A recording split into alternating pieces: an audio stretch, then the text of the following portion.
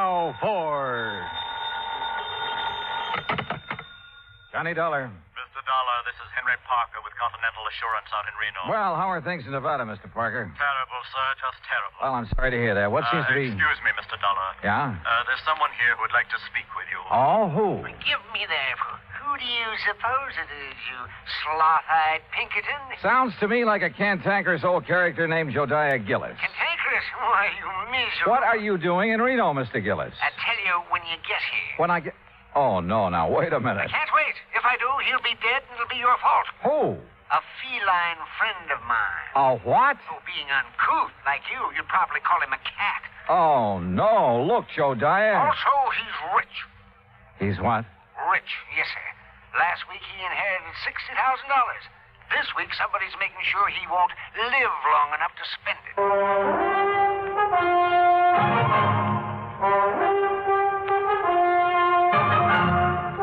Bob Bailey in the exciting adventures of the man with the action-packed expense account. America's fabulous freelance insurance investigator. Yours truly, Johnny Dollar.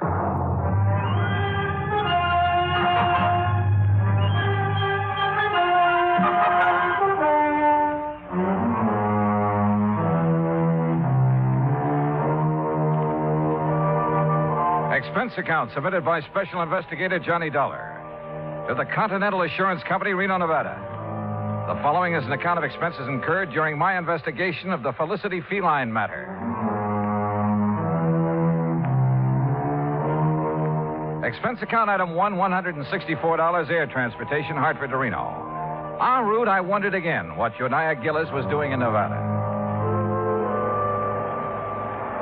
At Reno, he was on the flight deck waiting for my plane, and standing beside him, wearing a dark suit and expression to match, was a tall, cadaverous-looking gentleman. As I started down the ramp, Jodiah began calling me. Yeah, there he is. Dollar. Yoo-hoo.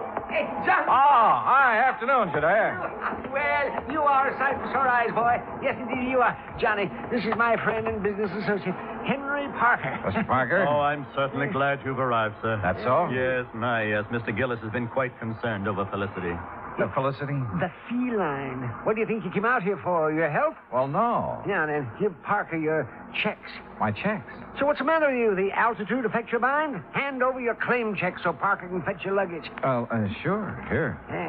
Yeah. Go on, Parker. Go on. We haven't got all day. Whatever you say, Mr. Gillis. We'll be in the waiting room. You hurry up. Yes, sir. Now, come on, Dollar. Come on. Jodiah, before I left Hartford, I tried to check up on this Continental Assurance Company. Nobody ever heard of it. A lot of things those white-bellied clerks in Hartford haven't heard of. But the fact is, Continental ain't exactly worldwide. Oh? In here. No, sir. It ain't nationwide either. Well, just how wide is it? Well, you know how far it is from Winnemucca to Black Butte? No. Good. It's just about that wide. Oh. And Parker is one of their agents, huh? Agents? Parker is the president of the Continental. The president? But you just... I mean... Well, you look peaked, boy. You better sit down. Phew. Jodiah, I shouldn't let the man that's paying my salary run after my bag. Pish-tash. Here. Take a look at this. It's my new business card. Yeah, go on, read it. Jodiah Gillis, chairman of the board, Continental. What? Yes, sir. But Floyd's of England has always carried your policy. Carried, yes, past tense. I don't take guff from anybody, especially a ninny of an insurance agent telling me what I can insure and what I can't. You had a fight with him? Yep. My cousin Rachel, oh, she's a sweet girl. She lives in the Belgian Congo. She sent me an African anteater. Now, all I wanted Floyd's to do was insure it for $15,000. And of course they wouldn't. Nope. So you canceled all your policies and bought the controlling interest in Continental. Same as anybody else would have done. Oh, sure. And naturally, you insured this anteater. Yeah, Archie. That was his name. Was his name. What happened to him? Well, it was a terrible thing, Johnny. Oh, it was just poor old Archie. He overindulged. He did what? Yeah, he overindulged. He found a house full of termites. Oh. Yes, finally died. Acute indigestion. Too bad. But of course, Continental Assurance paid off. And of course they paid off, and with a smile. Same as they paid off the $60,000 to my feline friend, Felicity. What 60,000 to Felicity? What do you think? The 60,000 Felicity inherited from Mrs. Hammermeyer. And who is Mrs. Was. All right, was Mrs. Hammelmeyer. A client of Henry Parker's. Had a life policy for 60,000. Felicity was the beneficiary. But didn't she have any children or relatives? She had one brother, a nephew, and a niece. Oh, of course, not counting Mrs. Hawkins, who was Mrs. Hammermeyer's best friend. You see, the two ladies lived together 15 years. Right now, Mrs. Hawkins has been appointed trustee to administer the 60 grand as Felicity needs. Oh, I see. Yes, you'll meet her as soon as we get settled. Jodiah, what makes you think someone's trying to kill that cat? I don't think so. I know it. There have been 2 attempts in 2 weeks. You ask Mrs. Hawkins. She'll tell you. Mr. Gillis. Mr. Dollar. Well, it's about time, Parker. Well, come on, Johnny, come on. We'll take you down to the Mapes. The Mapes? The Mapes Hotel. I'm staying there. And if it's good enough for me, it's good enough for you. The Mapes Hotel stands high above Virginia Street overlooking the Truckee River. After Gillis checked me in and introduced me to the owner, Mr. Charles Mapes, I unpacked, then went with Jodiah out to the old Hammelmeyer place where Felicity the cat, Mrs. Hawkins, and the relatives still lived. We rang the old-fashioned doorbell and waited. In a moment, the door was opened by a pasty-faced man of about 28. Yeah? Oh, Mr. Gillis. Yes, afternoon, Oscar. Mrs. Hawkins in? Ain't she always? Who's he? He's a friend of mine who's also an insurance investigator. An insurance? Name's Johnny Dollar. Johnny, this is Oscar Emmett, the late Mrs. Hammermeyer's nephew. I am. I suppose you're here about that lousy cat. That's right. Well, come on in. I'll tell the old lady you're here. You know where the living room is at, don't you, Mr. Oh, indeed I do. Oh, friendly sort of character. Oscar's like the rest of the Emmets. They just can't stand seeing Felicity eat steak when they gotta have tuna casserole. Oh. In here, Dollar. All right. Well, what kind of work does he do? Work? Oh, Oscar, none of the Emmets work. No, sir. Not even Mrs. Hammelmeyer's brother? Emmett spends all his time in the gambling halls. You know, gambling's legal here. He a professional? Oh, no. He's got a slot machine route. He goes around poking his finger in the payoff trays, picking up the nickels and dimes that people overlook. Oh, I see. Yeah, let's sit down here. What the? Oh, Felicity! That cat has claws. Oh, you stepped on his tail, you stupid. Tell him you're sorry, Dollar. Well, I didn't know he was He's there. sorry, Felicity. Oh, the bad man didn't see you. What's going on? Felicity, you get right down off that table. You hear me. Oh, you. Mr. Gillis, would you use your influence, please? Well, I'll certainly try, Mrs. Hawkins. Felicity. Come on now, honey. That's a good kitty. There. Now. I just put out a nice dish of scallops for him. Oh, you hear that, Felicity? Scallops. Oh, yum. Sure. So you run along now. Bye-bye.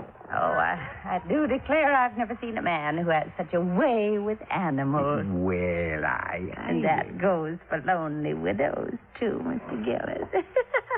Oh, now, Leona, stop. Jodiah. Oh, yeah. Mrs. Hawkins. Leona is just fine. Yeah, well, this is the young fellow I was telling you about, Johnny Dollar. Oh, well, this is indeed a pleasure, Mr. Dollar. Jodiah told me so much about you. Oh, is that so? You're much more handsome than I imagined, Mr. Dollar. Yeah, now, good gravy, Leona. Now, you just tell him what's been going on around here. You mean about Felicity? Yeah, that's what I mean. Well, somebody's after him, trying to kill him. Tell me, has an actual attempt been made on his life? Wednesday night a week ago, I let him out just before I went to bed, like always. Uh-huh. He'd been out about an hour when it started to pour. And knowing Felicity hates to get wet, I opened the front door to call him. Well, just as he was crossing the street, I heard this big car start up, Yeah? and it zoomed straight for Felicity. Whoever was driving it almost turned over, trying to hit him. You didn't get a good look at the driver, huh? I didn't get any kind of a look. It was too dark. Well, what about the car? What make was it? If I knew that, I'd have already told you that. I haven't any secrets from him.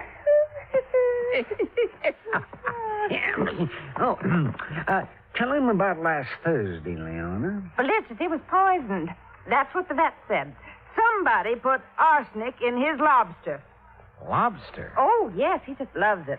According to the instructions Mrs. Hammelmeyer left, he's to have lobster once a week, steak 3 times, and boiled chicken every Sunday. I see. Yes, and as long as I take care of him and obey her instructions, I can live here rent-free, same as her kin, the Emmets. Uh-huh. Same as them. Mr. Gillis, just who gets Felicity's money in case he dies? The Emmett family? We aren't sure. Oh, why's that? Because Mrs. Hammermeyer left a sealed envelope to be opened only in the event of Felicity's death. Oh, the Emmets will get all that's left, Mr. Dollar, I'm sure of it. No, Leon. You mustn't look on the dark side. Well, I did rub Mildred's, Mrs. Hammelmeyer's back and bunions for a good many years.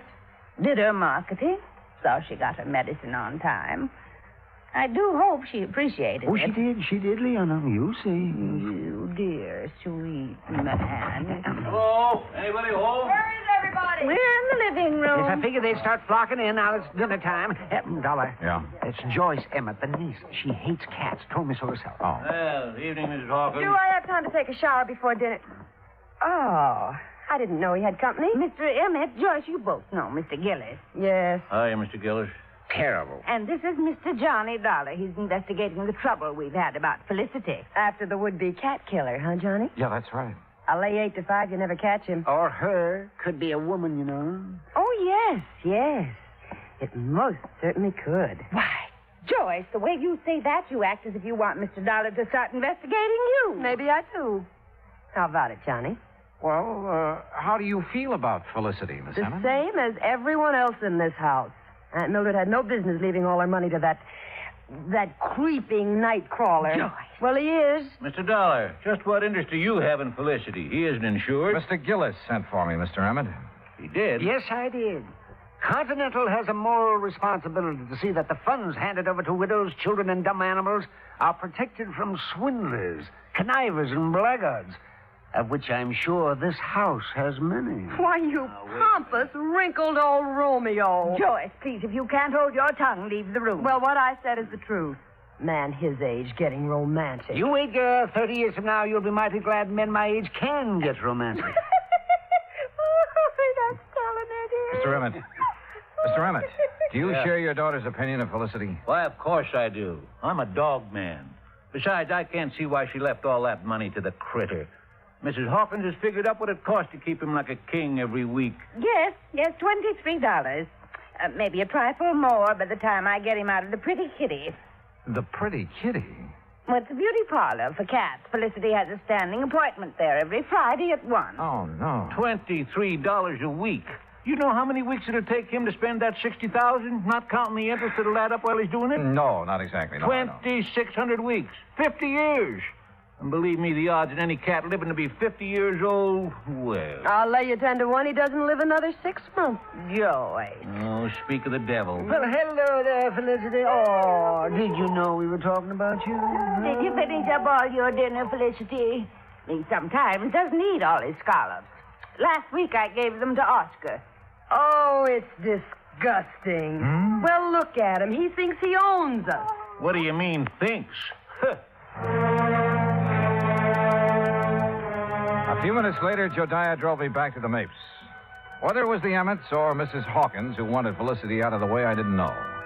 But I did know we should get him out of that house as soon as possible. I changed my clothes, met Jodiah and his friend Charlie Mapes in the Skyrim for dinner, did a bit of gambling, then went to bed. Must have been about 3:30 when the phone rang. Hello? Oh, Mr. Dollar, please answer me. Who is it? Mrs. Hawkins, I tried to get Mr. Gillis, but he left word he wasn't to be disturbed. Oh, well, what is it, Mrs. Hawkins? What's wrong? Oh, it's terrible. Oh, it's just terrible. What is it? What's happened? Felicity, he...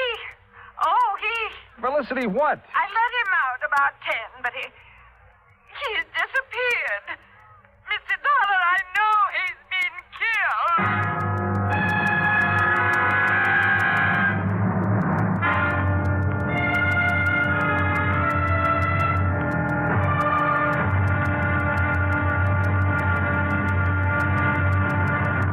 Act 2 of yours truly, Johnny Dollar, in a moment.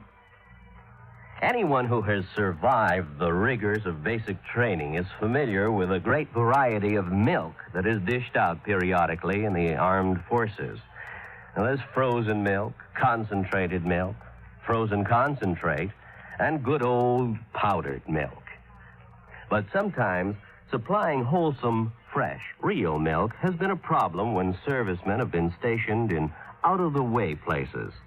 The United States Air Force came across that problem some time ago in the island of Terceira in the Azores, those Portuguese islands that dot an eastern portion of the Atlantic Ocean. The air base there was considered powdered milk country for a long time. Although cattle have played an important role in the economy of the island of Terceira, the herd was badly inbred and milk production was very low. Modern milk processing was not a part of the picture. And with the help of Portuguese veterinarians, the men in the United States Air Force unit worked out a free breeding service by using a small herd of milk cows acquired in England, and the cattle there at Terceira improved. Then, a complete pasteurizing, homogenizing, sterilizing, bottling refrigeration plant was flown in from the United States. As soon as this activity got underway, milk production began to climb steadily, and thirsty Air Force men and civilians were soon buying and drinking the new fresh milk. When economy of the island began to rise rapidly, the people were happy and grateful. You might say that a little milk of human kindness increased understanding on an island of freedom, the right of all men everywhere. And now, Act Two of yours truly, Johnny Dollar, and the Felicity Feline Matter.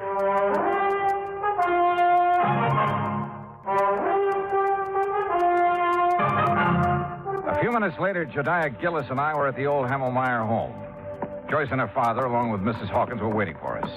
Oscar Emmett was nowhere to be found. He's the one, Johnny. Yes, sir, that shifty critter, that Oscar. He stole Felicity and is going to do him in. Ah, that poor Felicity. Oh, for heaven's sake, Mr. Gillis, pull yourself together. Oscar could be downtown having a run of luck, Mr. Dollar. Well, if he's gambling this time of night, he shouldn't be too hard to find. Mrs. Hawkins. Yes. When did you first realize Felicity was missing? Why, about an hour ago, I guess it was. I woke up and remembered he was still outside, so I came down and called him. Yeah? Always before, ever since he was a little kitten, he's come back home for me. But tonight, well, he's just nowhere to be found. What time did you let him out? About 10:30, same time as I always do. Were you at home then, Joyce? No, she wasn't. I had a real good day yesterday, collected almost $4, so I took her to a movie. A movie?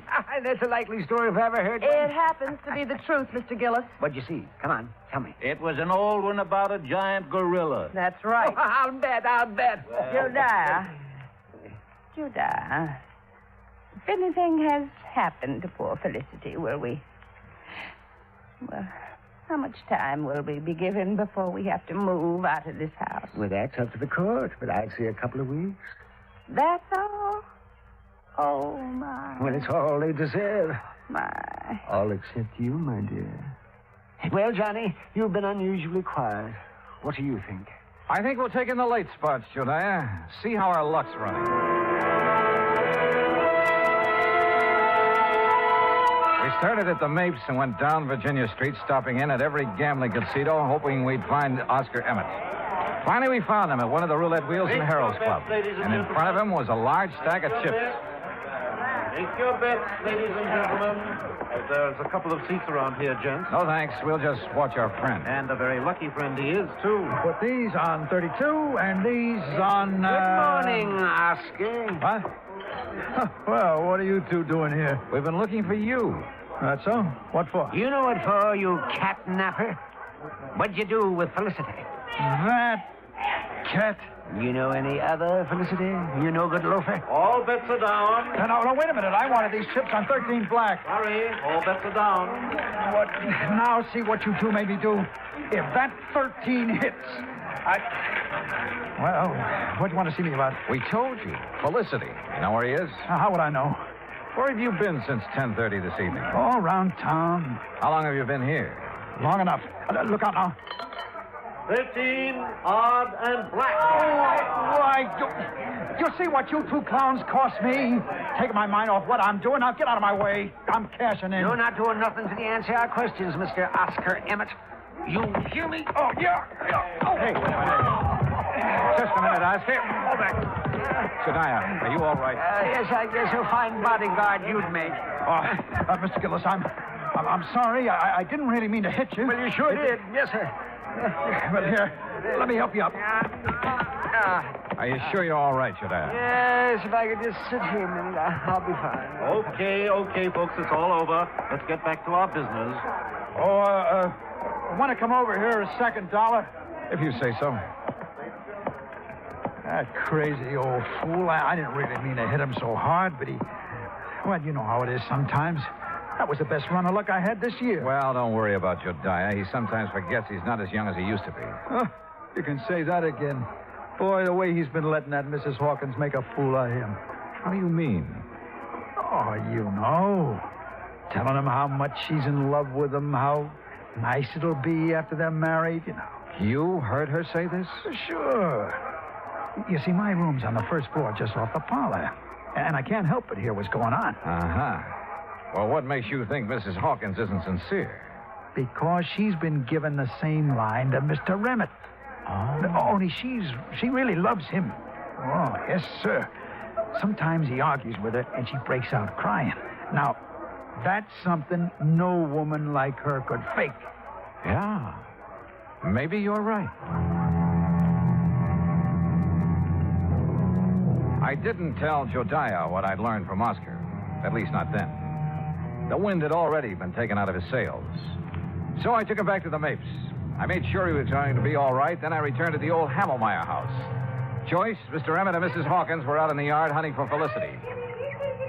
Hi, Johnny. Well, how is so? We've got some coffee inside if you're interested. Coffee? Sure. But have you found any sign of Felicity? Not yet. Poor Miss Hawkins, she's about to go out of her mind. Uh-huh. Did you find Oscar last night? Yeah.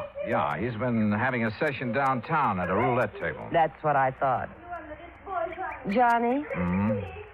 What will happen if we don't find Felicity? I mean, if he's just run away, we won't be able to prove he's dead. And the money...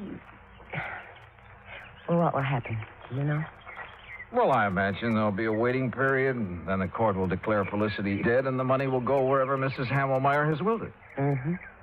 Oh, I sure wish I knew what's in the envelope Mr. Gillis has locked in his office. Mrs. Hawkins! Joyce! Mr. Dollar! What is it, Dad? In here, quick! Johnny, he's found something in the garage. Come on. The garage was about 25 yards from where we'd been standing. We made it nothing flat. Inside, toward the back and on the ground, was a small hatchet. And near the hatchet was some blood and cat fur. Oh, Johnny. Oh, no. Poor Felicity.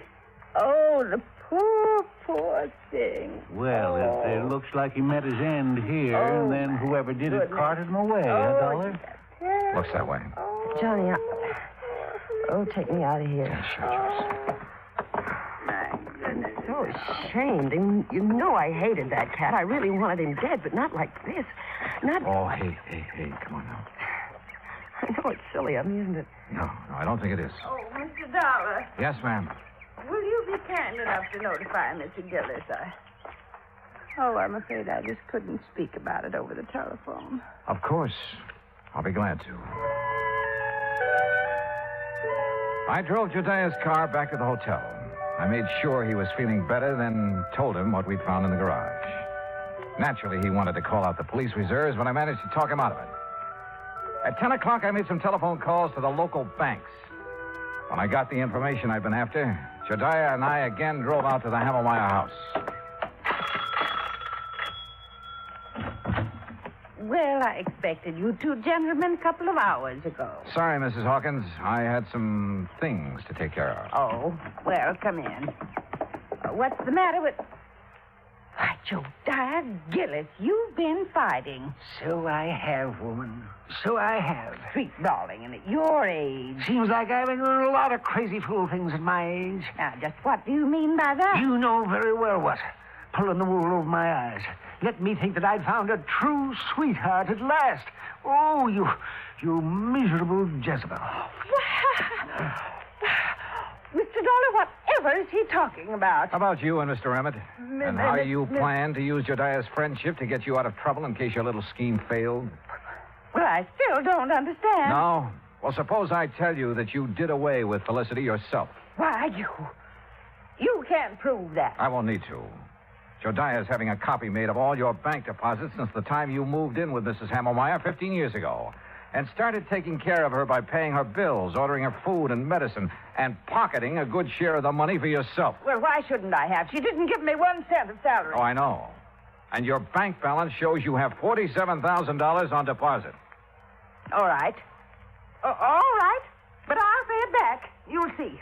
Oh, they won't be able to do a thing to me. No, sir. Mildred Hammermeyer appreciated me even if nobody else did. Or does. You'll see. My name will be in that envelope. She wanted me to have that money all the time. I know she did. Hi. Ready to read the will? Yeah, just about. Joyce, you and your father sit over there, huh? Mm-hmm. Wherever you say, Mr. Dollar. Okay, Jediah, open the will. Sure, I will. But if it does give the money to... Jediah. Well, Mrs. Hammermeyer should spin in her grave if it does. Read it if you dare, you old goat. You miserable female woman? Yes, right, I'll read it now. Here we go. Codicil to the last will and testament of Mildred Emmett Hammermeyer. Witnessed by... Yes, there's a lot of legal gab here. Here we are. The monies unspent after the death of the cat known as Felicity shall... Well, hold it smooth. Mr. Gillis. This is no time for laughing, Gillis. Read it, Jediah. Yes, please. Oh, doggone. I'll read this thing again.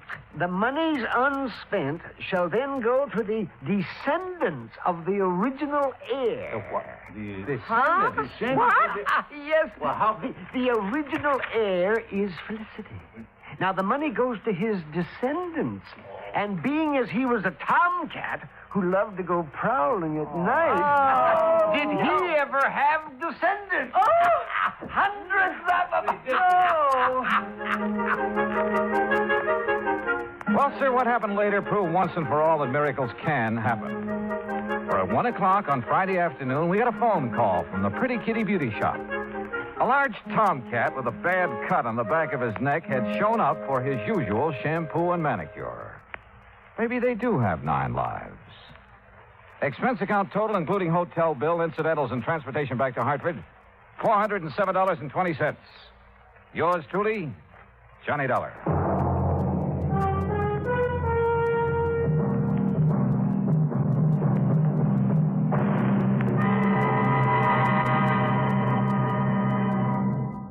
Now, here is our star to tell you about next week's story. Next week, an actor who talked nothing but Shakespeare and who talked himself into his grave. Join us, won't you? Yours truly, Johnny Dollar.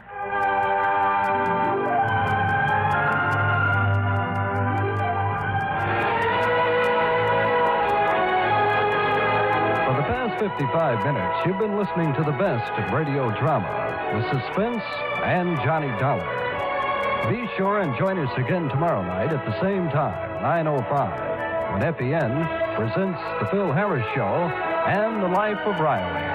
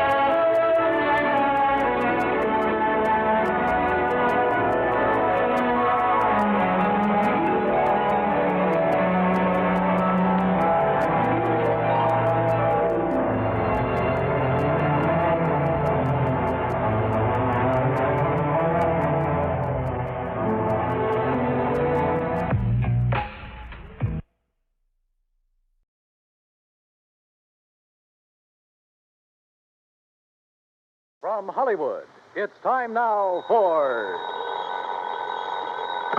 Johnny Dollar. George Reed here. Well, hi, George. Haven't heard from you in a long time. Skip the formalities, Johnny. I have a problem. You and everybody else. A $25,000 problem, possibly $50,000. Double indemnity clause, huh? Right. Who's insured? Name's Mercedes Crabtree. Crabtree. Elderly woman, lives out in Montana. Uh-huh. And how long has the policy been in effect? Almost 30 years. And you're crying because you have to pay it off? Well, that's it, Johnny. We aren't sure. What? A few days ago, somebody took a shot at her. They missed. But, Yeah? well, last night, she disappeared.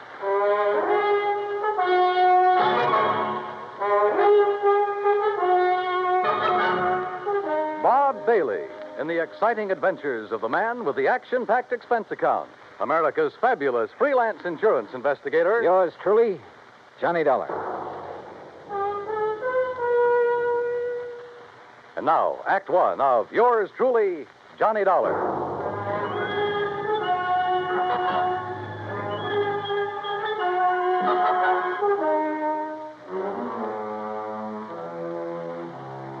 Expense account submitted by Special Investigator Johnny Dollar to Floyd's of England, American Branch Office, Hartford, Connecticut. Following is an account of expenses incurred during my investigation of the Silver Bell matter, spelled B-E-double-L-E. Expense account item 185 cents, taxi from my apartment to George Reed's office. He was on his feet waiting for me. His suit looked like he'd slept in it. Close the door, Johnny. Yeah, sure. Johnny, I'm not going to mince words with you. This one's important, not only to me, but to Floyd. Oh, how come? Because Mrs. Crabtree was one of our first American clients, and because Murdoch Morton sold her that policy. Murdoch Morton, who dat? My goodness, Johnny. Mr. Morton's the president of our company. You should know that by now. Oh, yeah, I suppose I should. Yes. Well, at the time Mr. Morton sold her the policy, he and Mrs. Crabtree became very close friends. And where was Mr. Crabtree while all this was going on? He'd been killed in an accident in his mine 6 months before. Johnny, you have a very suspicious... I know, George. Prettier people than you have told me. Yes. Well, anyway, since that time, Mr. Morton and Mrs. Crabtree have corresponded regularly. And when Mr. Morton heard that someone had taken a shot at her... Now, wait a minute, George. Mr. Morton's in London, right? Yes. Well, just how did he happen to hear about the shooting? Through Mrs. Crabtree? No, Mrs. Henrietta Scott wrote to him. Oh. And just who is Mrs. Henrietta Scott? According to her letter to Mr. Morton, she claims to be Mrs. Crabtree's only friend in Silver Gulch. Silver Gulch? Montana. It's where Mrs. Crabtree's lived for over half a century, and it's where Mr. Morton wants you to go immediately. Oh. When did Mrs. Crabtree disappear? Well, we received a telegram from Mrs. Scott early this morning. She was supposed to have dinner with Mrs. Crabtree last night and got up to her house, but it was empty. Well, she waited until midnight, checked again this morning, then wired us. Who's the beneficiary on that life policy, George? Doesn't mean a thing. No? Why not? Well, only a couple of people know the policy exists. Also, the beneficiary happens to be Mrs. Crabtree's favorite charity. Good luck, Johnny. Oh, thanks, pal. I'm going to need it. Expense account item 2, $178, air transportation to Butte, Montana. Item 3, $14.90, bus fare, Butte to Silver Gulch. Like George had said, it wasn't much of a town. I checked into the Silver Queen Hotel, rented a battered Model T, and drove out to the home of Mrs. Henrietta Scott.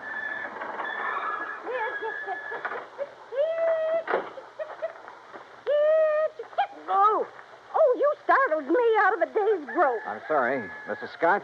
Yes. Oh, you must be from Grandma's trunk, yes. Beg your pardon? Grandma's trunk. They sent you, didn't they? Well, come along with me. It's in the house. Mrs. Scott, wait a minute. I'm afraid you've made a mistake. You mean you're not from Grandma's trunk? I don't even know Grandma. It's an antique shop in Butte. They said they'd send a man out to offer me a price for my hand-carved rosewood headboard. You're not him, huh? No.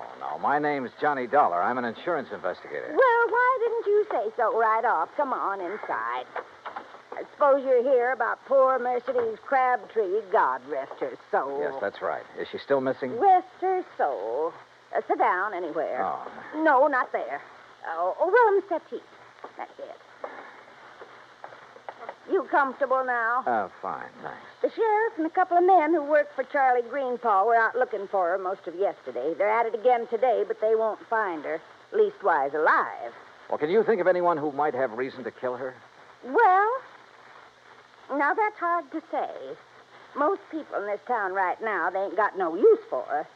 They say she's stopping progress. Now, just what do you mean by stopping progress? Well, Charlie Greenpaw's busy getting some of the old buildings fixed up so they're livable again. He's planning on turning the whole town into a tourist attraction. Uh-huh. Well, Mercedes, she won't hold still for it. She won't let him set foot on any of her land. Won't sell none of it, neither. Does she own very much of the property around here? Little more than half of Main Street. And the thing that Charlie wants most, the Silver Bell. The Silver Bell? Richest silver mine in Nevada. Leastways, it was once. George Crabtree discovered it. Yes, When well, the now- vein ran out, he was killed trying to find it again. After that, the mine was closed. Mrs. Scott. Of course, the town closed down when the mine did. Mrs. Scott, were you with Mrs. Crabtree the day someone tried to shoot her? No. She was walking up toward her mine, alone. Thought it was just a stray bullet. Just where is this mine? Oh, you can see it from the window right behind you. It's about halfway up the hill yonder. Here, you come over here and take... Well, I'll be first cousin to a stink bug. Why? What is it? Up there on that hill going toward the mine. It's Charlie Greenpaw and Slim Richards, the sheriff's deputy. Now, I wonder if they think she's down inside that mine. A few minutes later, I caught up with Greenpaw and Richards. They'd stopped near a large, newly painted no trespassing sign about 20 yards from the mine's entrance. I introduced myself. Mr. Dollar, you see that sign says no trespassing? Yeah? Well, folks around here take the signs Mrs. Crabtree had put up mighty seriously. That right, Slim? Sure is. You mean you're not going in there, Greenpaw? Well, now, we didn't say we weren't going in. We just thought we'd better consider it before we did anything hasty. But she could be dying in there. Providing she's in there. Right, Mr. Greenbaugh? Yeah, that's right, Slim. Now, Dollar, you want to go on in? Why, there's nothing to stop you. No, sir. Not a thing.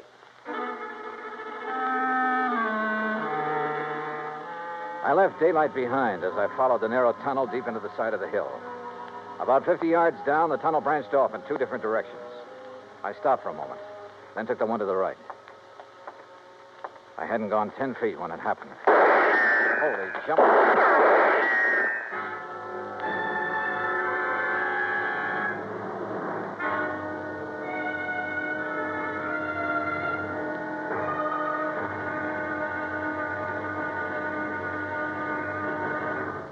Act two of yours truly, Johnny Dollar, in a moment. It is a rare event when a young man decides to leave civilization behind and hide himself away in the steaming jungle, just so he can help his fellow humans in a remote corner of the world. The late Dr. Tom Dooley did just that when he left the United States to help the sick and starving jungle people in the little kingdom of Laos in Southeast Asia. Dr. Dooley's story is well known to nearly everyone. And all over the world, people talk of his little jungle hospital on stilts. That's where he treated the dread diseases of the jungle and trained native medical technicians so that they might help their own people. Dr. Dooley wrote and lectured to many people so that the work of his medical assistance program, Medico, might go on. It was not easy for someone so young and so talented to give up the bright lights of the city and plant himself down in an unknown jungle just for the purpose of helping unfortunate people he didn't even know. But through Medico, Dr. Tom Dooley wanted to help people. He wanted to help people to help themselves. Today, the work of Medico is going forward in a number of countries besides Laos. Young men are being sent to the United States to be schooled in medicine with the idea of returning to their own countries to help their own people. Hundreds of thousands of dollars worth of medical supplies have been donated by American businessmen and pharmaceutical companies. Today, Dr. Tom Dooley's work is being continued for him. It is helping to create better understanding. It is an injection of the spirit of freedom. The right of all men everywhere. And now, Act two of yours truly, Johnny Dollar and the Silver Bell Matter.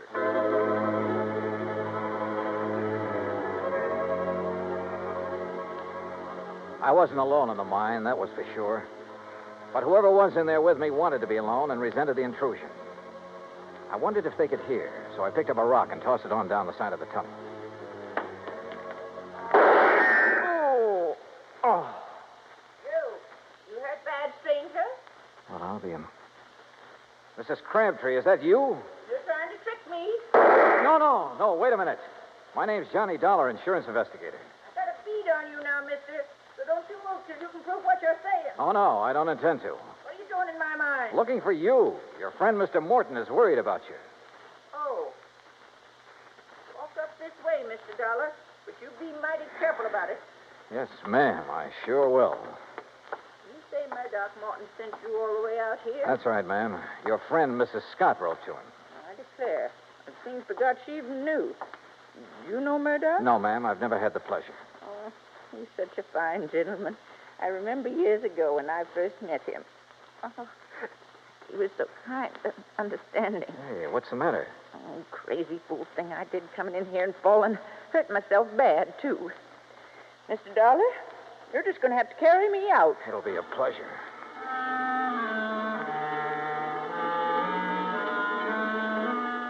She couldn't have weighed more than 80 pounds, 6-shooter and all. I carried her out of the mine and down the hill to her cabin. I had just finished making her as comfortable as I could when Mrs. Scott arrived. Oh, dear. Oh, you poor old dear thing. You ever hear such sick garbage, Mr. Dollar? Woman, stop looking like you buried me yesterday and run and get the doctor to take care of my ankle. Your ankle? Well, what's the matter with it? Well, it's busted. Ooh. Now, why do you think Mr. Dollar had to carry me? Oh, dear. Is there a doctor in Silver Gulch? Doc Weaver, he's pretty old, Oh, but he's he's... doctored me for almost 40 years. Go get him, Henrietta, before I get mad at you for tattling to Mr. Morton. Yes, dear, yes. Yes, I'll do it. I'll do it right now. Now then, Mr. Dollar, you come over and sit by me. Keep company till the doc gets here. Yeah, sure. Hey, you know, you really ought to rest. Why don't you start asking me questions, Mr. Dollar? You came all the way out here to do that, now, didn't you? Well, there are a few things I'm curious about. Like what? Now, for one thing, why you took those shots at me in the mine. What, you might be one of Charlie Greenpaw's friends. Oh, he's the man who's trying to buy your mine, isn't he? But I ain't going to sell it. No, sir. No matter how much he offers. You believe the mine could be worked again someday? Might be. Somebody could find the vein again. But that ain't why I won't sell.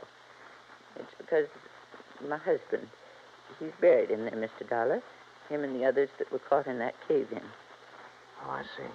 I've told them all. If they step one foot on my property, I'm going to shoot first and ask questions later. Aren't you afraid someone might shoot back one of these days? Oh, haven't so far. That's not what Mrs. Scott told us. I know what she told you, and she's mistaken. Why, that bullet missed me by a good 2 feet. You don't think it could have been a warning? No, I don't. People in these parts, if they wanted to frighten me, there are better ways of doing it than that. Well, if that's so, I sure hope they don't try any of them.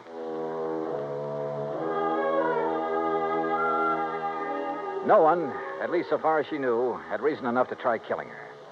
Not even Charlie Greenpaw, although she refused to cooperate with the Silver Gulch Improvement Committee.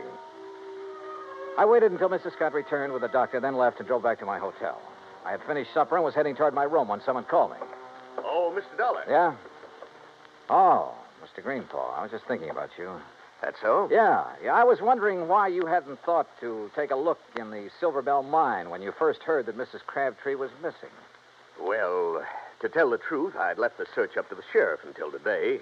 Then this morning, Isabel, that's my wife, she said if something did happen to Mrs. Crabtree, it'd sure look like I did it.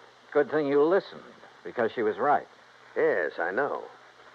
Say, Dollar, I hear Mrs. Crabtree's taking quite a shine to you. Oh, where'd you hear that? Doc Weaver said that's all she talked about. Hey, look, if you'd like to pick yourself up a few $100, you sure could do it easy. Oh? How's that? Just get the old lady to sell me her mine and the acreage along next to Mrs. Scott's place. I'd give her full value for both. And that'd come to enough money for her to live on the rest of her life real comfortable. Now, you do that, Dollar, and I'll give you $1,000 cash. You know something, Greenpaw? What's that? I could have been mistaken about you. You want that mine and the land around it real bad, don't you? Sure. I spent a good deal of money fixing up the old buildings here in town. If I can get the Silver Bell and enough land out there to put a dude ranch on, why, this town will be able to make Virginia City look second-rate. Now, what do you say? I don't know. I'll relay your proposition to Mrs. Crabtree. The rest is... What's all the excitement out there? Oh, it sounds Miss like... Greenpaw! Miss Greenpaw! What is it, Slim? What's going on? Fire! Miss Crabtree's cabin. It's blazing like fury.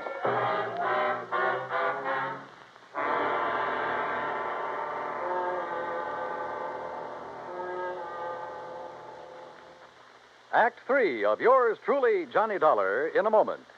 For thousands of years, the oceans of the world have taken their toll of the treasures of the people who live near them or travel over them in calm and in storm.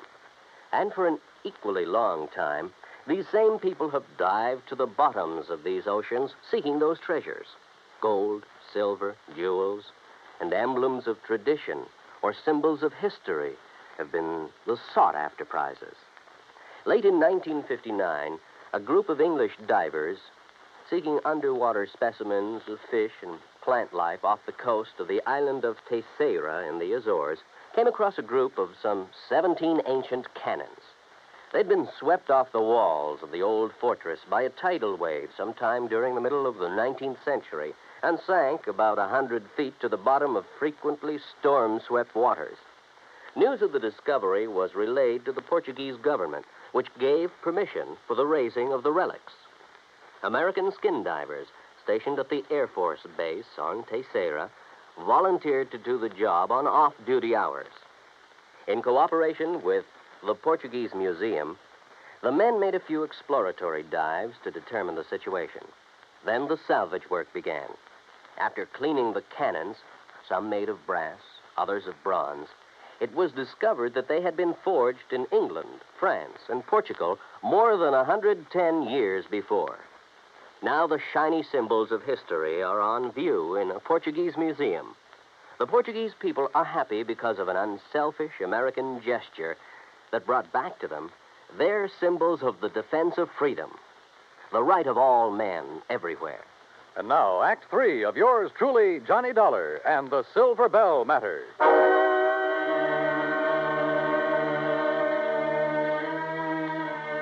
By the time we reached the cabin, it was all over. For a moment, I was afraid Mrs. Crabtree hadn't managed to escape. Then I saw her on the ground near the sheriff's car, wrapped in blankets. Hey, you! Get back over there! It's all right, Sheriff. This is Mr. Dollar. Oh, I heard you're in town, Mr. Dollar. This is Sheriff Wilkins, Johnny. Sheriff, do you have any idea how this fire started? Not yet, I don't. I asked her, but... I'd rather not talk about it now, Johnny. Maybe some other time. Whatever you say. She's pretty done in. Johnny? Yeah? You tell Mr. Greenpaw. Tell him I'll sell. Will you do that for me? Well, look, I'll talk to you about it in the morning. No. I want to sell now. Nothing to stay here for. Nothing. We'd better get her down to Mrs. Scott's place. Doc Weaver's given us some morphine. You go ahead, Sheriff. I'm going on back to town. Sure. See you later, Dollar. Oh, Mr. Dollar, is she going to be all right? Yeah, I think so. Greenpaw, do you have a map of this area, including all the land you're planning on buying? Not on me. It's down at the office. You want to see it tonight? Yeah, I sure do.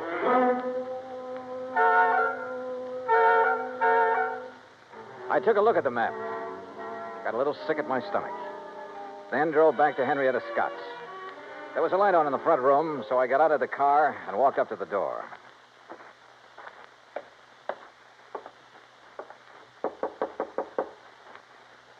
Yes, who is it? Johnny Dollar, Mrs. Scott. Oh?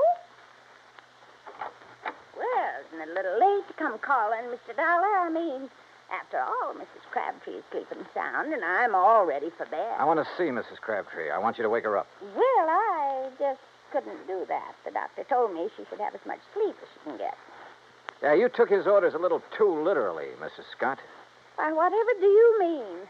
I mean trying to burn her house down with her still in it. What? Yes, she trusted you. She thought you were the only person she could trust. Then when she found out different, she decided to sell her land and get away from here. Why, that's a pack of the biggest lies I ever did hear. Now, what reason would I have for wanting to hurt the poor old dear? Money. Money? You own most of the land adjoining the Crabtree property, including that around the Silver Bell.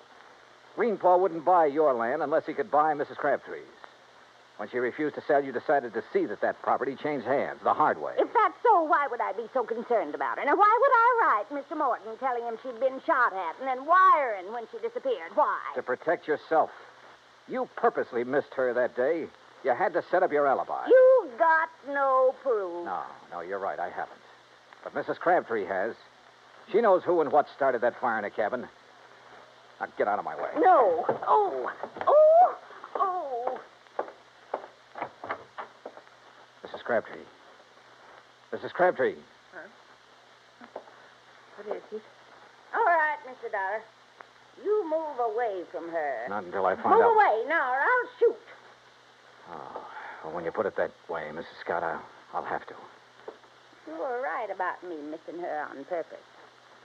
Anybody's lived up here long as I have, they don't miss with a rifle good as this one. Mr. Dollar? Mr. Dollar, she started the fire. Mercedes, you shut up. You try and make me. Maybe I will, like I should have before. You see that... Oh, no, you don't. No. Give me that rifle, No. Eddie. No.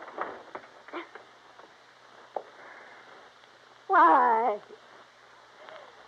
Why did you have to ruin it? Why? Somebody had to. You okay, Mrs. Crabtree? Yes. Did I do good getting her attention? You did just fine.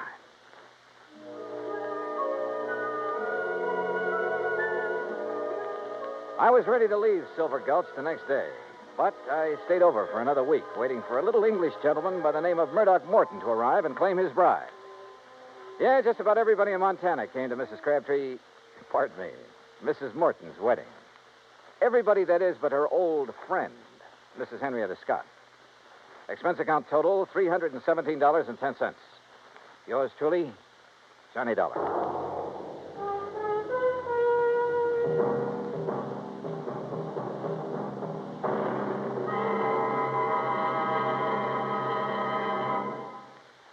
And now here is our star to tell you about next week's story. Next week, a beautiful girl is killed. And with her goes a big part of my own heart. It's one of those things that... Well, join us, won't you? Yours truly, Johnny Dollar.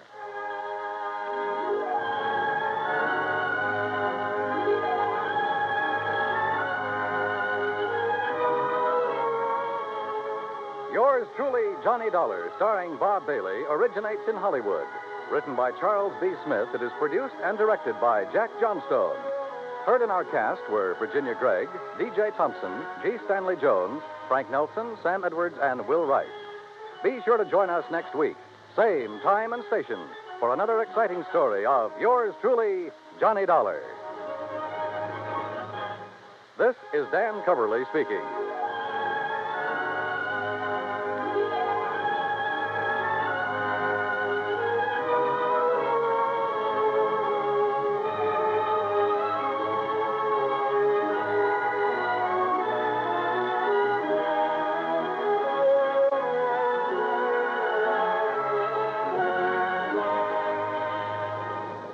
This is the United States Armed Forces Radio and Television Service.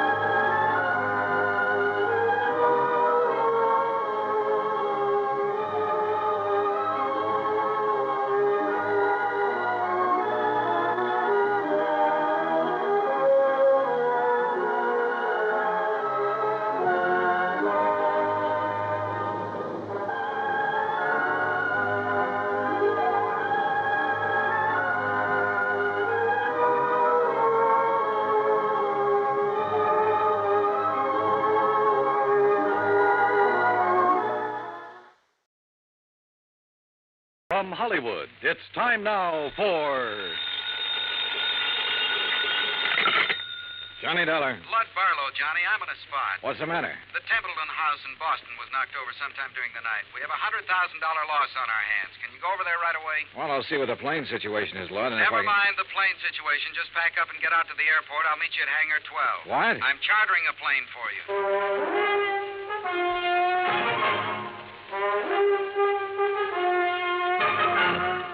Bob Bailey in the exciting adventures of the man with the action-packed expense account. America's fabulous freelance insurance investigator. Yours truly, Johnny Dollar.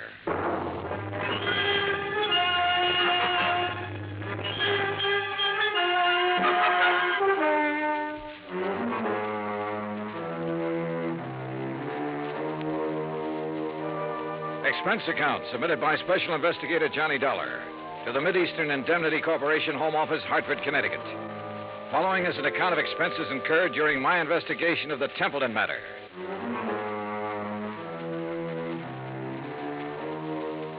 Expense account item 1, $5 even, cab fare from my apartment to Hangar 12 at the airport. A twin-engine Bonanza had been rolled out and a fueling truck was pulled up alongside. A man in a sheepskin seemed to be supervising things. The man who seemed to be supervising him was Lud Barlow. When he saw me, he waved his briefcase. Hey, Johnny. Hi. Hi, you all set? Well, I'm here. That's what you mean, Lud. That all your luggage? Yeah, this is it. This is Tommy Clark, Johnny, your pilot. How are you? Hi, Tom. I'll stow this gear for you. Oh, thanks. The faster we move on this, the better off we are. You know that. I know. This is the blanket policy. This is the itemized list. This is the itemized list broken down. You'll have to check the itemized against the sales. Your authorization procedure. And a description of stock records, including shipments received by Templeton House up to and including the first day of last week. Okay? Swell. Now maybe you'll tell me what this is all about. And when you get there... What? What it's all about. Let's start with Templeton House, huh? It's the biggest jewelry firm in Boston. You said they were robbed last night. Burglarized, broken into somewhere between 5 and 7 o'clock in the morning. All set, Mr. Dollar. What'd they get away with? Well, that's for you to find out, Johnny. We carry a blanket policy on all their stock. Anything in the store in the way of merchandise is covered. On the phone, you said something about $100,000. It may be $200,000, Johnny. I take it you talked to somebody in Boston. Yeah. Did you talk to the police? Yes, for a minute. I told them I was sending a man. They're expecting you. Give you a hand, Mr. Dollar. Oh, thanks, Tom. Okay. Yeah. Thanks.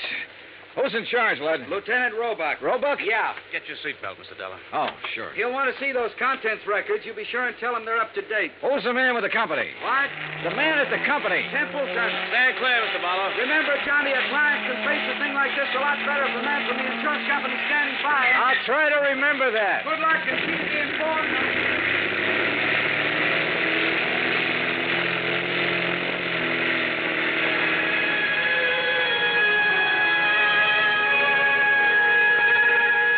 By the time we arrived at the Boston airport, I'd read over the policy and had a fair idea of the coverage involved. Expense account item 2, $10, more cab fare. I dropped my bags off at the Independence Hotel and had the driver take me over to Templeton House. 2 police cars were parked in front of the building, and 2 uniformed police officers were parked in the doorway. I'm sorry, mister. The store's not open today. Well, I'm from the insurance company. Oh. Lieutenant Roebuck's in the back. Go ahead.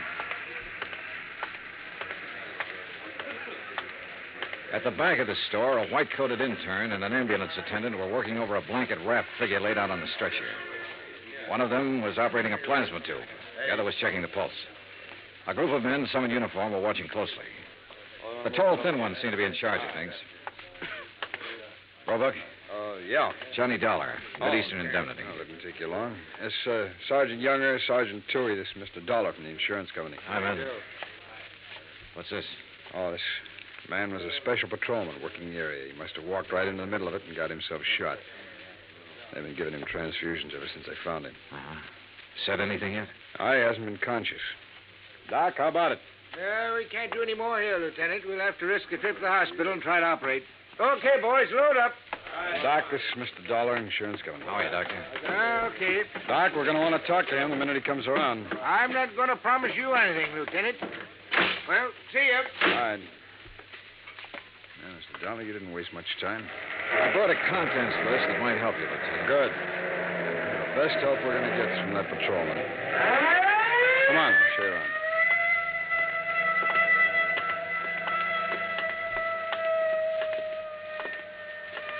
This is where they got in. Jimmy, huh? Yeah, most likely. There's marks there on the door jamb. But near as we can tell right now, they only took important stuff. Easy to move. Easy to break down and unload, you mean? Yeah. Here you can see where they snipped the alarms, grounded the wires. Mm-hmm. Showcases aren't touched. No, they went straight for the safe, Dollar. Well, we really got something on our hands, huh? You don't just break into a store and open one of these things very easy. Someone did.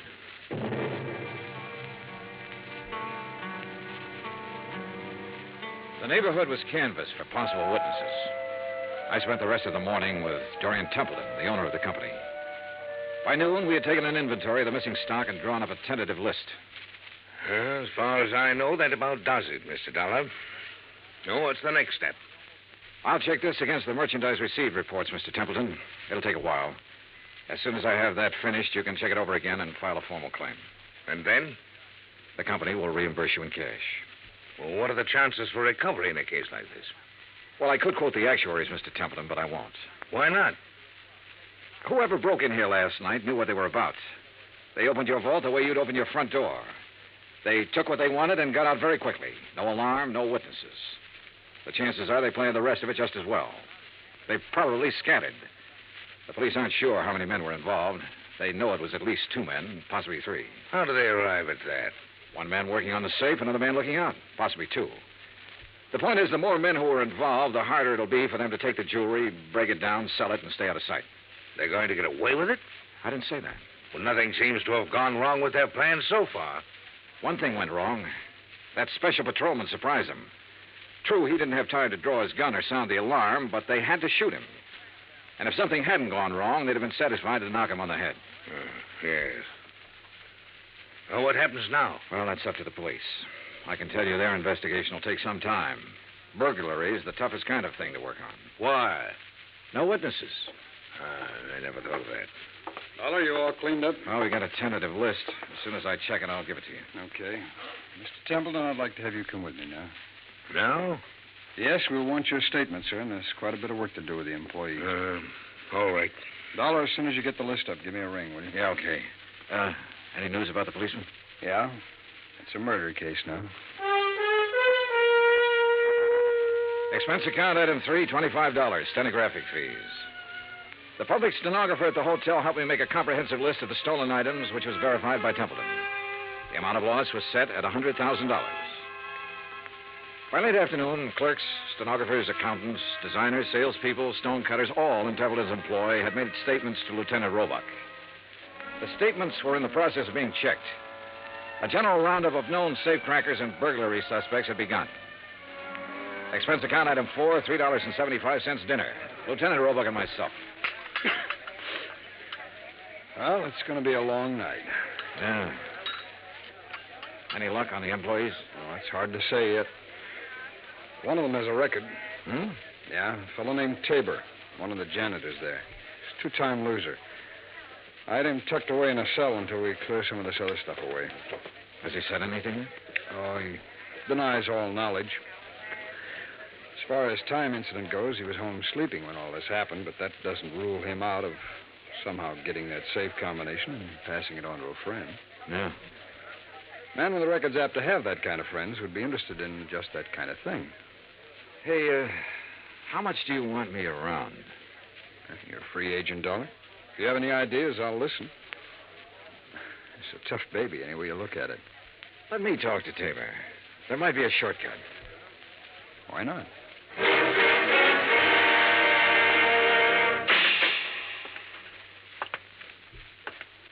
Well? John Tabor? That's right. Who are you? Johnny Dollar. I'd like to talk to you a minute. Okay, talk. You might be in a lot of trouble, Tabor. That'd be too bad. They tell me you're a 2-time loser. If you don't believe what they tell you, you just go look it up for yourself. It's right down there in the books. How did you get that job at Templeton's? I asked for it. They know about your record? No. You keep it from them? I didn't broadcast it, would you? No. Okay, what other dumb questions have you got? Do you have any ideas about this? I've got a lot of ideas. Do you know anything about it? No. Need anything? What? Cigarettes, anything? I'm all set. Okay. My company faces a big loss in this case. We'd like to avoid that loss. There's a standard offer I'm authorized to make in some instances. I'm going to make it to you. If you have any knowledge of this crime and can furnish any information that will lead to the arrest of the persons involved and recovery of the merchandise, my company will guarantee you the best possible legal assistance in the event that information should incriminate you. That's pretty generous. Well, I have to say it to you. You can use your own judgment. Hey, guard. It's a pretty good offer when you think about it, Tabor. You have a record. The police can't pass you up without a lot of scrutiny. You know that. That record makes me a real hot one. I swiped a couple of cars, and now they think I might have opened that vault. No, they don't think that. But they have to find out if you might have contact with somebody who did open it. I don't know anything about it. In that case, you'll be released. Oh, sure. Sure, I'll be released when every cop in town had a go at me twice. I'll be released when the guys who did the job walk into the station and say we didn't mean it, we want to give it back. They've always got to have somebody to throw to the newspapers. Maybe. You know it and I know it.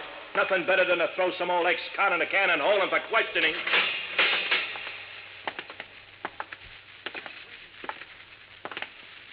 Well, Dolly? You go for it? No. Any more ideas? Turn him loose, Lieutenant. See whom he talks to and whom he meets. John Tabor was released without bail, and a 24-hour watch was put on his residence. By 10 o'clock the next morning, the police had located 3 witnesses to the shots that had killed the special patrolman. However, none of them had seen the burglars or the car that was used. The district attorney's office issued an order impounding the financial records of Templeton House. A complete audit revealed that its affairs were in excellent shape. It also revealed that Templeton himself was the only man in the jewelry firm who had the combination to the vaults. His statements emphatically denied giving the combination to anyone. As far as the police were able to determine, he was telling the truth. The search for all known safecrackers extended into New York and Philadelphia and Chicago. On the morning of the 3rd day, a claims adjuster arrived from Hartford with a check for $100,000, full payment on the claim. 2 hours later, we had the first break on the case. Hey! Caller, hey! What? Oh, hello, Lieutenant. Come on, get in. What's up? Well, the Harbor Division found a body down by the docks early this morning, all weighted down with 38 slugs. They were fired from the same gun that killed that special patrolman. They match, huh? Like the dimples on your knee.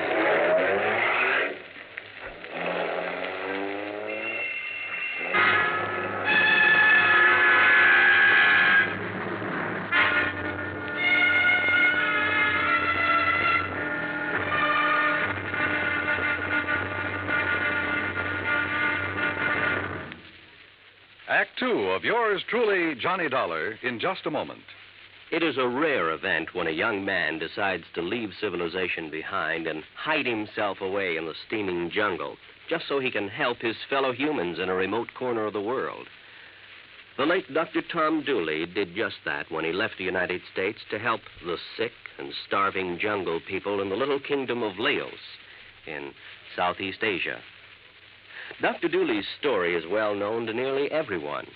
And all over the world, people talk of his little jungle hospital on stilts. That's where he treated the dread diseases of the jungle and trained native medical technicians so that they might help their own people. Dr. Dooley wrote and lectured to many people so that the work of his medical assistance program, Medico, might go on. It was not easy for someone so young and so talented to give up the bright lights of the city and plant himself down in an unknown jungle just for the purpose of helping unfortunate people he didn't even know. But through Medico, Dr. Tom Dooley wanted to help people. He wanted to help people to help themselves. Today, the work of Medico is going forward in a number of countries besides Laos. Young men are being sent to the United States to be schooled in medicine with the idea of returning to their own countries to help their own people. Hundreds of thousands of dollars worth of medical supplies have been donated by American businessmen and pharmaceutical companies.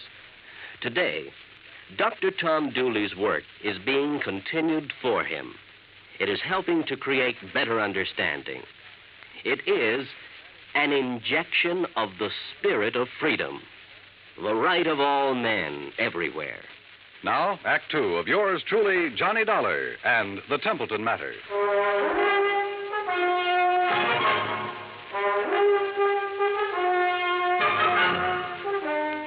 I spent the rest of the day with Lieutenant Roebuck at the morgue.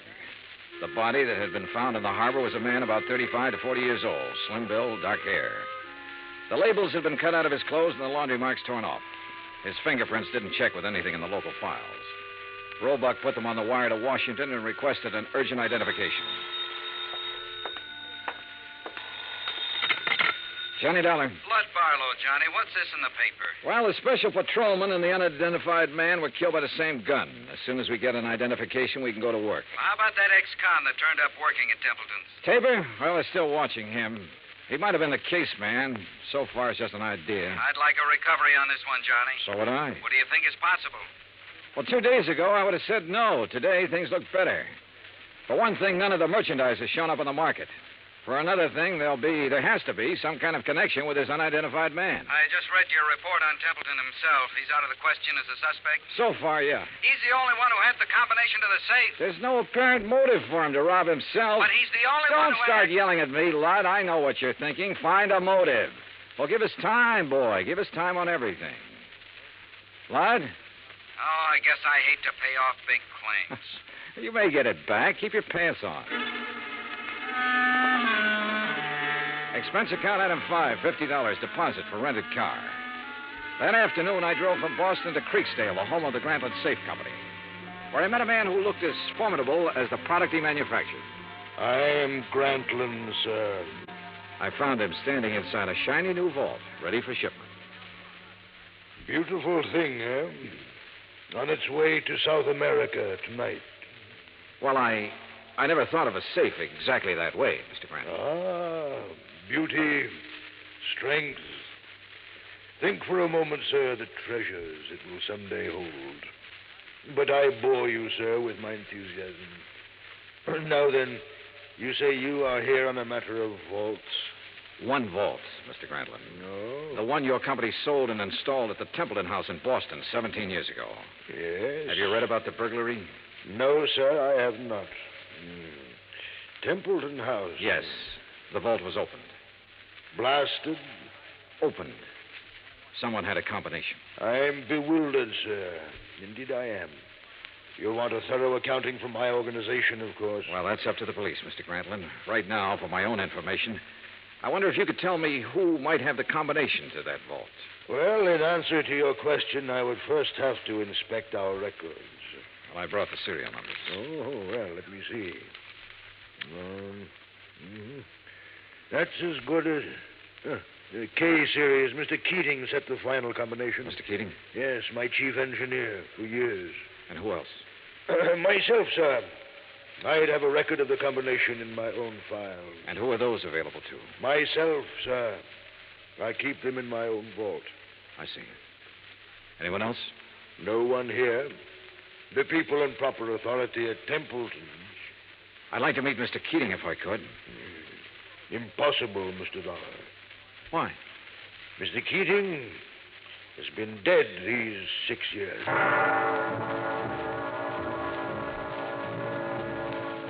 I drove back to Boston, phoned Roebuck, and told him about my interview with Grantland. He said he'd already started looking into Grantland's background and expected to have a report within 36 hours. I was a little surprised when Dorian Templeton called half an hour later and asked me to have lunch with him. Would you like a drink? No, not now, thanks, no. I didn't know whether to call you or the police, Mr. Dollar. I finally decided on you. Uh-huh. What's the matter? Well, it's one of those strange things. I'm not a particularly observant man, and I don't know why I observed this. Go on. However, last night, Mrs. Templeton and I went to a dinner dance at the country club. We thought with all this business, a little relaxation should do me some good. Yeah, sure. There was a young girl at the table next to ours, a very pretty girl whom I've never seen before. I happened to notice her handbag, jeweled affair, quite expensive. One of our items. Yeah? It didn't occur to me until we were leaving that it had been sample stock, not for sale. What do you mean? It was stolen, Mr. Dollar. Why not the police, Mr. Templeton? I was going to call them first thing this morning and report it. And then I got a package in the mail. It was the handbag, intact. Crazy? You said it. Did you happen to get the name of the girl? I asked the maitre d'. He said her name was Helen Tabor. That's not so crazy.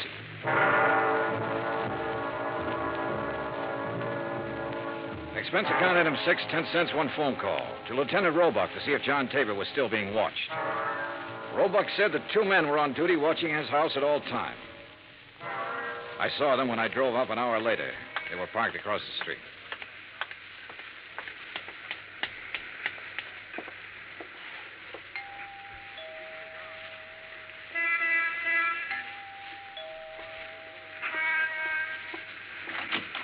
Yes? Miss Tabor? Yes, who are you? Johnny Dollar, is your father in? He's sleeping right now. May I help you? I don't know. Didn't I see you at the country club last night? Why, yes, were you there? Couldn't keep my eyes off of you. Or your handbag. Oh. I'll talk to him, honey. Dad, is anything wrong? Nothing I can't handle. Go ahead, fix up a pot of coffee. All right, Dad. Nice girl, Tabor. Yeah. Templeton was at the country club last night. He saw her. You can talk to me or you can talk to the police. I don't have to talk to anybody. The way it looks is that you cased the job. You might even have killed a special patrolman. He was shot close range. Could have been somebody new and trusted. You've got your share of things. That handbag was part of it. A little part of it. The way it looks, huh? That's about it. Of course, I don't understand why you sent the handbag back, but then you've probably got a good story for that. Oh, I've got a good story. Nobody will believe it, but I've got a good one. It starts off by me saying I didn't help in that heist. I had nothing to do with it. I didn't case the place for anybody. I didn't even know it was coming off. Let's get to the handbag, huh? I took that 2 days ago. I borrowed it. I've been borrowing stuff right along whenever my kid needed anything. I always come back in good shape. I told her they let me do it. She don't know anything. Borrowed, huh? That's kind of a strange philosophy. I don't even know how to spell the word. I do know my kid's got a life ahead of her. I got to give her every chance to look good, act good, use her brains, meet the right people. Not just because the right people have money, but because they know more right people. It takes a little extra to let her do things like that. You let her use the handbag because she had a date to go to a dance. You guys are all the same. I didn't expect you to believe it. Oh, relax. Maybe I do believe you. What? It sounds nutty enough to be the truth. It is the truth. All right. You taking me in? I'm going to tell Roebuck about this. He'll probably want to talk to you. He can check it better than I can. No, I haven't any authority to take you in. I wouldn't take you in anyhow. I'm interested in guys who walk into vaults. See you around. Hey, wait a minute. What? I never thought I'd see the day when I try to help a cop or anybody like a cop. Maybe this is the day. I saw the paper last night. Oh? The picture of that guy they found floating in the harbor. They tagged him yet? He's a John Doe until we hear from Washington. His name's Kiley. Billy Kiley. How do you know? I used to know him a long time ago. Billy Kiley? Yeah, from Philadelphia. Thanks. A check with the Philadelphia police and a comparison of fingerprints identified the man as William H. Kiley. His Boston address was on Parker Street. I drove out there with Lieutenant Roebuck. It was an ordinary, undistinguished apartment house. No one answered at apartment 12A, so we let ourselves in. The room had nothing to offer in the way of evidence. Well, did you find anything? No. Well, I'll have some men come out here and give it a good going over. Well, maybe the manager or the tennis or something will help us. Come on, let's go. Yeah. Now, be careful, though. Yeah. Yeah? Tim? Yeah, this is Tim. Any trouble there? A little. Say that again. A little. I don't know who you are, but I know you're not Tim. Well, it sounds like we're getting something. Here, let me have the phone. I'll see if I can trace it. Don't bother. I know where we can find him. What? I'd recognize his voice anywhere.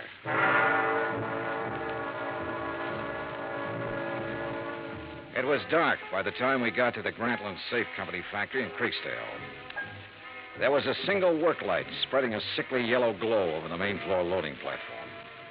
We were expected. It went off somewhere in the darkness of the building. You okay? Yeah, I'm okay. All right, let's try for that stair railing. Right.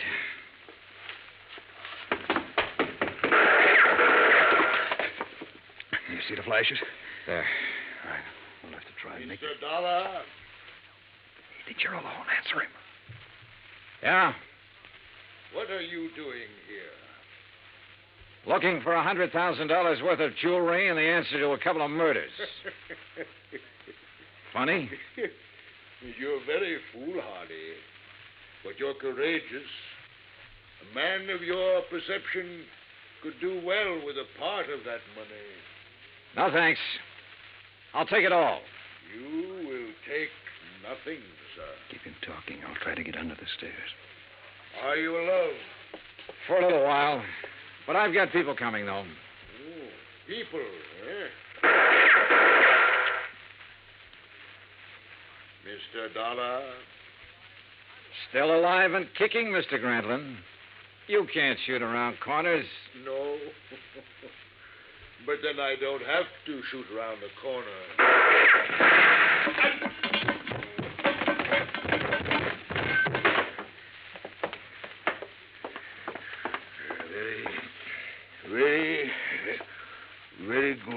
Very good shooting, sir. Grantlin, I want a statement. No statement. No statement. He was dead before the ambulance arrived, and there was no statement. There was never a statement. As nearly as it could be pieced together, Grantlin himself opened the vaults at Templeton House. William Kiley and possibly a man named Tim helped him. Kiley, of course, was killed for his efforts. Tim never appeared, was never identified. My hotel bill ran up to $168. That's item 7. Item 8, $35, car rental. I got $50 deposit back. Item 9, $32.50, airfare and incidentals back to Hartford. Expense account total, $413.28. Remarks? Put that against the $100,000 the insurance company didn't have to pay off. Johnny Dollar. This is Barlow. I just talked to Roebuck in Boston. There's not one scrap of that jewelry anywhere in that whole safe factory. Not one piece. I know. What? Just about now, there's a safe at the port of New York being shipped to South America. It's a Grantlin safe. And if you hurry over there, you can... Yours truly, Johnny Dollar.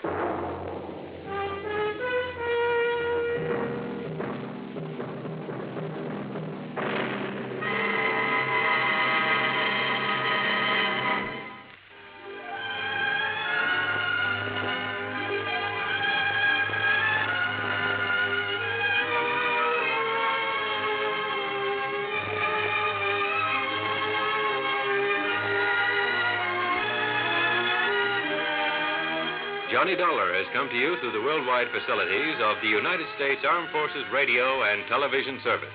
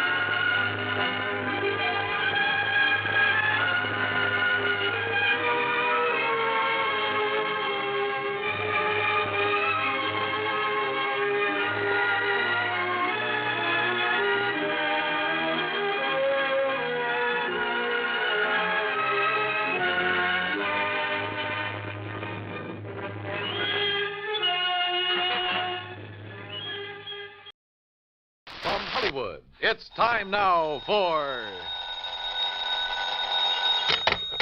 Johnny Dollar. Crutcher, Mr. Dollar. Lester Crutcher at Continental Insurance Company. Oh, how are you, Mr. Crutcher? Tell me, are you familiar with the Priest Expedition collection? Priest Expedition? Some of the relics, artifacts of considerable archaeological import that were excavated from the ruins of the city of Ur in the valley of the Euphrates. What? Findings from the temple erected to the god Baal, which proved of such historical value to students of the ancient Babylonian civilization.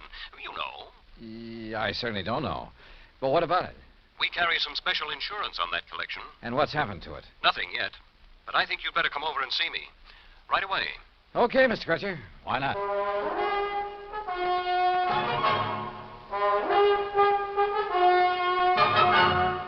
Bob Bailey in the exciting adventures of the man with the action-packed expense account. America's fabulous freelance insurance investigator. Yours truly, Johnny Dollar.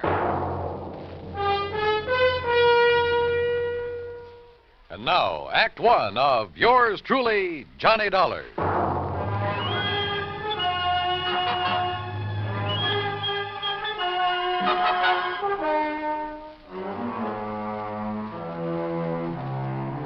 Expense account submitted by Special Investigator Johnny Dollar to the Continental Insurance Company, Hartford, Connecticut. Following is an account of expenses incurred during my investigation of the loss of memory matter.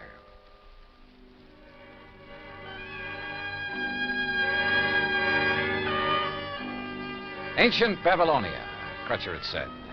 So on the way down to his office, I stopped off at the library for a good look at the encyclopedia. And I learned that what was once Babylonia is now a part of the country of Iraq, one of the hot spots in the Middle East. Good. There might be some action, even international intrigue. On a map, I found the location of the long-forgotten city of Ur.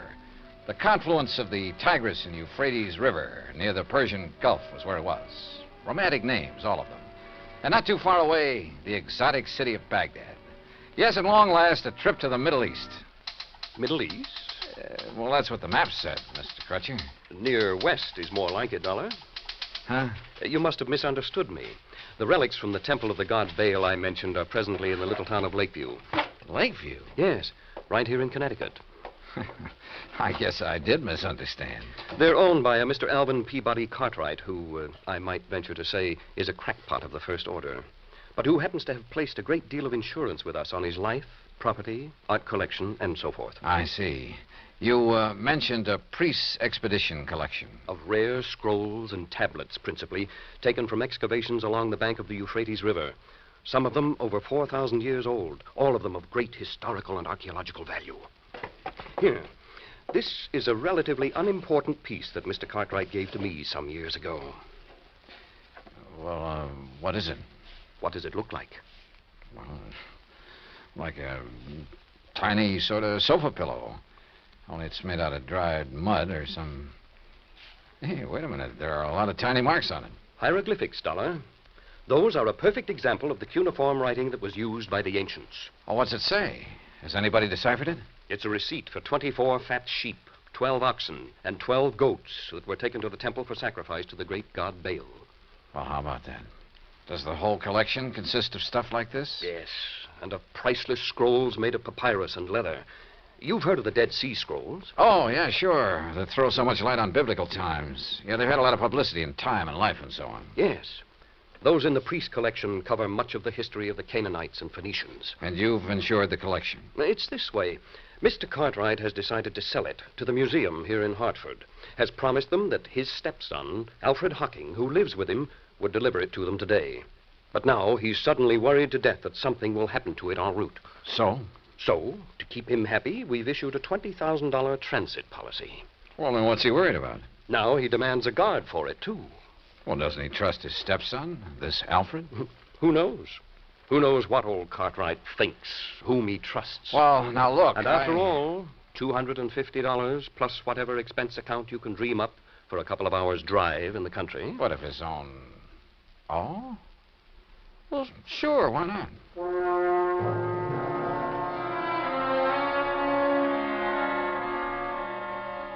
Expense account item 2, $50 deposit on a rental car in which I probably headed north and west on Highway 44.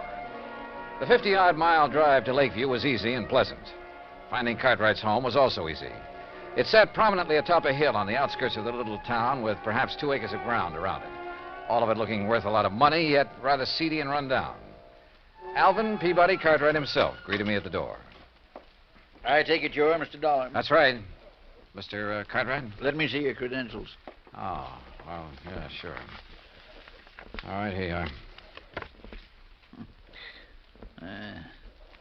Yes, all right, you can come in. This way, in my study. Right here. And there, Mr. Dollar, is the box containing the Babylonian relics. That one carton is all that's to be delivered to the museum in Hartford? That's all. Young man, the contents of that sealed carton are worth $21,000, and it's sealed, you understand, so that neither you nor that worthless stepson of mine can get your hands on any part of it. Alfred, this is Mr. Dollar. Alfred Hockey. Hi, Dollar. Oh, I'm sorry I didn't see you sitting back there. Yeah. Now let me finish this phone call that you interrupted. You still there, Mr. Waring? All right, now. Huh? Yes, he finally got here. Dollar's his name. That's right. Shall I sit down? Yeah, sure. Well, just you be sure he identifies himself. Yes, and that he's accompanied by my stupid stepson, whose name's Alfred Hocking. Now, if only one of them appears, or if the seals on the carton are broken, you're not to accept it. Make him bring it back to me in a... No. Call the police. Yes, that's what I said. Call the police. Otherwise, give the money to Mr. Dollar. Not to that half-wit stepson of mine. I don't trust him. Now, they'll leave here shortly, and I know it's late, but Waring, just make sure that you're there waiting for them with the money. Goodbye.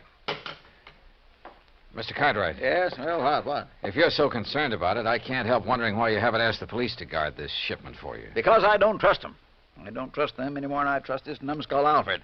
Thanks. I don't trust anybody. Oh, does that include me? Of course it does. Why do you suppose I'm having both of you take it over there? I'll tell you why. To keep an eye on each other. Now, get yourselves out of here and on the way to Hartford. Just be sure you bring that cash right back here to me tonight. You mean check, don't you? I mean cash. I don't believe in checks. I don't believe in banks. I don't trust them. I've kept all I have in my big safe here in the house for the past 47 years, and I intend to continue keeping it there, where I can watch over it myself. Now, go on, you and this dumb Alfred. Get out of here. Dumb, Alfred? I'm not so sure. On the other hand, as we drove back toward Hartford with Alfred at the wheel, he said he knew a backcountry shortcut. I decided he just wasn't as clever as he'd like to be. Hey, take it easy, Al. I'll give it to you straight, Dollar. I'd hoped the old buzzard would let me make this delivery alone. Because believe me, if he had, he'd never see one red cent of that 21 grand we're going to pick up. I take it you and your stepfather don't get along too well. That's putting it mild. But I'm telling you, boy, that once I figure a way to relieve him of his dough, he'll never see me again. $21,000. Boy, that would get me so far away from here, I tell you. You, been living with him long? All my life. The crazy old Scrooge has never let me have any money of my own. And me, I got a right to blow myself, have a little fun, as much as anybody. Well, maybe he thinks you ought to work for it. Hey, now, you better slow down, Al. Work, did you say? When he's got more than he'll ever be able to use stashed away in that old safe in the cellar? Why should I have to work? Hey, I said take it easy, Al. Why don't those trucks stay off those back country roads? Oh, now, Al. Why should I work when all I need to do is to get my hands on some of that pile he's got in the safe and I can live like a king? He'll never spend it, and he'll never leave it to me when he kicks off. That's why I haven't knocked him off myself, but believe me, Al, look, just stop this crate and let me take the wheel. Yeah, why? Oh, with all your ranting and raving, you're all over the road. Sure, okay. Sure, you can drive. Well, stop. Sure, I'll stop. Look out, we'll skid. Let us skid. Look out!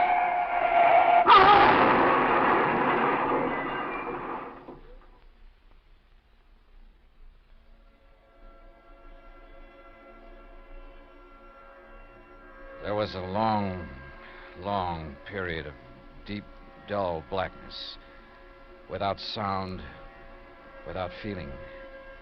And then, slowly, hazily, the light came back, but it wasn't clear. Everything seemed very confusing, very vague.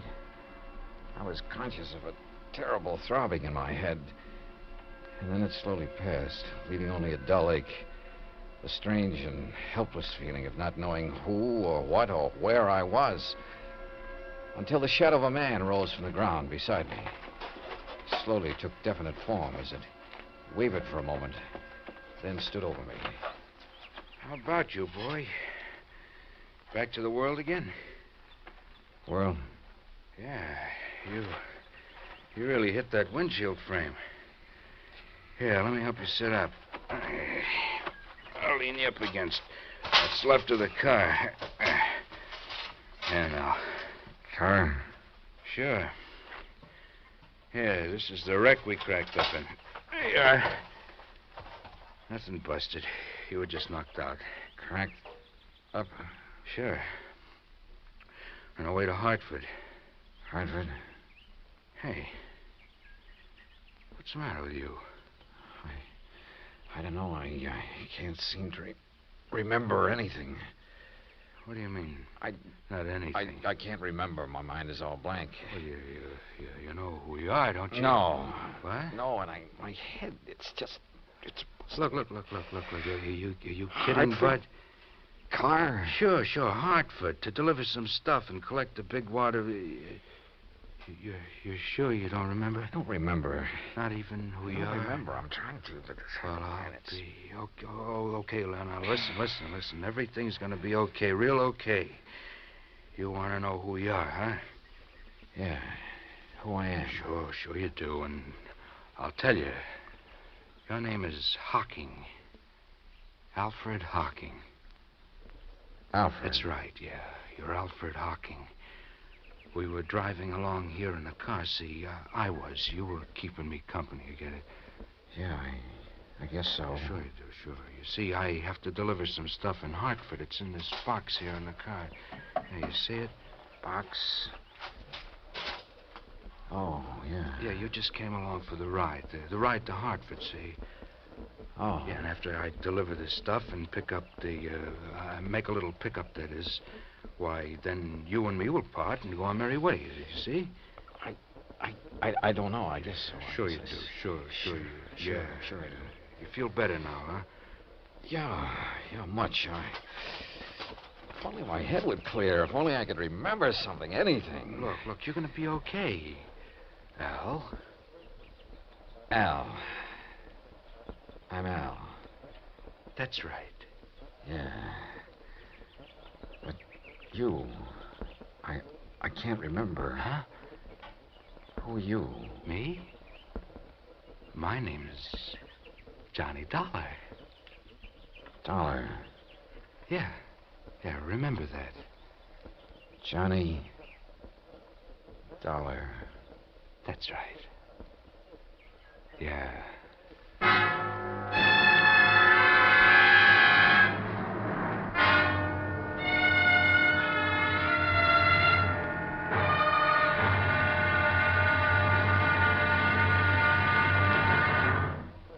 Act two of yours truly, Johnny Dollar, in a moment. We sometimes wonder, what is the life of a human being really worth? Not too much? Or maybe a great deal? Does it depend on whose life it is? Whatever the answer, one thing is certain. Fred Hargesheimer, since World War II, has felt that his life is worth quite a lot of gratitude. During the war in the Pacific, about June of 1943, Lieutenant Hargesheimer had his P-38 fighter plane shot out of the sky. Badly wounded, he bailed out over a tiny island, New Britain. It looked pretty small from where he hit the silk, but he found it much bigger when he hit the ground. It was bigger, and in complete control of the enemy. But Hargesheimer was lucky. After a month of lonely hiding, he was found by a group of friendly natives from the village of Nantambu. They cared for him and successfully hid him from enemy patrols for the next 4 months at the risk of their own lives.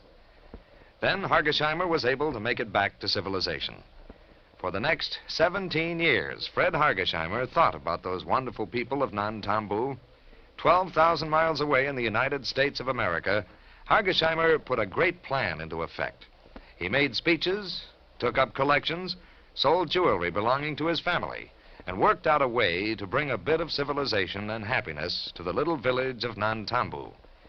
Needless to say, the villagers gave him a spectacular welcome upon his return. Fred Hargesheimer showed his gratitude to the people who had saved his life. But life is worth little without freedom, the right of all men, everywhere. Now, Act two of yours truly, Johnny Dollar, and the loss of memory matter.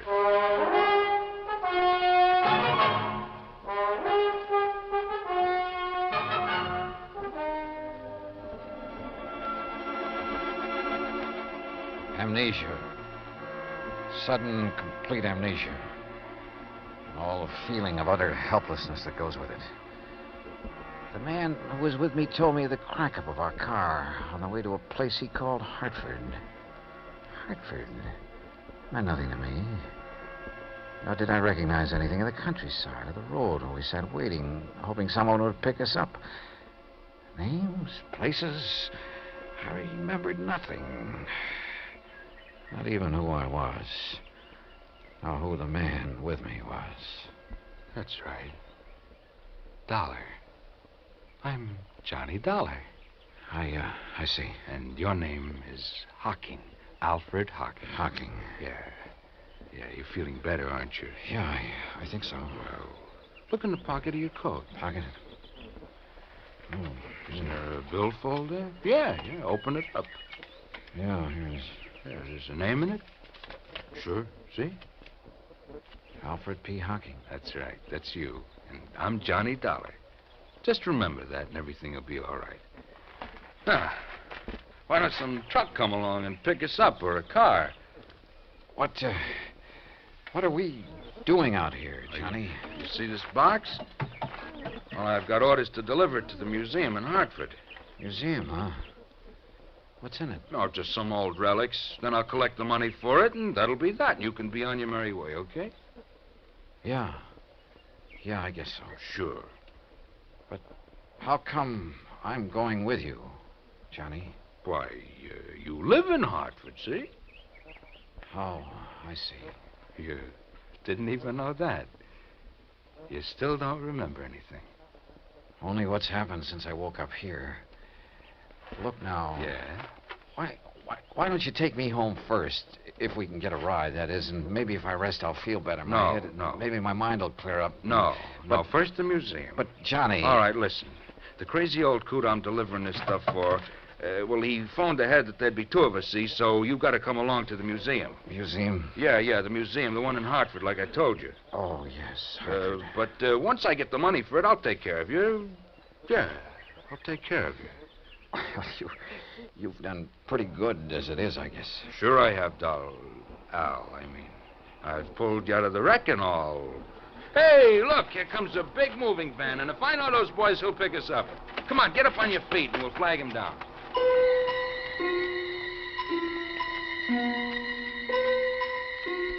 The helpful driver of the big cross-country truck picked us up and was all for getting me to a hospital before anything else.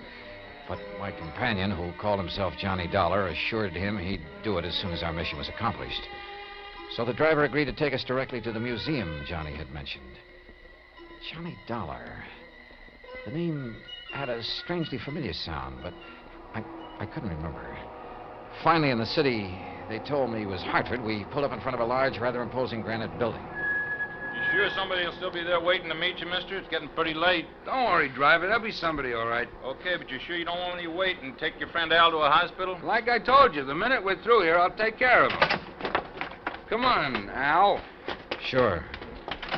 Thanks, driver. Yeah, thanks. It's okay, boys. If I couldn't give somebody in trouble a hand, I'd have no business driving this rig. Come on, here's your package. Oh, thanks again. Now, come on, Al. Okay, Johnny. I'll do all the talking, and you just remember who you are. Sure. Let me help you carry that. You just push the bell button there beside... Well, it's about time. Which of you is Mr. Dollar? That's me. Hi, Mr. Waring. Here's my credentials. Yes. Then you... Al Hocking. Oh, yes. Just as Mr. Cartwright said on the phone. But what happened to you? I had a little car accident on the way. Oh, yes. Are you feeling all right, Mr. Hocking? Well, my... Oh, sure. I'm going to take care of him as soon as we leave here. So, if you don't mind, you've got something for me, haven't you? Yeah, of course. Seals are still intact. Sure are, in spite of the accident. Oh, very well. If you'll step inside, I'll give you the money. Good. Come on, Al. I must confess my bewildered mind was somewhat puzzled by what happened next. Mr. Waring opened a small wall safe and handed my companion a package. From it, he extracted and counted almost greedily $21,000. He signed a receipt, accepted a receipt for the packet of bills, Then we left the museum and hailed a taxi.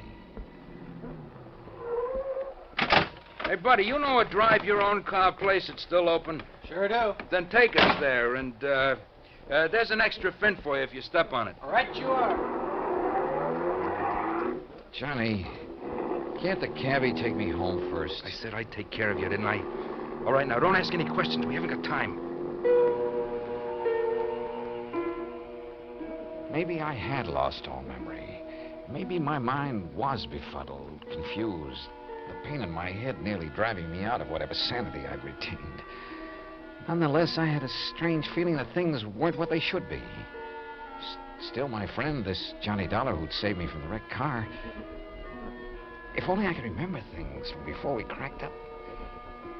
There was something strange, too, in the way he slowly, painstakingly signed the application for the drive-your-own-car, looking carefully all the while at the license he pulled out of his pocket.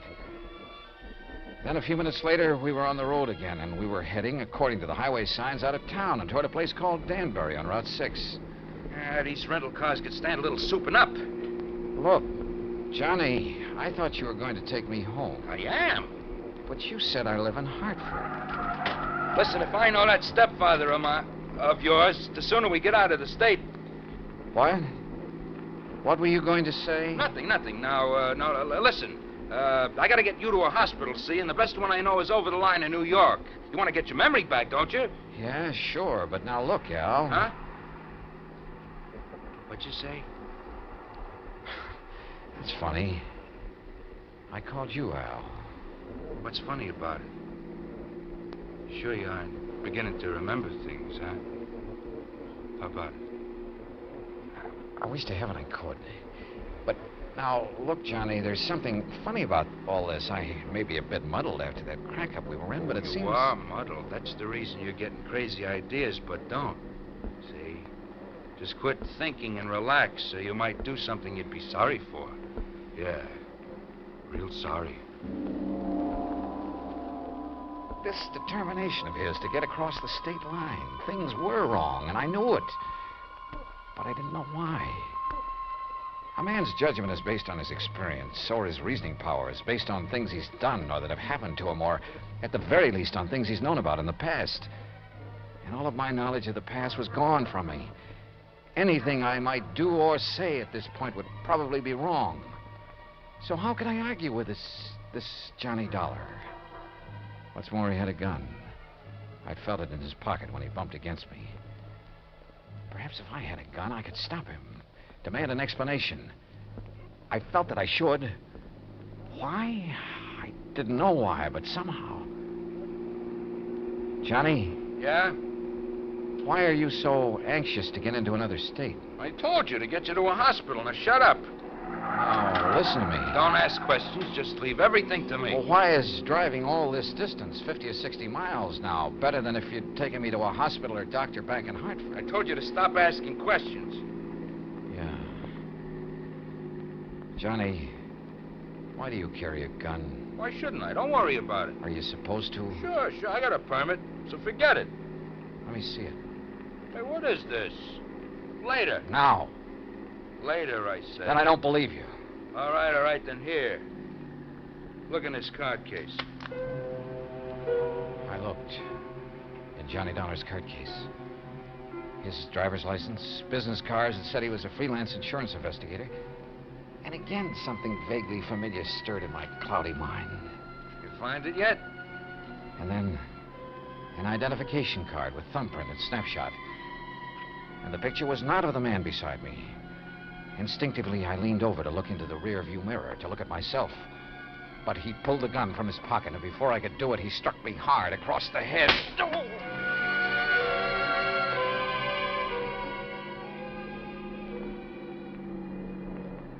All right now, Al. We're gonna stop. You hear me, Al? Yeah. Yeah. You hit me with that gun. That's right. That was a mistake. Because that second blow on the head. Why have we stopped? You'll see. You see, you gave me an idea about this gun. Get out. Sure. Why not? Pretty wobbly, huh? All right, now. Look down over the side of the road there. What about it? See that deep ravine down there? Why? Al? That's why. Because you called me Al. And this time you meant it. Yeah? I guess I did. Thanks to that poke on the head. So, you got some of your memory back, huh? But not your strength. No. So before you do... No, put that away. Oh, you're not going to get away.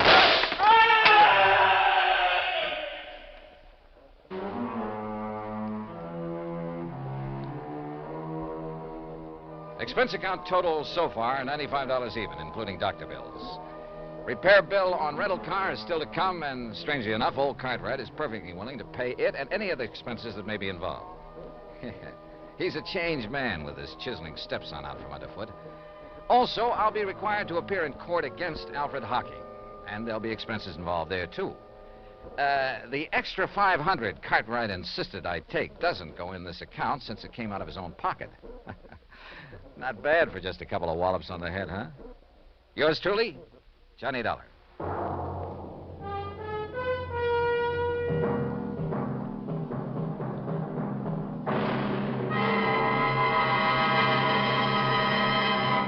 Now, here is our star to tell you about next week's story. Next week?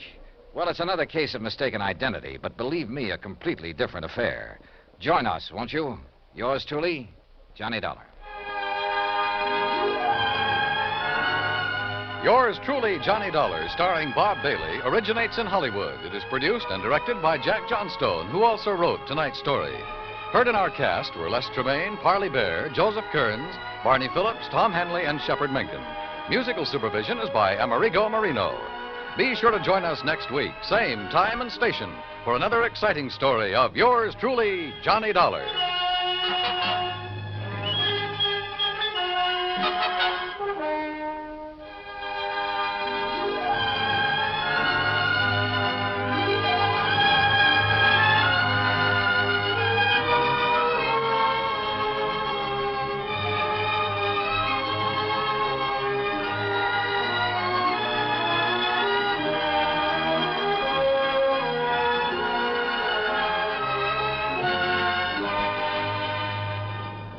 This is the United States Armed Forces Radio and Television Service.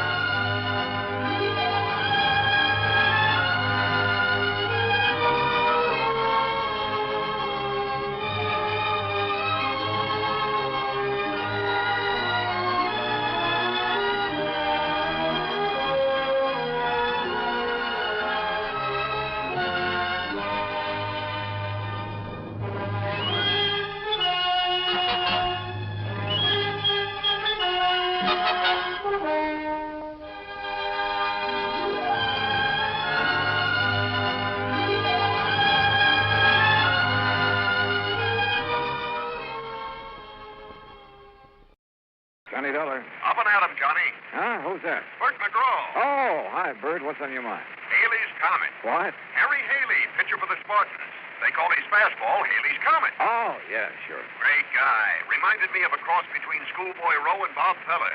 Sure too bad about him and the Spartans. Breaks my heart. Oh, why? Haley's disappeared, and right in the middle of spring training. Well, maybe he got tired of playing ball. You kidding? A man that pitches like he does and is making $60,000 a year doing it? Your company hold a policy on him? For $50,000 double indemnity. But that's incidental. The Spartans don't stand a chance this year without Haley. You're wrong, Bert. Huh? What about? That policy. $100,000's never incidental.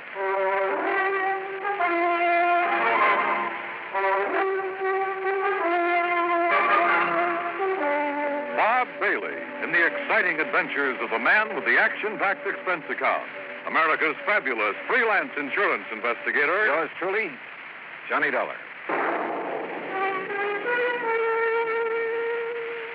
And now, Act One of yours truly, Johnny Dollar.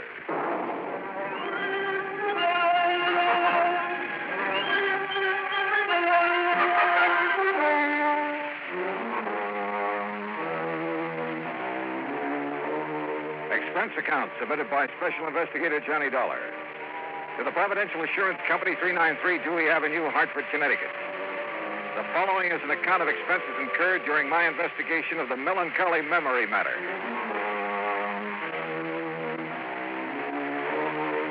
Expense account item 1, $1.20, taxi from my apartment to Bert McGraw's office.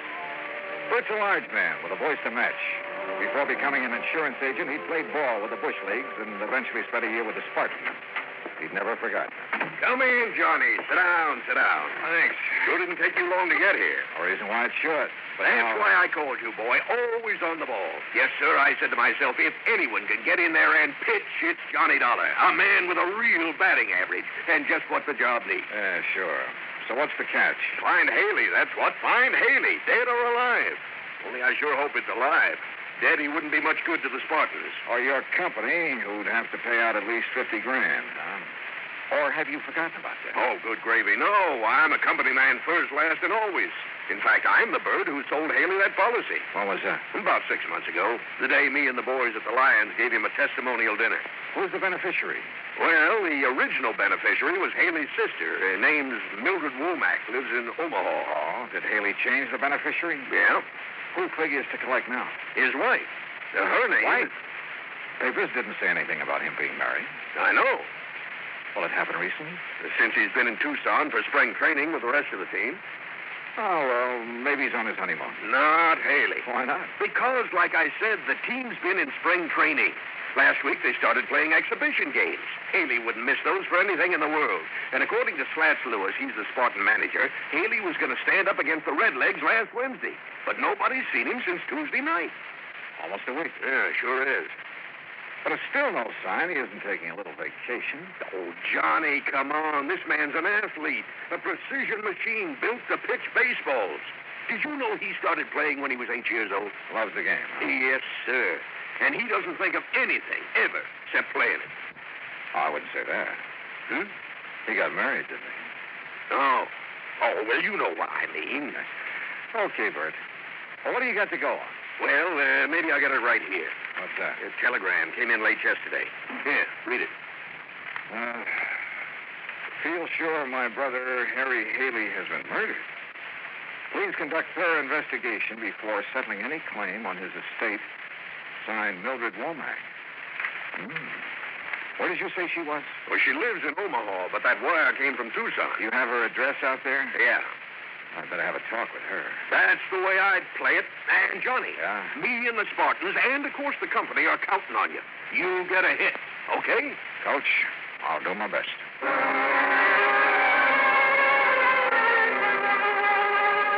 Expense account item 2, 10 cents for an afternoon paper.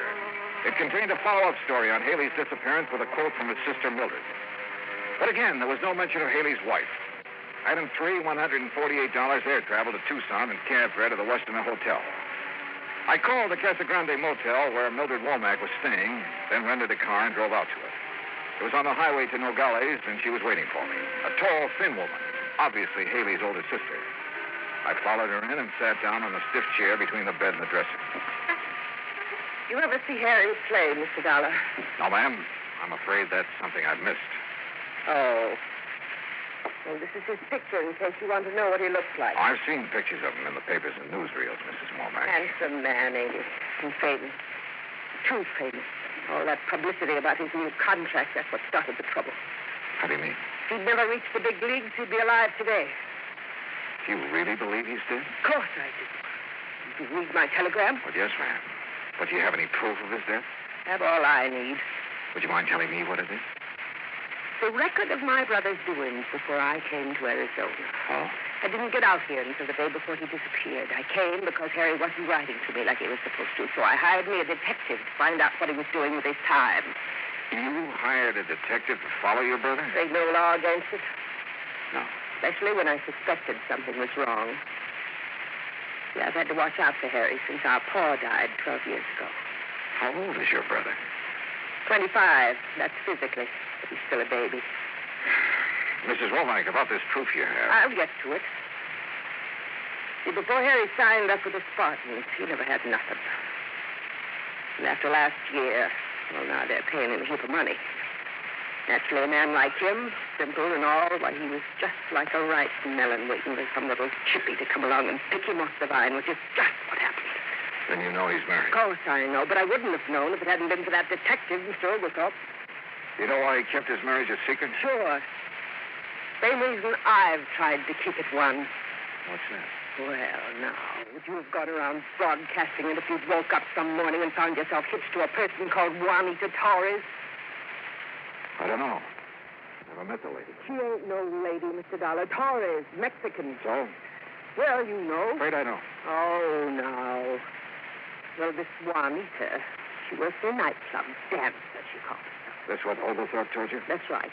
The way I figure it, Harry must have been good and drunk to let her talk him into marrying her. Have you met her? Hope not. And don't plan to, neither. Well, don't you think that's being a little unfair, Mrs. Womack? I don't need to. I got all the information I needed from Mr. Oglethorpe's report. Little gold digger. But she's a horrible, cheap, painted dancing girl. You're sure of that? I am. As soon as she could, she had Harry change his life insurance, making her the beneficiary. And that was like putting a gun in her hand. And you think she had something to do with his disappearance? It's murder. It ain't no That's a very serious charge, Mrs. Womack. But she's serious.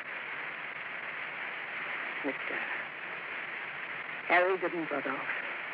Leave me. He had no reason to. There just wasn't no reason for him to leave without telling anybody. You're sure of that? You'll find the reason. I'll change my mind. When I finally got away from Mildred Womack, I headed cross town to the Oglethorpe Detective Agency. Mr. Oglethorpe wasn't in, so I left word for him to call me, then stopped by Tucson's police headquarters. Lieutenant Snyder was in his office eating his lunch out of a paper bag. Dollar, come in. Pull up a chair. Thanks, Lieutenant. You like hard-boiled eggs? Sometimes. Me too, sometimes, but not every day like my wife thinks I do. You want it? No, thanks. Me either. Sergeant tells me you hear about that Haley case. Yeah, that's right. Well, that's not much, but you're welcome to anything we have on it. Well, what do you think's happened to him, Lieutenant? I don't know. When I'm around that sister of his, I'm convinced he's been murdered. When I start thinking about it logically. Yeah? Well, if he was murdered, where's his car, for instance? That missing, too? It sure is. Bright new red convertible. Well, if you've got the license, it shouldn't be too hard to find. Man like Haley shouldn't be either. Face as well known as his, you'd think somebody'd spot him. Dollar, we got an all-points bulletin out on both sides of the border, but so far, nothing. Just how far is the border from here, Lieutenant? About an hour's drive. Could be down there someplace. Yeah, but like his sister said, why would he leave his team, his friends, his sister, all of them, without even a goodbye? No, it's got me. What's his wife say? Oh, didn't you know? No, what? She's gone, too. Disappeared the same day Haley did.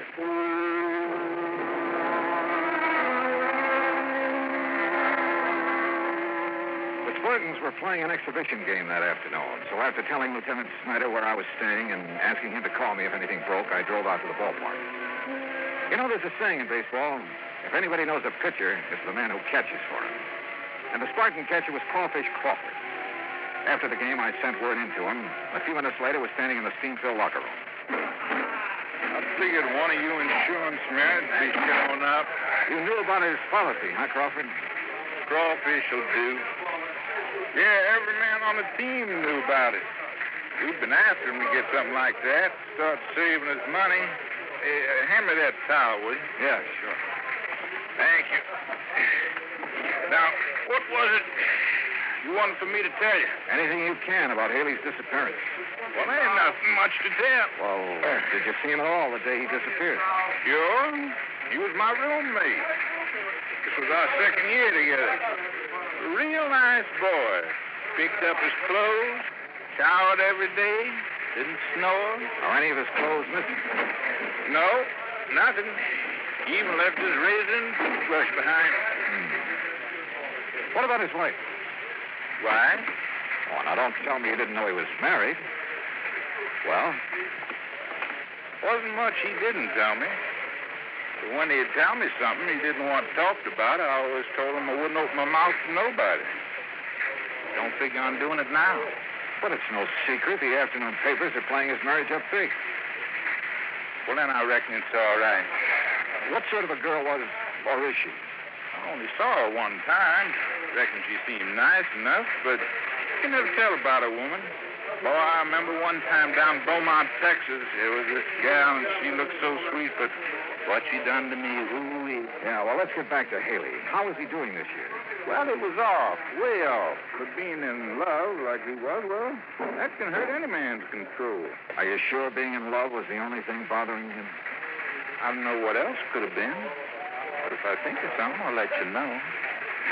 Okay, Crawfish. I couldn't make up my mind about Crawfish. I didn't know if he'd held out on me or if he just didn't have any information that would help me find Haley.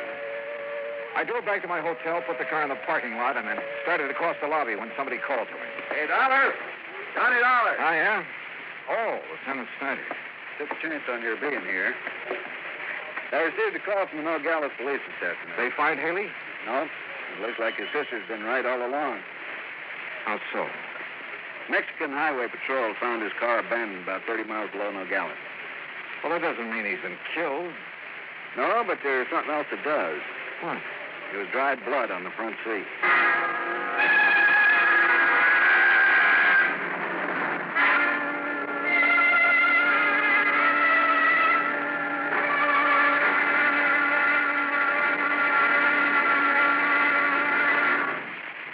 Act two of yours truly, Johnny Dollar, in a moment. Our flag now numbers 50 stars. And behind each star, there stands yet another flag representing one of the 50 states. Vermont's state flag, in its early form, imitated our national flag, uniquely bearing 17 stripes and 17 stars, with only the inscribed word Vermont to distinguish it. The good people of Vermont assumed, as did our national government, that stripes as well as stars would be added as each new state entered the Union. Vermont entered the Union after Tennessee and Ohio, and with Kentucky to join shortly, the Vermonters naturally put 17 stripes on their flag. In 1818, the United States Congress put a stop to this. And since then, the stripes have always been at 13, and only stars are added for each new state. Vermont's present flag captures the famous beauty of the Green Mountain State in its coat of arms, and inscribed is the phrase, Vermont, freedom and unity. Vermont's state flag, the flag of the 14th state to enter the Union, was adopted on April 26, 1923. Now, Act two of yours truly, Johnny Dollar, and the Melancholy Memory Matter. After Lieutenant Snyder told me about the Mexican police finding Haley's car abandoned below the border, I asked if he was going down there. He said it was out of his jurisdiction, and besides, he felt the Mexican police could do as well as he could. Snyder left, and I crossed to the desk to pick up my key and messages. There was one from the Oglethorpe Detective Agency. Upstairs, I called their number. Oglethorpe speaking. Oh, Mr. Oglethorpe, this is Johnny Dollar. Oh, yes, Dollar. I'm sorry I missed you this morning. Well, it wasn't important. I just wanted to ask you a couple of questions. About Haley? About Mrs. Haley. Oh? What kind of question? Well, what kind of person is she? How do you mean? Do you think she married Haley for his money? I don't think nothing. I don't get paid for thinking. Just for reporting what I see. Well, what have you heard about her? You've been in the place where she worked, haven't you? Why, sure, but like with everybody, some folks liked her, some didn't. Look at your Dollar. You want me to do your job for you, fine, but you got to come up with some cash. I might, if you can answer this one. Try me. Where's she from? What's her hometown? Easy. A place called Magdalena. About 50 miles below the Mex border. Things were beginning to add up, but the total didn't look too good for Haley, or for his wife either. And as much as I hated believing it, it did look as if Haley's sister, Mildred Womack, was right when she said the Mexican girl her brother had married was responsible for his disappearance. I called down for a drink and was getting ready to take a shower when somebody pounded on the door. Mister? Yeah, come in. It's unlocked. Just put it on. Oh, crawfish. Yeah. Well, come in. Sit down. No, I can't stay long. I'm going out to eat with the rest of the gang. Well? Well, I've been thinking, and I figure you might be able to make something out of this. Out of what? I'm breaking my promise to Harry by telling you. Go on. Well, he's been going to a doctor here. Oh? I ain't gonna tell you no more than that. Oh, come on now. At least give me the doctor's name. It's Wolf with an E. Wait a minute. Wolf with an E. What are you doing? Looking it up in the phone book. Well, you can't call tonight. It's after office hours. I'm just curious to see if there is such a doctor. What's the matter? Don't you trust me? Yeah. Yeah, I trust you, Crawfish. Is it here? Let's see. Yeah, Dr. George M. Wolf, specializing. Yeah. Yeah, I see it. Thanks, Crawfish. You've given me the one thing I had to know. By the time I had the car checked over and filled with gas, it was about 8:30. The sign over the office of Casa Grande Motel served to light the whole court. Mrs. Womack's bungalow was dark, but I knocked on the door anyway. Yes? Who is it? Johnny Dollar. Mrs. Womack. I'm sorry if I woke you up this You didn't. I've been sitting and thinking about Harry. Lieutenant Snyder told me they found his car. There's blood on the seat. It's like I knew all along. Mrs. Womack, I wouldn't give up hope if I were you. I gave up hope when I heard he'd married that girl. And if I ever get my hands on her, Do you remember telling me this morning that if I could find a reason for Harry wanting to get away from everyone, to disappear, you'd change your mind about his wife? I remember. Well, I have that reason. What is it? I'll tell you late tomorrow afternoon. Tomorrow afternoon? Yes, ma'am. Provided you'll be ready to leave here with me at 8 in the morning. Leave for where? A little town south of the border. It's called Magdalena.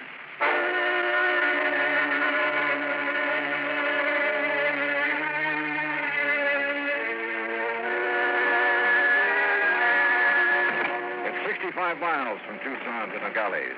We made it in an hour. But from there on, the road became progressively worse. It was early afternoon when we reached the outskirts of Magdalena. Oh, really, Mr. Dollar, I wish you'd tell me what we're doing down here. I'll tell you when I'm sure, Mrs. Womack. You mean this may be a wild goose chase? It may be, but I don't think so. Oh, really? Oh. You'd think they'd have sense enough to keep their chickens at home. You don't care much for the Mexican people, do you, Mrs. Womack? No, I don't. Why not? You know? I sure do. Because they're so poor and dirty. By our standards, I guess some of them are poor. But as for being dirty, have you ever seen American ditch diggers or farmers after a hard day's work? Well, what about their children? They're always filthy. Like those over there. Huh? Where? In that field. See them? Yeah. Yeah, I sure do.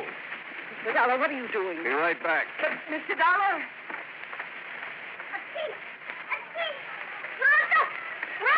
Hey, Sonny. Sonny. Machado. Come over here a minute. Wow. Here it comes. Yeah, that's right. You understand English? American? Poco. Good.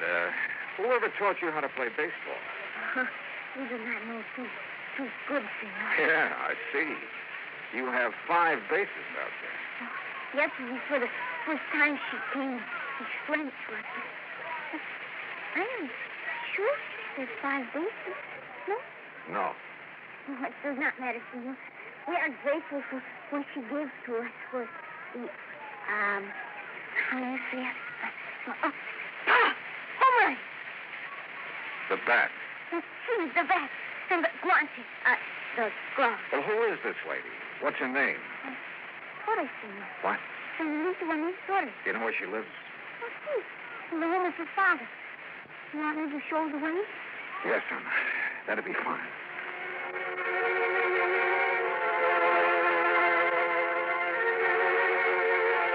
But Torres Harry's family home was a large, rambling ranch house made of red brick and tile. I parked the car near the front door and we got out. I still hadn't told Mildred Womack why we were there. I only told her whose house it was. A servant escorted us into the living room, then left us alone. Really? Really, Mr. Dollar? Yeah? What is it now? Don't you understand how I feel? You think I can face these tourist people after that little slip of a daughter has got away with my brother? Your brother hasn't been done away with, Mrs. Womack. Oh, you aren't really sure of that. I'm not sure of anything. Whose blood did they find on the front seat of his car? Why not ask him? Him? Your brother. He's standing there in the doorway right behind you. Harry. Hello, Mildred. Oh, Harry. Oh, I'm so glad. I'm so very glad. Are you? Oh, why, of course, I thought. Oh, the things I thought. I'll bet. Now, you hurry and get your things together, dear. We'll have Mr. Dollar drive us back to civilization. I'm not going back, Mildred. What? I hoped you'd never find me. But, Harry, why? Oh, I've been so worried about you. I wanted to get away from you for good, Mildred. What? I'll never forget the things you said to me about Juanita. Oh, Harry, after all... They made me sick, you hear? You know what she did, mister? She invited me over to dinner, not me and my wife, just me. Last Tuesday night. Yeah. And when I got there, and I should have known what she had in the back of her mind, she tried everything she could to get me to leave Juanita, including calling me names and telling me what a dirty, sneaking detective had found out about Juanita. It was all true. Even if it was true, who cares what she did before we were married or what I did? Harry, you shouldn't talk to me like this after all the things I've done for you. Oh, now, I've taken care of don't you. give me that routine, Mildred. I'm sick of it. Ever since I was a kid. But I did everything for you, even after you grew up. Sure. Even tagging along every year to spring training to see that I behaved like a nice little boy. Harry, well, ain't it the truth? I had to protect you, Harry. Don't you understand? You're all I have. You can get a husband. And have him leave me like Joe did. Joe left you because you were so busy making a fuss over me you never had time to even cook his meals. Oh, Harry. Oh, Harry, please. You. Your name's Dollar? That's right. Insurance investigator. We thought perhaps you... Met up with an accident, huh? Yeah. What about that blood in your car? Hit a chicken on the way down here. We were a little tight by then. Thought the blood would make it look like we'd been killed. Nobody come looking for us. Why didn't you take your clothes? 2 reasons. When we left Tucson that night, we hadn't planned on disappearing. What's the other one? Mildred bought most of them for me. Harry, don't hurt me, please. I couldn't stand it if I thought you... Out of here, no, Dollar. No, I won't leave. Go on back to Omaha, Mildred. Back to your roses and your cats. I never want to see you again.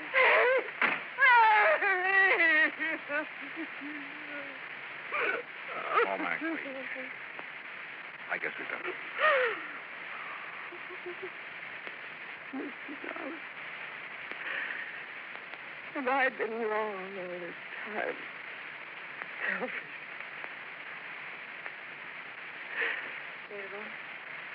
Senor. What? Yes? Senora, I am Juanita Torres Haley. You I know how you must feel about me, Senora, but please, I cannot help it if I love your brother. You really love him, Even as you do. More. And you must have felt too bad, too angry for what he had said. See, he is not well. He's not well. I do not know all of it, but he has had very bad news from the doctor in Tucson. Oh, no. He's very upset. I'm sure he will forgive you when he's better. When there is better news. Thank you. Thank you for telling me. Juanita? Juanita! Come in, querido. Adios. My sister.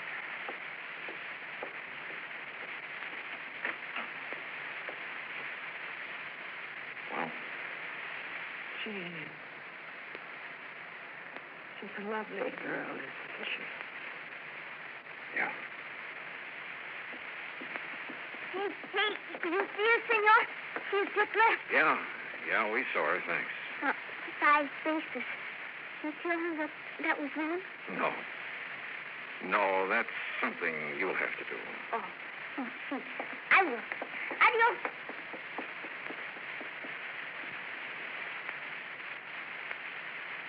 $1. Yeah.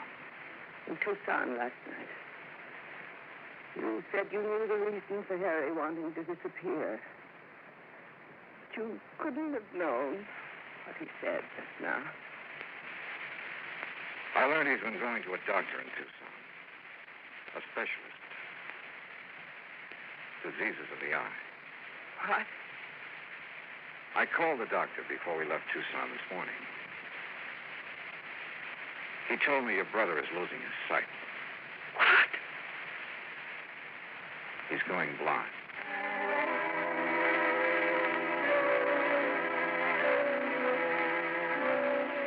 Some people you just can't figure. Mildred Womack stayed on in Magdalena. Yeah, she rented a small adobe house and did what she could to help her less fortunate neighbors. Harry Haley never played ball again. But he retained enough of his sight to show the junior Magdalena Spartans the difference between 4 bases and 5.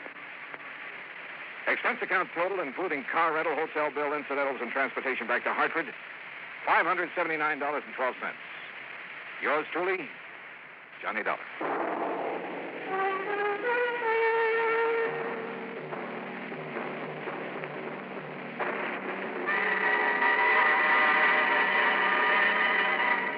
Now, here is our star to tell you about next week's story. Next week, 3 of the most unforgettable characters I've ever met. And believe it or not, a case that solves itself.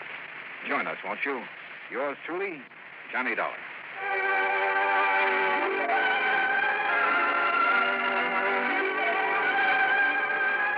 Yours truly, Johnny Dollar, starring Bob Bailey, originates in Hollywood. Written by Charles B. Smith, it is produced and directed by Jack Johnstone. Heard in our cast were Virginia Gregg, Lillian Bayef, Richard Beals, Barney Phillips, Frank Nelson, Harry Bartell, Dick Crenna, and Lawrence Doubtkin. Musical supervision is by Amerigo Marino. Be sure to join us next week, same time and station, for another exciting story of yours truly, Johnny Dollar. This is Dan Cubberly speaking.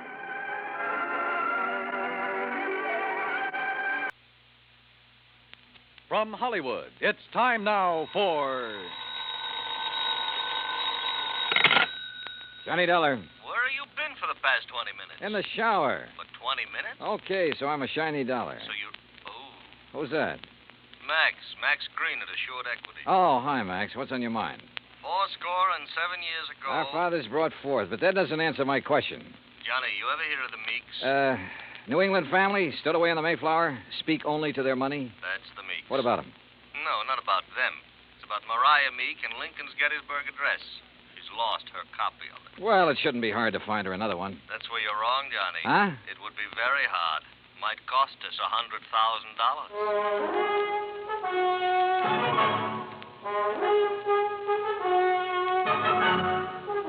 Bob Bailey in the exciting adventures of the man with the action-packed expense account.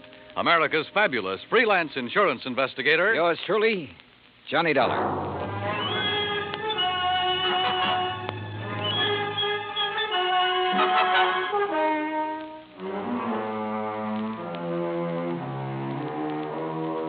Expense account submitted by Special Investigator Johnny Dollar to the Assured Equity and Trust Company, 325 Scott Avenue, Hartford, Connecticut. The following is an account of expenses incurred during my investigation of the Meek Memorial matter. Expense account item 1, $1.90, cab from my apartment to Max Green's office. He was standing in a haze of cigar smoke, ashes on his vest, and a worried look on his face. Oh, good morning, Johnny. Oh, you want a cigar? Oh, no, thanks. Then sit up. Phew. Excuse me. Listen, Johnny, what do you know about that speech that Lincoln made at Gettysburg? Well, I had to memorize it in school like every other kid. All right. You know how many words are in it? Maybe a couple of hundred. Why? Wait a minute. It's in this book. Yeah. It's page 143. speech is printed here exactly as Mr. Lincoln released it to the newspapers after the Gettysburg Address. You find it? Yeah, but now what do you... Okay. Total number of words, 268. Oh. But the first two drafts of that speech, including the one he read that day, contained only 266 words. So he padded his part. That's right. 2 more words. Mm-hmm. How come? Oh, according to the historians, Lincoln ad-libbed the 2 additional words at the time he read it. Later on, when he made 3 new copies of the speech, he included those 2 words. You with me so far? Keep going, Max. Yeah. All right. Right down at the end of it, just before of the people, by the people, where he said that this nation under God shall have a new birth of freedom, the words under God do not appear in the first 2 drafts you wrote. Yeah. Well, this is all very interesting, Max, but I still don't see what it is or what it has to do with me. Well, Mariah Meek's copy has disappeared. Oh? And Johnny, that copy happens to contain just 266 words. You mean she owns one of the first 2 original drafts? Handwritten by Mr. Lincoln himself while he was on the train riding to Gettysburg. Wowee. Yeah. Which is, of course, why we insured it for the full amount it cost her, which is $100,000 even. Of course, you made sure it was authentic before you issued the policy. Oh, naturally. Well, who'd she buy it from? An antique dealer down in Richmond, Virginia, a fellow named Jason Penrod. Uh-huh. Well, where's she been keeping it? Under glass, in the Meek Memorial. What's that? Well, she collects Americana, so she had a museum built to keep it in, and she calls it the Meek Memorial. Follows? Follows. Also follows the most expensive item in the collection, the Gettysburg Address, would be the one to disappear. Oh, you're just an old pessimist, Max. You think somebody lifted it? What do you think? It walked out by itself. Okay. So what are you going to do about it? Well, we're going to run newspaper ads. We're going to offer a $10,000 reward for information leading to its return. If anyone answers it, you let me know where you'll be, and I'll refer them to you. Good. When was it taken? The night before last. Is there any kind of market for something that rare? It's hard to say, Johnny. A hot camera would be easier to peddle, sure. But a good many wealthy people, like Mrs. Meek, they make a hobby of collecting things, antiques, objects of art, etchings. But whoever took this, or buys it from the thief, couldn't just let everybody see it. Well, it wouldn't matter to some people. They take it and put it in a vault and keep it there. Then what's the point in having it around? Pride of possession. You got something no other collector could own. And, of course, it might not have really disappeared at all. You're thinking of fraud? $100,000 is a lot of cash.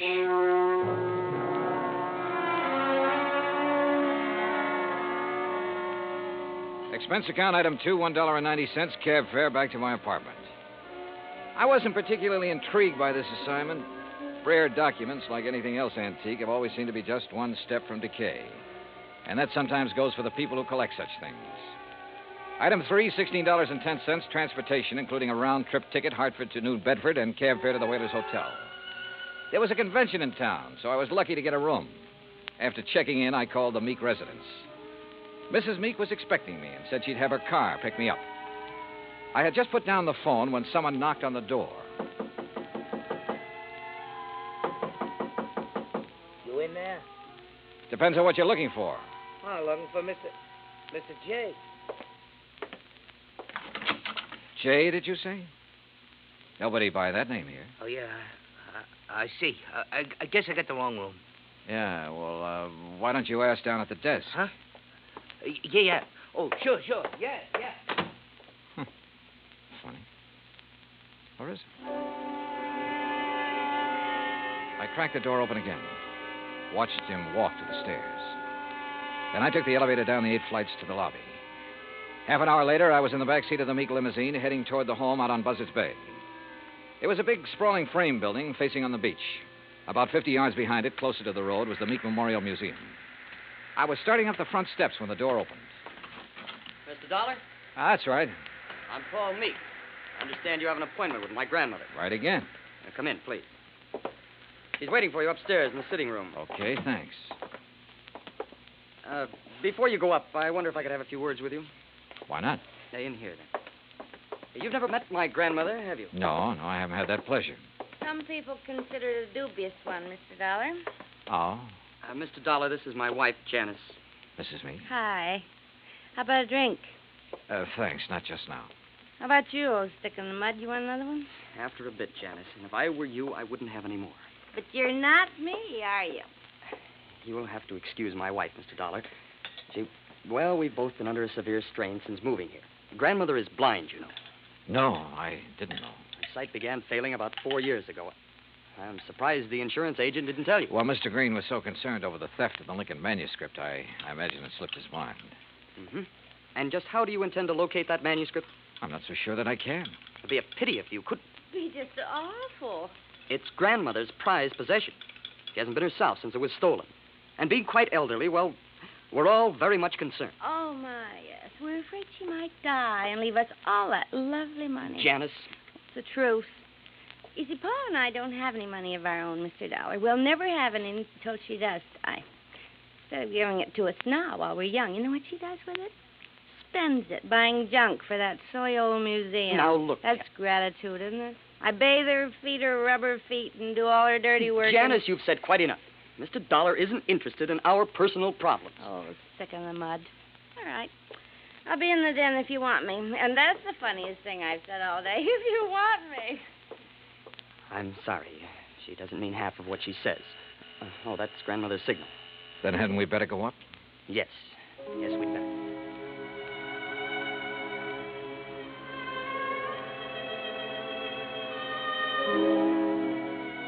We went up the broad staircase, through a hall, and into a bright, sunny room.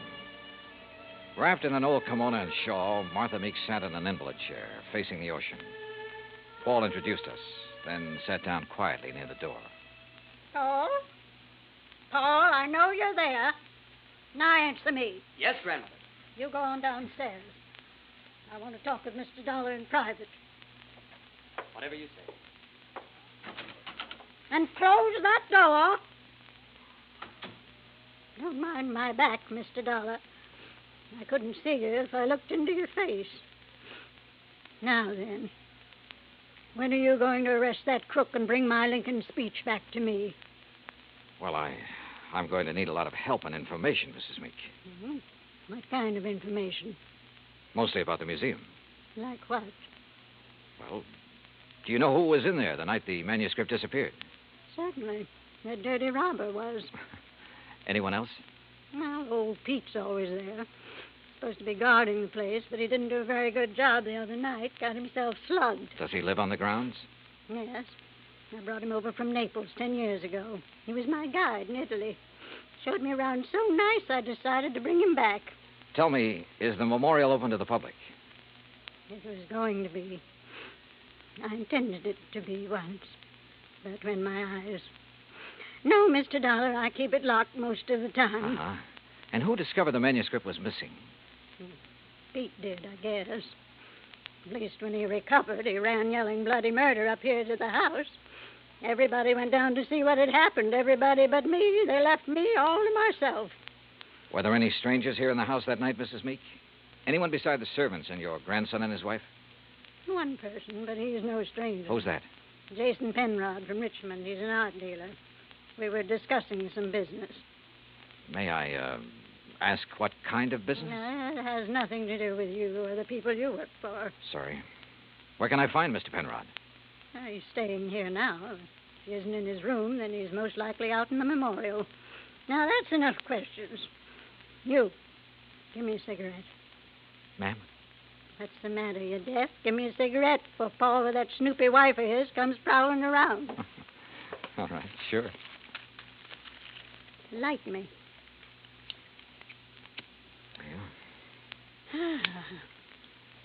Well, you want any more information, Pete's the one to talk to. All right, thanks. But what about your son and daughter-in-law? Were they inside the house at the time of the robbery? You don't suspect them, do you? Right now, I suspect everybody, Mrs. Meek. Even me? Yes, ma'am. Even you. Well, bless you, boy.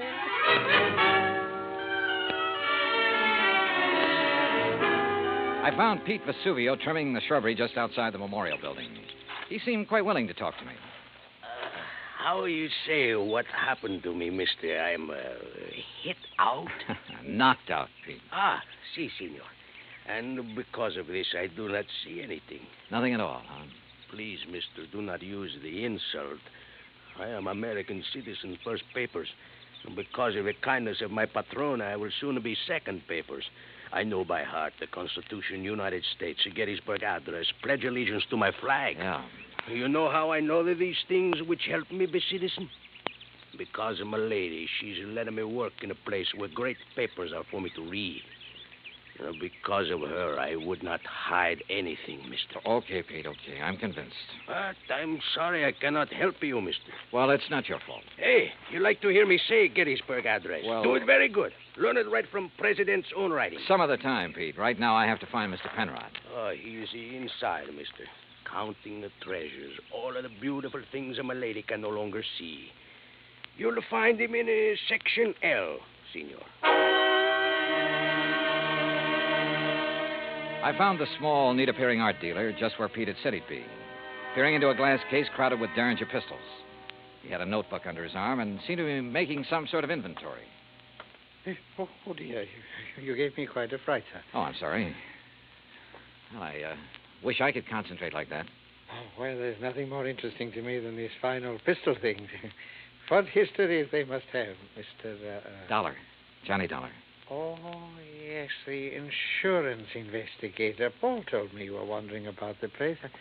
I suppose you'd like to ask me some questions, huh? If you don't mind. Oh, no, goodness, no. I understand you were with Mrs. Meek the night of the robbery. That is correct, sir. We heard the shouting. We ran out here just as fast as we could. I was the one who discovered the manuscript was missing. You have any idea how the thief got in here? No, sir, no. Unless someone forgot to lock the front door, or unless he had a key. Well, has Mrs. Meek given out many of the keys? Well, in my opinion, too many. Even I have one. What about Paul Meek and his wife? No, I don't think so. Well, they really aren't interested in the museum at all, Mr. Dollar. Oh. Mr. Penrod, I understand you're quite an authority on antique art and things like that. Well, Isn't taking inventory a little beneath your position? Well, I suppose it is, Mr. Dollar. But, last week when I received dear Mariah's wire asking me to do it, I simply couldn't refuse. She's been such a good customer of mine. Well, yes. You have any idea who might have wanted the Lincoln manuscript? Well, I know several persons who'd love to have it. Give most anything, but I don't know anyone with the nerve to break in here and take it by force. You remember where Paul Meek and his wife were when you heard Pete shouting? They were right in here when I arrived. I see. Well, thanks for... Oh, just one more thing. Oh, yes? If you'd stolen the manuscript... Mr. Dollar. A hypothetical question, Mr. Penrod. But if you had, and you wanted to sell it at a good price with the least danger of being caught, how would you go about it? Well, I'd take it abroad, of course. I'd put it on the open market over there. Huh. You aren't planning on going abroad soon, are you, Mr. Penrod? Oh, gracious, no. You know anyone who is? Anyone who, Well, didn't Paul and Janice tell you? Oh, they're flying to Paris Wednesday night.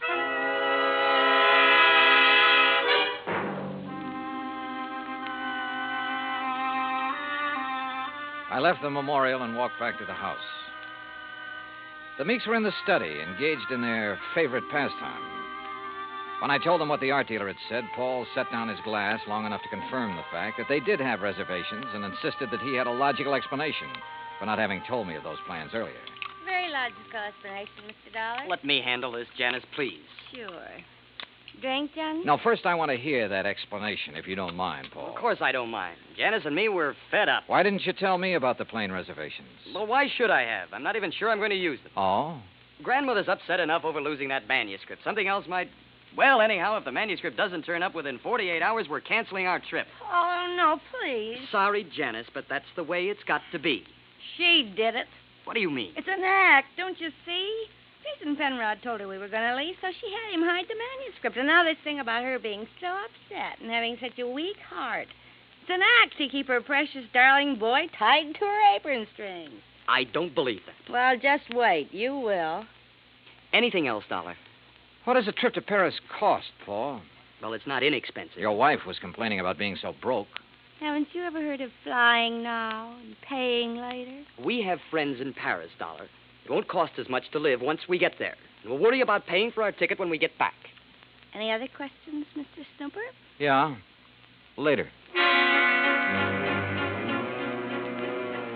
It was after 7 when I finally got back to my hotel room. I ordered a drink and tried to make some kind of sense out of the information I'd gathered during the day. But it all added up to 0. I called Hartford and asked Max Green to look into the Meek finances. Then I dressed for dinner. I was about to go downstairs when the phone rang. Johnny Dollar. Mr. Dollar, I was told to call you. Yeah? It's about the ad. The ad? In tonight's paper about something missing from a certain memorial. Go on. Well, I called Hartford Collect. They said to call you. Yeah, that's right. Who is this? My name's not important, Dollar, but that 10 grand reward is. You think you can earn it? You meet me tonight, you'll see. Where? In the alley behind the Bourne Whaling Museum. Be there at 9:30 and be alone. You got it? Yeah, I got it. Expense account item 4, 85 cents cab fare from my hotel to the Bourne Whaling Museum. I don't like wandering around dark alleys at night, alone in a strange town. It isn't the best way to stay alive. But at 9:29, I passed the old whaling museum and started down the alley. It was dark, no moon, and it was very quiet. I was about 20 yards in from the street when I saw him, curled up in a ball like he had a stomachache. Only he didn't. Because somebody had made him very dead. I struck a match and turned him over. I'd only seen him once before, but I didn't have any trouble remembering where it had been. Right after I'd checked in, he'd knocked on my hotel room door. By mistake. At least that's what he'd said. After giving a statement to the local police who identified him, I went back to my hotel. Evening, Mr. Dollar. Yeah, say, look, I know it's probably against all your rules, but who had my room just before I checked in? Oh, I couldn't disclose that information, sir. Sorry. Oh, well, so am I. It'd mean a lot for me to know. Maybe even $5 worth. Well, well, sir, if it's that important. Thank you. Now, let's see here. Yes, here it is. Can you read his signature, Mr. Dollar? Yeah, thanks. Just fine. The name I'd seen scrawled on the hotel register wasn't important now. At least not without something more to back it up. There was no law against checking out of a hotel, but there was a law against murder, if it could be proven. And that would be hard to do without finding a motive. So I went back to the Meek house to look for it. I paid off the taxi, that's item 5, and started up the front steps. Oh, hi, Johnny. I thought it might be you. That's so? Mm-hmm. I hope you aren't mad at me for the things I said today. No, not at all. I've been a very bad girl. But everything's going to be all right now. It is. Mm-hmm. Or haven't you heard? Heard what? About dear old grandmother. She's had a real bad stroke. Isn't expected to live. You, aren't a bit sorry, are you? Would you be, if you were me? Dollar, you mind coming up here? No, not a bit, Paul. I'm trying to reach you at your hotel. Thank goodness you've come here. Did Janice tell you? Yeah. How is she? Bad. Doctor's given up. Says it's only a matter of hours. She told me to send for you, Mr. Dollar. Oh? I don't know why. I've never been able to figure out a lot of things she did. All right, where is she? In there. Old Pete's with her, but go on in. Thanks. Would they increase devotion to that cause for which they here gave her the last... Who is it? Oh, it's Mr. Dollar, my lady. Hello, Mrs. Meek. Oh, thank you for coming, Mr. Dollar. I go now. No, wait. Mr. Dollar, you have a moment, haven't you? Of course. I promised Pete the last time I visited the museum. I promised I'd let him recite some of the things he's learned while working there. Haven't been able to keep that promise till now. Go on, Pete. Please. Yes, my lady. They here gave her the last full measure of devotion. That we here highly resolve that these dead shall not have died in vain. That this nation under God shall have a new birth of freedom.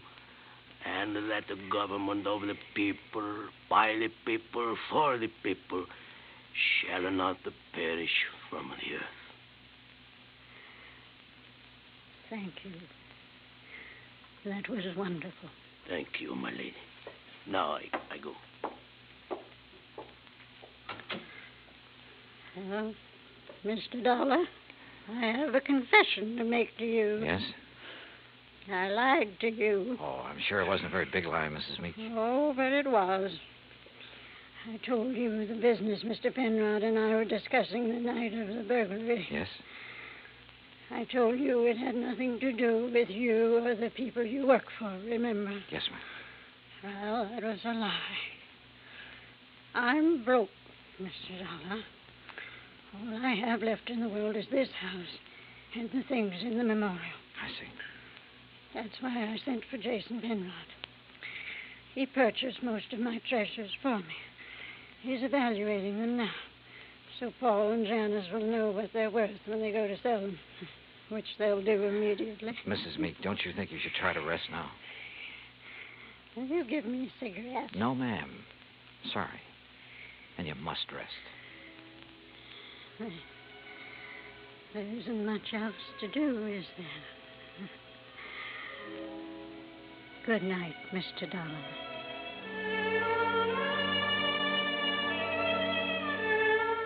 Outside in the hall, Paul and Janice Meek were talking quietly to Jason Penrod.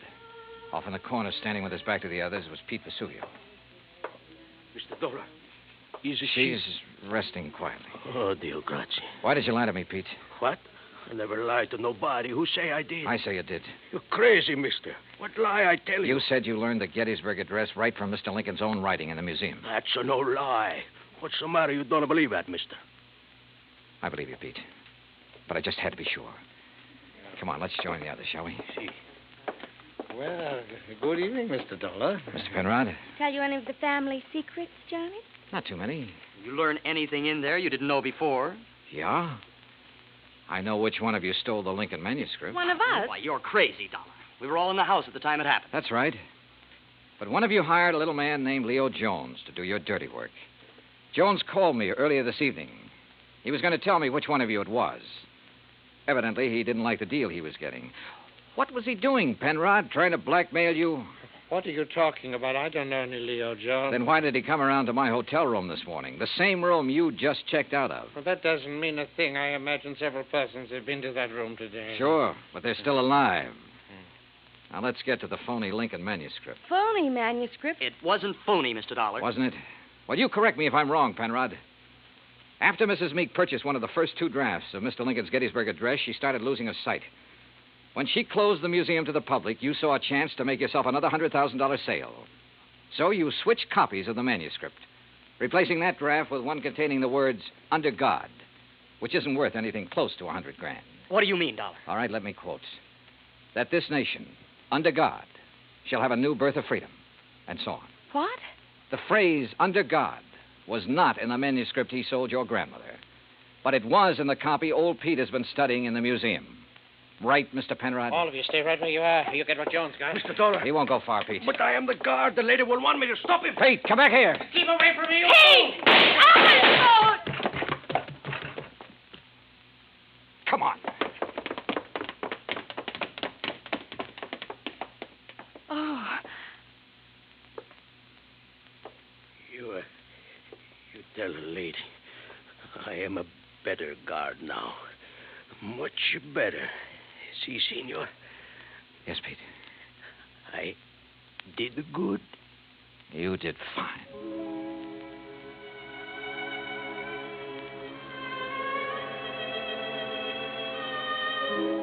Pete Vesuvio will live to apply for his second papers. And in time, probably open a spaghetti joint in New Bedford. Penrod will be tried for murder. As yet, he hasn't disclosed the name of the person who purchased the stolen manuscript. But in time, I'm sure he will. As for the Meeks, well, Mariah passed on later that night. But as she said, there was nothing left for her but to rest. Expense account total, including hotel and numerous incidentals, $98.30. Yours truly, Johnny Dollar.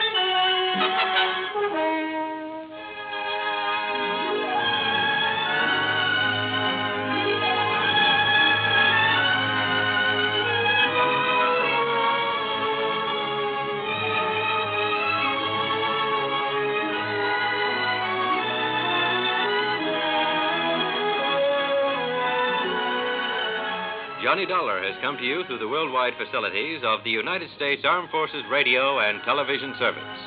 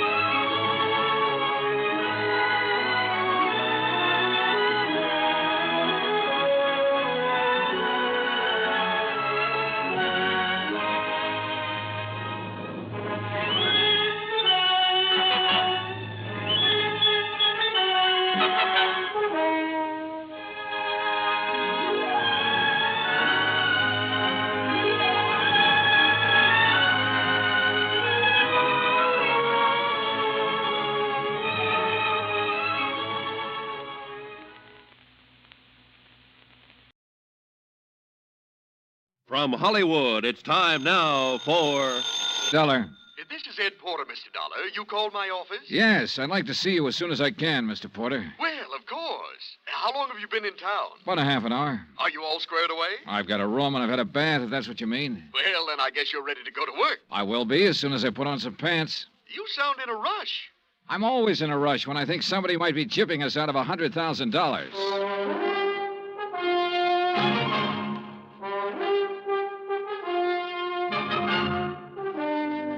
Bob Bailey in the transcribed adventures of the man with the action-packed expense account, America's fabulous freelance insurance investigator. Yours truly, Johnny Dollar.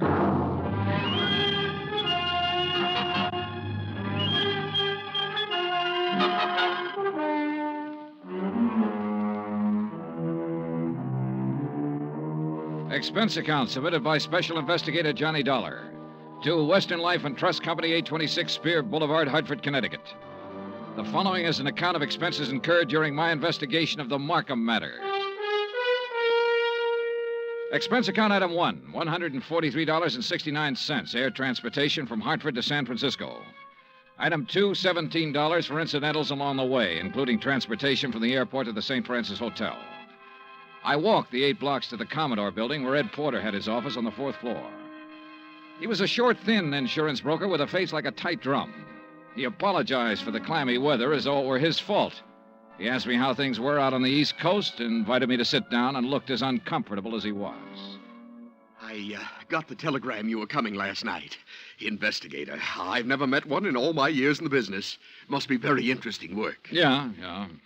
Look, I don't want to take up too much of your time, Mr. Porter, but I would like to get some information from you. Oh, certainly, Mr. Dollar.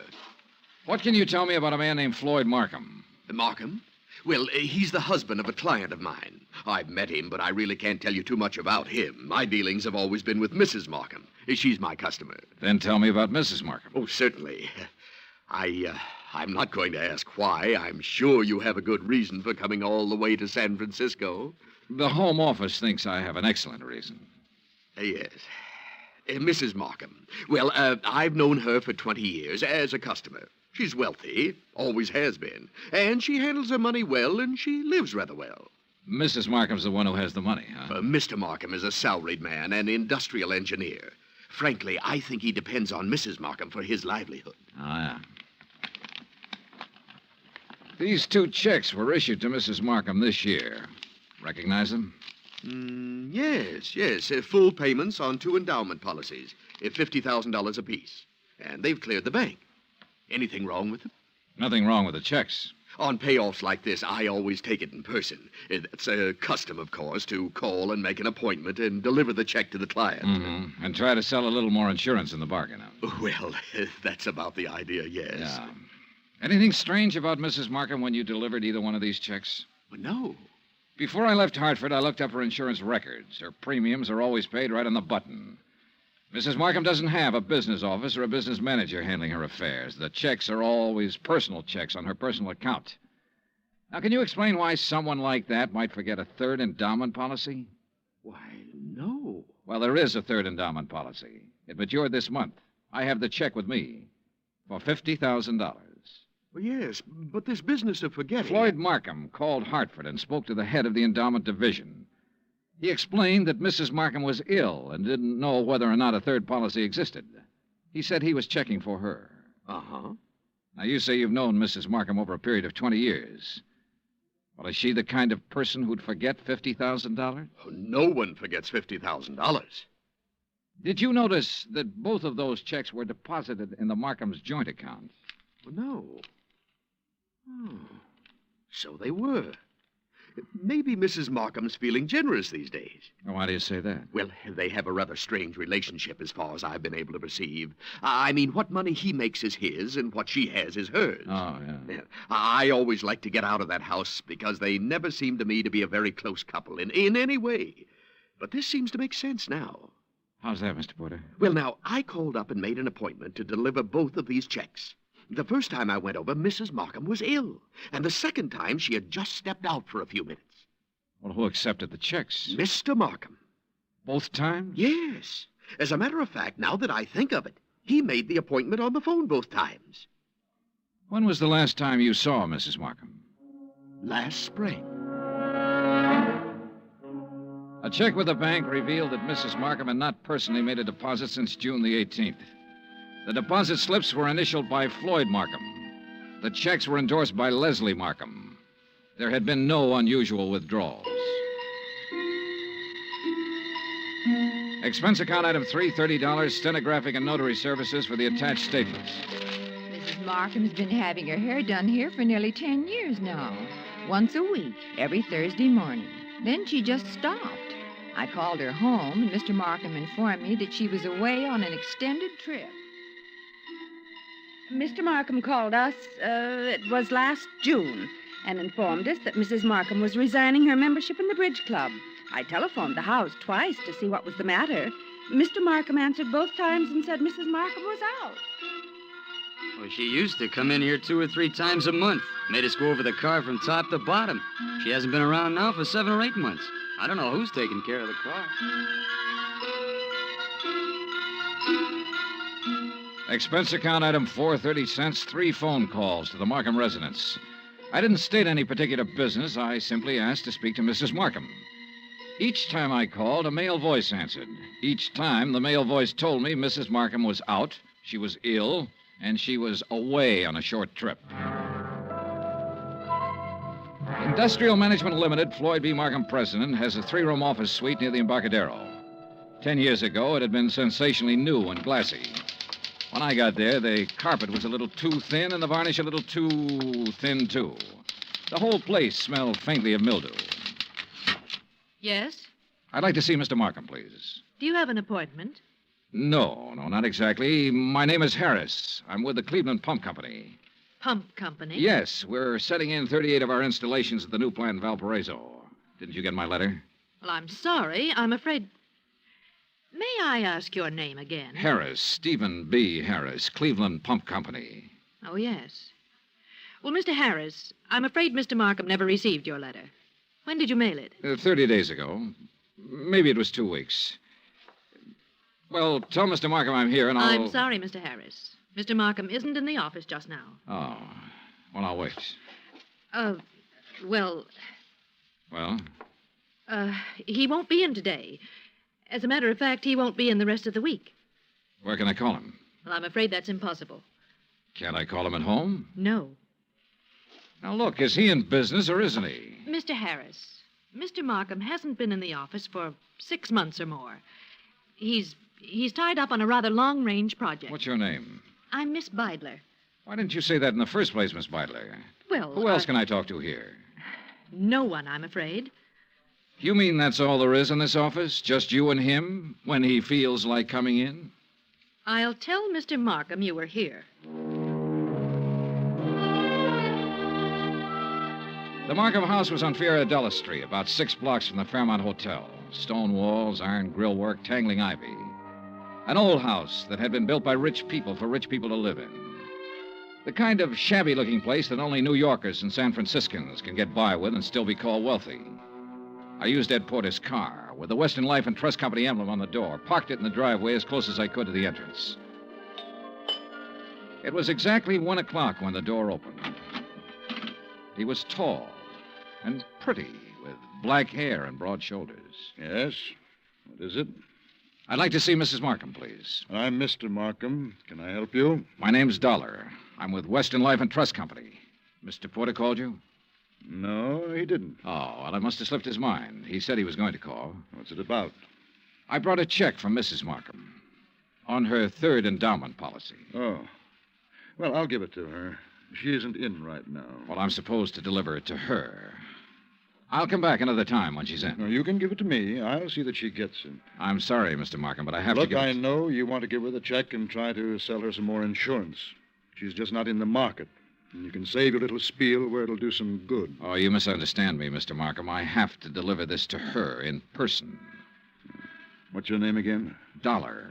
Johnny Dollar. Come in. I'll wait till she comes back and make an appointment. Mr. Porter told me he'd made it for 3 today. She's here. She's here. Just come in. Why the runaround, then? Mrs. Markham is desperately ill. I don't want to disturb her with things like this. Well, I'm sorry to hear that. What's the trouble? Very serious anemia. So if you'll just give me the check... I have a report to make out when I deliver this. I just Only take a minute to hand her the check. Then it'll be off my mind and off your mind. Now, look here, Mr... Didn't you call the company's home office about this check? I called because Mrs. Markham requested me to call. Oh, yes.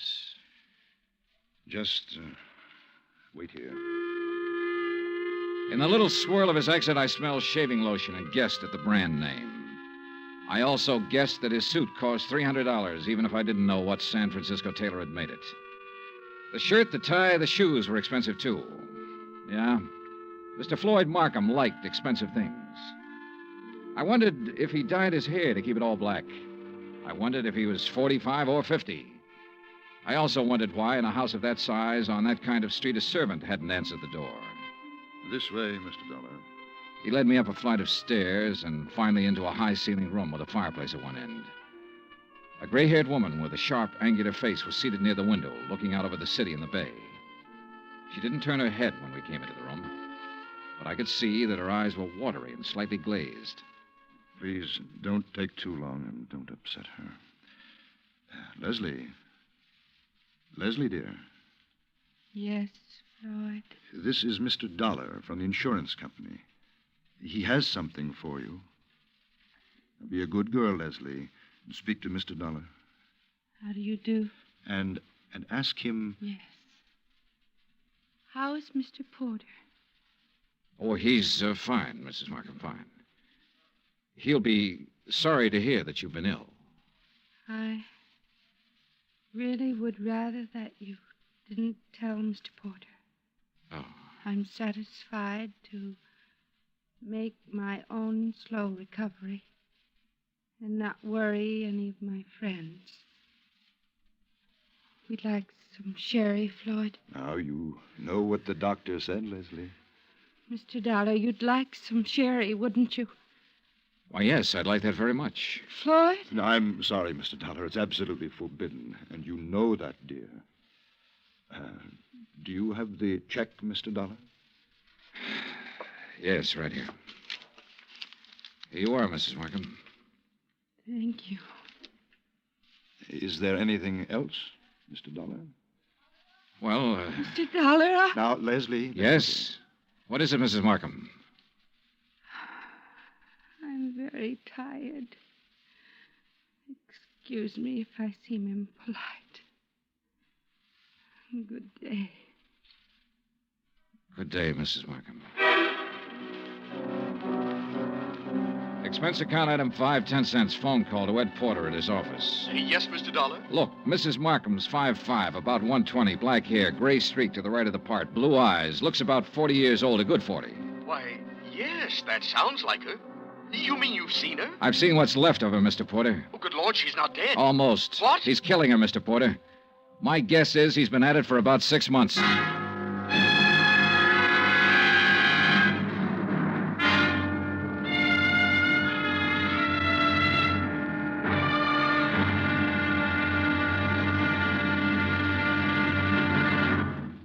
Act Two of yours truly, Johnny Dollar, in just a moment. Nobody will take a frown at face value anymore now that the word has gotten around about Jack Benny's return to the air.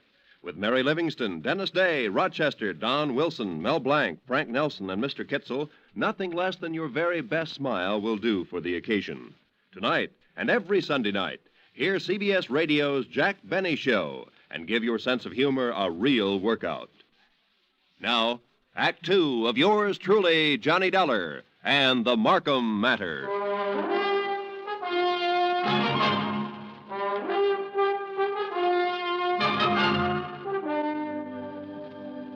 Take a rich old house on a rich old street in San Francisco. Walk in with a legitimate insurance check for $50,000 and tell a man named Floyd Markham you want to deliver it to his wife. Tell him this when you know that no one has seen or heard from his wife in 6 months. Just tell him you want to see her. Insist that you see her. Then stand around and listen to him lie a couple of times. Then let him take you to her. Give her the check. Say goodbye. 20 minutes after I walked out of the Markham's house and picked up Ed Porter, we drove back to the house and parked 100 feet from the entrance. This is the darndest thing I ever heard of, Mr. Dollar. I'm not sure it's all clear to me. What's our position? Oh, I wouldn't know that, Mr. Porter. That's up to the legal department. This much I'm sure of right now. Markham's already deposited $100,000 of her insurance money into a joint account. If I'm not mistaken, this last check will go into that account, too. Right now, while we're sitting here, she's probably endorsing that check. Well, then I don't see where it's any of our He's business. making her endorse the check. He's making her stay in that house, in that room, away from everybody. Well, how? What way? He said she was ill. You said she appeared ill. I don't know how he's doing it, but I'm going to find out. Are you sure this isn't all surmise on your part? You weren't in the room when she said, "Let's have some sherry. Please, let's have some sherry." Well, I must be pretty She was dumb, really trying to say she wanted him to leave the room so she could talk to me. So she could have one little minute to tell me what the matter is, what's going on. His next move is to deposit that check. Then one big withdrawal, the whole $150,000, and bye-bye Floyd Markham. Mr. Dollar, I'm just an insurance broker. I don't understand that... Well, how'd you like to be an investigator for about 10 minutes? Me? Yeah. You see that car that just pulled up in the driveway? Well, yes, The yes. girl driving it holds down that dummy office of Markham's. Her name's Beidler. She might be in on this with him. And that's Mr. Markham leaving the house. Good. Now, look, here's what you do. Follow them. I think I know where they're going, but you follow them and make sure. Well, where are they going? To the bank to deposit that check. Oh. Well, where are you going? To have that glass of sherry, Mr. Porter. Ed Porter pulled his hat down low over his face and put both hands on the wheel and took out after that '55 Cadillac sedan. I crossed the street, went back up on the porch of the house and knocked. I didn't expect her to answer. I didn't expect anyone to answer, but I wanted to make sure. I went around to the garden. There wasn't a sound in the big old house when I opened the garden door and went up the stairs again. The door to her room was closed. She wasn't by the window anymore. She was stretched out on the divan. I felt her wrist for a pulse. It was there, faint, but there.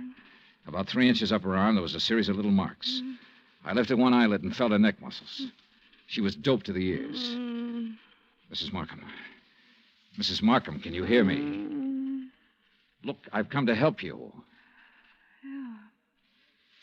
Me? Yes. Yes, I'm going to take you out of here. Now, don't be frightened. Mr. Dollar? That's right. That's right. That's the ticket. Insurance company. Yes. Now I remember. Yes, that's right. Thank you for bringing my check. I don't want Want what, Mrs. Markham? want any of my friends to worry. Oh. I'm improving, but I don't want them to know I'm ill. Just say I'm out of town for a while. He told you to say that, didn't he? Yes. He told me to say exactly that.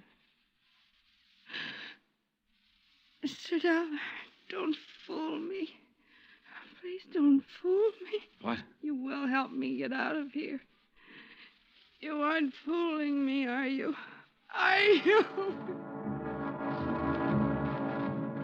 I carried her downstairs and put her in my car and drove her to the St. Regis Emergency Hospital. Expense account item $100, deposit with the hospital office. I explained as much as necessary to the intern who promised to advise me when Mrs. Markham became rational. After that, I drove back to the house. Ed Porter's blue coupe was parked across the street. I didn't know what to do but come back here. And when I got back, I didn't know what to do either. Slow down. You're doing fine. Oh, you were right. You were absolutely right. They went straight to the Bank of America to deposit that money. I kind of thought they might be back here by now. No, they're over at Angelo's having a drink and some dinner. I followed them there. You're getting to be quite a sleuth, Mr. Porter. Well, I try to do my best and use my head. Mr. Dollar, did you talk to Mrs. Markham? As much as I could. She was doped. I took her out and put her in the hospital. Oh. Well, should you have done that, Mr. Dollar? I could have left her up in that room to die, Mr. Porter. Oh, yes. Yes. Well, what's our next move? Ours? Well, certainly. I can't quit now, Mr. Johnny. Well, let's go to Angelo's, Eddie. Ed Porter settled the hat lower on his ears and gripped the wheel harder, and we took off for Angelo's on Stoker Street. When we got there, we didn't have to go inside to see if our people were still around. The Cadillac sedan was in the parking lot. So we took up a plant across the street. Well, why wait? Why not go in and take them out of there and take them down to the police? Well, that might blow the whole thing. Now, we have to wait and see what Mrs. Markham has to say when she's well enough to talk. Yeah, but... I'm sure she'll have some charges to prefer. In the meantime, we wait and see what's what. Yeah, what do you think he'll do when he goes home and finds her gone? Well, that'll be pretty interesting. What do you think he'll do? Well, I imagine he'll think she got up and walked out. No, he knows better than that. He's had her doped up for 6 months. He knows he can go out of the house and she'll stay right where he left her while he's gone. No, that isn't it. Oh. Well, then he'll know that she had help. That's more like it, Mr. Porter. I liked Eddie. It gives me kind of a feeling. Okay, Eddie. Now answer the question. Oh, what'll he do? Well, he'll try to get out of town. That's it. He'll try to leave town. He'll know that he's had it. Come on. Huh? They're pulling out. We followed them to a cocktail lounge near the Presidio. We waited around outside the place for 2 hours. Expense account item 725 cents. I called the St. Regis Receiving Hospital. Mrs. Markham's condition was unchanged. Item 8, $2, 2 hamburgers, 2 Cokes, and cigarettes for Mr. Porter and myself. We had just finished eating when Floyd Markham's Cadillac turned out onto the street. We followed it for 10 minutes. When Markham parked on a dark hill, we cut our lights and came to a stop. Mr. Dollar. Yeah, Eddie? Can you see what they're doing? Yeah. What? Necking. Huh? Necking. You know. I should have telephoned my wife. At 12:10, Floyd Markham turned the car around and drove back into town. We followed once more. We saw him double park outside a 4-story apartment house on a steep hill, let the woman out, then drive on. Eddie? Yeah, Johnny? Think you can handle something else alone? Oh, I'd love to. Women sometimes talk a lot easier than men. You keep on him. When he finds his wife absent, I want to know where he goes. Wherever it is, I'll let you know. You gonna shake her down? Something like that. Yeah. Get going.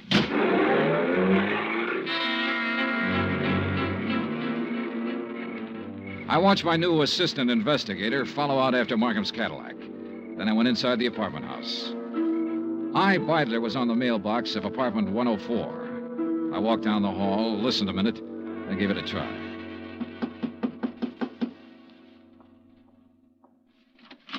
Yes? Well, what on earth are you doing? I'm here to see you, Miss Beidler. It's important. You're, Mr. Harris. I'm Mr. Dollar, Johnny Dollar. I'm an insurance investigator. Oh. There was something about you today. I wasn't sure. Now you're sure. Oh, what are you doing? Right now, I'm working for Western Life and Trust Company. You better sit down. Well, I don't know that I'd better do anything, Mr. Dollar. You're rather rude. Then you can stand. We've been checking into Floyd Markham. I don't think I have to tell you what we found out so far. I think you also know that by this time tomorrow he'll be in jail and you might be right along with him. Well, I'm sorry, Mr. Dollar. I simply don't be sorry. Just use your head. I said you might be right along with him. On the other hand, if you have some useful information, the insurance company might be useful to you. What do you mean? Well, I figure he sold you on an island trip or an estate in the country bill of goods. It'll be harder getting it out of him, but we'll get it one way or another. We'll get it all right. Now, what do you want to do? I want a drink. You? Oh, thanks. I'm not bad. I'm not a criminal. I've never been in trouble. You are now. Why? Because I fell in love with him? Because you were helping him kill her. What are you talking about? Mrs. Markham. She's in a hospital right now. What? I took her there myself today. He's had her doped with I don't know what for months. Having her sign checks, endorse deposit slips. Funny. Is it? He told me that Mrs. Markham was out of town, divorcing him. I wondered how. You were right. It was a country estate. In England. A genteel life, he said. The London theater, walks in the country, little harmless things that most people can never do. He said we could do them as soon as he cleaned up his affairs. Why, tonight he said we could start packing.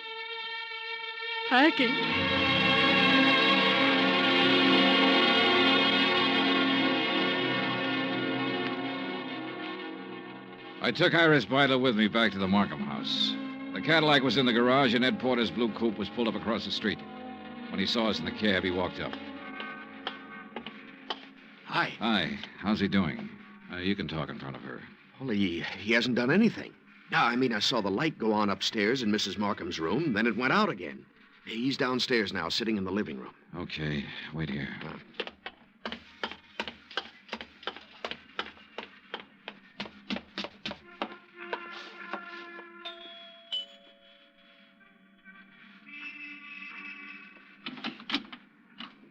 Hello, Markham. Hello. If you're worried about your wife, which I doubt, she's in a hospital. Are you a policeman? Insurance investigator. That's Miss Byler in the taxi over there. Oh. I want you to come with me now. Of course. Yes. You said your name was Dollar? That's right. Why couldn't you have come around, say, next week? She'd have been dead by then. That's the way she should have been for 16 years. Dead. Yeah. Come on, Markham.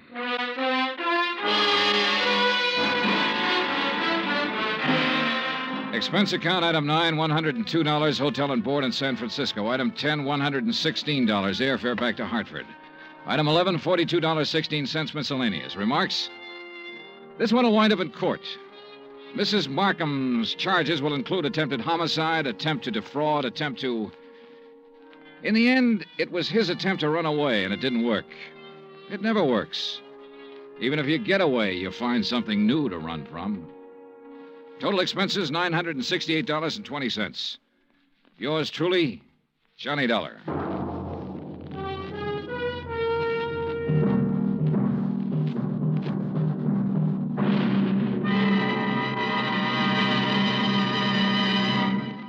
Now, here's our star to tell you about next week's story. Before I do, I want to say something to you about Thanksgiving. Now, there's a day that deserves celebration. And heartfelt thanks to the God who made us for being able to live in the most free and peaceful and bountiful country in the world. And yet, why wait for next Thursday or any Thanksgiving Day? For Americans, it seems to me, Thanksgiving should be every day. Think about it, won't you? Next week in our story, New Orleans, the French Quarter, a beautiful girl, and high adventure. Join us, won't you? Yours truly, Johnny Dollar.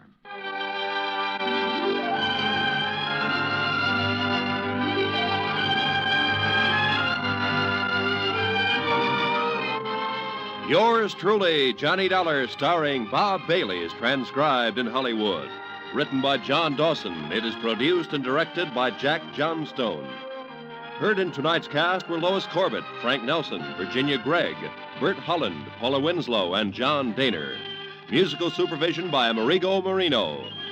Be sure to join us next week, same time and station, for another exciting story of yours truly, Johnny Dollar. Roy Rowan speaking.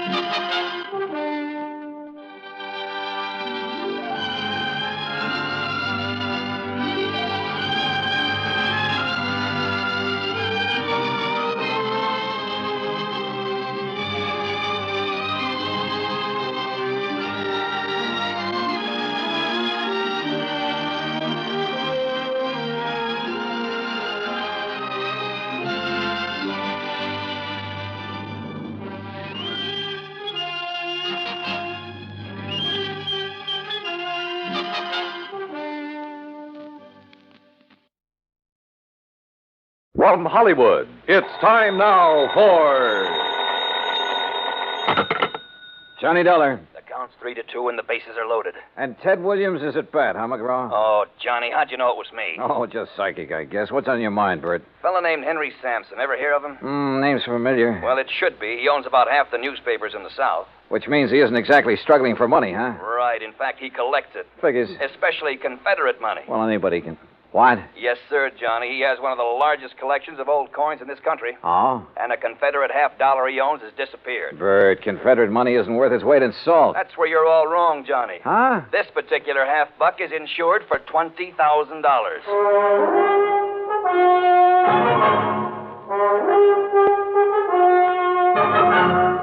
Bob Bailey in the exciting adventures of the man with the action-packed expense account. America's fabulous freelance insurance investigator. Yours truly, Johnny Dollar.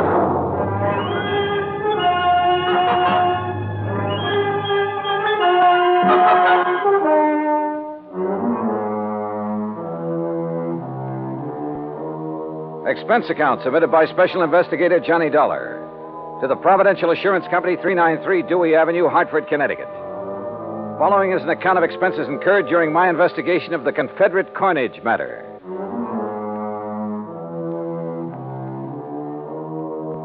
Expense account item 1, $1.20 taxi from my apartment to Bert McGraw's office.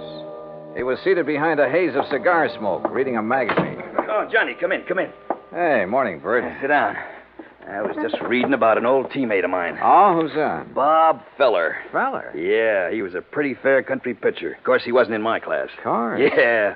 Many's the time I had to help old Bob out of a spot. Yes, sirree, Bob. That boy could get himself into more jams. Well, I remember... I didn't know you played with the Cleveland Indians, Bert. What? Well, blasted cigar. You been reading up on baseball, Johnny? No, but I remember Bob Feller. Who doesn't? In 1940, I saw him pitch a no-hit, no-run game for the Indians. Oh, well, now, wait a minute. You and me, we must be talking about two different fellers. Yes, sir. That's so? Why, sure. This Bob Feller that was my teammate, he played ball for the Apalachicola Alligators. Yes, sir. Good old Bob Feller. Spelled it Faller. Fowler. Yeah. Yeah. Now, Johnny, about this Henry Sampson thing. His secretary called here just before I talked to you. Told me the coin had been stolen. Well, now, what makes that particular coin worth $20,000, Bert? Well, like I said, it's Confederate money, a silver $50, and where it was minted or something. That's what does it, I guess. Where was it minted? New Orleans. Now, during the whole time of the Civil War, that mint only turned out 4 $50. How come? Well, how should I know? I'm only going by what's on Sampson's original policy application. But you're sure about there being only 4 of those $50? Well, no, I'm not sure. You mean you've never checked?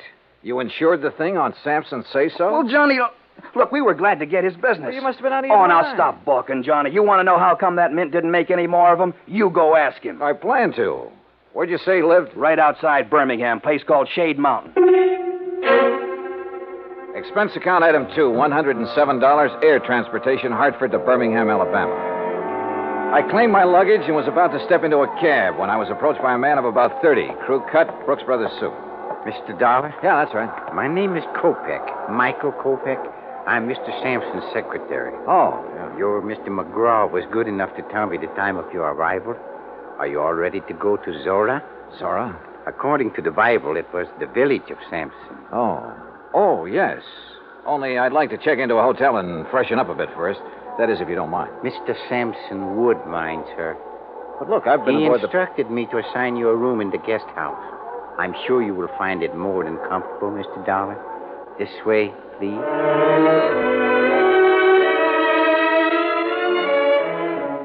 Just outside, standing in a no parking zone, was the Sampson limousine. A uniformed chauffeur took my bag, and about 40 minutes later, we passed through the gates of Zora, Sampson's private domain. Beside the main house, there were 2 guest houses, 2 swimming pools, a private zoo, stock farm, turkey ranch, and a number of cottages for the servants and maintenance people. Inside the main house, Kopek led me down a long hall lined with statues and oil paintings and other art objects. Finally, he stopped and opened a heavy door. Henry Sampson was seated behind a large desk, and standing near him was the most beautiful woman I had ever seen. Mr. Dollar, sir. Thank you, Michael. I'll call when I need you. Yes, sir. Well, Johnny, come in. Come in, sir. You had a pleasant journey down, I hope? Yes, fine, thanks. Good, good. Would you like a sample of our southern hospitality, Mr. Dollar? Well, Forgive me, my dear. Johnny, this is Mrs. Sampson. Delilah, Mr. Dollar. Mrs. Sampson? In case my question confused you, Johnny, I meant, would you like a drink? No, thanks. Not just now. Let the man catch his breath, Delilah. Now, Johnny, let me get on my feet. I can't give you more than 10 minutes of my time. So, let's get right down to business. This here's a display case that was broke into. Mm-hmm. None of your other coins were taken, huh? No. Whoever did it knew what they wanted. They got the most valuable one. What about this lock? Was it tampered with? Wouldn't have done 'em no good to tamper with it. It's the biggest and strongest that Yale makes. Reckon he knew that. That's why he broke the glass. Then you think someone familiar with this room and your collection took the coin? If you want to know the truth, he suspects me. Delilah. Mr. Sampson, did anything unusual happen that evening? Did you have any visitors? None. Delilah and I ate our supper. I worked for a couple of hours, same as always. Then we played casino till 10:30. We always play casino until 10:30, John. It's the only thing that relaxes my husband.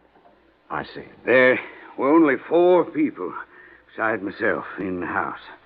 Mrs. Sampson, Mary, her maid, Digger, my manservant, and Michael, my secretary. Good old Michael, the trusty troubleshooter. Mr. Sampson, according to your policy application, only 4 of those Confederate $half were ever made. Is that right? Yes, 'tis. Confederate states didn't have any silver bullion to make more. Dirty Yankee blockade. Yeah. Could you give me a description of the coin, sir? Sure. Originally, it was a regular Union 1861 piece.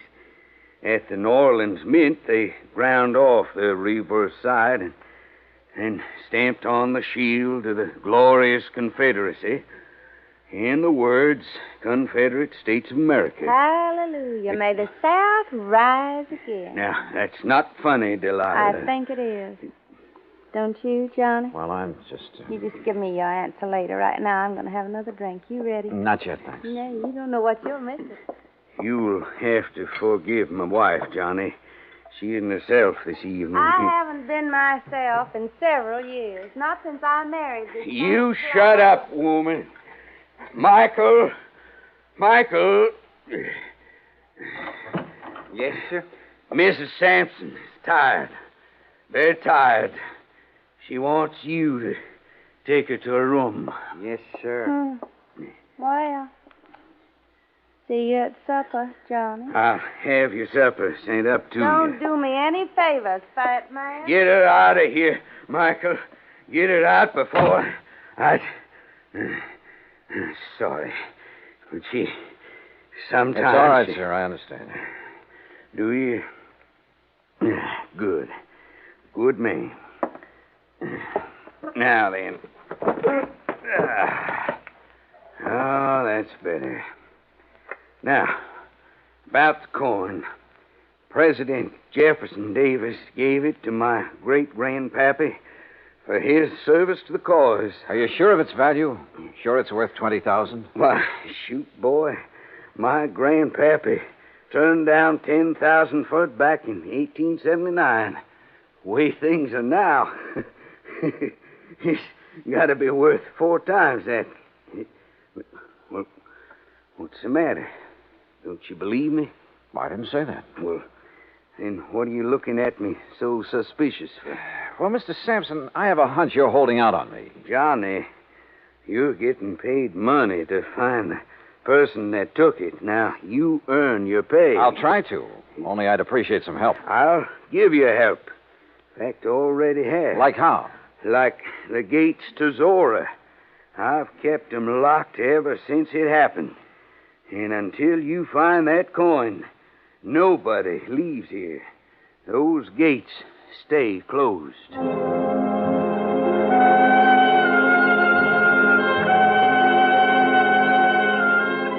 few moments later, Kopek returned and escorted me across the magnolia-scented grounds to my rooms in one of the luxurious guest cottages.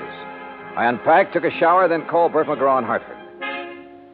Well, how's it going, Johnny? It is not. Oh, come on now, boy. Sorry, Bert, but it looks like a real toughie. You don't want me to send in a pinch hitter, do you? Nope. But how about getting the dust off your pants and doing some legwork? All right, what kind of work? Find out for sure how many of those 1861 half-dollars were ever made and what their value is today. Wait a minute. What'd you say, John? Not you, Bert. Somebody at the door. You check on that coin. Got it? Like the Yankees have the pennant. Good luck, boy. Okay, I'm coming.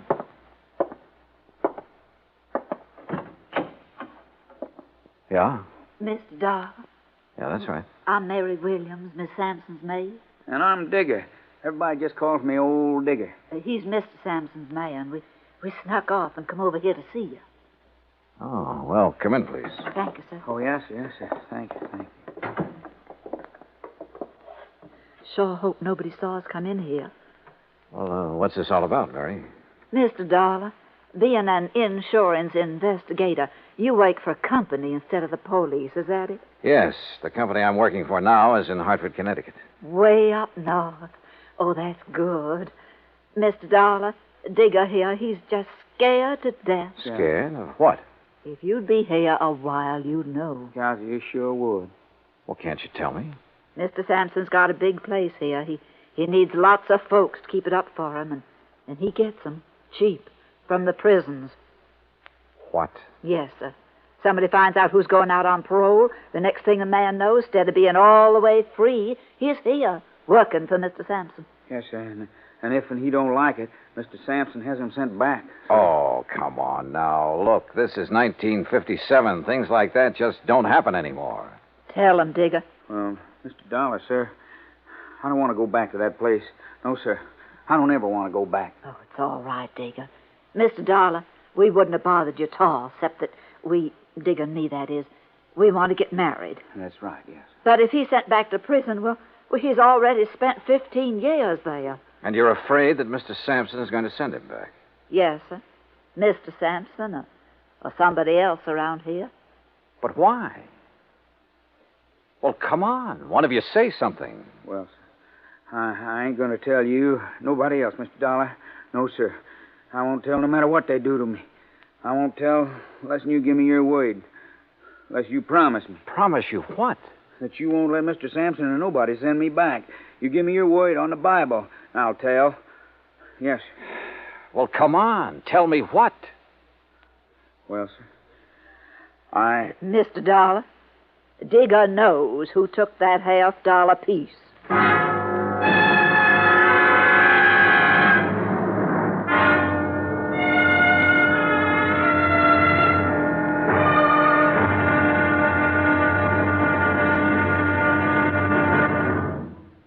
Act Two of yours truly, Johnny Dollar, in a moment.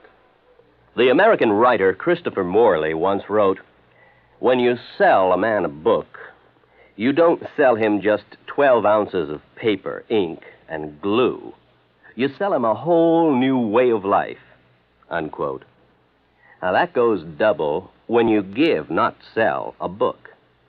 But the gift of 550 books to little children increases the legacy tenfold.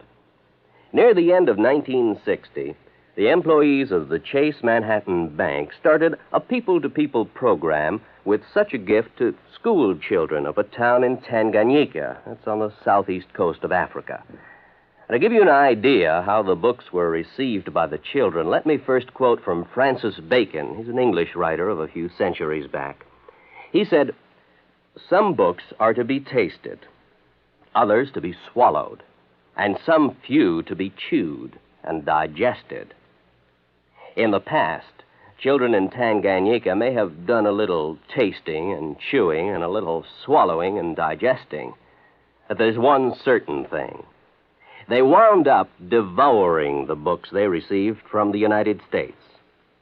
And they did so much of it that they, the ones in high school anyway, were able to reach the level of English children their age and pass the exams at the same time. That takes a lot of book learning, as they say. Now, the gift of these books from the United States of America may have seemed a small thing to the senders, but the boys in Tanganyika who received them know that they've opened a whole new way of life. They've greatly increased understanding in the classroom of freedom, the right of all men everywhere. And now, Act Two of yours truly, Johnny Dollar, and the Confederate coinage matter. I wanted to help Digger, the Sampson servant who claimed to have information concerning the missing Confederate half-dollar. But I couldn't promise him anything without first knowing more about the part he had played, if any, in the theft of the coin. I did promise to think over his offer and let him know if I was interested by the next afternoon. Anyway, at 8 that evening, I joined Mr. Sampson and Kopek for dinner in the large dining room. After we'd finished our coffee, Sampson rose and excused himself.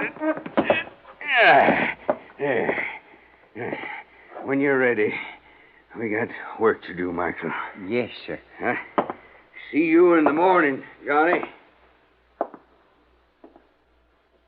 Well, how is the investigation coming, Mr. Dollar? Have you found any valuable clues? Nope, not a thing. Oh, that's too bad.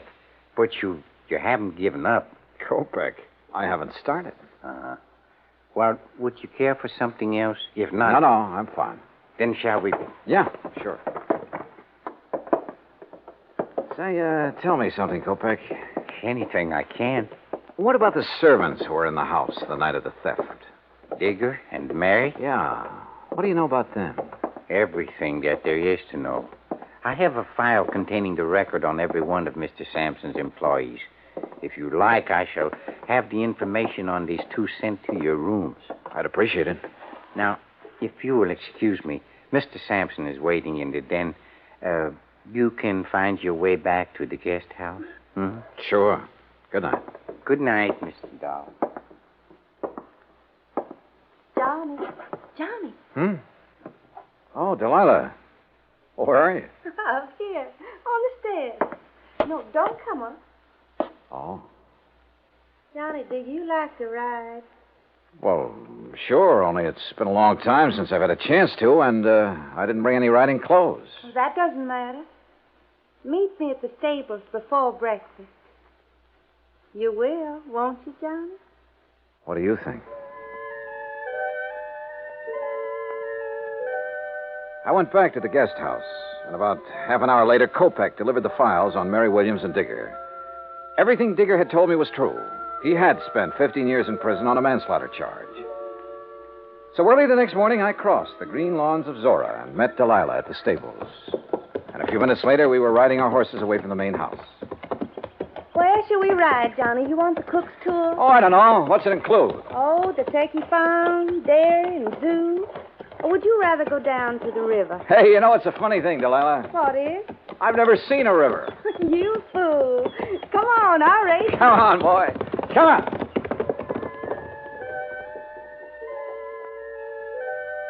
Finally, when we reached the river, we dismounted. And she just stood there for a long moment, looking down into the water. Well, I guess I'm just reaching for something I can't have yet. You understand, John? why did you marry him, Delilah? His money. Only I was fooled. Or made a fool of. How do you mean? Well, he's a collector, Johnny. Of coins and paintings and people. Well, hadn't you noticed? I'm just another one of his possessions with all the rights and privileges of a statue. And you know why Sampson married me? Because my parents named me Delilah. Well, why don't you leave him? Oh, I'd need money, a lot of it. And I thought I was going to get some. But now? Maybe I'll get another chance. And when I do, Johnny, you keep in touch, huh? We rode on back, had breakfast, and I returned to my rooms in the guest cottage. Around 11 o'clock, I picked up the phone and called Bert McGraw again. Johnny, about time you called. Yeah, what'd you find out, Bert? Enough to know that I'm in trouble, and you got to get me out of it. Trouble? What kind of trouble? That Confederate $50. Do you know what it's worth? $5,000. What? But you insured it for 20. I know it, but look, Johnny, it wasn't all my fault. I mean, well, how did Sampson know about the dies? What dies? The dies a man named Scott made 500 of those $50 from back in 1879. That's what lowered the price of the original $50. You mean there are 500 of those $50 in existence instead of 4? 504. The 4 original ones made in 1861, and the rest were made later. Well, looks like you're out 20 grand, Bert. Oh, don't say that. Unless. Yeah? Unless you're willing to let me try something down here. Anything, Johnny boy, anything. Even if it costs $5 grand? Well, you know what'll happen to me if the company has to take a loss of $20,000 for something worth only $5. Johnny, please go ahead. Thanks, pal. I'll call you later.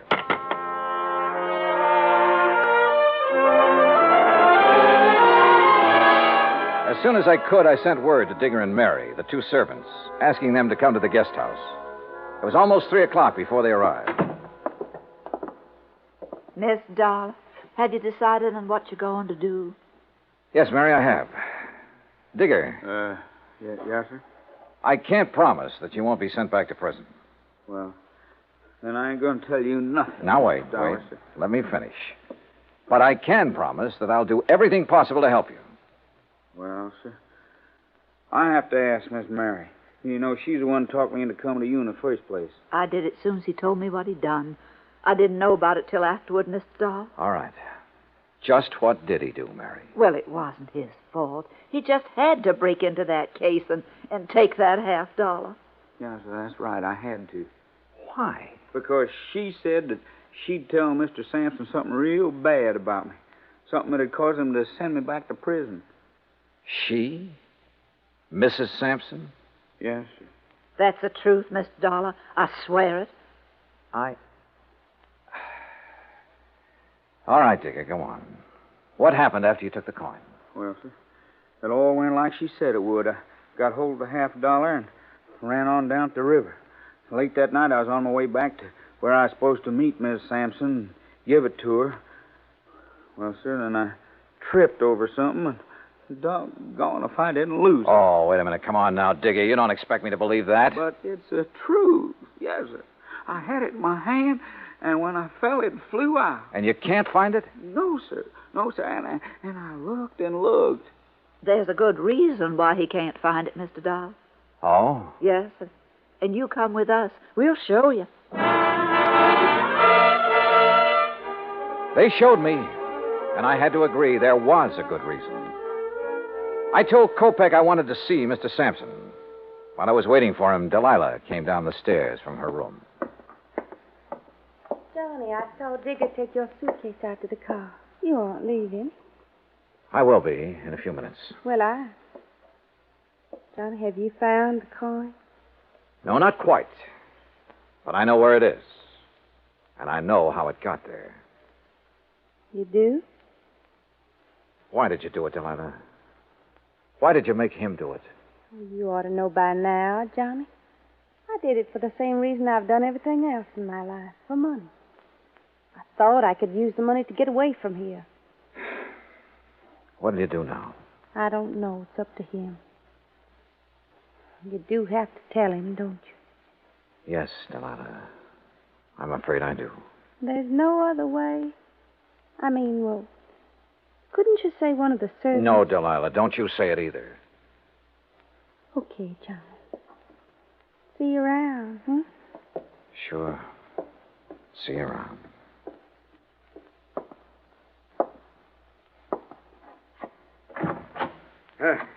Come in, Johnny. Come in. I hear you have news for me. Well, boy, start in. Tell me. I told him as simply as I could. When it was over, he got to his feet and stared out the window for several minutes. When he turned back, he ordered Kopak to find Digger and take him to the place where the coin had been lost. A few minutes later, we joined him there.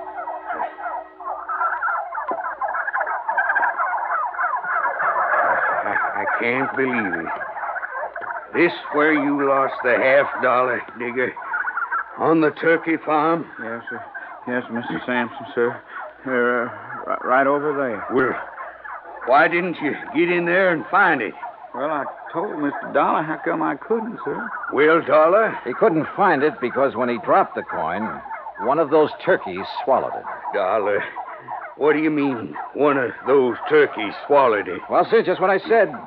Turkeys will eat anything that glistens or shines that's dropped near them. And since Digger was cutting across this field when he dropped the coin... But, boy, do you realize there are 2,000 turkeys in there, and any one of them could have my $50?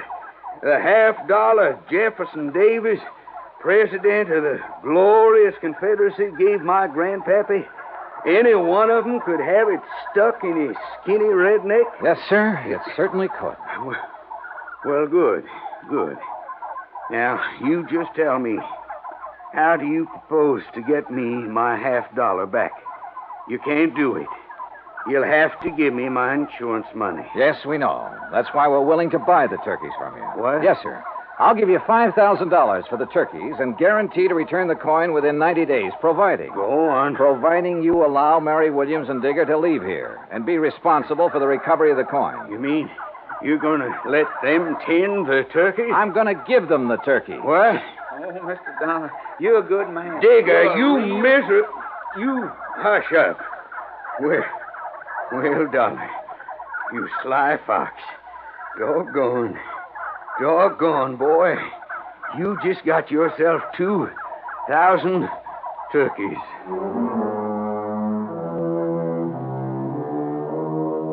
A couple of weeks after I left Birmingham, I received a letter from Mr. and Mrs. Digger telling me that they'd found the coin in the craw of the bird they'd killed for their first Sunday dinner together. Which proves once again, miracles do happen. Expense account total, including transportation back to Hartford, $405.10. Yours truly, Johnny Dollar.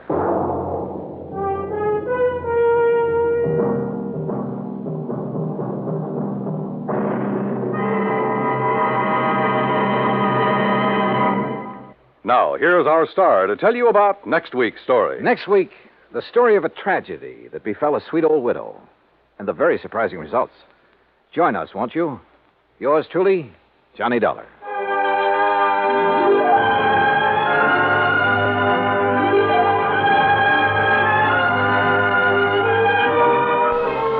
Yours truly, Johnny Dollar, starring Bob Bailey, originates in Hollywood. Written by Charles B. Smith, it is produced and directed by Jack Johnstone. Heard in our cast were Virginia Gregg, Eleanor Audley, Herb Ellis, Herb Vigran, Forrest Lewis, and Vic Perrin. Be sure to join us next week, same time and station, for another exciting story of Yours truly, Johnny Dollar. This is Dan Cubberly speaking.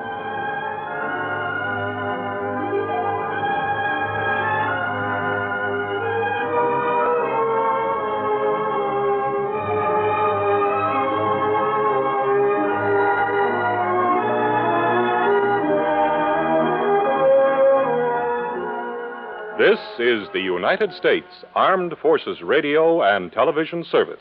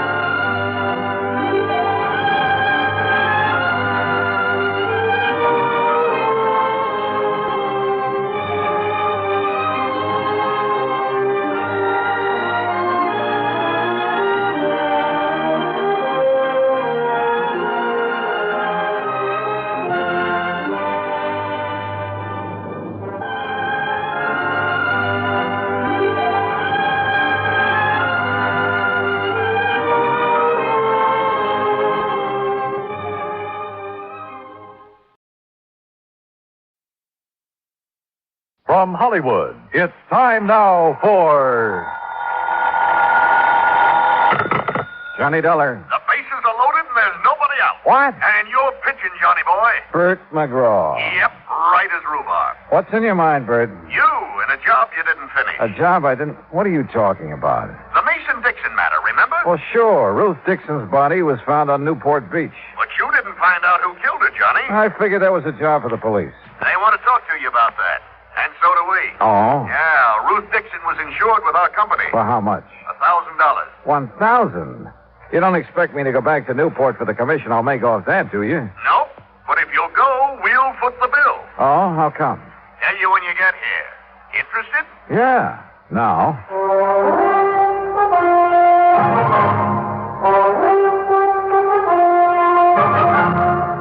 Bob Bailey in the exciting adventures of the man with the action-packed expense account. America's fabulous freelance insurance investigator. Yours truly, Johnny Dollar.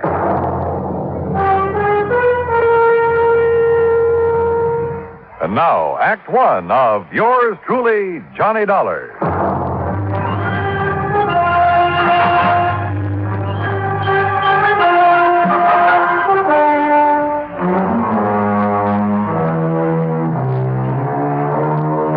Expense account submitted by Special Investigator Johnny Dollar to the Providential Assurance Company, 393 Dewey Avenue, Hartford, Connecticut. The following is an account of expenses incurred during my investigation of the Dixon murder matter. Expense account item 1, $1.20 taxi from my apartment to the Providential building. Along the way, I did some thinking. A week ago, a girl's body had been found on Newport Beach. The Masons and the Dixons had each identified it as the body of their missing daughter. I managed to locate the Mason girl. That meant that Ruth Dixon was the girl on the beach. Who had killed Ruth? Well, I didn't figure that was my job. But evidently the brass at Providential did. Why? Well, I hope Bert McGraw would tell me. Oh, Johnny, come in. Morning, Bert. About this Dixon matter. I suppose you're wondering why I was so anxious for you to go back to Newport. Well, I am kind of curious, Bert. Well, I told you, Ruth Dixon was insured with our company. But for only $1,000, you'd save money by paying it off and forgetting it. Maybe. But it isn't that easy. Oh, why not? Because of the Newport police, for one thing. Well, what have they got to do with her insurance? Well, not a thing. But they have got plenty to do with our company and its representatives. And last week, you were one of them. So the Newport police, Captain Lewis of Homicide to be exact, called here this morning. Who's Lewis? Miller was the man I worked with. Lewis took over because Miller didn't follow up on you. And he's very unhappy with you, Johnny. I can't imagine why. No? Well, Captain Lewis says you left Newport without giving his office all the information you had on the Mason girl. The Mason girl? What's she got to do with the Dixon investigation? Well, how should I know? Darla Mason didn't even know Ruth Dixon. Lewis says different. But that's beside the point. We can't afford to have any police department in this country feeling the way the Newport boys do about our investigators. Oh, come on now, Bert. It isn't at all that serious. Johnny, we have to have police cooperation. And we can't force them to cooperate, so we try to build up a sufficient amount of goodwill. But, Bert, No, it's too late to apologize. Who's apologizing? Captain Lewis chewed out my boss. My boss did it to me, and I have orders to do it to you. Okay, so get it over with. Well, I'm almost through. Except that no matter what it costs us, it's going to be worth it to have goodwill restored. You understand? Sure. And whatever you do in Newport, please keep Captain Lewis informed. If you stumble onto something that might lead to the Dixon girls' killer, tell Lewis about it. Okay, Bert, whatever you say. No hard feelings, Johnny. No, everything's just fine. Oh, good boy. Glad to see you understand. For an expense account like the one you're going to get, I can understand the theory of relativity.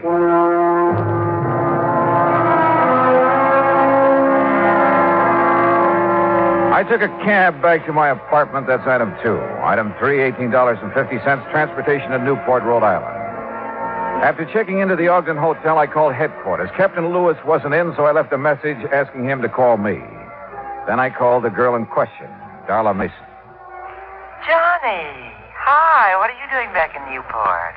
Oh, just winding up a little unfinished business. Nothing to do with me, I hope. No, not a thing. Darla. Yes? If you're not busy tonight, why don't you meet me for dinner? Why, Johnny, I'd love to. Fine. You say where? Well, how about the yacht club at 8? Good. I can take the cruiser from our dock. And after dinner, we can go for a ride on the bay. Sounds great. See you at 8:10, Johnny. Bye. Bye. Expense account item 4, $15 worth of American Beauty roses for Ruth Dixon's mother. I rented a car and drove out to the Dixon home. The moment I stepped into the house, I could smell the heavy, sweet odor of Oriental incense. While Mrs. Dixon put the flowers in water, I located the source of the incense. It came from an ornate burner on the mantel in the living room. Behind the burner, draped in black, was a large photograph of Ruth Dixon. And on each side of the photograph were 2 lighted candles. Oh, Mr. Dollar, these are the most beautiful roses I've ever seen. Well, I'm glad you like them, Mrs. Dixon. Oh, yes. Ruth will, too. Beg your pardon? I said Ruth will like them, too. I'll take them to her in the morning. That is, if you don't mind. Oh, no, not at all. Mr. Dollar, I don't know how you feel about such things, but I believe those who have passed on never really leave us. What do you think? Well, I haven't given much thought to the subject. But you should. Ruth will appreciate these roses as much or more than she ever would have. Do you believe that? Well, I didn't know Ruth when she was alive. When she was here, Mrs. Dixon. Oh, that's right. You didn't. Well, she's still here.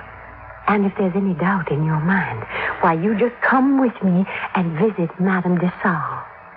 Madame de Salle? Yes. She's been such a help and comfort to me these past few days. Well, without her and her teaching, I'd have been completely lost. This Madame de Salle, what is she? She's just an ordinary person, but she has wonderful occult powers. She can see beyond the veil, Mr. Dollar. And she's promised to let me speak to Ruth as soon as the conditions are right. Do you know when that will be? Lucille? In here, Henry. Oh, excuse me, Mr. Dollar. I have to put out these candles. Henry doesn't believe like we do. My, you've been at it again, haven't you, woman? Now, Henry. Open the windows. Get the smoke and the smell out of... Oh, Mr. Dollar. Afternoon, Mr. Dixon. What are you doing back in Newport? He's trying to find the man that caused our girl to pass on. Oh, she didn't pass on, Lucille.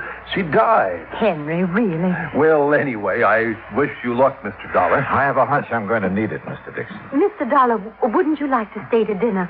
We aren't having anything fancy, just leftovers and boiled cabbage head. Oh, my. Now what? Why, I just remembered why I burned that incense. And it wasn't what you thought, Henry Dixon. It was on account of the cabbage. It covers the smell. That's not the truth, and you know it. Oh, now, Henry. Look at that mantle, Mr. Dollar. She's made a regular shrine out of it. Looks like a heathen altar. Henry. Well, it's the truth. And I wouldn't blame Mr. Dollar if he was afraid to stay to dinner with a woman like you around. You aren't afraid to stay, are you, Mr. Dollar? No, of course not, but I do have another engagement. Oh, well, anytime you can come, you just let us know. Yes, thanks. I'll remember. Well, now, if you men will excuse me. You will. And you open the windows in the back. Yes, Henry. Oh, Mr. Dollar. Yes? When Madame de Salle arranges... That fraud. When Madame de Salle arranges for me to talk to Ruth, I'll let you know what she says. Good evening. Poor dear. She hasn't been the same since Ruth's body was found on the beach. Mr. Dixon, according to the medical examiner, Ruth's body was in the ocean for approximately 6 weeks. That's right. Do you remember if Ruth was going with anyone in particular just before the time she disappeared? The police asked me the same question. I couldn't answer it. You mean you don't remember? I mean that Ruth wasn't a girl to be tied down to one man and any more than she's content to live like she had to after my health failed. Did she date very often? Well, you know, she worked as a hostess at the yacht club. Yes, sir. She met a lot of rich young men there. And if you ask me, she dated too much. Of course, her mother took Ruth's side, said she had to if she was ever going to get herself a husband. But she went with no one in particular. No. She never settled down enough.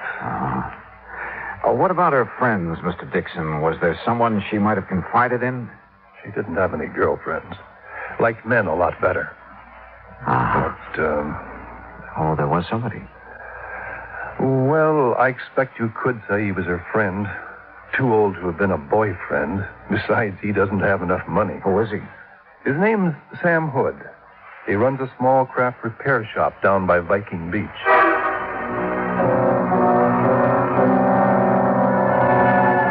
Viking Beach is on the Atlantic side of Newport, approximately a mile from Land's End, where the Dixon girl's body had been washed ashore. Once there, I didn't have any trouble locating Sam Hood's repair shop. It was on the end of a large wharf. For a moment, I thought the wharf was deserted. Then I heard it. Below the wharf, sitting low on the water, was an old converted PT boat, and standing on deck, tinkering with the controls, was a heavy-set man wearing thick glasses and greasy dungarees. I was about to call him when he looked up. Afternoon. Hi. Can I help you? Yeah, I hope so. I'm looking for Sam Hood. He ain't here. Gone on his vacation. Oh, fine. Can I do anything for you? I'm his brother, Leroy. Well, yeah, Leroy, maybe you can. You want me to come up or you going to come down? I'll come down, but how do I do it? Stairs over to your left there. Oh, sure. You're a stranger around here, ain't you? Yep, that's right. Well, I'm always glad to meet up with a stranger. This is such a little bitty place. Most everybody along the waterfront's heard everybody else's stories so many times till they're sick of it. What'd you say your name was? It's Dollar. Johnny Dollar. Well, welcome aboard the Connemore, Mr. Dollar. Connemore? That's an odd name for a boat. Sure is, ain't it? But I found it in a book. Sure fits her. And me, too. What's your line, Mr. Dollar? I'm an insurance investigator. Well, now, that must be mighty interesting work. Yeah, sometimes. You chew tobacco? No, thanks. Oh. Well, I got a brand new plug of brown mule here. Ain't had it out of the wrapper. So if you want some... No, thanks, Roy. You sure missing something? Yeah. Yeah. Ooh. Man, my tooth. You want to take a look around? Go ahead. Of course, the Connemore ain't no fancy yacht. Excuse me, what did you say? I said the Connemore ain't no fancy yacht, but she's all mine and Sam's, and I'm proud of her. Oh. Where did you say your brother was, Leroy? Sam? Oh, he's visiting our folks down in Augusta. I would have gone, too, but somebody had to stay in mind the store. Yeah. You know when he'll be back? Not for sure. But anything Sam knows about, so do I. We got real runny mouths in our family. Tell me, Leroy, did you know a girl named Ruth Dixon? No more than just to tip my hat to. But Sam did. Yes, sir. That gal and Sam, they used to sit up there on the wharf looking out toward Gooseberry Island, and they talk. You know what about? Nope. Get off that railing, you whitewash brother! See ya! Leroy, you told me a moment ago Sam couldn't keep a secret.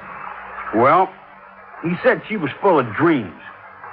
Man, you asked me, she wasn't nothing but another two-timing, just like all of them. Oh, that's not a very good opinion of her, Leroy. I can't help it. Sam was crazy for her, but she didn't even let on like she knew it. How did your brother take the news of her death? Oh, just awful. That why he left town? Yep. Does Sam own a .38 revolver, Leroy? Oh, sure. Most everybody who has a boat owns something like that. But, hey, wait a minute. You getting ideas? No, just asking questions. Oh. Well, Sam couldn't have killed her. I know it. What makes you so sure? Well, 'cause he's my brother. And how he was so broke up when he heard about Ruth. Why would you suppose anybody'd want to put a bullet in a pretty gal like that? I don't know, Leroy. I don't know. I asked him a few more questions, watched him chase the seagulls off the railing once more, then left. At 7:45, I was sitting in the yacht club bar waiting for Darla Mason. At 8:30, I was still waiting. And at 9:30, I gave up and went back to my hotel. I hadn't been in my room 10 minutes before someone started pounding on the door. Darla! Darla, you in there? Yeah, who is it? Captain Lewis, open up. Well, good evening, Captain. Nothing good about it. Huh? Fine thing you pulled. You come over here to help, then you go gallivanting off where nobody can find you. I called your office as soon as I hit town. Because the people you're working for in Hartford told you to. Now, look, that insurance agent said you were skeptical about there being a connection between the Mason and the Dixon. I still am. You won't be when I tell you what happened early this evening. Okay, so what happened? Darla Mason was shot, and the bullet came from the same gun that killed Ruth Dixon.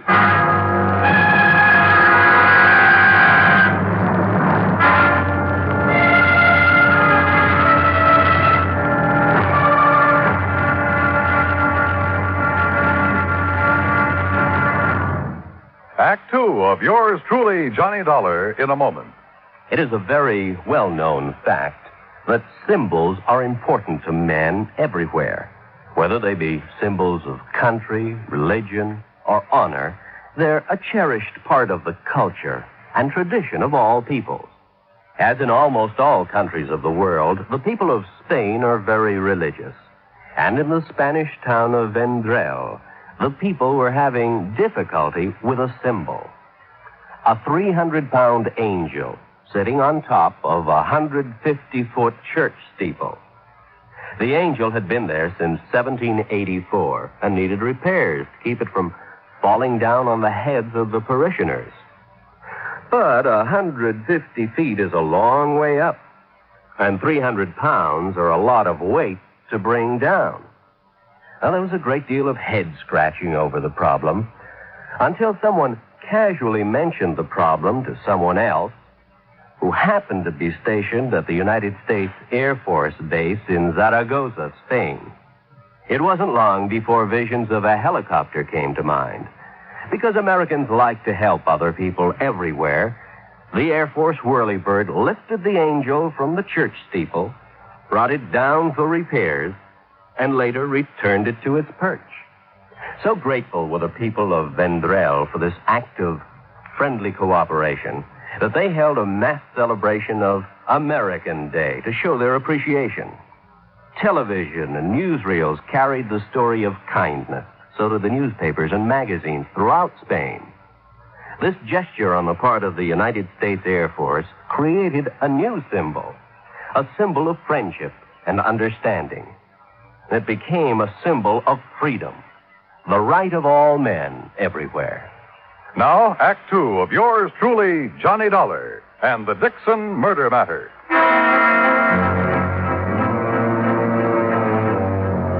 Expense account item 6.20 for 2 cups of coffee at the Eat Right Cafe near my hotel, where Captain Lewis proceeded to give me the details surrounding the shooting of Darla Mason. She had been on her way down to the Mason boathouse, where she'd planned to take the cruiser across the bay to the yacht club. As she neared the boathouse, someone had fired at her, and the bullets that wounded her came from the same gun that killed Ruth Dixon. So there was a connection between the Mason and Dixon girls. And if you want more proof, I have it. Like what? Well, they both spent a good deal of their time at the yacht club. Yeah, but for slightly different reasons. Ruth worked there before she was killed. But she must have known Darla Mason. No, that's no good, Captain. You go to the district attorney with that kind of evidence, and he'll throw you out of his office.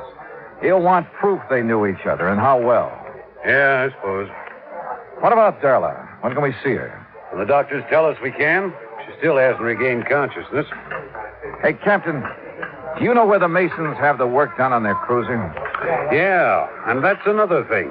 That's Sam Hood's place. Have you questioned him? Never had a chance to. According to his brother, he's away on some sort of vacation down Georgia. Left the day the Dixon girl's body was identified. Are you sure he's still in Georgia? Well, I can ask the Augusta police to check up on him. If he is, have them tell him about Darla being shot up and find out if he knew her. Okay. Well, you ready? Yeah. No one was seen prowling around the Mason place tonight, huh? Well, nobody else was down at the boathouse. Thanks, Johnny. Sure, Captain. And stop being so formal. My name's Pete. Okay, Pete. Well, I guess we've done all we can for a while. I'm not so sure. No, what do you mean? I'm not sure about that either. But I have an idea. Or maybe I ought to call it a hunch. About what? Well, I'd like to sleep on it first, if it's all the same to you. Have I anything to say in the matter? Nope, not a bit. It was late and I was tired, so I did the obvious thing and went to bed. Early the next morning, I called the hospital. Darla Mason had regained consciousness and would recover. But she couldn't be questioned for another 2 or 3 days. So I finished dressing and went down for breakfast. I was crossing the lobby when someone called me. Mr. Dollar. Mr. Dollar. Oh, Mrs. Dixon. I've been waiting to see you. Well, you should have called. I'd have come right down. Oh, no, I was afraid I'd wake you up, and I didn't want to do that. Oh, that's very thoughtful of you. Mr. Dollar, is there some place we can go and talk? Well, there's my room. Oh, no, I mean, well, it wouldn't look right, you know. Oh, yeah, well, then, how about over here? Looks like a nice, quiet corner. Yes, this will do nicely. Mr. Dollar, remember I told you about Madame de Salle? Yes, I remember. Would you like to sit down? Oh, no, I'm too excited to sit. Excited? About what? Well, I've been trying to tell you about Madame de Salle and what happened last night. What did happen? The conditions were right. I beg your pardon?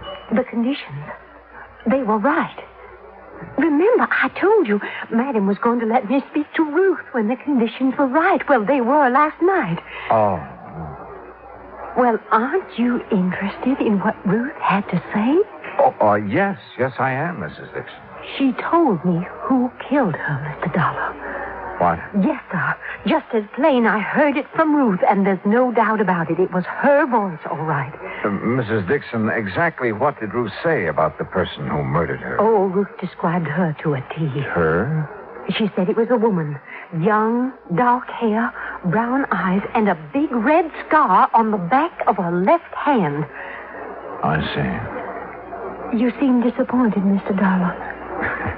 I guess I was doing a little wishful thinking, Mrs. Dixon. Well, wishful thinking or not, Ruth told me who it was that killed her. Oh, her name, too? Well, she didn't know her name. Oh. But that big red scar.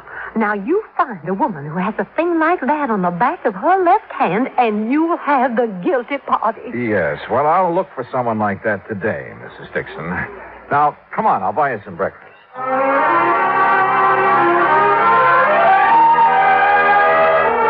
An hour later, back in my room, I put in a call to Captain Lewis. Morning, Johnny. Morning, Pete. Anything new? Well, we heard from the Augusta police. Yeah? Sam Hood's in Augusta, all right. Been there for over a week. Uh-huh. Did they ask him if he knew the Mason girl? I said he did.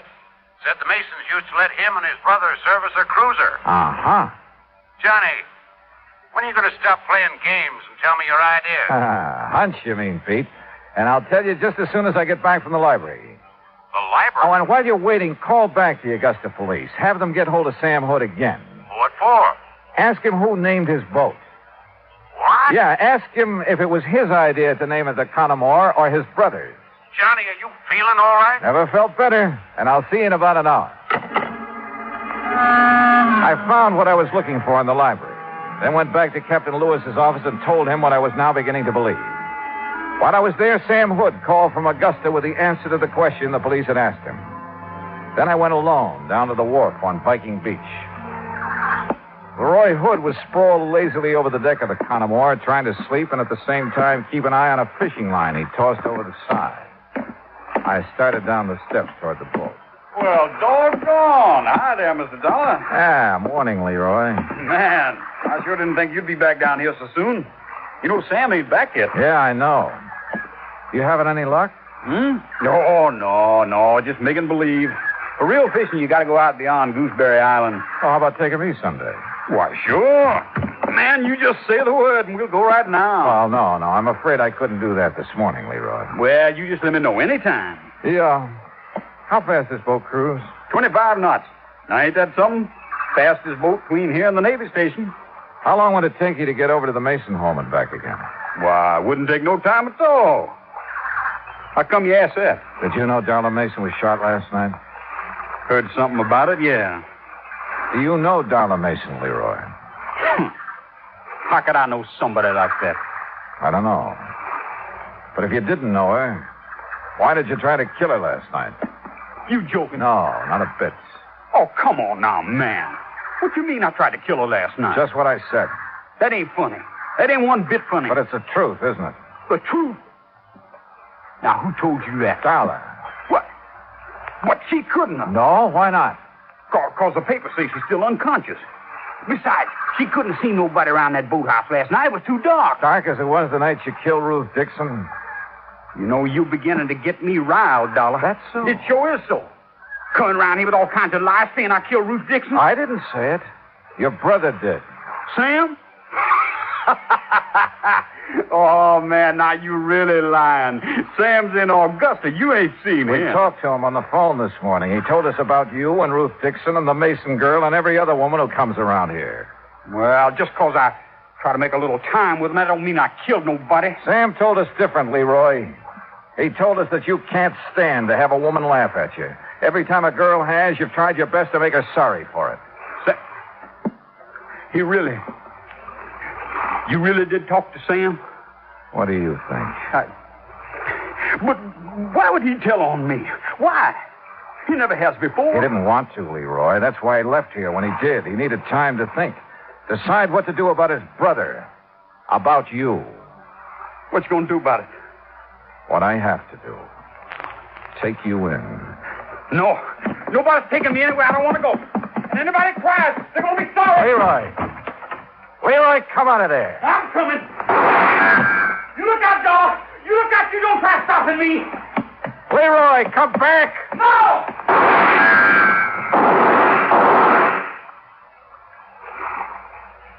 Johnny? You all right? Oh, yeah. I'm just fine. Come on up. All over. Yeah, Captain. I know.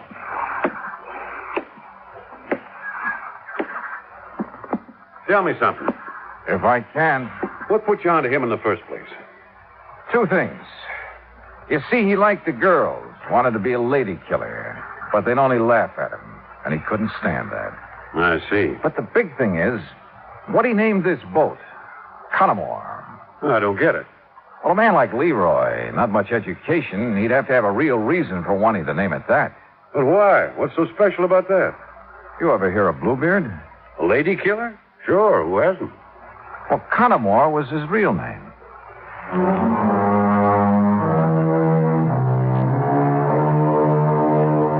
I saw Mrs. Dixon late that same afternoon. I'm afraid she was a bit disillusioned, having been so sure that the person who had killed her daughter was a woman. But there was one funny thing. On the back of Leroy's left hand was a long red scar. Expense account total, including car rental, hotel bill, and transportation back to Hartford, $968.20. Yours truly, Johnny Dollar.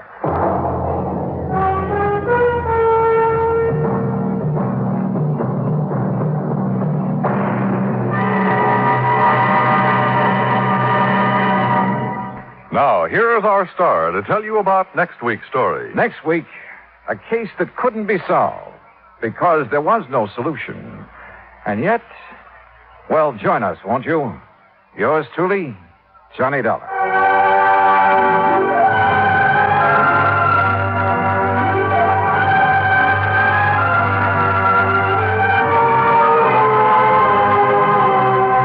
Yours truly, Johnny Dollar, starring Bob Bailey, originates in Hollywood. Written by Charles B. Smith, it is produced and directed by Jack Johnstone. Heard in our cast were Gene Tatum, Jeanette Nolan, Frank Nelson, Russell Thorson, Sam Edwards, and Austin Green. Musical supervision is by Amerigo Marino. Be sure to join us next week, same time and station, for another exciting story of yours truly, Johnny Dollar. This is Dan Cubberly speaking.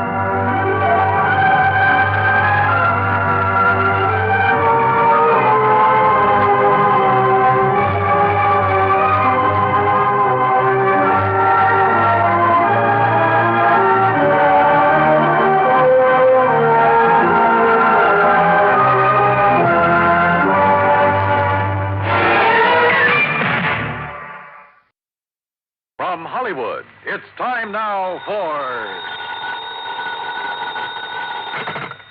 Johnny Dollar. Pat McCracken, Johnny, Universal Adjustment Bureau. Oh, hi, Pat. Hey, I thought you were on vacation. I was. I got called back right in the middle of it on account of Ned Grant. You know him? Grant, the Broadway columnist? That's the one. Well, what's he got to do with your vacation? He's heavily insured by one of the companies we represent, and right now he's taking his vacation. Well? Well, Ned has made a lot of enemies in his time. I know. I read his column. Yeah. And it looks like one of those enemies is trying to make Ned's vacation permanent. Savvy? I'll be right over, Pat.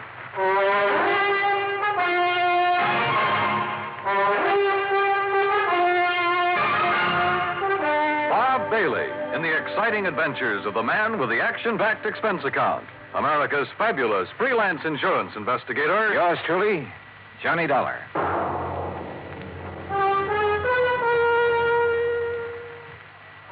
And now, Act One of yours truly, Johnny Dollar.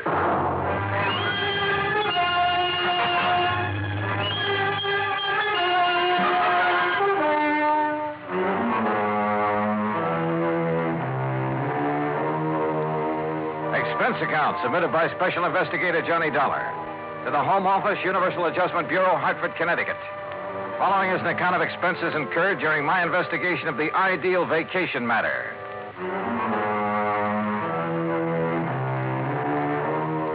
Expense account item one, $1.20 for a taxi from my apartment to the office of Universal Adjustment Bureau, where Pat McCracken was waiting for me, his face covered with sunburn and worry. Just when I was beginning to relax and enjoy my vacation. Sit down, Johnny. Thanks.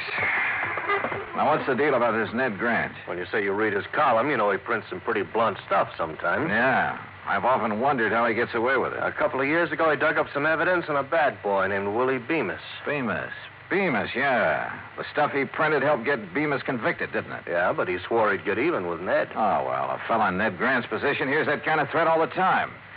Besides, with Bemis in jail, what's the problem? None at all, Johnny, if he were in jail. He broke out last night. Oh, I see. Does Grant know that Bemis is on the list? No, I told you, Grant's on vacation, probably as far from a newspaper as he can get. So you think he's in danger? Well, what would you think? Oh, but if Bemis has any sense, he's heading in some other direction as fast as he can. We can't afford to take the chance, Johnny. Well, look, Pat, I still don't see where I figure in this. Why not just arrange for police protection for Grant until Bemis gets picked up? Want to protect the guy, you got to find him first. Find him? Yeah. You mean you don't know where Grant is? Apparently nobody knows. Oh, great. And I'm supposed to find him? That's right. Oh, and do me a favor, huh? Like what? Find him before Willie Bemis does.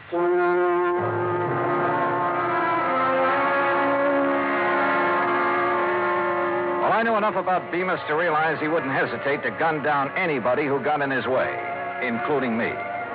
So I headed for New York. That's item two, $23.40.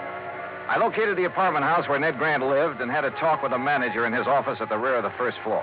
I'm sorry, Mr. Dollar, but I really don't have the slightest idea where Mr. Grant went on his vacation. Well, didn't he leave a forwarding address? No, he just told me to hold all his mail for him here until he got back.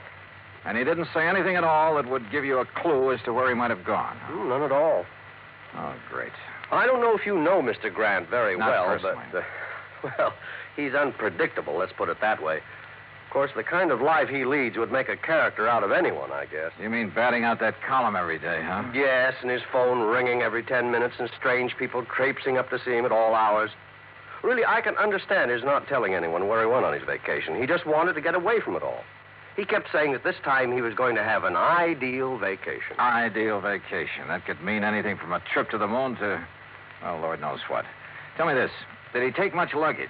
Well, I don't even know, but he hadn't been gone 10 minutes before my phone started ringing with calls for it. Your phone? Oh, yes, Mr. Grant had his disconnected before he left. Tell me, Mr. Dollar, what's so urgent about finding Mr. Grant? There's an escaped convict named Willie Bemis who has it in for him. Oh? He could be looking for Grant. If so, I have to find Grant first. I see. Well, I wish I had more information for you. Oh, I tell you, you might try Miss Anthony. Huh? Possibly she could help you. Well, who's Miss Anthony? Doris Anthony, a close friend of Mr. Grant. Oh? Do you know where I can find her, where she lives? Well, as I understand it, she has a small apartment somewhere on East 73rd Street. Good, I'll find it. Thanks, Mr. Crothers. I walked outside and hailed a taxi. But then, just as I was about to step into it, I froze. Because I caught a glimpse of somebody walking quickly into the service entrance at the side. And there was just enough light to tell me it was none other than Willie Bemis. I headed back in fast and straight to the door of Crothers' little office. The door of it was locked. Crothers, open up. Crothers. Okay, then I'll open it.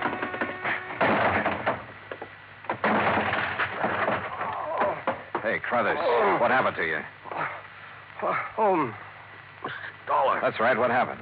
This man, right after you left, he came barging in. That was Willie Bemis. What did you tell him, Crothers? Only what I told you.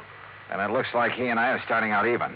Huh? But this is one race I don't want to end up in what you'd call a dead heat.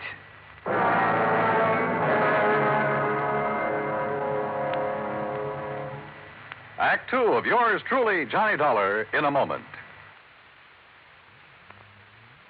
And now, Act two of yours truly, Johnny Dollar, and the ideal vacation matter. I looked up Doris Anthony's address on East 73rd and took a cab. That's item 3, $1.75 to her apartment. She was tall, rangy, dark hair. And somewhere along the line, I'd seen her before. But I couldn't remember where.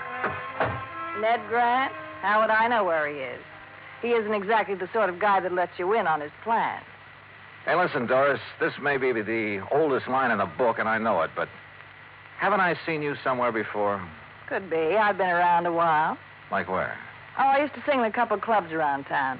That's where I met Ned. He liked me, so he helped me. In his column, that what you mean?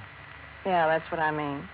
His apartment manager says you're a very good friend of Ned's. He has a lot of girlfriends. My main claim to fame is I'm always handy. Well, look, Grant told the apartment manager he was going to take an ideal vacation. Any idea what that would mean? Or where? Sure. Wherever there are girls. What do you want him for? Somebody's out to get him. What do you mean? Who? Willie Bemis. That name mean anything to you? Bemis is in prison. He was. He's out now. What? When? You didn't know? I haven't read the papers today. Does that change your mind any about helping me find him? Look, really, I don't know where he is, honest. There is one thing that might help, though. Yeah, what? Well, a week or so ago, while I was out with Ned, he stopped in at a travel agency. Davis, I think the agent's name was, on 51st Street, around there. Okay, I'll follow it up. Johnny, if Ned doesn't know, Bemis... Yeah. And if I don't get to him first, he's in for a real nasty surprise. There was still something about Doris that stuck in my mind, but I couldn't quite peg it. So I decided to do a little quick research on her. I dropped in to see an old friend who worked in one of the newspapers. We dug through a lot of clippings in the morgue. Doris had sung at half a dozen spots around town, and there were a lot of pictures on her. Then I came to one that rang a large-sized bell. It was a shot of her sitting at a nightclub table. And the man sitting there with her was Willie Bemis. I headed back to her apartment fast. But she was gone. The manager told me she'd left in a hurry and with a suitcase. Now I didn't know where I stood. If Doris was still friendly with Bemis, it could very well be that she knew where Grant was and was helping Willie Bemis find him. In that case, the lead she gave me on the travel agent was only a bum steer to throw me off the trail. But the way things stood, I didn't have anything else to go on at the moment, so I had to take a chance she'd been on the level. I headed for West 50th Street, and the travel agent, she told me about a man named Davis. Ned Grant. Look, customers like him I can do without. What do you mean by that? Here, I'll show you. Here we are. A reservation at Nassau. Here's one in Bermuda. Oh, and here's one to the Virgin Islands. He had you make all those for him? Every one. That sort of thing doesn't make me very popular at those resorts, believe me. Well, it's a cinch he can't be at all those places. If you ask me, he's not at any of them. He's always doing that sort of thing. Well, that's a lot of help. Just the same, I'm going to call those places. Where's your phone? Right there on the desk. But I tell you... Excuse me. Hello? Who? Oh, yeah, just a minute. It's for you, Mr. Dollar. Oh, thanks. Johnny Dollar. It's Doris Anthony, Johnny. Well, I didn't think I'd be hearing from you again. Why not? After I found out you were an old friend of Willie Bemis, I went back to your apartment. You'd cleared out. Johnny, I'm no longer a friend of Willie Bemis. Oh, now, wait a minute, sister. It's the truth. But I was afraid he might come to see me. That's why I left. Oh, sure. Johnny, the reason I'm calling, I think I know where Ned could be. Where? Well, I'm not sure, but a few days ago he went to see a friend of his named Mike Hastings. Mike owns a ski lodge up in Vermont. Ski lodge? There's no skiing this time of year. I know. The lodge is closed, but Ned's gone up there once or twice before when he wanted to get away from everything. Okay, where is it? It's called Hastings Lodge, about 20 miles beyond Bradbury, on a little country road. Now, look, I have no choice but to go on up there. Have you told anyone else about this? No, of course not. Okay, Doris. Don't. Expense account item 4, $38.50. Transportation by plane and rented car to Hastings Ski Lodge. As I jounced over the bumpy road up in the Vermont woods, I couldn't help thinking this might be strictly a wild goose chase. But at the moment, I couldn't afford to pass up any lead. It was after dark when I finally drove up to the lodge. It sprawled on the side of a hill way out in the middle of nowhere. There were no lights on, no sign of life about the place at all.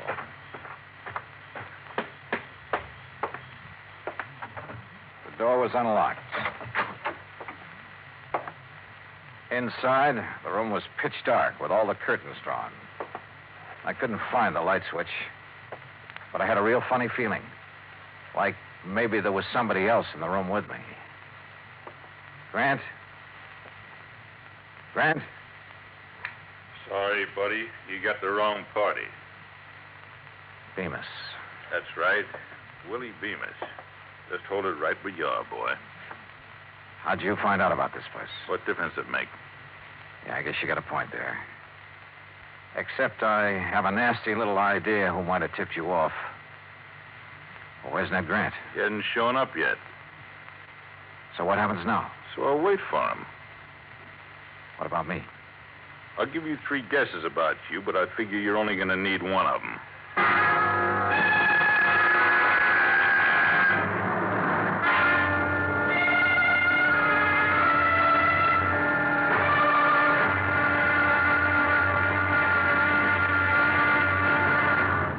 Act 3 of yours truly, Johnny Dollar, in a moment. And now, Act 3 of yours truly, Johnny Dollar, and the ideal vacation matter.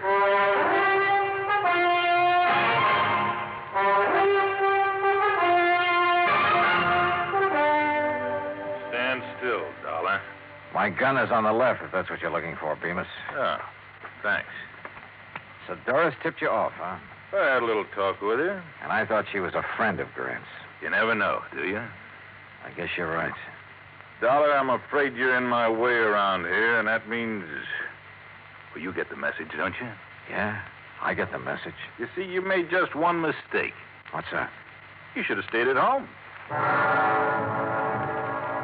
Yeah, I should have stayed at home, all right. And if it weren't for Ned Grant, I could have. And then it hit me. Sure. Suddenly I knew what the ideal vacation meant for that crazy Broadway columnist.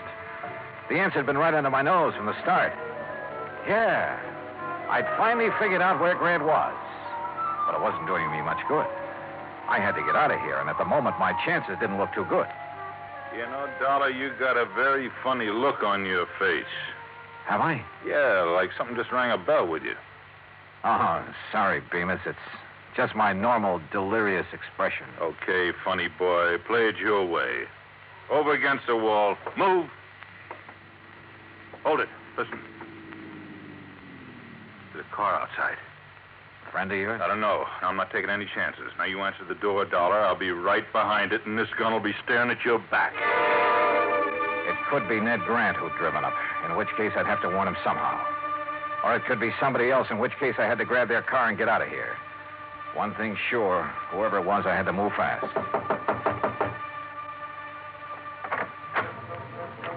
Johnny? I pulled the door open wide, then threw my weight against it. It slammed into Bemis and flattened him against the wall.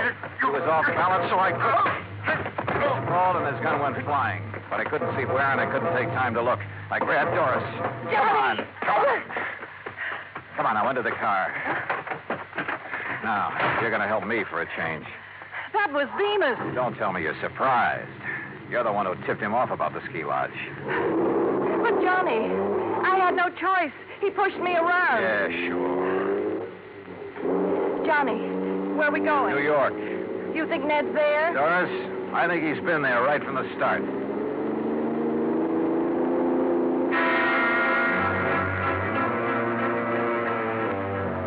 We stopped at the nearest town to call the sheriff.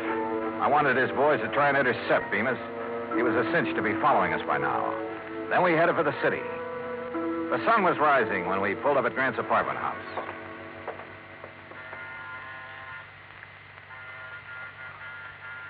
The manager didn't answer. Maybe he's still asleep. Looks like I have to take another chance on you, Doris. I tell you, I'm on the level, Johnny. I sure hope so. I got to get up to Grant's apartment fast. Now, there's a payphone over there in the lobby. Call the police and then meet me upstairs. Go on. Okay, Johnny. I went upstairs and pounded on Grant's door, but no answer. I went to the end of the hall and out onto the fire escape. Yeah, there was a ledge. Carefully, I worked my way along it to a window. It was Grant's bedroom, all right. And there he was, sound asleep, with an empty bottle on the bed table. So my hunch had been right. Sure, it was the ideal vacation for a guy who was pestered by everybody in town. Tell everyone you're leaving the city, then disconnect your phone and hole up in your apartment for some real peace and quiet. I went to the front door. Doris? Yes, Johnny, let me in. Okay, just a sec. Well, Doris, I was... Well. Well. If it ain't Johnny Dollar. Hello, Bemis. Now, ain't this nice? So you did it again, Doris. Honest, Johnny, I couldn't help it. He has a gun. He made me. Yeah, sure. Pretty smart, huh, Dollar? Finding Ned Grant for me? You know, I don't think I'd ever thought of looking for him here. But you did, so you're a smart boy. Okay, now look, Bemis. Don't interrupt me while I'm talking. Like I was saying, I'm much obliged to you for helping me find Grant. Now that I got him, okay. So I don't need you around anymore. No, don't! Slowly and with a smirk on his face, Bemis raised his gun until it pointed straight at my head. It flew out of his hand. The shot had come from outside, down the hall. The cops! Suddenly, the corridor was swarming with police.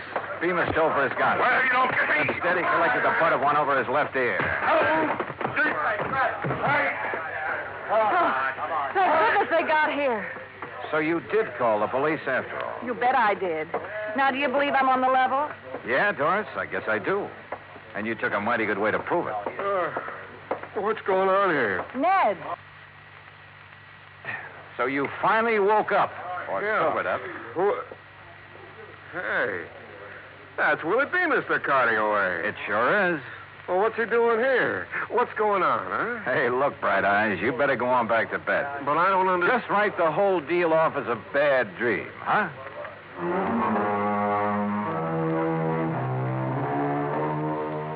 Expense account total $115.25. And look, the next time you send me out to protect a guy, don't pick one who's going to sleep all the way through the deal, huh? I don't know, it kind of takes the sport out of it. And Pat, since I didn't find a man who ran away for you, on account of he never really ran away, well, how about sending my fee on this one to the community chest? Yours truly, Johnny Dollar.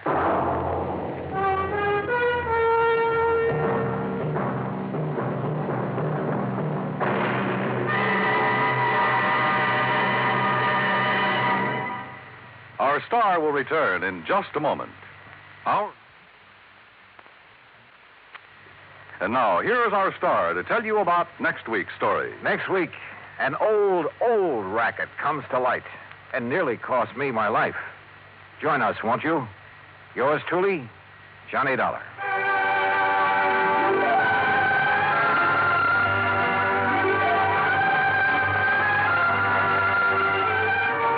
Yours truly, Johnny Dollar, starring Bob Bailey, originates in Hollywood. Written by Robert Wright, it is produced and directed by Jack Johnstone. Heard in our cast were Mary Jane Croft, Lawrence Dobkin, Joseph Kearns, Jack Edwards, Barney Phillips, and Byron Kane. Be sure to join us next week, same station, for another exciting story of yours truly, Johnny Dollar.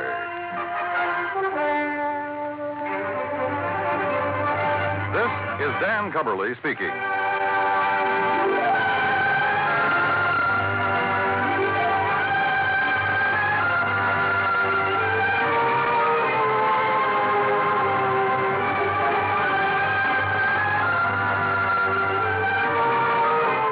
This is the United States Armed Forces Radio and Television Service.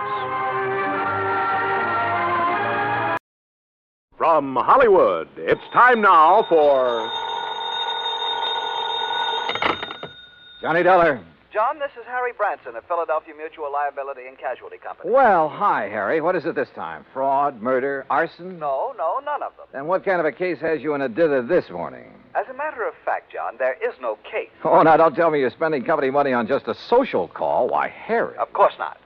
John, I wish you to take a motor trip with one of our very important clients. Well, now, that depends. Perhaps you've heard of her, Betty Charlene Winters. No, but she sounds interesting.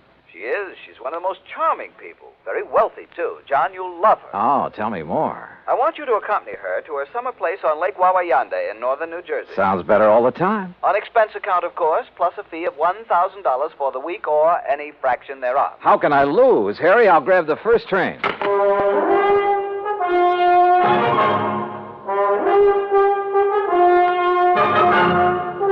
Bob Bailey in the exciting adventures of the man with the action-packed expense account. America's fabulous freelance insurance investigator. Yours truly, Johnny Dollar.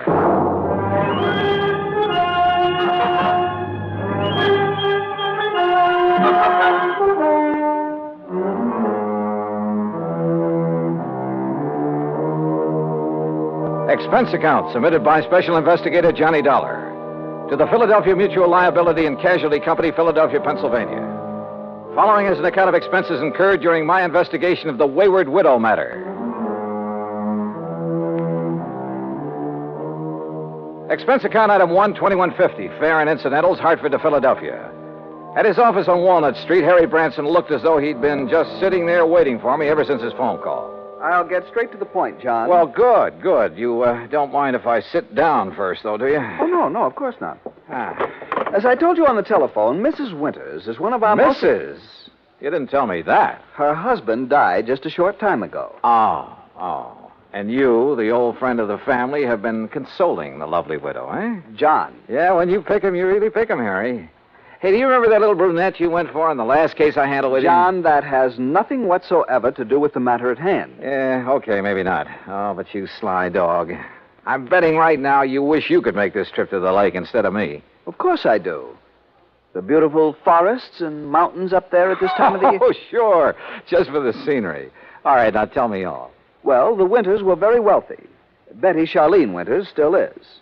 Thanks, among other things, to the $500,000 she received on her late husband's double indemnity policy. $500,000? You make this sound more attractive every minute. John, will you don't suppose the gorgeous babe helped him have an accident in order to collect that? John, you are being absurd. Am I? Tell me this. Was he older than she? Yes, he was. Uh-huh. And 2 and 2 make 4. And you are making no sense at all. Hey, you have got a case on her, haven't you? Will you please stop this nonsense and listen to me? Now, as I started to say, their lovely home is out between Ardmore and Bryn Mawr. All right, go on. Their home, which Mr. Winters inherited from his father and his grandfather before him, is a veritable art gallery. I see. But she is going to dispose of most of it to the better-known museums and galleries. She plans to sell the family mansion, too, just as soon as the estate is settled. Doesn't go for the old stuff, huh? You're quite right. Her taste is more for the modern. That's the way I like them. I beg your pardon? Nothing. Go on, Harry. Yes.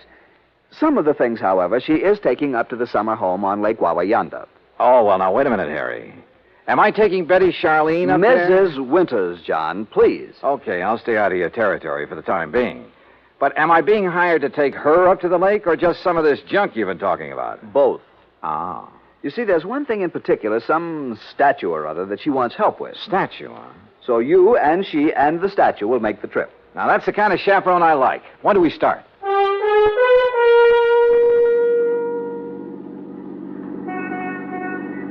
I must confess it's quite a relief to get out of that office for a while. Oh, don't try to kid me, Harry. The only reason you wouldn't let me find my own way out to this winter babe's home. Babe! Honestly, John, you sometimes carry this levity much too far. By the way, how long ago did her husband die? About, 4 months ago. Oh, brother, you don't even wait for the ashes to get cold, do you? John, I tell you that... What did he die of? Well, it was an accident. Yeah? In the car during a little trip that they were making south of here. He'd taken over the wheel from the chauffeur. They struck the abutment of a bridge over a tidal creek leading out to Delaware Bay. Oh? He was thrown out, and his body was carried into the bay. It was never recovered. And so our tasty little dish was left with $250,000 life insurance, a huge estate... John, I simply will not listen to any more of this sort of nonsense. Besides, this is the driveway up to the house. Lovely place, isn't it? It was lovely. There must have been over an acre of perfectly tended lawns and gardens. And in the middle, atop a slight rise, was the main house, built of solid white stone of some sort. Old, too, but in beautiful condition. This was wealth, all right, and plenty of it. Harry's year-old car looked almost tawdry in this setting. We stopped, went up the broad front steps and across a wide porch and rang the doorbell. Yes? Oh, Mr. Branson. That's right. Mrs. Winters is waiting for you in the sunroom. Thank you. Come, John. The butler led us through a large reception room, a huge living room, both of them hung with beautiful prints and paintings, through the walnut-paneled library with its high ceiling and hundreds of leather-bound books. Finally, after passing through a long corridor lined with statues and magnificent vases, we entered the spacious sunroom. There, standing in front of a chair at the window, was a chauffeur. And in the chair sat Betty Charlene Winters. Mrs. Winters, may I present Special Investigator John Dollar.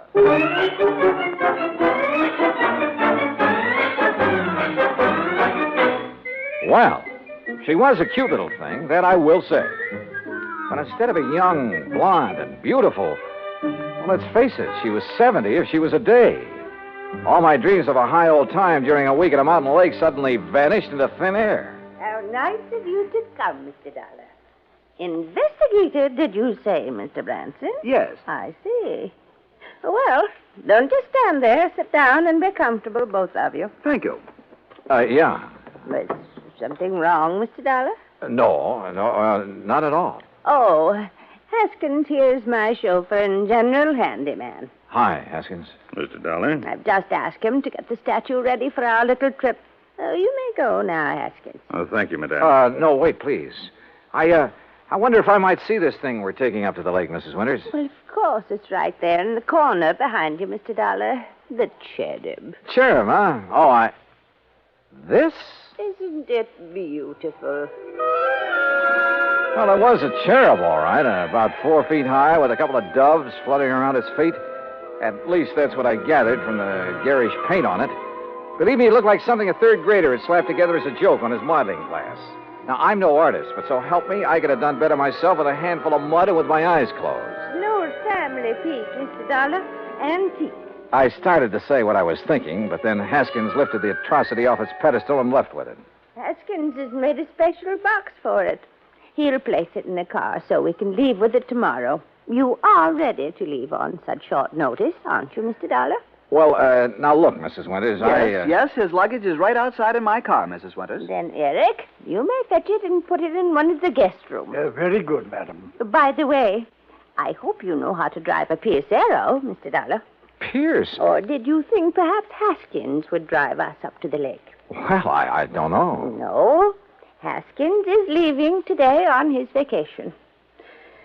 And I wonder if he will come back. Why do you say that, Mrs. Winters? Oh, I've been having some trouble with him. Oh? I thought you were always eminently satisfied with Haskins. Until recently. Until the death of my husband. He's been... Well, if he doesn't come back, I shall have to replace him. But now, Mr. Branson... Yes? You're a bit of a rascal. You didn't tell me you were bringing a detective to go along with me. Investigator, Mrs. Winters. Insurance investigator. Since the company wouldn't permit me to issue any special insurance on that thing... But I'd thought you were going to bring me just some strong bodyguard. I have known John for many years, Mrs. Winters, and I assure you... Oh, now, don't apologize. I think this is fine. I just hadn't expected so much. Such a nice, good-looking young... But now come, Mr. Dollar, and I'll show you the rest of the house. We spent the next hour or so on a tour of the place, and Mrs. Winters pointed out the various works of art destined for specific museums and galleries all over the country after she moved out, after the estate was settled. Then Eric caught up with us and announced that Haskins had created the statue and placed it in the car. You know, I was curious about that car, so we went out to the garage and inspected it. It was a Pierce Arrow, all right. Vintage of 1928, complete with headlights on top of the fenders and as bright and shiny as the day it was made. When I tried the starter, it purred like a contented kitten. With a bass voice, that is. Along about 5 o'clock, Mrs. Winters, with a sparkle in her eye, announced it was cocktail time. Harry, being a teetotaler, decided to leave, but not before I buttonholed him for a quick conference. What doesn't make sense, John? Oh, that silly statue, Harry. All the fuss over that piece of junk. After all, John, with all the big policy she carries with us on the legitimate artwork, well, we just can't afford to displease her. But if it had any real value... Perhaps it does to her. How can it? Unless she has a lot of jewelry hidden away in the base of it or something. What, John? Cocktails, she said, and I'm sure ready for them. Go on back to Philly, Harry, and wait for my final report. Well, I must admit that Betty Charlene Winters turned out to be a charming hostess, a very interesting conversationalist. Even long after dinner, over brandy and cigarettes, we chattered away like a couple of magpies. I didn't question her about the statue because I wanted to find out more about it on my own hook. Finally, about midnight, we decided to retire, had a nightcap, and went to our respective rooms. But instead of going to bed, I sat around and read for a few minutes, turned off the light, waited a few minutes more. Then, quietly, I slipped out of my room. That was a mistake, for as I reached the end of the long hall to the stairway, a door behind me suddenly opened. Huh? Who's there? I said, who's... Oh!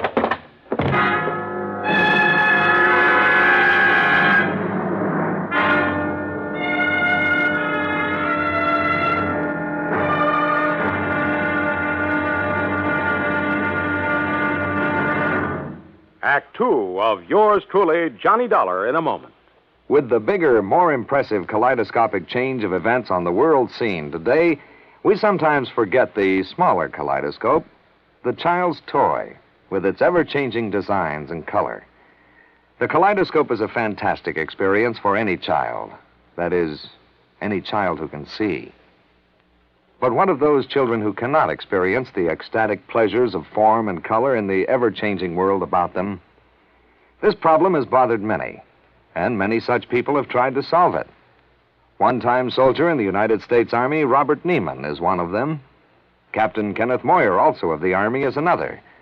Both men, while stationed in Japan recently, set about the task of raising funds for the purpose of providing eye examinations and operations for sightless Japanese children. In return for this gesture, Japanese eye surgeons did not charge for their services. For those children who could not be cured, Braille typewriters were purchased and donated for training purposes in the hope of giving a few more people useful lives. Both Neiman and Moyer worked independently of each other. Neither knew of the other's interest in such a gratifying project. Both have continued the work with enthusiasm. The results of their efforts, when a blind child sees again, or perhaps for the first time, that is their reward. For a child, as for an adult, new sight leads to understanding. And understanding is a building block of freedom, the right of all men, everywhere. And now, Act Two of yours truly, Johnny Dollar, and the Wayward Widow Matter.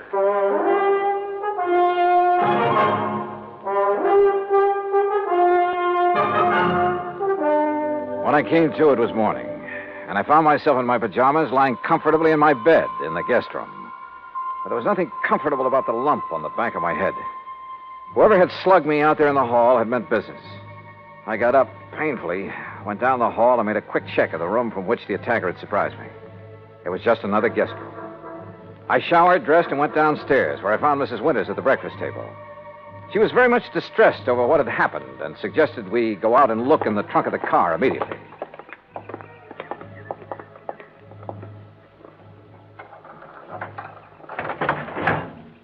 There now. Do you see, Mr. Dollar, the box with the statue in it hasn't been touched. I don't understand it. Where is your chauffeur, Mrs. Winters? Why, Haskins left on his vacation last evening. I thought I told you. But surely you don't think Haskins... Well, you said you were having trouble with him. Maybe we'd better open that box to make sure that... But it hasn't been touched. And I'm the only one who has a key to that little lock on it. Yeah, I see. But now it's pretty logical to assume that whoever slugged me last night was interested in... Hey, Mrs. Winters, how long has Eric, your butler, been with you? Why, Eric, the dear boy, has been with me for nearly 30 years. But good heavens, you surely don't suspect him of anything like this. He's a very fine person, Mr. Dollar, and a perfect gentleman. Oh, certainly more of a gentleman than my late husband ever was, in spite of his money. Oh? I must confess that although his death was a terrible shock, well, life has been a great deal easier for me since he passed away. Just how do you mean that, Mrs. Winters? No, well, why talk about it? Something that... Oh, why not talk about it? I married Charles for his money, Mr. Dollar. I'd never got any further than the front line of the chorus until he came along. Would you believe that I was a chorus girl? Well, as a matter... And the wealth and the luxury that he could give me was very attractive, was very satisfying for a long, long time. But for the past 10 or 15 years, maybe more, he insisted that we just stay penned up in this musty old museum he called a home. And what happened? Well, all our friends were traveling around the world, seeing new places and new people. We just sat here looking at four walls and at each other. Except for a couple of blessed months up at the lake. You'll love the place up there, Mr. Dollar. It's new and fresh and modern. I had it built over his protests. Young people came to see us, and it was such a relief from a... Well, I'm sorry. This must be so boring for you to hear. Not at all. Now, look. Why don't we call the police in about this thing that has happened to you? Come, we'll go right back into the house and Wait a we'll minute. No, let's not. A bunch of policemen prowling around would scare him off, whoever he is. Suppose you're attacked again. Well, at least I'm ready for it now. I just don't like your taking this chance. Of course, we could leave. Go up to the lake. Run away from him? Well, yes. Oh. Of course, it might prove whether he's interested in the statue. If he follows us, I mean. Oh, dear. Why don't you let me call the police? Only if you think they ought to be around here to protect the house while we're gone. No, that isn't necessary. We have a very efficient burglar alarm system. Well, it doesn't look as though it was working very well last night, does it? Unless it was someone in the house who attacked me. Who else is there besides you and Eric? No one, except the cook. Male or female? Oh, no, Mr. Dollar, not Martha. Why, the poor dear is nearly as old as I am, and a real companion for me. Sounds strange, I know, but we're real nice friends. All right, let's go back in, have our breakfast, pack our things, and go on up to the lake. Eric, who served the breakfast and whom I hadn't seen since dinner last evening, kept giving me a rather strange look. And as soon as breakfast was over, I quickly stuffed my things into my handbag and headed down to the garage. Eric was waiting for me there. He insisted that he put my things into the trunk of the car, which killed any chance I might have had to pry open the box with the statue. I started to question him about the night before, but as it turned out, my questions were quite unnecessary. Yes, Mr. Dollar, it was I who carried you back to your room and put you to bed. Oh? You see, I was making a final inspection of the house, as I always do after everyone else has retired. I'm always concerned about the many valuable things we have. I don't blame you. Well, I was on my way up the main staircase when I heard you fall. I was slugged. Forgive me, sir, but when I found you there at the head of the stairs, I thought your condition was due to... you must pardon me, sir, but Was due perhaps to having imbibed too much brandy after dinner? Not a bit of it. Somebody barged out of that guest room and struck me from behind. But I saw no sign of anyone else about. You're sure? Most certain, sir. Was this fancy burglar alarm system you have turned on? Yes, sir. Well, then whoever did it either stayed in the house until this morning or knew the place well enough to get out without setting off the alarm. But I don't see how that would be. Have you called the police, sir? No, and we're not going to. Mrs. Winters and I are leaving for the lake just as quickly as possible. But don't you think this is sufficiently serious to warrant... Don't forget one thing, Eric. It was pretty dark in that hall. The attack might have been intended for you. Good heavens. But why, sir? I don't know. Oh, dear.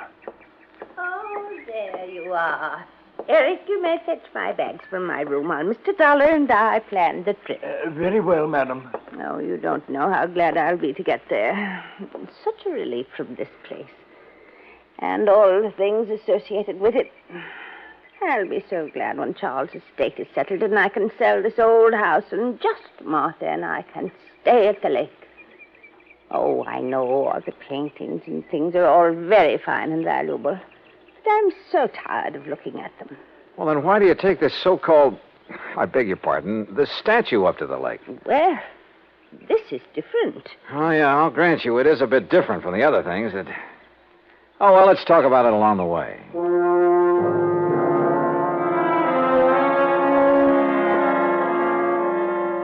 But we didn't. Simply because I didn't bring up the subject again. Why not? Because a couple of pretty wild ideas had begun to peck away at the back of my brain. Ideas just crazy enough to have some basis in fact. The 1928 Pierce Arrow ran like a dream in spite of its advanced age. And Mrs. Winters, in spite of her advanced age, kept the conversation going at a merry clip. There was a sparkling, almost buoyancy about her. And the hunch that had hit me began to grow. We crossed the Delaware River at New Hope on Route 202, and in Lambertville, we stopped at the sign of the Flying Red Horse to gas up the car.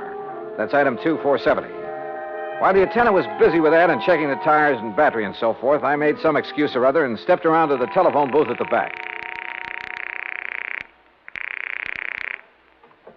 Harry Branson here. Harry, I want you to drive out to the Winters home at Bryn Mawr again.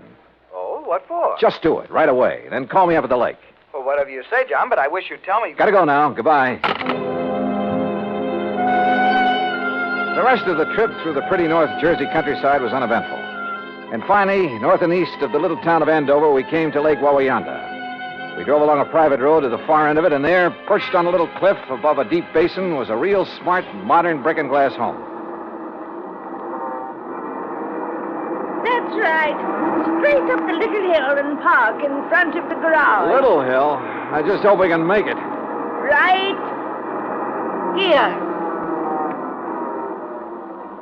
I hope the brakes will hold, or this thing could roll right on back into the lake. Oh, and the lake is so deep right there, nearly 100 feet. An old mine or something before the water came up. Oh, this is a pretty dangerous driveway. Here now, let me help you.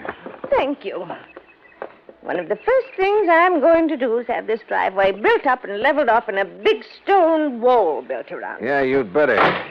Careful now, this is pretty steep. Oh, listen. Yeah? Telephone is ringing inside the house. Oh, well, let me have the key and I'll go in and answer it for you. I'll answer it. You can unpack the car while I do. I suspected the call was from me, but didn't want to say as much. So I opened the car trunk and proceeded to take out the luggage and the big, clumsy box for the statue. The box was heavy, very heavy. And I wondered how Haskins, the chauffeur, had been able to pick up and carry the statue so easily back in Bryn Mawr. I finally got the box perched on the edge of the car trunk when Mrs. Winters called to me. It's for you, Mr. Dollar. It's Mr. Branson. Oh, okay, I'll take it. Leaving the box there on his precarious perch, I went on up to the house. Right here in the front hall, Mr. Dollar. Oh, all right, thanks. I'll go on out to the car and get my coat and purse. Yeah. Johnny Dollar. John, this is awful. Terrible. As I just told Mrs. Winters, this is... Well, I couldn't believe it. How did you know? How did I know what? Eric, the butler. Yeah? Dead. He's dead. And, John, Dead from what? How did he die? He apparently fell down the main staircase. The poor cook, Martha, is the only other person in the house. She's beside herself. Yeah, I'll bet she is. But whatever made you suspect something was wrong out here? Call the police, Harry. Make sure they look for a possible blow on the head that might have been delivered before he fell. What? Mr. Dollar, it's going to fall! So long, Harry.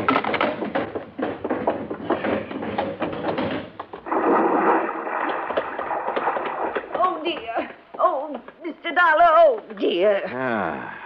Fell off the back of the car, huh? Yes, the big box. I must have bumped it when I reached into the trunk for my weekend case. Bounced right down into the lake, huh? Yes, my beautiful little statue is at the bottom of the lake. Oh, well, don't worry, Mrs. Winters. We'll get it back. I'll have a diver come up here. No. It's all right. We'll leave it there. Huh? No, you were right. It'd only be another memory of the musty old house in Brenoir. It really has no place here where everything is so fresh and new and clean. We'll get it back. But it really had no actual value. You were right, Mr. Dollar. It's better to just... Yes, we'll leave it there. Sorry, Mrs. Winters, but that's where you're wrong. Why, Mr. Dollar... We'll get it back, all right. And whatever's in it. Oh, dear. I suppose I might have known. Expense account item 3, $290 even for the diver who came over from New York and retrieved the box from the deep hole in the lake. 2 boxes, as a matter of fact. One with Haskins' body in it, and the other with the body of Charles Winters, the body that was supposed to have been washed out to sea after a car accident. The story? Well, of course. After Haskins got rid of Charles for me, I had to do something about him. Or rather, we did. Martha, you know. He's such a wonderful friend. Was Haskins the one who slugged me? Yes, so foolish of him, wasn't it? But he'd heard Mr. Branson say you were an investigator, and it frightened him. Worried me a little, too. Well, he might have killed you, too, if Eric hadn't stopped him. And, of course, Eric knew that Haskins had unwittingly made this second box for his own body. So now Eric's gone. Martha, huh? Yes, she did it. But she had to put him away. Oh, yeah. You see, he was the one who took care of Haskins for us. And we couldn't have him around knowing everything. Oh, dear. Martha and I had planned so many wonderful things together. But now... Oh, dear.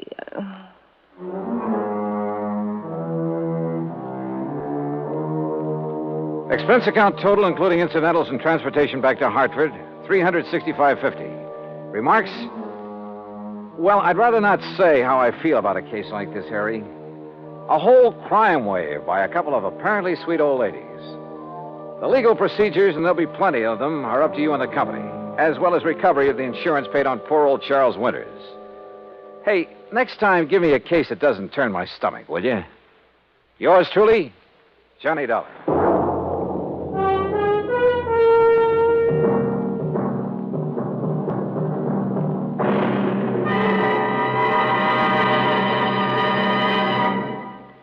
Now, here's our star to tell you about next week's story. Next week, a taste of the Old West and a taste of lead from a .38 Colt. Join us, won't you? Yours truly, Johnny Dollar.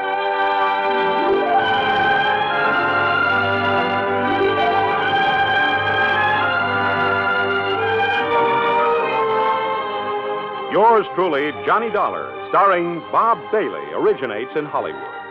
It is produced and directed by Jack Johnstone, who also wrote tonight's story. Heard in our cast were Virginia Gregg, Harry Bartell, Eric Snowden, and Frank Gerstner. Be sure to join us next week, same time and station, for another exciting story of Yours truly, Johnny Dollar.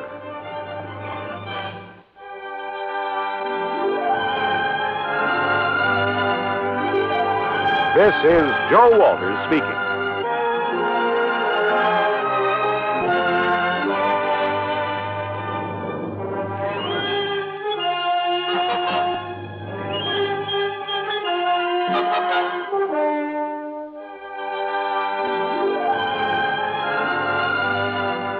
This is the United States Armed Forces Radio and Television Service.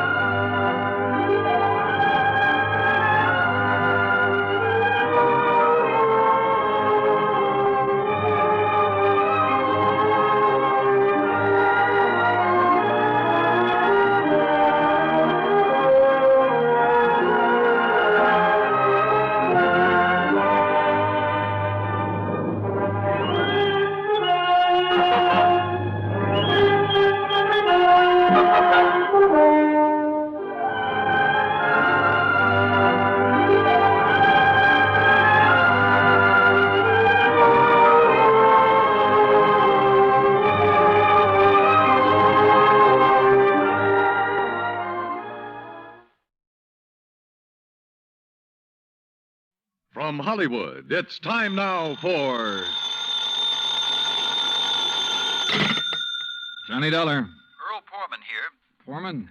Tri-State Life and Casualty. I'm the branch office manager down here. Oh, sorry, Mr. Poorman, but the answer is no. Well, this is an arson case, Dollar, and we're already having to make one payoff on I'm it. sorry, but it'll have to wait. I'm going to get as far away from this New England winter as I can. Well, for that, I don't blame you, but there's no reason you shouldn't come Look, down. I've had a rough year of it. I'm tired and I'm cold.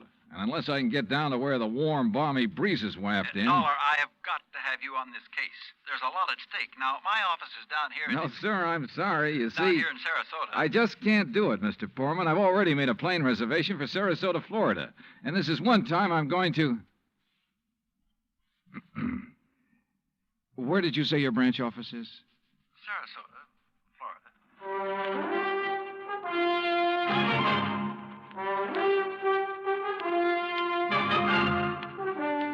Bob Bailey in the exciting adventures of the man with the action-packed expense account. America's fabulous freelance insurance investigator. Yours truly, Johnny Dollar.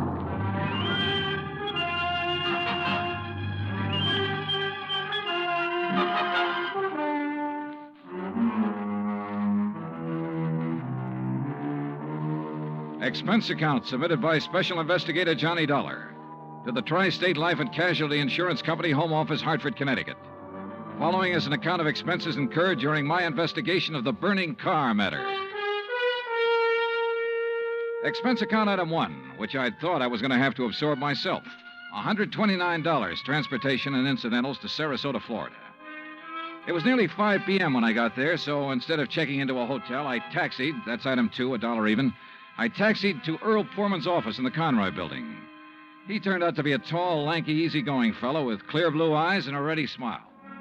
Sit in an office and talk business this time of day? You're in Florida now, Johnny. Well, I thought from your call this was a pretty urgent matter, Mr. Poorman. It is. Arson, you said. Yeah, probably, but here's no reason we can't go out to my little shack on the quay and be comfortable while we talk about it. Besides, Michael wants you for dinner. Mike? My wife, Gertrude. Oh. Come on, my jalopy's right out at the curb. Come on, Johnny.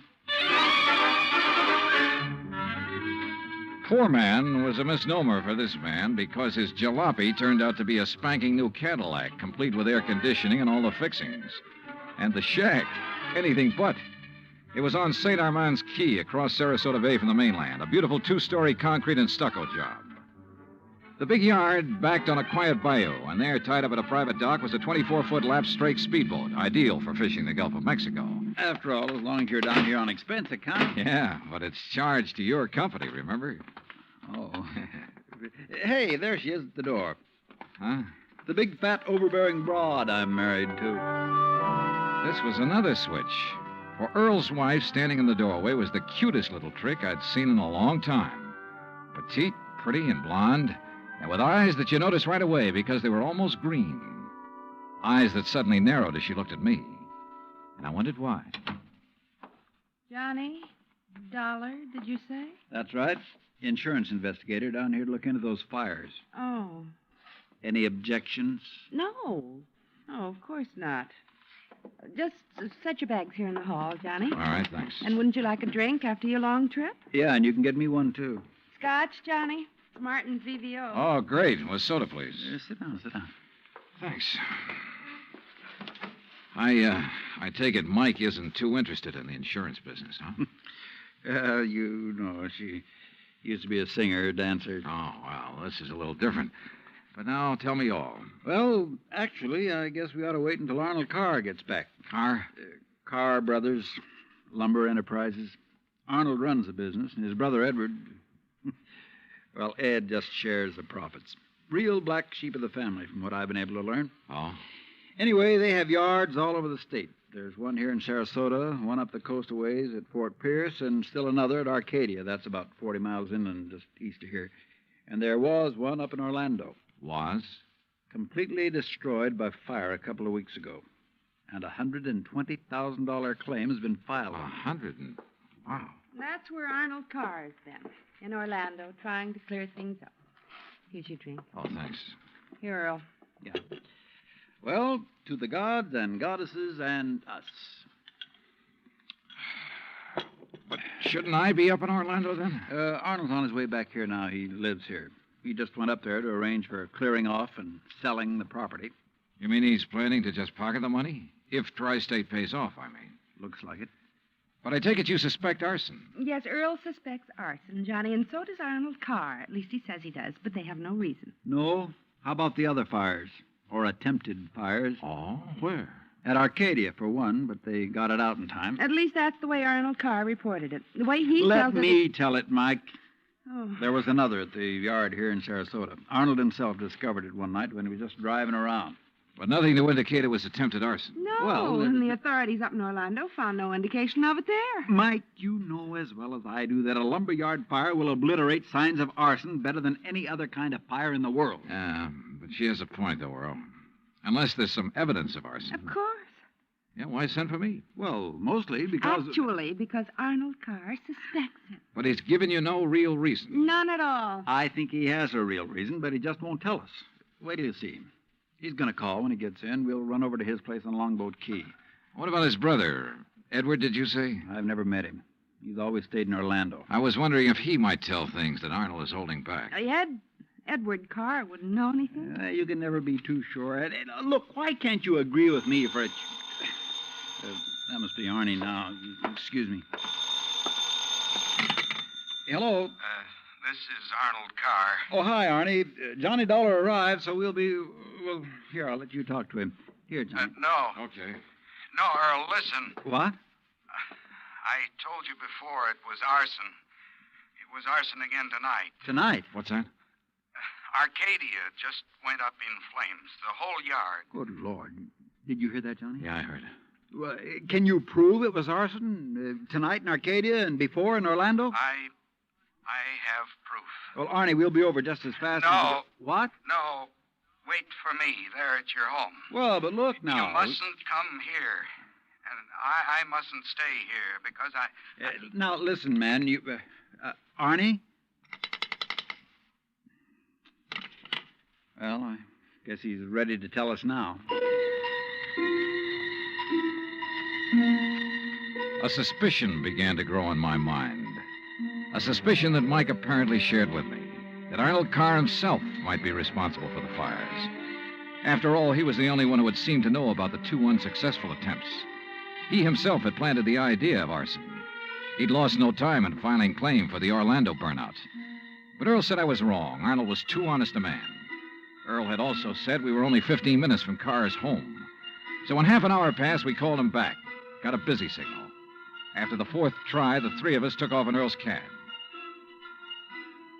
As we pulled into Carr's driveway, we could see him through the picture window, sitting at his desk, telephone in hand, apparently engrossed in a call. Then, as we walked up to the door, I noticed something else. Arnold Carr looked enough like me to be my brother. Maybe that explained Mike's reaction when she first saw me. Hey, Arnie. Can't you see? He's on the phone in there. Well, the least he can do is hear his own doorbell. Earl, wait. Good Lord. What's the matter? Through the window. Oh, no. Earl? Stand back. Earl, for heaven's sake, what is it? Couldn't you see from out there? No, what's wrong? Oh! Well, Johnny? Right through the forehead, Earl. Looks like a .38. Before I could stop him, Earl took the phone out of the dead man's hand and called headquarters. Mike turned pale and slumped into a chair. And I gave the place a quick rundown, checked doors, windows, etc. A few minutes later, an officious young sergeant named Larkin arrived and took over. 38 caliber straight through the middle of the forehead. Were all three of you here when it happened? Mr. Foreman, Mrs. Foreman, and who are you? The answer to your first question, Sergeant, no, none of us was here. And this is Johnny Dollar, insurance investigator. Hiya. You insurance guys work pretty fast. You related to Mr. Carr? No, why? You look a little like him. Who busted in the front door? The killer? I did. When we drove up, we saw Mr. Carr sitting there at his desk. We rang the doorbell and knocked, but... And when he didn't move, you took things in your own hands and busted in, huh? That's right. You haven't moved anything, have you? No. Except I took the phone out of his hand to call you. Dollar, if you're any kind of investigator, you should have known better than let him touch anything. Now, let's see. The shot must have come from somewhere near this window by the fire. Ah, sure, here we are. Bullet hole right through the pane. Bullet was fired from outside. You're sure, Sergeant? Sure, I'm sure. Look for yourself. You call yourself an investigator? Hey, Cummings, Woolway, check the area around that window beside the chimney out there for footprints. Maybe an empty cartridge case. Now, you folks get out of here so I can call Doc Hanley over and get on with my investigation. And no, Dollar, I don't need any of your help. Well, thank you, Sergeant. Your job is fires, not... Hey, where did Mrs. Poorman go? Out to the car. Why? Who told her she could leave? Who told her she had to sit here looking at a corpse? All right, Dollar, all right. Just be sure the three of you stick around town in case I decide to question you further. Oh, of course, Sergeant. Yeah.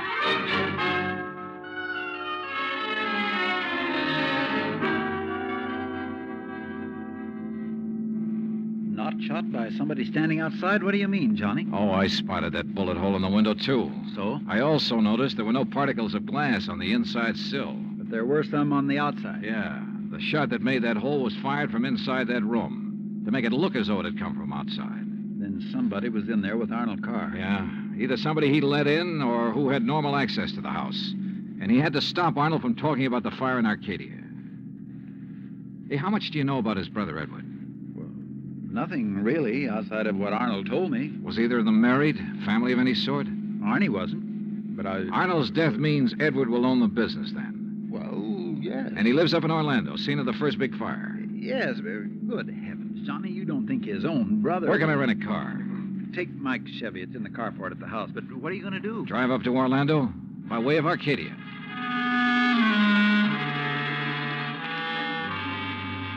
When I got to Arcadia, only a few people were standing around the remains of the fire.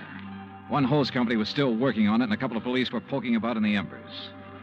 Walking toward it, I almost stumbled over a little old man sitting alone in the darkness beside a palm tree, hunched over, his head in his hands, sobbing.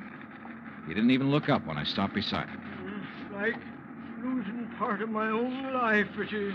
You lost someone in the fire, sir? No, son. Only part of my life. I helped build up that yard, me and Mr. Arnie. Arnold Carr. All along, he's been worried about it. And last week, when him and me smelled smoke and come over here and put out the barrel of trash that was smoldering, he knew. Knew what? That somebody was trying to burn him out? That's why he stopped by tonight on his way home. That's why we drove over here, him and me. And I brought my gun just in case. Yeah.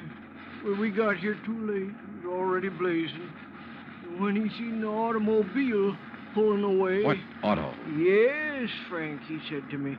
I knowed he was the one trying to burn me out, he said. Who, old-timer? Who do you mean? He didn't say. Then he called the fire department. And That car that pulled away, what was it? just a auto, big white Buick. But he tied it in with whoever set the fire. All he said was, I knowed he was the one. Do you know who it was he meant? Well, he told me even if I did know, I should never tell. Even the police. Well, who do you think it was? Break my word to Mr. Arnie? Never, son. All right, look, old man, I'm sorry to have to tell you this. Mr. Arnie's dead. What? But he can't be. He was... You. Huh? Maybe you thought in the darkness I wouldn't know you. But I do know you. Oh, now, just a minute, old-timer. If Mr. Arnie's dead, it's because you killed him. What? Just like you set the fires. No, I'm not who you think I am. And I'll kill you. That's what I'll do. Put down that gun. I'll kill you.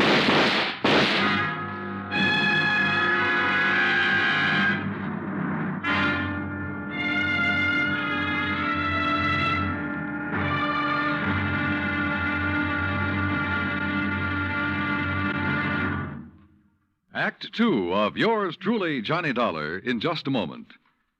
Back in the old days, the very old days, that is, a girl named Cassandra had a corner on the oracle market. But nowadays, you can do some foretelling yourself. On Jukebox Jury, for example, you can help decide which of Tin Pan Alley's new recordings are destined for the hit brackets and which ones are likely to spiral all the way down to oblivion. Remember, Jukebox Jury is yours to hear on most of these same stations every Sunday. Now, Act Two of yours truly, Johnny Dollar, and the burning car matter.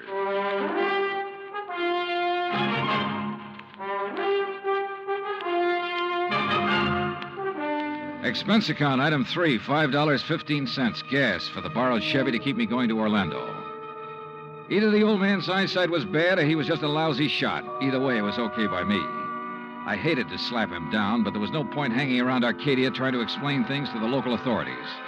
So after making sure I hadn't really hurt him, I appropriated his gun and took off fast. He'd thought I was someone else. Even I had noticed a family-type resemblance to myself in Arnold Carr. Sergeant Larkin had asked me if I was related to him. And now the old man at the fire had apparently thought I was the one who... Oh, well, I'm afraid I made the rest of the trip to Orlando in somewhat less than legal time. And at police headquarters, I barged into the office of Lieutenant Cal Hudson without bothering to be announced. So early in the morning? Sit down while I finish up a report, Mr. Carr. Thanks. I was trying to reach you, but we got no answer to the phone at your house. Well, that's very interesting, Lieutenant. I'm afraid I have the painful duty of notifying you that your brother Arnold down in Sarasota last night... Why did you say very interesting, Mr. Carr? Or had you already learned... I'll be doggone. Yeah. You're not the first one. Who are you? Johnny Dollar, insurance investigator. I can't believe it. Dollar, you look enough like Edward Carr to be his twin. You even sound a lot like him. I take it you haven't located Edward yet? Well, no. Lieutenant, I think Edward Carr is the firebug we're after. And the killer. Wait a minute. Briefly as possible, I told him of Arnold Carr's phone call to Earl Poorman. His emotional upset just before he was killed. I told him Arnold had been murdered by someone inside the house, someone close to him. And that everything indicated that someone could very well be Edward Carr. That's still all just theory, Dollar, without any proof. Well, I will admit that Edward is a pretty worthless playboy living off the profits of the lumberyard. In any event, the lieutenant promised to put out an APB on Edward Carr. That was at breakfast for the two of us, item 4, $3.25. Before I left him, he gave me Ed Carr's address, 1726 Allen Place. As I expected, there was no answer to the doorbell at 1726, so I tried visiting up the street. It quickly became clear that Ed Carr wasn't very popular in this otherwise quiet, well-ordered neighborhood. Those big, noisy parties at all hours of the night, cars parked up and down the street, blocking respectable people's driveways. Yes, ma'am. You know, well... once in a while you expect a person to have callers and such. Me, I have the ladies' bridge club every third Wednesday, for instance. Well, that's nice. But these are all ladies, not like some of the trash that man and his friends have, dancing and drinking and carrying on at all hours. Yes, you mentioned cars, Mrs. You Harper. know, people like Mrs. Hereford Robbins. She's awfully nice. And Janet Osterworthy. Now, she's a widow. Well... And, you know, she could have her pick of anybody she liked, but does she ever look at another man? No, sir. And then there's Mrs. Harper. Yes? You mentioned cars. Do you know what kind Mr. Carr drove? Why, yes. It was a big white one. And the make? Well, no. My husband, when he was alive, always drove a Maxwell, and I guess that's the only kind I ever got to know by name. But Mr. Carr's is white. Only I guess that isn't much help to you, is it? All the white cars here in Florida, I mean. Look. Now, even that blonde hussy who's around him all the time drives a white car. Oh, I really shouldn't use a word like that, though, should I? But it fits. Wait a minute. What blonde, Mrs. Harper? Mr. Dollar, I don't pay any attention to people like that. Why, you'd think she owned that house of his, the way she keeps popping in and out all hours as if she belonged there. Mrs. Harper. And drives all the way up from Sarasota, too. Do you know who she is? I do not. I refuse to pay any attention to people like... And the way she dresses, too, like a newly rich chorus girl with all her fancy clothes and furs and things. How do you know she comes from Sarasota? By the license on her car, of course. Every city has its own number. You know that very well. And hers is 12WW something. And you don't know her name? Of course not. Flaunting all those expensive furs as though she'd bought and paid for them herself. And if there's anything I hate to see, it's a little shrimp loaded down with furs. Now, a tall person I like see. me... And Well, her thanks. eyes... Oh, if there's anyone I don't trust, it's a person with green eyes. Well, Thank you, Mrs. Harper. Her description of Carr's girlfriend stopped me in my tracks. That description could fit Mike Poorman to the letter. Petite, blonde, green eyes, and she came from Sarasota. And then I remembered Mike's reaction when she first saw me. Her dismissal of Edward as a possible suspect. There was obvious friction between Earl and Mike, too. I figured it was just normal in a couple who'd been married for a while. But now... Item 5, a $1.30 phone call from the nearest booth I could find to Earl Poorman at his office in Sarasota. No, she isn't, Johnny. Why? Well, do you know where Mike is? When I woke up this morning, I could hear her talking to her girlfriend, Betty, on the phone downstairs. Betty? Betty lives here in Sarasota. They used to be on the stage together, sister act, you know. Yeah, well, Well, then when I went down for breakfast, she was gone. Took my car, too. I had to come here to the office in a taxi. Yeah, well, okay, Earl. Thanks a lot. Hey, now, wait a minute. How are you doing? You found out anything I ought to know about this arson and murder business? No, Earl. Nothing that you need to worry about. Liar. I sat down at a corner drugstore. That's item 5, 80 cents, over a sandwich and a Coke to try to think things out. But I'm afraid I didn't like anything that I thought. Finally, I drove over to Allen Place again. I parked a couple of blocks away and walked to 1726. I rang the front doorbell, knocked a couple of times. Then I slipped around to the back door, finagled a lock on it with a little celluloid pocket calendar, finally got it open. I left it open for the sake of a quick exit if such became necessary. But I guess that was a mistake.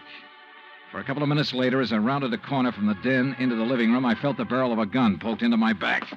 Out of town, huh, Ed? Now, wait a minute. Don't move, Eddie boy.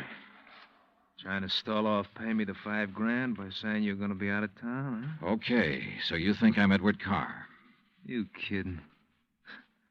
Don't you know what happens when somebody tries to stall me? This. I don't know exactly how long I was out, but when I came to, it was dark. Except for the glow from a streetlight outside.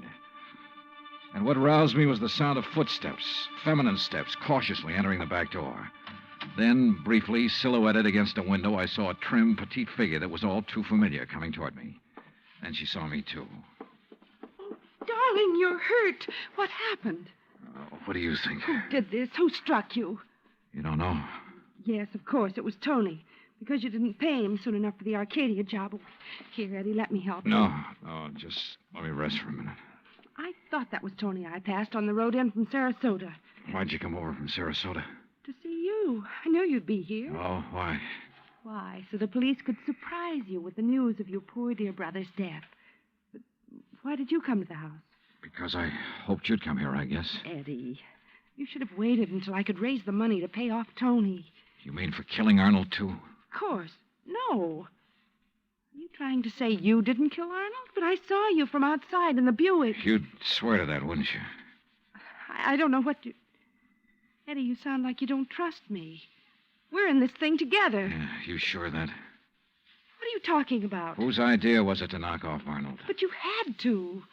When he saw you at Arcadia, he knew that you were having the yards burned up. That's the way you figured it from the beginning, wasn't it? Now, look, baby. First burn up the lumber yards and collect the insurance on them. Then convince me that you and I should have it all by putting Arnold out of the way. But you had to kill Arnold. I don't understand you, Eddie. Yeah. And I wish I didn't understand you, Mike. Mike? Come on. Let's turn on the light. No. No, somebody sees us. Eddie, you... Who are you? Are you kidding, Mike? Wait a minute. Who are you? You're that insurance investigator, Johnny Dollar, that Mike told me. Let me out of here. Oh, no, you don't. You're staying right here. Mike Poorman's sister, aren't you? Well? Oh, sister. So we once did a sister act before she married that Poorman guy. Now, let me go. Not by a long shot. You may as well, Dollar. What? Eddie. Don't move, Dollar. Get his gun, Betty. Get it. Yeah, sure. Here, Ed. Good. Ed Carr, huh? That's right. And you know we do look alike, you and me. Yeah, sure. Enough for Betty here to have told me all I need to know. Don't believe him, Eddie. He's lying. I heard, No, baby. Eddie, I thought it was you. Don't you see? Sure. Why'd you come up here anyway? Because Mike told me that Dollar was coming up here. You been shooting off your mouth to her, too? She knew about us. She thought you might have something to do with the fire. She was my friend. She was trying to get me out of this whole mess, and I wish I'd listened to her. Well, it's too late now, baby. Eddie, what are you going to do? Now I gotta get rid of both of them. No! And figure some way to shut up Tony's mouth. Ed, please! You know you'd never get away with it, Carr. Oh, no, I'll call him. That's what I'll do. Yeah, Betty, and he'll come here to get his money. Then I'll call the police, see? Tell him to come right away. Tell him I found out about you having Tony start the fire. What? That's right, that you had him burn up the yard so there'd be even more money for you to bleed from me, like all the dough you got from me already. You're crazy, Ed. I'll tell the police to meet me here. And when they come in, it'll just be in time to see me kill Tony in self-defense. After getting here too late to save you, I'll tell them. You're out of your mind. They'll check that gun of yours so fast. And that'll prove it. Because the only shot out of my gun will be the one that gets Tony. This gun of yours is the one that's going to knock you two off. And they'll think it's Tony. Oh, Eddie, please, you're drunk or you're crazy. Crazy to save my own life, to keep you and Tony and Dollar from putting a noose around my neck? If you think that harebrained scheme of yours will ever work, you're off your rocker. It's got to work, because it's my only chance, so it's going to work now.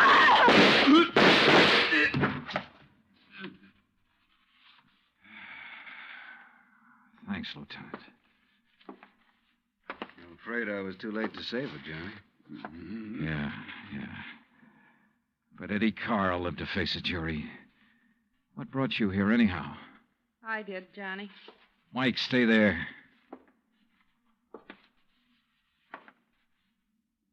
Stay right here, Mike. I know. I don't want to see it. She was my friend. Where's Earl? I came alone. When I talked to Betty this morning, I knew your suspicions about Ed were right because, you see, I knew Betty and Ed were going together. Earl didn't know. Yeah. Maybe you better call him.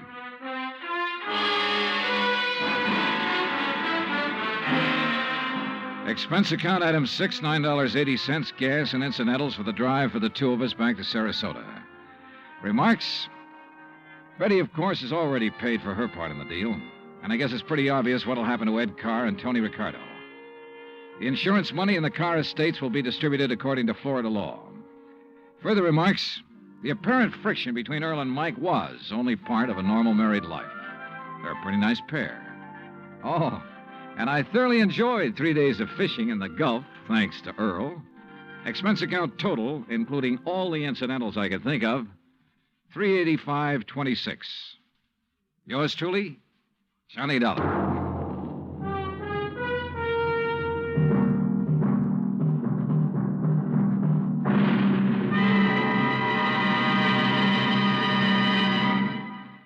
Our star will return in just a moment.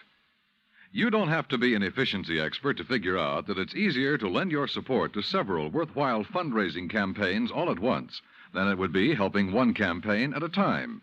That kind of efficiency is yours to enjoy through the United Community Campaigns. CBS Radio hopes that when the United Community Campaigns are underway in your town, that you'll remember how much good you can accomplish with one gesture of support. Now, here is our star to tell you about next week's story. Next week, a case with a real twist. One that I think will just about tear your heart out.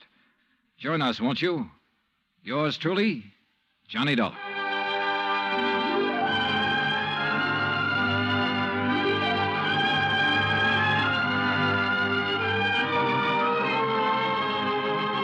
Yours truly, Johnny Dollar, starring Bob Bailey, originates in Hollywood.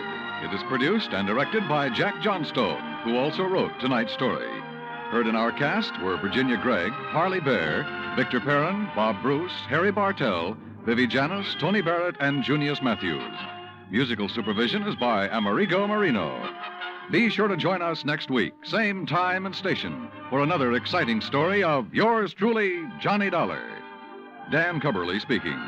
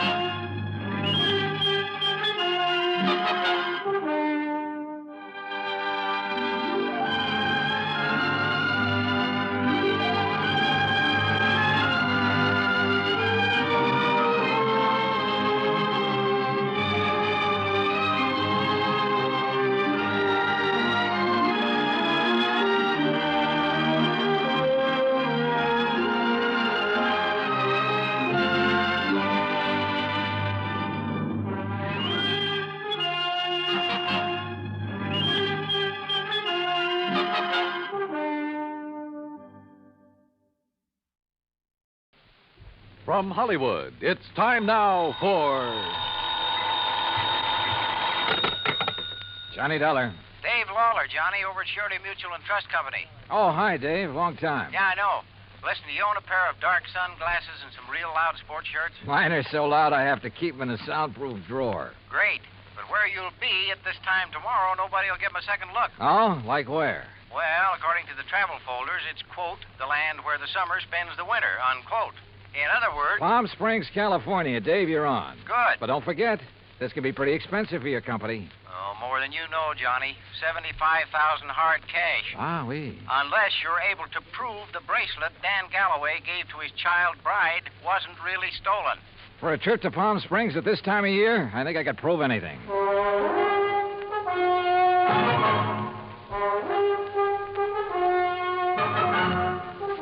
Bob Bailey in the exciting adventures of the man with the action-packed expense account. America's fabulous freelance insurance investigator. Yours truly, Johnny Dollar.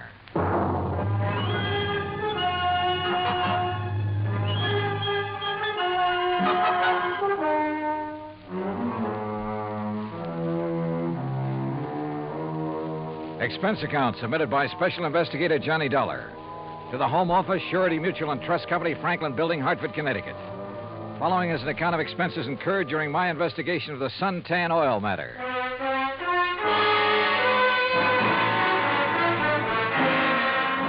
Expense account item 1, $197.40. Airline fare and incidentals, Hartford to Palm Springs, California. I registered at La Casa de Paz on South Palm Canyon Drive, changed into casual clothes, and sauntered over to police headquarters. Detective Sergeant Lacey was about to leave for lunch, so I went along with him. Yeah, Dollar. You'd be surprised at how much stuff is lost in this town during the course of just one season. The report we got says it was stolen, Sergeant. Oh, sure. But I doubt it. A $75,000 bracelet, just 5 days old? That'd be a little careless of the lady, wouldn't it?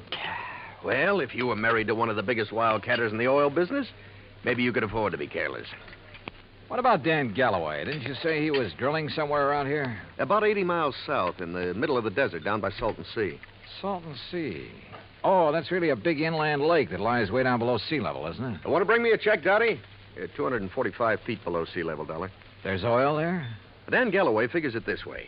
One of the most successful new fields that's been worked in years is deep under the Gulf of Mexico off the coast of Louisiana.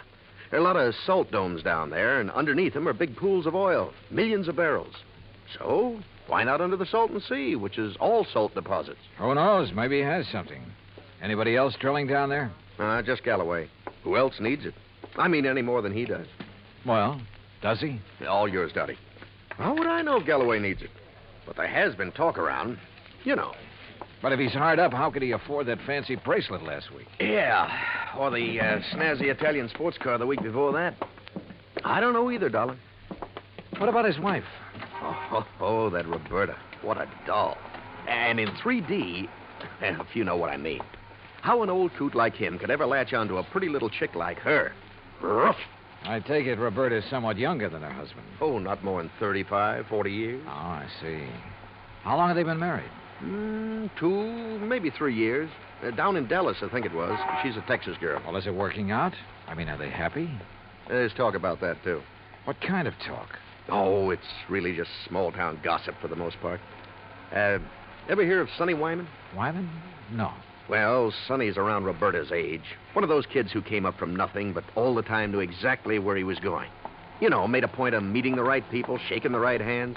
Real nice kid, too. What's he do? Well, when the season's over here, he works Pasadena, Beverly Hills, and L.A. Always has something that'll intrigue his wealthy friends. This season, it's Italian sports cars. Cosmo Romas, I think they are. And he's the one who sold the Galloways theirs, huh? He sold Roberta hers. Any angle there in connection with the bracelet? Huh? There is. You let me know. Well, if there isn't, what have you been working up to? Well, actually, nothing. You see, I still believe it was lost.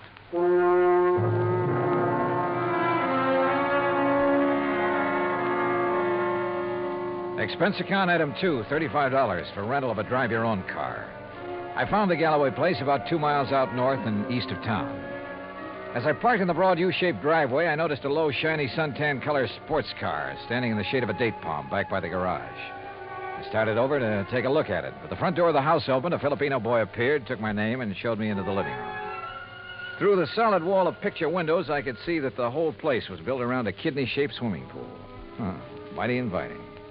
And so was Roberta, Mrs. Galloway, when she stepped into the room a minute or two later. Hi there, Mr. Dollar.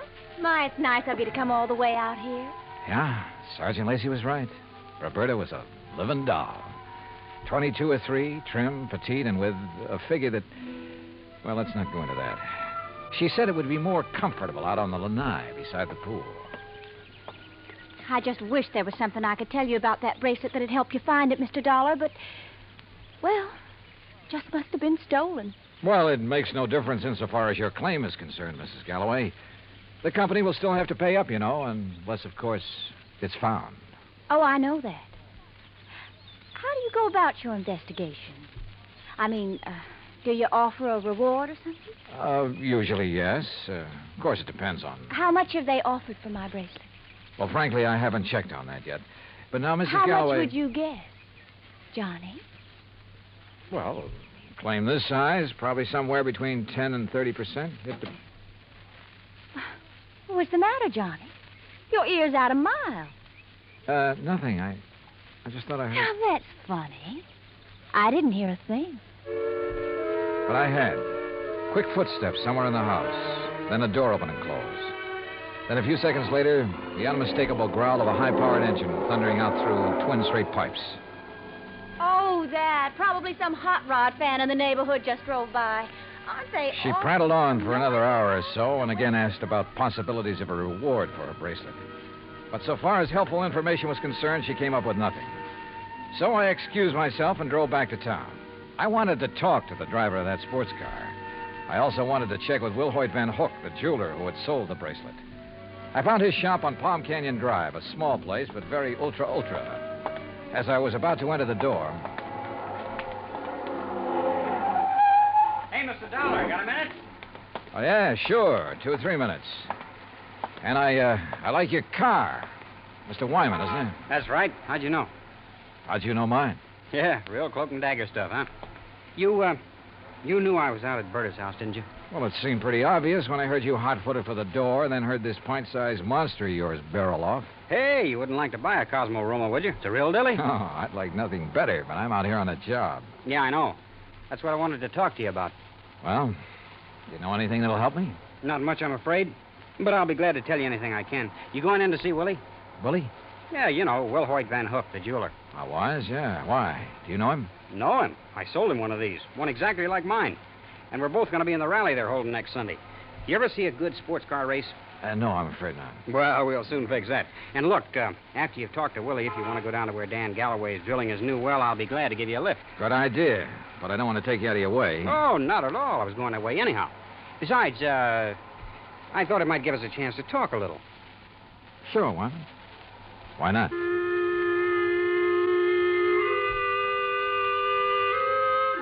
With a name like Wilhoit Van Hook, I expected...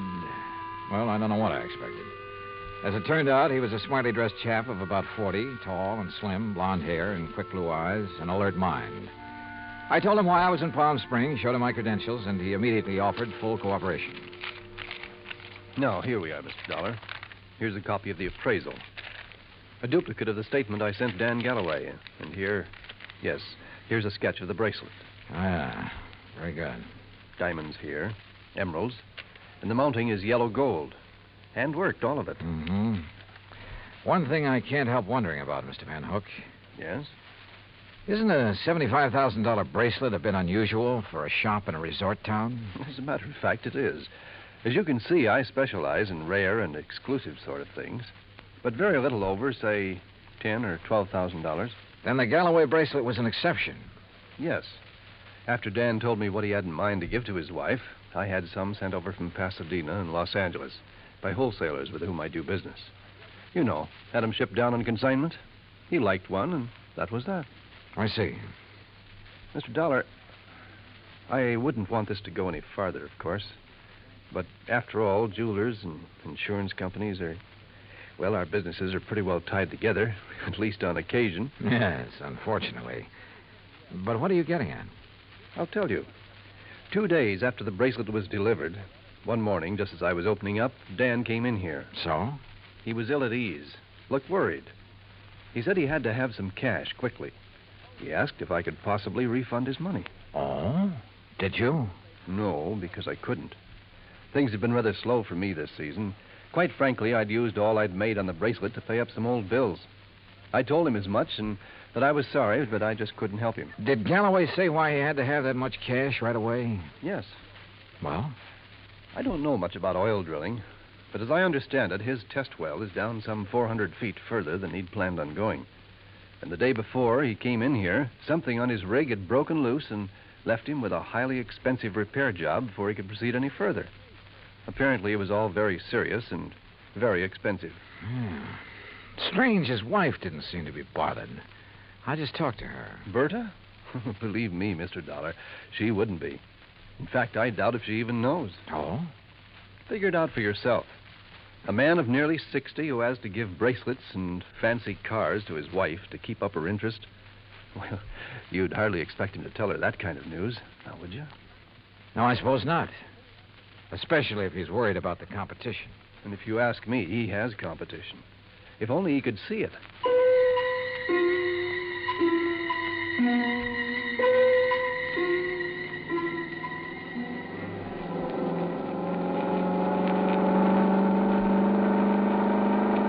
That suntan and chrome Cosmorama was all Sonny Wyman claimed it was.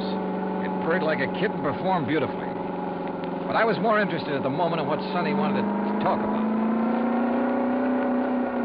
Johnny, I'm going to be perfectly blunt with you. I'll go along with that. Out at the house a while ago, I felt pretty foolish when you arrived, and Berta insisted I hide until she could get you out on the lanai. Did she have any particular reason? Well, you see, we know that... Well, there's some talk going around about Berta and me. Any truth in it, Sonny? A little, I guess. You saw her. Oh, yeah? I mean, there's nothing serious between us. It's just that, well, with Dan away so much of the time, we have fun together. Yeah, sure. Now, what about the bracelet? You mean who might have stolen it? That's the general idea. I don't know. I have no idea. That sound funny to you? Should it? Well, after all, Dan and Berta keeping their house open to everybody. People in to swim, play badminton, cocktails, barbecues. I guess half the population of Palm Springs has been there at one time or another. And even if it weren't an invited guest, why, it'd be simple for someone to just sneak in and walk off with it. Providing, of course, they knew where it was kept. Well, yeah, someone who was close enough to... Well, yeah, I heard Berta ask you about a reward for it. You think a big enough reward would turn it up? I would think so. I understand that stolen jewelry brings about 20 cents on the dollar. Sometimes it brings 20 cents. Sometimes 20 years. Well, yeah. Well, I just wondered. How's the car business doing, Sonny? Oh, great, great. It's really one of the reasons I'm driving out this way. Oh, a prospect? An oil-rich Indian or a well-to-do prairie dog? Hardly. No, I told you we were having a sports car rally on Sunday. Well, being the promoter, so to speak, I'm going down to check the course. If you're still around, you ought to come. Oh, maybe I will. Having some good events, too. Willie Van Hook and I are running a match race. He's quite a bug, you know. And ever since I sold him the twin to this job, he's been working it over. Special carburetor, racing cams, everything. And no wonder I can't afford this kind of stuff. Oh, man. You'd be amazed at the amount of money that changes hands hey, on wait a some of minute, these races. Sonny. Isn't that an oil rig over there? Yeah, Dan Galloway's. The rig itself's about 50 feet out in the lake. The shack or office or whatever you want to call it's over the other way. You see? About a quarter of a mile beyond those Joshua trees. I'll drive you over. He did. There was an old car parked near the shack, so we figured Dan Galloway must be inside. Sonny Wyman dropped me in front of it, then took off in a cloud of dust and exhaust gas. I picked my way between the cactus plants, opened the door without knocking, and barged right in. Mr. Oh. Oh, hello. Oh, no use asking. If Mr. Galloway is here, I can see he isn't. No, he isn't. Is it all right if I wait? I'm Johnny Dollar. I'm Mrs. Galloway, Mr. Dollar. Huh? Well, that is, I'm the first Mrs. Galloway. The former. The one who scrimped and saved while Dan was booming around every oil field all over the country trying to make his score. I'm the forgotten Mrs. Galloway. Oh, yeah. Well, I'm sorry. Are you expecting him back soon? Who knows? I've been waiting here 3 hours. But I'll wait 3 days if I have to. Promises, that's all, promises. What do you mean, Mrs. Galloway? After working to help him the way I did for all those years, and then to be tossed over for somebody else who never did a lick of work in her life. Oh, sure. Give me anything I want if I let him free. So what have I got? Promises. Well, I'm sorry. But getting all upset is going to help. Well, wouldn't you be upset if you had more than $18,000 in back alimony coming to you? And with them living like royalty? Oh, I see. Well, he's not going to keep on getting away with it. That's why I'm here. Well, now that gun in your handbag isn't the answer, I'm afraid. How'd you know? I've seen that kind of bulge in a handbag before. You really have ideas about using it on him? Well? Well, I don't know. There are times when I feel as though killing would be too good for him. Then there are other times when... I don't know.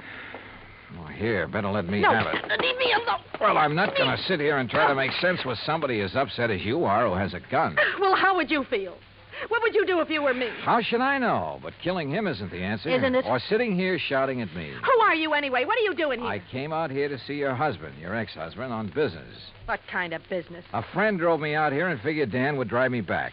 But since he isn't around, there's no point in my staying here. Or you either. Well, maybe you aren't You going have to a car, so you and I are driving back to Palm Springs. I'm not leaving here till I see Dan. Until I get some money from him. Or see him dead. Maybe he's at the well. All right. Maybe he is over there. Now, come on. Why I took this on, I didn't know. But I couldn't leave that slightly frantic woman sitting there, waiting, with murder in her heart. For all I knew, she'd murdered Dan already. Better inspect the gun later. The road down toward the oil rig was just a pair of ruts in the desert sand. Then, just as we cut in between some yucca plants and a wind-blown Joshua tree, I slammed on the brakes. There, in the middle of the trail, lay a man's body, crushed and twisted. Dan Galloway had been carefully, repeatedly, run over by a car.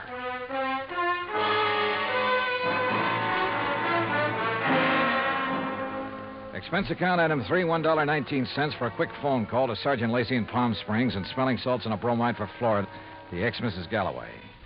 Then I dropped her off at the Galloway house. She and Roberta ended up consoling each other while I huddled with Lacey in his office at headquarters. Some of the boys are still out there, Dollar, checking tire prints, taking pictures, and so on. No clue as to who ran Galloway down? Not yet. Looked to me as though Galloway stepped out of his own car to see whoever had pulled up in the other and was run down for his trouble. The car that did it ran around in a circle over and over him. Any suspects, Sergeant? You found his ex-wife, Flora, waiting for him in the field office, you said. That's right. And she was pretty nervous, on edge, you said. So? Also, she was carrying a gun. Whoa, now, wait a minute. Any reason why she couldn't have run him down earlier, then gone back and just waited for somebody like you to come along? Somebody with whom she could then discover the body? Only one hitch. You told me yourself, Dollar, that she was pretty insistent about your going over there to look for Galloway. Yeah, I know. But, Sergeant, you're off on the wrong foot. Why? Because of the tracks left by the killer's car. They didn't match the tires on Flora's car. You checked? I checked.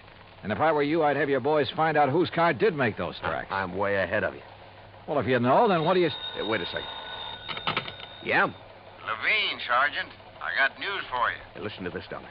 About those tire tracks at the scene of the killing. Well, right on cue. They're the same make and size as the tires on Sonny Wyman's Cosmo Roma. You sure? Well, I told you, at the scene, I thought it was a sports car by the small size of the circle the tracks made. Yeah? And knowing the feeling between Wyman and Galloway, I went right over to his place. Nice, clean tracks all over. And they match. You holding Wyman? Oh, well, I don't know where he is, Sergeant. He wasn't at his place, and there was no answer to the phone at his showroom. Well, then get after him. Put out a flash on him. With that car, he shouldn't be too hard to find. Let me know when he's picked up. Yes, sir. What do you think, Sergeant? You know something, Dollar? I have a notion that when we find Sonny Wyman, we'll also find out what happened to that bracelet. Yeah, could be.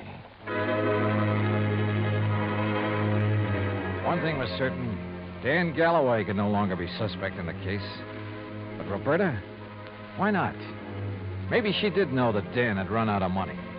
Maybe that's why she was so interested in the amount of reward for the bracelet. And what about Sonny Wyman? Well, it looked bad. A smart young opportunist out for the fast buck. And, of course, close to Galloway's wife. Anything he could do to hurt Galloway would help him. And now these tire tracks, the one solid clue to Galloway's killer. Sergeant Lacey and I drove out to the Galloway house. No, Johnny. I haven't seen Sonny since he left here this afternoon. That's when you were here. He didn't call up? Why should he call up? Why shouldn't he call, Roberta, if he'd heard that Dan was killed? Now, you listen here, Mr. Dollar. If you're trying to trick me into saying something about Sonny having anything to do with Dan's death, you're wasting your time. And what's more... Pardon me.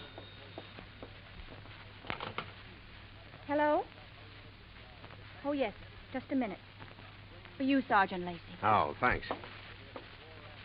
Hello? Yes? Yes, when? Yeah, I see. Okay, Levine, thanks. Has he found Sonny Wyman? He sure has. And if you want to see him, you'll have to go to the coroner's office. What? Oh, no. Yeah, that souped-up car of his, a couple of miles out of town. Ran off a curve and over a 100-foot bank.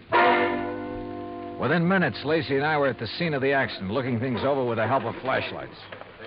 Yeah, he must have been really burning up the road to spin and roll this far off the highway. But surely he must have been familiar with that curve. Oh, sure. He knew these roads around here as well as anybody in the county. Tires still in one piece, too. And these sport cars usually corner pretty well. Well, this one didn't. Hey, Lacey, look here. Yeah? This left rear fender. Looks to me like this car was sideswiped. Hey, you're right.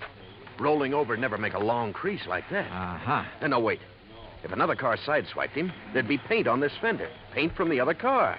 Sergeant, you're absolutely right. And since there's none here... Sergeant, you're absolutely wrong. How far to the nearest filling station? What? I want to make a couple of calls to some wholesale jewelers in Pasadena and Los Angeles. Right now, in the middle of the night? Right now. Wholesale jewelers? Expense account item 4, $11.90, phone calls to Pasadena and L.A. The third call yielded Mr. Alfred Mencken of Mencken Imports Incorporated, who was pretty cheerful about having been gotten out of bed. It's quite all right, Mr. Dollar. Now that I'm up, I'm wide awake almost. Well, I hate to throw something like this at you in the middle of the night, Mr. Mencken, but tell me, please, did you ship a diamond and emerald bracelet to Will Hoyt Van Hook in Palm Springs within the past few weeks? Why, yes, Mr. Dollar. Oh? As a matter of fact, I sent him 3. That was 2 weeks ago, and he returned them all. Returned them? When? Well, 2 of them the day after he got them. But the third one he kept for a while. I got it back just last Thursday. Now, I don't know if that means anything to you. You bet it does. Thanks very much. Lacey and I piled into one squad car, 4 patrolmen in another. It was several miles out to the little ranch where Van Hook lived, and Lacey and I chewed it over as we drove along. Don't hold out on me, Johnny. Whatever made you think of Willie Van Hook is the one who drove Sonny Wyman off the road? Well, apparently there was no paint on that fender from the car that sideswiped him. Actually, there was. Holy... Of course. Van Hook's car is exactly the same color as Sonny's. Another thing. The car that ran down Galloway, like the one Sonny drove, even down to the tires, but not necessarily the same car.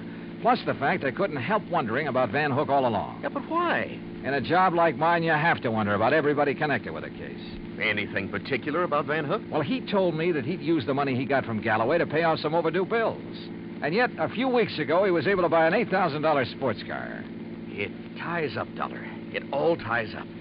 But how did Sonny Wyman figure in it? Oh, Sonny was a fellow who lived by his wits. He may have reached the same conclusion about Van Hook that I did. May have had an idea for latching onto the reward money. He mentioned the matter of reward to me a couple of times. Or he may have had ideas for blackmailing Van Hook. Another thing. Van Hook saw me drive away from his shop in Sonny's car. That meant he had to act fast, get rid of Galloway, who'd given him back the bracelet, and, of course, take Sonny out of the picture, too. Yeah, it all seems to add up very nicely. And when we face Van Hook, well, there's his place now. Yeah, here's his driveway. Well, either he's skipped out or he's asleep. No lights on in the place. Well, if you ask me, he's far... No, wait. Yeah? The third window on the right. The blind was pulled away for a second or two. Well, then let's get out of this car. We're sitting ducks in here. Well, how about it, Sergeant? What do we do? You boys split up. Cover the back and sides of the house. He's in there? Yeah. Okay, boys. Come on. Johnny, maybe you better keep out of this. Are you kidding? Hey, listen. A car door, I'm sure of it. Yeah, I know. Holy... What's he up to? Gonna lock himself in and take the monoxide route? Come on. Are there back doors in that garage? Not that I know of. Here, wait a minute. Van Hook! This is the police. We've got men all around this place. Turn off that engine and come out of there with your hands over your head. Don't be a fool, Van Hook. You haven't got a chance. Come out of that garage.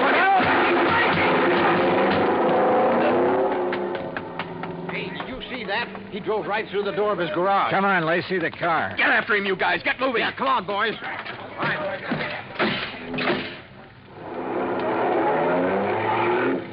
Crazy fool. He's getting into the side-swiping habit. See what he did to that other patrol car? Yeah, they're okay. They're often tailing us. Come on, step on it, Lacey. This is one time we ought to have a Cosmo Roma. Well, maybe he can outrun us, but with 2 cars on his tail, he may get careless, take chances. If so... Yeah, hang on. Oh!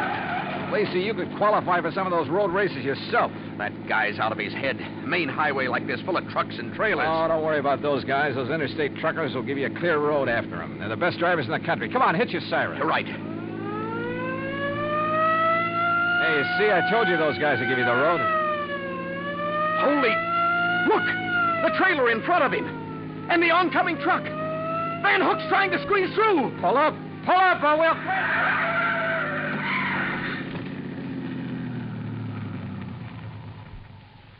Well, he squeezed through all right. Squeezed right through the pearly gates.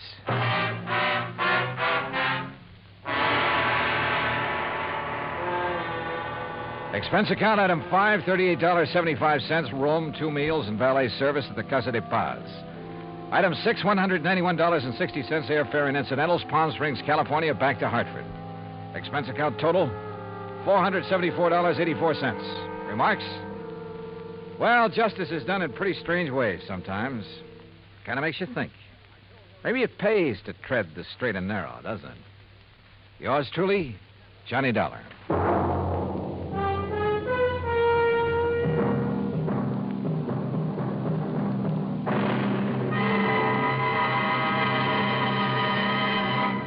Now, here is our star to tell you about next week's story. Next week, international intrigue.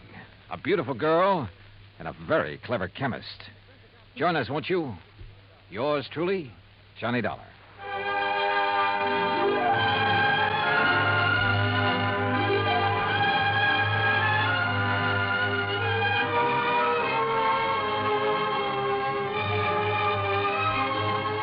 Yours truly, Johnny Dollar, starring Bob Bailey, originates in Hollywood. It is written by Paul Franklin and is produced and directed by Jack Johnstone. Heard in our cast were Barbara Eiler, Paula Winslow, Forrest Lewis, Frank Nelson, Sam Edwards, Austin Green, and Shep Menken. Musical supervision is by Amerigo Marino. Be sure to join us next week, same time and station, for another exciting story of yours truly, Johnny Dollar.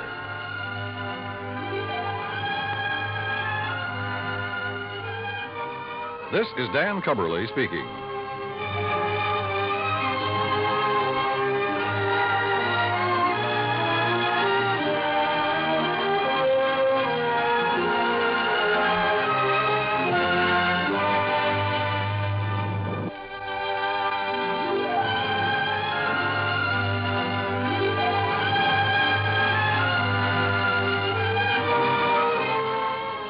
Johnny Dollar has come to you through the worldwide facilities of the United States Armed Forces Radio and Television Service.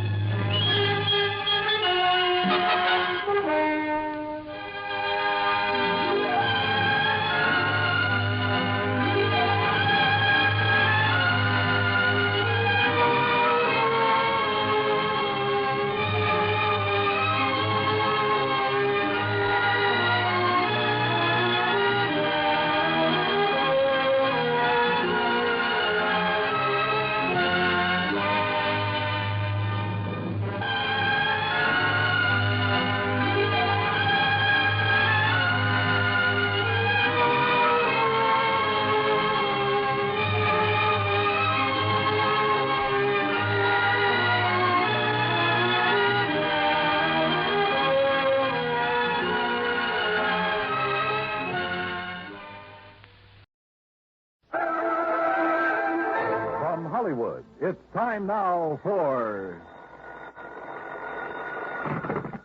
Johnny Dollar. George Reed here. Well, good morning, George. Bad morning, Johnny. What's the matter? You remember Jediah Gillis? Eccentric old man loves animals? Sure. Well, for the second time, he's talked us into issuing a special coverage policy on an item he wanted insured. And for the second time, it's disappeared, huh? Right. I hope it's not another singing mouse. I'm afraid it's something worse. An articulate canine. I take it a what? Dog, Johnny. And I take it a... You mean a talking dog? Yep. Oh, no.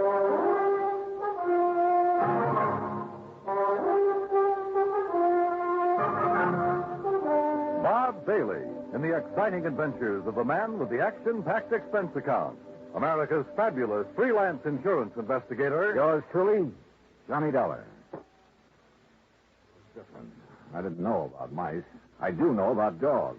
And I've never heard one yet that could say anything but rough. Well, maybe you haven't, but Michael Murphy has. Michael Murphy? Iron Mike Murphy, vice president of Milford Steel. Oh, what's he got to do with this? Well, he's the former owner of the articulating canine. Gillis bought the dog from him? According to this application, he did. When did it happen? Well, about 3 weeks ago. First I heard of it was when Gillis called from New York asking for the coverage. How much insurance does he have on the critter? The maximum we'd allow, $7,500. 75? Oh, no, George. That's hardly worth my time. I can't make any commission from a small policy like that. Why don't you pay him off and forget it? I'd like to, Johnny, but it isn't that simple. No? No. Since you found his mouse, Gillis thinks you're some kind of a miracle worker. No, Pied Pipey, I mean. Or pie-eyed something or other. Anyway, the boys upstairs have agreed to let you write your own ticket again, providing... Yeah? Providing you locate the dog. Or in the event you don't, you pacify Gillis. Keep him happy so that he doesn't cancel his other policy. And if I can't do either? Then you wind up with your regular commission and expense account, which our auditors will check and double-check. A real sucker bet. But okay, George, you've got yourself a deal. Expense account item 2, 85 cents cab fare back to my apartment. Item 3, $26, transportation Hartford to New York City, including cab fare to the Statler Hotel. By the time I checked in, changed my shirt, it was 8:30. I picked up the phone and called the number George Reed had given me.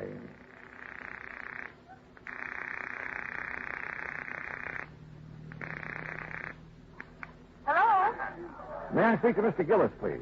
Johnny Dollar. Dad told me you were coming. Well, hi. Hi, is that all? I guess this is Marion. Yeah, no. I had a hunch your father was staying at your place. Do you have my address? Sure have. 514 East 51st Street. Apartment 4C. Oh, yeah. Now, you get right over here before everyone leaves. Everyone? Who all's there? Well, just friends. It's a celebration. What kind? I'll tell you when you get here. Now, hurry. Right. Expense account item 4, $1.70 taxi from the Statler to the East 51st Street address. The entrance to the building faced toward Beekman Place, and one side of it looked out over the East River. I could hear the noise from apartment 4C before I stepped off the elevator. Marion had a good many friends, which figured because of her blonde hair, gray eyes, and a few other... Well, yeah. I pressed the buzzer and waited. I was about to press it again when a door opened further off down the hall. Hi. Oh, Marion. Here, Johnny. I hope you don't mind sneaking in through the kitchen. But Dad made it very clear that he wants to see you now and alone. Alone? Was that mob in there? He's waiting for you in the den. It's this way. How have you been? Oh, fine, just fine. Sounds like quite a party. It is. I sent out the invitations before the pup disappeared. I offered to call it off, but Dad wouldn't let me. Any special kind of celebration? I think so. It's to announce my engagement. You're... Well, what do you know? Who's the lucky man? His name's Bill Fisher. He's an executive with the Powers advertising agent. Real big-time operator, huh? He just talked one of his clients into putting on a new TV show. Well, you know you have all my good wishes. Oh, Bill, we were just talking about you. I wondered where you disappeared to. Bill, this is Johnny Dollar. Hi, congratulations. You're getting a fine girl. Yes, I think so. Thunderation, what's all just... Oh, it's Dollar, so you finally decided to get here. Hello, Mr. Gillis. Come in. Yes, sir. We'll see you later, Johnny. Yes, sure. Yeah, you ready to go to work? Yes, sir, whenever you are. Whenever I am. You're the one's getting paid to be a detective. Well, I can't do my job without your cooperation, Mr. Gillis. Well, what do you want me to do? Just answer a couple of questions. Well, didn't that sweet pea of an agent tell you all you need to know? Well, he couldn't. He didn't know anything except that a dog you have insured. A dog? A dog, you say? Is that what you call her? Why, you miserable, cold-hearted... A dog. Well, isn't that what you've lost, Mr. Gillis? No! And don't you ever let me hear you calling that... She's a little lady. If you must refer to the type of being she is, well, she's a canine. Okay. Do you mind telling me under what circumstances the canine disappeared? I wouldn't mind at all. And please call her Ming Toy. Beg your pardon? Ming Toy, that's her name. Ming Toy Murphy. What's the matter, you doll? Are you deaf? No, isn't that kind of an unusual name for a dog? A canine? Oh, you think so? Shows how stupid you are. She's a Chinese. Chinese? Yes, a Pekingese. A Pekingese. And being as the first owner's name was Murphy, the whole thing, Ming Toy Murphy, just fits her to a T. Yeah. Now, exactly when did you notice Ming Toy was missing? Oh, since we got back from breakfast, you see, I'd left Ming Toy in here, locked up safe and sound, but when we got back, the door was standing open. The front door? No, not to this door. And Ming Toy was gone? Of course she was gone. That's what all this fuss is about. But the front apartment door was closed. It was, and if somebody's come in here and stolen her, they'd have had sense enough to close the front door when they left.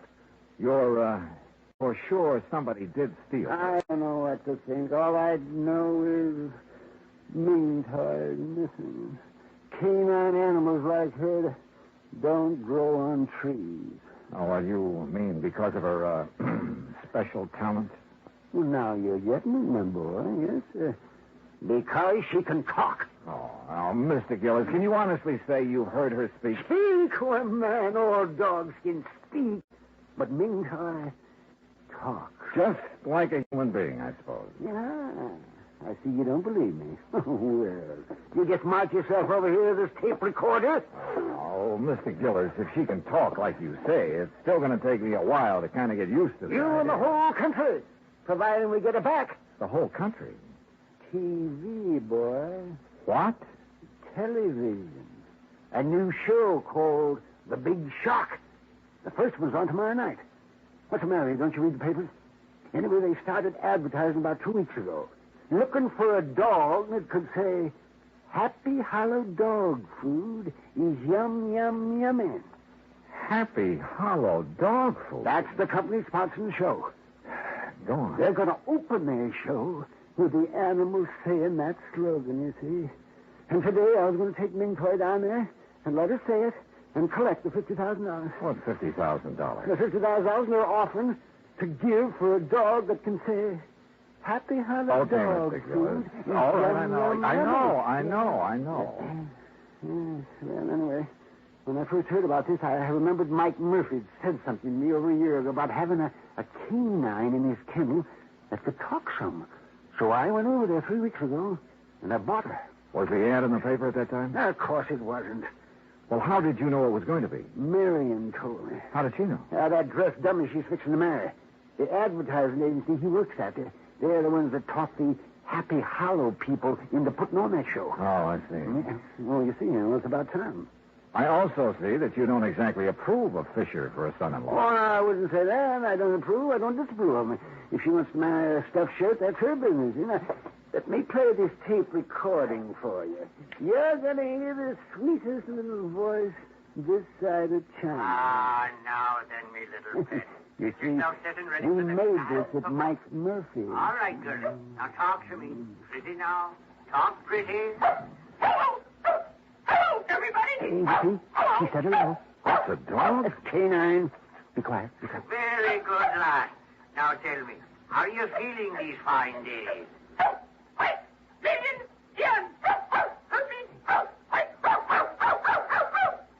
Hey, what happened?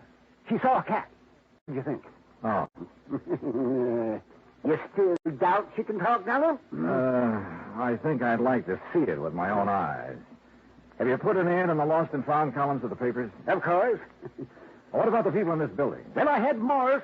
He's the super. Put a note. Super? The janitor. They call him supers in the city.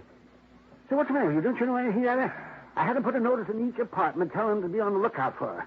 But so far, nobody said a word. And naturally, they wouldn't because she's not around here. She's been stolen. Oh, now, look, why would anyone want to steal her? They couldn't put stolen property Well, on TV. maybe it could have been somebody doing it for spite. Like who? Yes, like Iron Mike Murphy. That's who. He's been saying nasty things to me, claiming I cheated him out of mean toy. Well, did you? Of course I did. Mr. Gillis, is there any other possible way she could have gotten out of this room? Well, now, there's several... Oh, no. Huh? No, it hurts me just to think about it. Oh, dear. That window. Window? Yes. Oh, dear. Was that open yesterday morning? Yes, it was open. I forgot to close it. Oh, dear. Well, what's down below there? Nothing but the East River. I continued questioning him, making sure he'd given me all the facts. Then, after promising to take him along when I visited Iron Mike Murphy, I said goodnight and left. Expense account item 5, $1.70 for a cab back to my hotel. The next morning, I called Murphy and wangled an invitation to his Long Island home. At exactly 9 o'clock, I was in front of the Gillis apartment. Hey, mister. Yeah? You looking for Mr. Gillis? No, Mr. Gillis. You seen him? Sure. When they go out for their breakfast. Oh, yeah, I see. Do you pick up the trash and garbage from the apartments every morning? That's my job, senor. Well, what time do you usually hit this floor? The same time as now, about 9 o'clock. Do the Gillises go out for breakfast every morning at this time? Almost every morning. What about day before yesterday? When the little one disappeared, see, it was the same hour. Uh-huh. Tell me, Morris, do you remember seeing anyone on this floor that morning? You know one who did not have a business here? But there was someone? See. Near the Gillis apartment? Where you stand, waiting at the meeting. Well, who was it, you know? Oh, no, I don't know his name. Yeah. He's such a nice gentleman, and he carried what I know was another present for Mr. Gillis. I told him they were out for their breakfast, and he went away. You still haven't told me who it was, Morris. My heavens, senor. Who else would bring Mr. Gillis such a pretty box or such a beautiful gift? Who else but the gentleman she's soon to marry?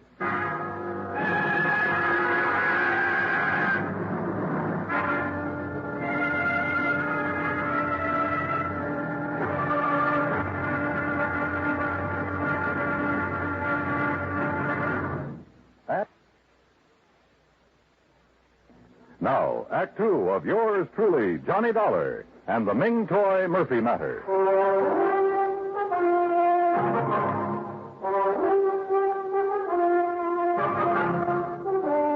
People in love usually keep odd hours, so I wasn't surprised that Morris, the janitor, had seen Marion Gillis's fiancée outside the apartment the morning the dog, canine, had disappeared. I thanked Morris for his help, went back downstairs to my cab, where I saw the Gillises walking toward me from First Avenue. Morning, Galloway. Morning. Sorry we're late. Got to gabbing over that second cup of coffee. Better not let your doctor hear you say that. No, Marion, be still. Yes, you ready, darling? Ready and waiting, Mr. Gillis. And then let's go. I got a few things I can't wait to say to Mr. Iron Mike Murphy. Now remember, Dad, no excitement. I'll remember. Marion. Yes? Are you going to be busy around noon? No, I don't think so far. Just thought we might have lunch together. 21? Anywhere you like. Say 12:30? Perfect. See you then. According to Mr. Gillis, Iron Mike Murphy didn't know that Ming Toy was missing, so it was going to be interesting to see his reactions when we told him. The Murphy home was spread across a couple of acres near Great Neck. The main house was a large two-story brick affair with a tack room, swimming pool, and the kennels behind it. For Iron Mike pursued his hobby of raising Pekingese dogs. We found Murphy at the kennel. Well, Gillis, you lying, thieving devil. You hold your tongue, Mike. What are you doing out here anyway? I came along to help Mr. Dollar. He doesn't know you like I do, so I wouldn't be able to tell when you're lying like I can. I suppose you think that's funny. Dollar, you know what this man did to me? He stole a wonderful little dog right out from under me nose. And you stole her back. Well, what do you mean by that? You know what I mean. The day after you called me on the phone, you saw that ad in the paper. Well, the next day somebody stole Ming Toy. And I'm sure it was you. You shanty Irishman. Why, you dirty-minded evil old man. I've half a mind to take a horsewhip to you for saying such a thing. Oh, you deny it, eh? Of course I deny it. And you say it again, I'll deny it with me fist. Oh, is that so? Well, I whipped you when you were in the steel mills, and I can whip you now. Look out, fella. Oh, Mr. Gillis, remember what your daughter said. Defend yourself, Murphy. Mr. Gillis. Bring yourself at me, Taxi! Gillis. Taxi! Mr. Gillis, please, Mr. Murphy. Here I come. Ooh. Justice triumph. Oh. Ow. Taxi! Hey, driver! Over here! Taxi!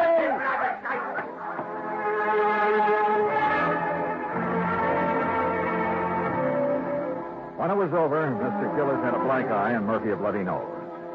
Gillis and I went back to town. Kids there $12. That's item 6. After seeing Mr. Gillis safely to his apartment, I went across town to the 21. Marion arrived. We were shown to a table, and I told her as quickly as I could what had happened at the Murphy home. Johnny, you know Father isn't supposed to get excited. I know. He knows. And I tried to stop him, but he went... so upset over losing Ming Toy or anything else. Well, especially something as strenuous as a fight. Well, it might prove to be too much. Oh, he's all right, believe me. Well, I'll call him in a few minutes to be sure. Marion, this morning while I was waiting for you to come back from breakfast, I had a talk with Morris, the super at your apartment. No? Yeah, he... Marion, darling. Oh, well, I told Bill to join us, Johnny. I hope you don't mind. No, of course not. Sit down. No, thanks. Johnny's been out all morning with Dad. Oh? Hunting for the dog, huh? That's right. Any luck? I'm not sure. Excuse us, Bill. But what does Morris have to say, Johnny? Oh, it wasn't important. Don't try lying to me, Johnny Dollar. I know you too well. Now, you tell us what Morris have to say. Bill, the morning the dog disappeared, you were at Marion's apartment, weren't you? Of course he wasn't. Bill? Day before yesterday? No. You sure? Positive. I was in my office all morning. What time did you get there? You remember? Yes, we've been very busy lately getting the big shock ready for the air. It was about 8:45. Your secretary will swear to that? Naturally. Johnny, what's this all... Excuse me. Where are you going? I'll make a couple of phone calls. Be right back. I called Bill's office, spoke to his secretary, and of course he had lied. Instead of going back to the table, I took a cab to my hotel, made a couple of more phone calls, and waited. About 40 minutes later, Bill Fisher called and asked me to meet him in a bar near Rockefeller Center. You like a drink, Johnny? No, thanks. Not right now. No? I figured you'd be thirsty. You've been such a busy little boy. What do you mean? You know what I mean. Calling my secretary, then calling the Happy Hollow people to find out whose idea it was to advertise offering $50,000 for a talking dog. Oh, I wouldn't be ashamed of having that idea if I were you. It's a good one. Except for one thing. It was meant strictly for the publicity value. Nobody ever heard of a dog that could really talk, so I guaranteed them their $50,000 would be safe. Go on. See, it was tough enough getting the Happy Hollow people to put a show on TV in the first place. They really don't have that kind of money. And if they'd had to pay out the $50,000 on top of everything else, well, that would be it. We'd lose their account. I'd lose my job. Uh-huh. So what did you do with Ming Toy? Well, naturally, since she could talk, I had to get rid of her. You understand that, don't you? How did you get into the Gillis apartment? That was easy. I'd been there the night before. When I left, I slipped the latch so the door wouldn't lock. When they went out to breakfast the next morning, I went in. I was going to put her in that box and carry her out, but she put up such a fuss, I just tossed her out the window. Into the river? Yes, Dollar, into the East River. But what can I do about it? After all, Ming Toy was only a dog. It wasn't like she was a person. Well, what can I do about it? I'm not sure. But whatever it is, I hope it's plenty. I left him there and walked down 6th Avenue. When I reached the corner of 51st, I called Marion and asked her to meet me in a little park near her apartment building. Somehow I told her, as simply and directly as I could. Well, it's kind of funny, isn't it, Johnny? I don't know. Isn't it? Sure. If I hadn't met Bill, none of this would ever have happened. Dad would still be feeling chipper. I might have been engaged to somebody else. Maybe even a nice guy like you. And why do things like this have to happen? I don't know, Marion. I just don't know. We were about a block away from her apartment when we heard the ambulance. We watched it turn into 51st Street, then stop. Then we were running. Johnny, it's Dad, I know it. No, you don't know any such thing. Oh. All right, folks, all right. Now keep back. Give the men room to work. Johnny, they're not going into the building. No, they're doing something out there in the middle of the street. Officer! Officer, what's happened? It sounds like a little girl's caught down there under the street. Under the street? Yeah, lady, in the drain pipe that goes down to the river. Are you sure it's a little girl and not a dog? You kidding? Dogs can't talk like that. Like what? Well, it sounds like she's trying to say something about a dog food being yum, yum, yummy. Get your fire, Marion. Yes, oh, yes. Excuse me. Hey, come back here. I joined the power and water men who had lifted up a manhole cover and put down a ladder. It didn't take us long under the street, just a couple of minutes. Then we climbed back out again. Johnny! Dollar, where is she? Where's my baby? She's still down there, Mr. Gillis. You left her. Dollar, she's not. No, sir, she's fine. Then why didn't you bring her back? Well, maybe you better look for yourself, Mr. Gillis. All right, I'll do just that. Dad, you can't. You just try stopping me, won't? Come on, Dollar. Come on. Annie. Careful now, Mr. Gillis. Yes. Watch your step here. Don't you worry about me. You just look out for yourself. Yes, sir, I am.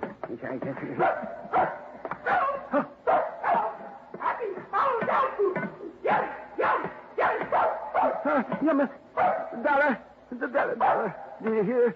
She's saying happy hollow dog food. Yes, sir. By George, boy. Here, let me down here. Where is she? Where's my little sweetheart? This way, Mr. Gillis. Hello, you little rascal, you. Yummy. Careful now, Mr. Gillis. She's under this water pipe. This one right here. Yes, sir. You'll have to stoop down to see her. What's that mooing sound out? She. Well, I'll be jigs with it. Puppies, Dollar. Yes, sir. 6 of them. Yes, well, that little rascal. Puppies. So that's why she disappeared, huh? To have her family. She called me Papa. Papa. Well, you naughty little girl. By golly. Papa. Well, sir, by golly. Well, who'd have thought? I guess Ming Toy did, sir. Yes, he must have. Yes, indeed. Oh, Papa. Look, Johnny. I'm a grandfather.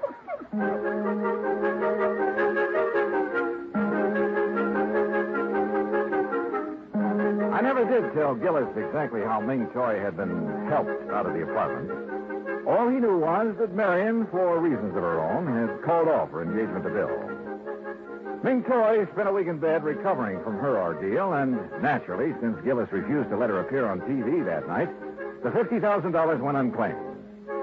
And, alas, the long-suffering public has yet to hear the dulcet tones of a talking dog named Ming Toy Murphy. Expense account total, including hotel, incidentals, and transportation back to Hartford, $225.70. Yours truly, Johnny Dollar.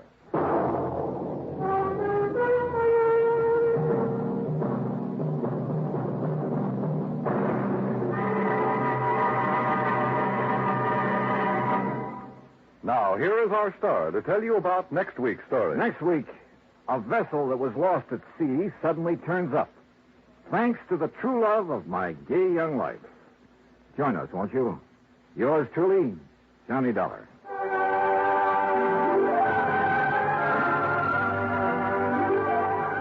Yours truly, Johnny Dollar, starring Bob Bailey, originates in Hollywood.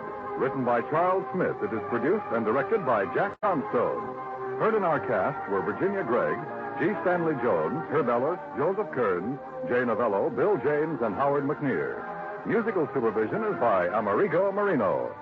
Be sure to join us next week, same time and station, for another exciting story of yours truly, Johnny Dollar. This is Dan Cubberly speaking.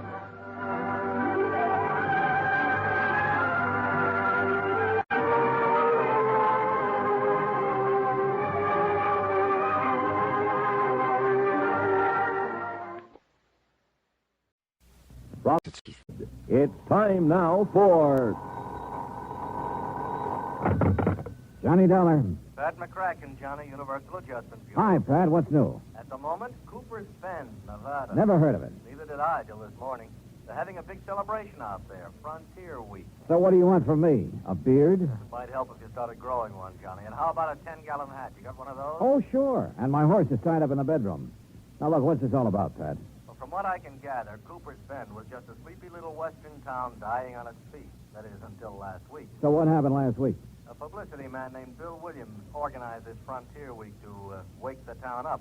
I guess somebody out there doesn't like being waked up. What do you mean? Oh, looks like somebody's trying to put Bill Williams to sleep. The hard way. I'll be right over.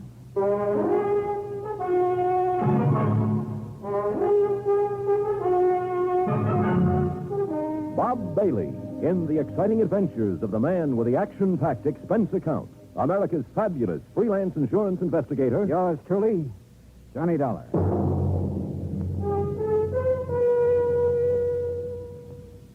And now, Act One of yours truly, Johnny Dollar.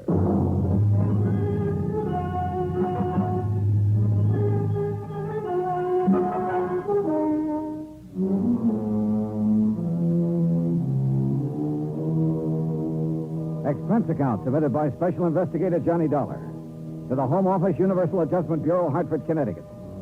Following is an account of expenses incurred during my investigation of the killer's brand matter.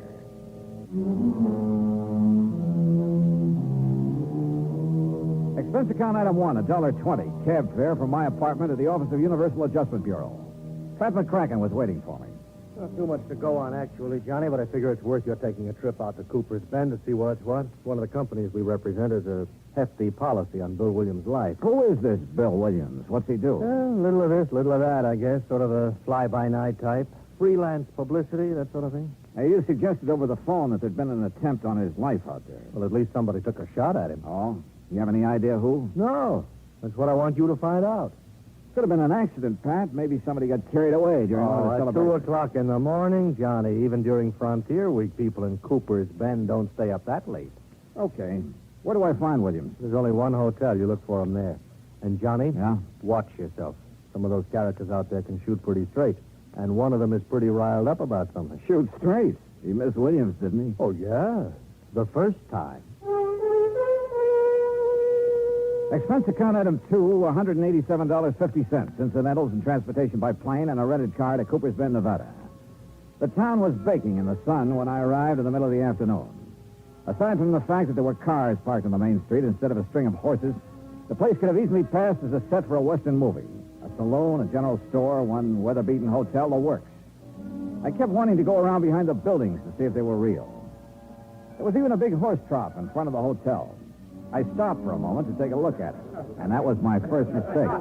Suddenly, I heard a crowd bearing down on me. Come on, let's get him. Hey, look at him, a real dude. I'll lay off him. This is kid stuff. What do you mean, lay off of him? You know the Frontier Week rule. Hey, look, what's this all about? Come on, mister, off with your shirt. My shirt? Now, just a minute. The rules, partner. Anybody on the street without a 10-gallon hat during Frontier Week gets sunk in the horse trough. Yeah, well, look, I just got into town. How am I supposed to know the rules? Well, this is one good way of finding them out, stranger. Anybody want to sell me a 10-gallon hat quick? Too late, buddy. Well, he's got a sense of humor anyway. Come on, I'll help you off with your shirt, stranger. Okay. That's it. Now, just take it easy, partner. Take it easy. Welcome to Frontier Week, partner. Oh, thanks. Thanks a lot.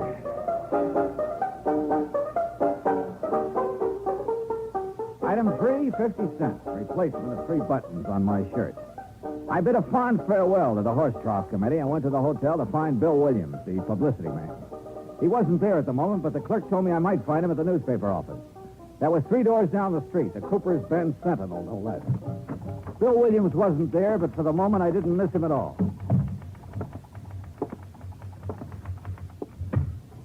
Oh, hello. Well, hi. You must be Miss Cooper's Bend Frontier Week. Ha. You run the paper? Wrong again. I just work here. Well, I'm not doing very well so far, am I? Oh, I don't know. Don't give up. Oh, I won't. My name's Johnny Dollar. Lois, Johnny. Well, I'm looking for a guy named Bill Williams, Lois. Do you know him? Yeah, I know him. Where can I find him? Well, this is as good a place as any. He ought to be here soon. Last I saw him, he was with Fred Kirby. Kirby? The editor of this paper. The two of them were all wrapped up in further plans for our glorious Frontier Week. I gather Frontier Week doesn't appeal to you. It's a two-bit idea, like everything else about this town. Oh, here's Fred. This is Johnny Dollar, Fred Kirby. Well, thanks, but we've already met. Mr. Kirby was one of the boys who helped me take a swim in the horse trough a couple of minutes ago. All in fun, Mr. Dollar. Part of Frontier Week. Yeah, sure. Kirby, I'm looking for Bill Williams. Oh, he's out making some final arrangements for the rodeo this afternoon. He ought to be back in a few minutes. Okay. Any place I can get a cup of coffee while I'm waiting? Oh, sure. 4 doors down the street. You can't miss it. I'll show you where it is, Johnny. Fine, thanks. I thought you had some work to get out, Lois. It'll keep. You don't mind, do you, Fred? Oh, no, of course not. I'll take your time. As we left, I could sense an undercurrent between Lois and Fred Kirby. And I could see his point. Matter of fact, though, undercurrent was too mild a word for Lois. Item 3, 20 cents. Coffee for Lois and me. You going to be in town long, Johnny? Oh, it depends. How long does Frontier Week last? This is the last day. Oh. Rodeo this afternoon, dance tonight. That ends it. Then the town goes back to sleep, huh? Probably. I won't be here to watch it, though. Oh, where are you going? Away. As far away as I can get. For long? For good. Well, how about your job? You mean the paper? That's a job? I think I can get along without it. How about the editor? Can he get along without you? Fred Kirby? Sure, why not? I don't know. I thought he Where depended... you been, Lois? I've been looking for you. Having a cup of coffee, obviously. This is Johnny Dollar, Dan. Dan Biggers, Johnny. Owns a ranch near here. Dollar? Hi. Look, Lois, about the dance tonight. What time will I pick you up? Oh, I don't know about the dance, Dan. I don't know if I'm going or not. We're gonna go, Lois. Look, Dan. I said we're gonna go. Oh, for heaven's sake. Thanks for the coffee, Johnny. Lois! You know, Biggers, if you don't mind my saying so, that approach doesn't seem to go over so well with her. Yeah? Well, I do mind your saying so. I don't need any advice from you. Okay. And just for the record, Lois and I are engaged. Oh, congratulations. Don't get funny with me. Oh, now, easy, Biggers. Simmer down. You simmer down, Dollar. What do you mean? I mean, stay away from Lois. Are you kidding? So I bought her a cup of coffee. Anything wrong with that? You heard me. Stay away from her. One thing about Lois, she sure had the knack of stirring people up. The news that she was engaged to Biggers was quite a surprise, though, and I wondered if she was as eager about it as he was. If so, she didn't show it. But all of this wasn't getting my job done, which was to find out who'd made the attempt on Bill Williams' life. I went back to the newspaper office, and pretty soon he came in. He turned out to be the gent who'd supervised my dunking in the horse trough. Well, you're probably not feeling very kindly toward me at the moment, Dollar. Why not? You come all the way out here to protect me and get thrown in the trough right off the bat. I didn't know who you were. Look, you better get yourself a 10-gallon hat so it won't happen again. Don't worry, I'm going to. As I understand it, Williams, this Frontier Week was your idea. Yeah. Yeah, I was driving through here on my way to Frisco a few weeks ago. The town was dead on its feet, but I could see the possibilities of waking it up. So I cooked up this scheme. The town went for it. How come you were so interested in waking the town up? For the dough, what else? I get 10% of the gross on the rodeo, dance, and other celebrations. I figured to get close to 1,000 out of it, and frankly, I can use the money. I see. Well, how about this attempt on your life? Come on. Out back, I'll show you. Show me what? My car. There it is. Take a look at the windshield. Yeah. Bullet hole. Mm-hmm. How did it happen? I was driving along the road just outside of town the other night, and all of a sudden, whammo. And I got a pretty good idea who did it. Who? The rancher, Dan Biggers. Oh? Why? I smiled at Lois. Oh, now look, touchy as big as is about Lois, that's not enough reason for Oh, wait. She smiled back at me. Is that all there was to it? Of course it was. You think I'm crazy or something? The trigger-happy Biggers is so jealous of her he can't see straight. I'm not stupid enough to get mixed up in anything like that. Yeah, he's jealous, all right. Lois and I worked together at the newspaper office on some of the publicity for Frontier Week. Biggers didn't like that. Speaking of the newspaper, do you know the editor very well? Oh, Fred Kirby? I met him when I first came here, is all. Why? He's been keeping an eye on us through the window ever since we've been standing here. Oh? You think he might be interested in Lois? It wouldn't surprise me. He makes that job of hers on the paper pretty easy for her. After all, it wouldn't be hard to be interested in Lois. No, I'm sure it wouldn't. Well, you'd better quit driving around the roads at night, Williams. Don't worry. Ever since it happened, I've been staying right here in town at night with the bright lights. I think I'm home free now anyway. Yeah? The dance tonight winds up Frontier Week. Tomorrow noon, I get my share of the dough, and then I'm leaving. Yeah, Lois mentioned something about leaving town then, too. Yeah, she used to make noises about leaving when we were working together. I doubt if she means it, though. I think she's just trying to get Biggers riled up. That isn't hard. Now, wait a minute. Remember now she said it once in the office when Fred Kirby was around. What was his reaction? He didn't say anything at all, but he gave her a real funny look. I see. Well, I got to go make the final arrangements for the dance tonight. You going to be there? Oh, yeah. In the meantime, Williams, better keep your eyes open. Don't worry. Since that attempt on my life, I've sprouted eyes in the back of my head. Oh, and speaking of head... Yeah? You better get yourself a 10-gallon hat.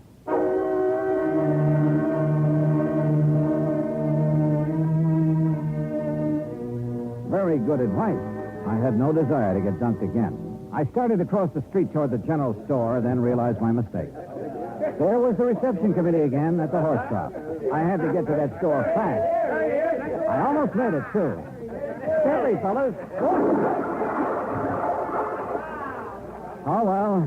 Expense, item 6, $15 for a too-late 10-gallon hat.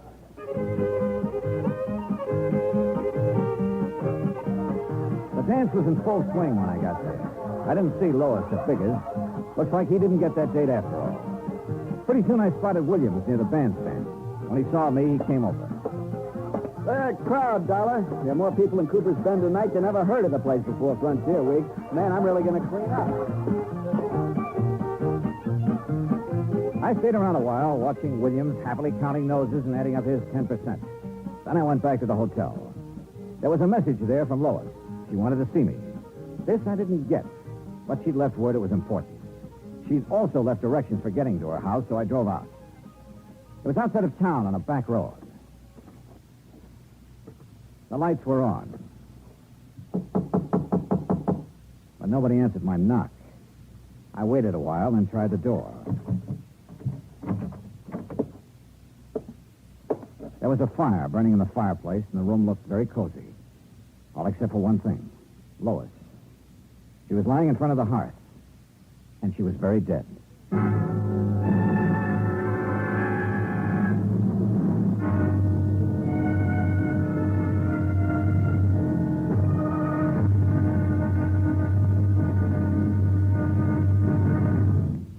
Act 2 of yours truly, Johnny Dollar, in a moment. For a long time, people have been saying that the Earth is shrinking because transportation is getting faster and faster. And because this is true, people are getting closer, too. Today, our neighbors are not only the ones who live next door to us, they're all over the world. It is axiomatic that one should help his neighbor. But Americans have gone a step further. In addition to individuals helping individuals, now many American cities help many other cities through the Sister City program. Now, perhaps you've heard how it works. If not, here's an example or two. In the fall of 1959, a large area of Nagoya, Japan, was struck by a devastating typhoon. Her sister city, Los Angeles, California, sent tons of relief materials to Nagoya by way of an Air Force plane headed for the area. The Marines and the Navy rendered vital emergency aid during the disaster. When earthquakes shook Viña del Mar, Chile, during the summer of 1960, her sister city, Sausalito, California, sent hundreds of dollars worth of relief materials to help out. Another case in point, the school children of Clovis, New Mexico, sent a number of cultural exchange packages to students in their sister city of Adana, Turkey. There are hundreds of such examples because there are hundreds of sister cities. By using this means of diplomacy, friendship and understanding have increased throughout the world and paved the way for permanent freedom, the right of all men everywhere. And now, Act 2 of yours truly, Johnny Dollar, and the Killer's Brand matter.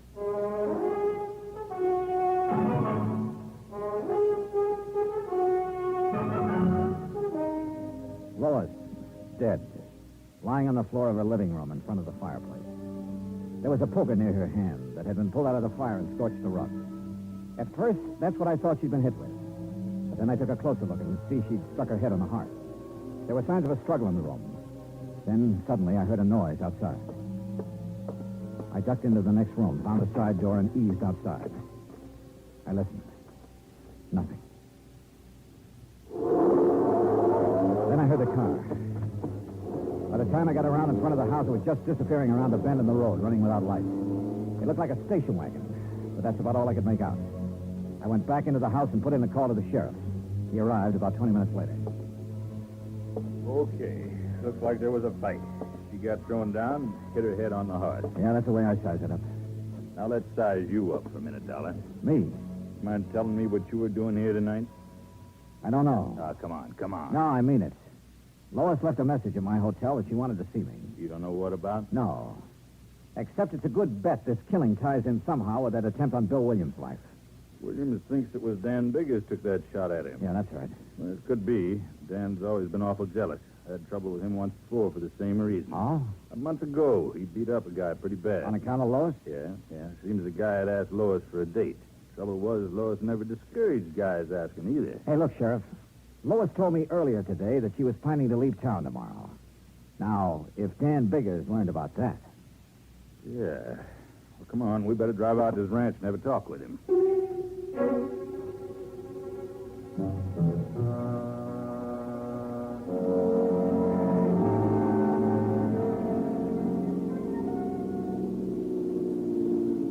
There's the gate, Johnny. Ranch house is up on the rise. Yeah. No lights on up there. You think Dan might have cleared out? Hey, came from that clump of brush over there. Hold it right where you are, Sheriff. I've got you covered. Now, don't be a fool, Dan. You drop that gun and come out of there. I said hold it. Came to take me in, huh? Well, I'm not going just now, Sheriff. Look, Dan. First, I'm going to find out who killed Lois and take care of him. Then you can question me all you want. Very interesting you should know about the killing already, Dan. I can think of one reason you might. Yes, again, Dollar. I was in town when the call came in. One of the deputies told me about it. I figure it differently, Dan.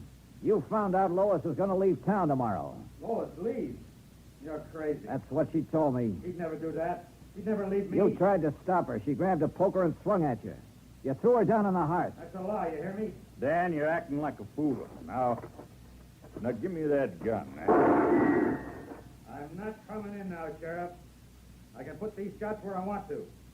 Don't make me put them in you. Okay, Dan. You got the drop on us now, but I'm coming back. And I'm going to take you one way or another.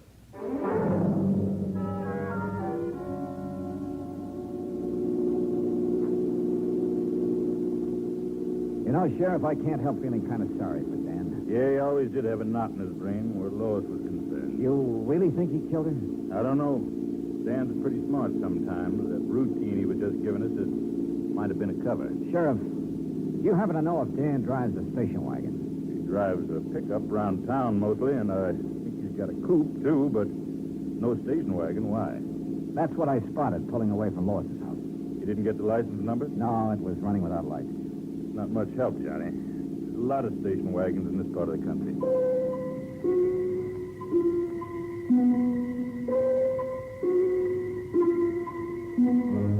Expense account item 8, $1, 2 drinks for me, while I tried to put some pieces together.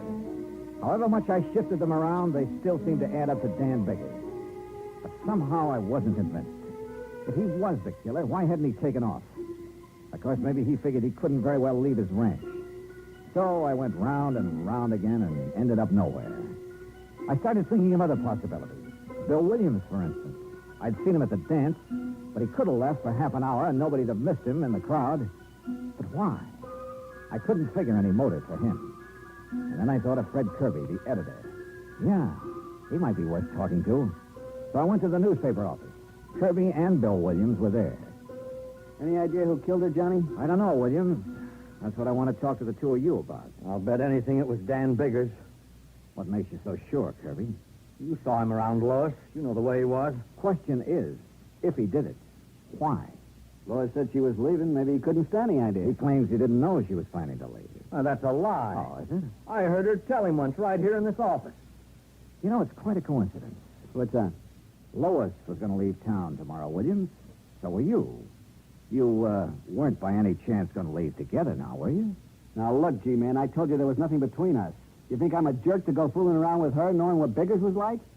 Sure, she kidded me about, what was it, Kirby? Hitching a ride to Frisco with me? Yeah, here in the office once. Williams just laughed it off, and that's all there was to it. Hey, wait a minute. If Biggers happened to hear about it... Yeah, maybe. No, Dollar. I was smart enough not to get involved with her. Matter of fact, I guess I'm one of the few guys in town who can make that statement. Hey, you don't have to talk that way about her. I'm sorry. I guess I'm tired. There you go, turn in. I'll see you in the morning, Dollar. You'll be around, huh? Yeah, to pick up my money. Night. You know, Kirby, you're trying pretty hard to pin this on Dan Biggers. Why? Because I think he did it. He didn't want Lois to leave.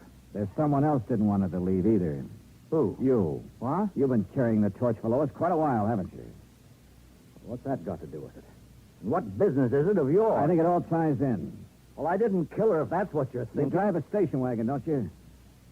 So what? After I discovered her body, I spotted a station wagon leaving her house. But a lot of guys drive station wagons around here. I wasn't near her place. I didn't use the wagon at all tonight. You're lying. Now, look, Come Dollar. on, open up, Kirby.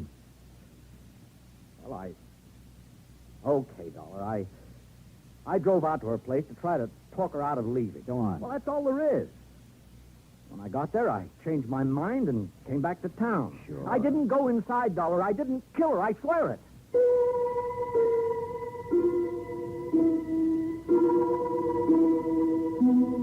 I called the sheriff, and he took Kirby in for further questioning. But by morning, he hadn't changed his story. Oh, he admitted being at the scene of the murder, but that's all he'd admit. He was still a big question mark, and we were still nowhere.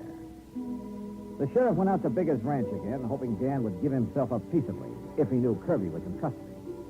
I had a cup of coffee and went outside. Bill Williams was in front of the hotel. Anything new on the killing, Johnny? Well, you know Kirby was being questioned. Yeah. Surprised me at first, but then I got to thinking, he's a strange guy. He doesn't say much, but there's a lot going on inside, particularly about Lois. Yeah. Did you get your cut of the dough from Frontier Week all right? Yeah. Well, I'm sure glad it's over. That killing last night turned the whole deal sour. I'll be glad to get the taste of this town out of my mouth. Uh-huh. When are you leaving? I told the sheriff I'd be around in case he wants me for further questioning. I'll leave when he says the word. What's with the crowd heading this way? I don't know. Okay, William, we got it last. What are you talking about? You ain't wearing your 10-gallon hat. That sure looks like a horse trough you're standing next to. That's right. Now, look, Frontier Week is over. You thought the idea in the first place. We thought you'd like to die. I'm in no mood for jokes this morning. I'll lay off. Can't you take a joke? No, not this morning. I'm sick of the whole idea. I said lay off, and I mean it. Let him away.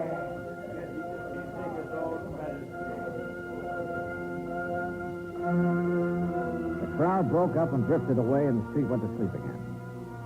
But all of a sudden, I woke up. I thought of that hot poker I'd found lying near Lois's body, and a couple of things added up fast. Sure, it was a wild idea, but it was worth a chance. Bunch of jerks. Hey, you know, Bill, when I first arrived in town, you ducked me in this horse trough because I wasn't wearing a 10-gallon hat. Yeah, it was part of Frontier Week. Well, you're not wearing a hat now. Look, like I told those guys, Frontier Week's over. I still want to return the compliment. Am I going to have trouble with you too, Dollar? I guess you are, because I'm going to duck you in that trough. Take off your shirt. Now, look, stay away from me. I said take it off. Get your hands off of me. What's the matter? You afraid to take it off? What are you talking about? Let go. I said let go. Where? What do you know? A nice big burn on your chest and on your arm. A few scratches, too. Lois did that just before you killed her. Branded you. Okay, smart boy, there's a gun in my pocket and it's pointed right at you, so just relax. You were a lot more involved with Lois than you were letting on, Williams. Why did you kill her? I was trying to shake her. She wouldn't shake. She wanted to go with you, huh? Yeah, and that would have been just great, dragging something like her with me to San Francisco. That's a real sweet thing to say. I suppose you said it to her, too. That's when she grabbed the poker. Come on, Dollar, we're getting off the street. Now move. My hand was beside the horse trough. I scooped the water right into his face. The shot went wild, but his chin was wide open.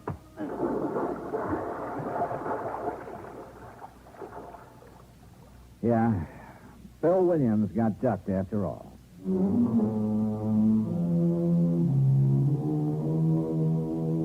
Expense account item 10, $183.50. Transportation and incidentals back home. Total expenses, $528. Remarks. About Dan Biggers. He really wasn't such a bad guy. Except that, like the sheriff said, he had a knot in his brain about Lois. He sold his ranch and moved away. About Bill Williams, well, you better cancel out his policy, Pat. He's due to go on trial soon, and in my book, he's a pretty bad risk. Yours truly, Johnny Dollar.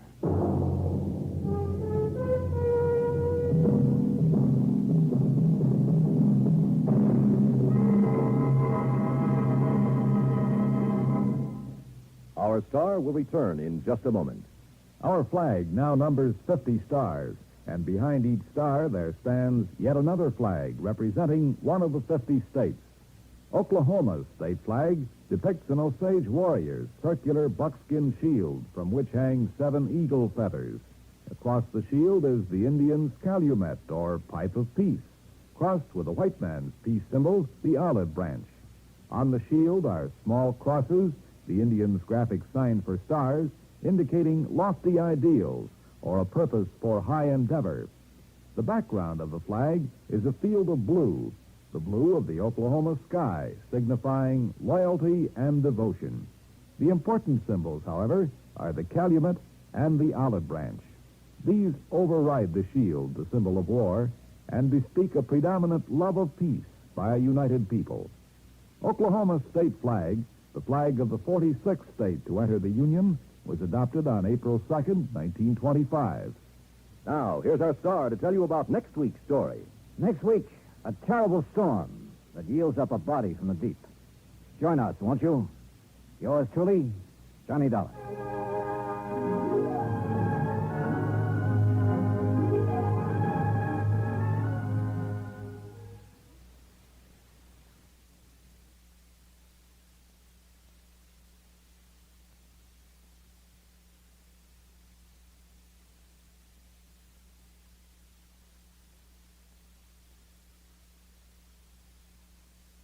From Hollywood, it's time now for...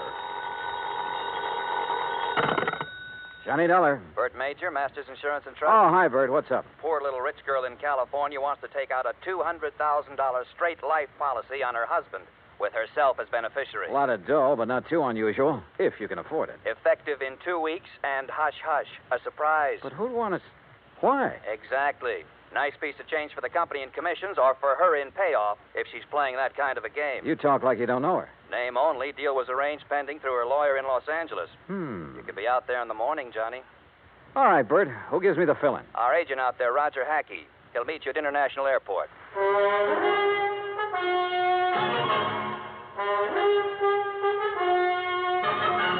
Bob Bailey in The Exciting Adventures of the Man with the Action-Packed Expense Account, America's fabulous freelance insurance investigator. Yours truly, Johnny Dollar.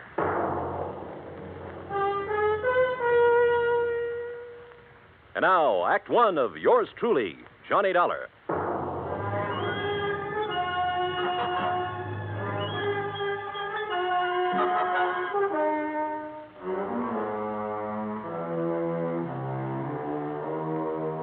Expense account submitted by Special Investigator Johnny Dollar. To the Home Office, Masters Insurance and Trust Company, Hartford, Connecticut. Following is an account of expenses incurred during my investigation of the poor little rich girl matter.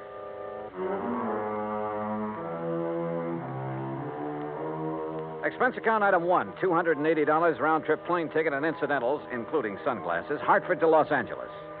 I arrived, rested, ready, and right on schedule.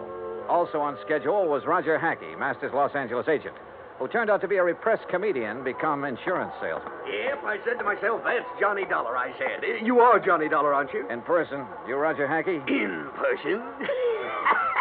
Say, you got the old feel, haven't you? Simpatico, we call it out here. Have a nice trip? Yeah. Good. Airplanes scare me. Don't like being up there in the wild blue yonder. Terra firma's my dish of tea. Slow but sure, they call me. Yeah, well, look. Now, if you'll just follow me, we'll jump in my jalopy, and I'll have you at the Beverly Hilton before you can say happy hooligan. You said. Huh? Oh, yeah. Well, here we go. Cloud of dust and all that.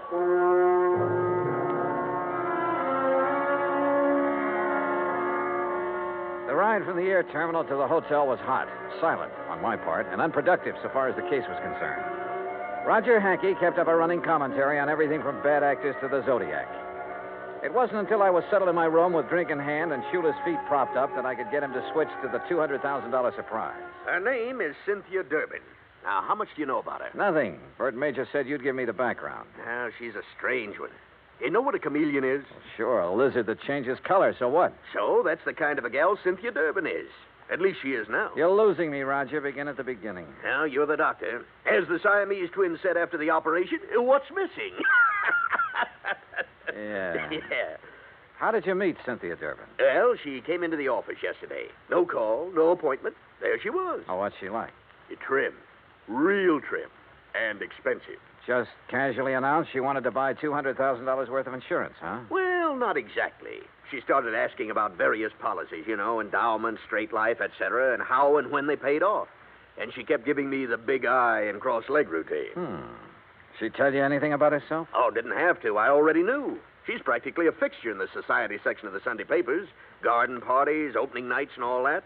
Yeah, but only lately. Her husband? Peter Durbin. He's been a public figure ever since they got married about 3 years ago. But she hasn't. No, just the last couple of months or so. How old is she? Oh, around 25. Blonde, blooming, and gorgeous, figuratively speaking. I take it she has the money, huh? Yeah, right. He was a well-torsoed movie bit player with a champagne appetite. I see. Now, what about this surprise angle? Well, she came right to the point. Said her husband had just had a complete physical. Asked if his doctor's report would be acceptable. If so, okay. But you didn't sign her up. Why? She didn't give me the chance. What do you mean? All of a sudden, she reached in her purse and pulled out a piece of paper with a name and address on it, announced this was her attorney. See him, she said, smiled big, and walked out. Did you go and see the attorney? Right away. A guy by the name of Crane Collins. Has big plush offices downtown, old senior partner type. What did he have to say? Oh, nothing except routine questions about filling out the forms, expediting the procedure, importance of secrecy for the surprise. Well, why didn't you ask a few questions? Couldn't. What do you mean, couldn't? She was there. Doing what? Sitting back in a corner, all huddled up like a mouse waiting to be pounced on.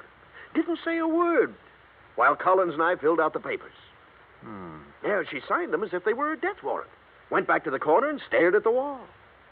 Now I see what you meant by that comedian remark. Yeah, she's too much for me. Yeah. A leopard can change its spots, too. Expense account item 2, $3.25 taxi fare to the offices of Crane Collins.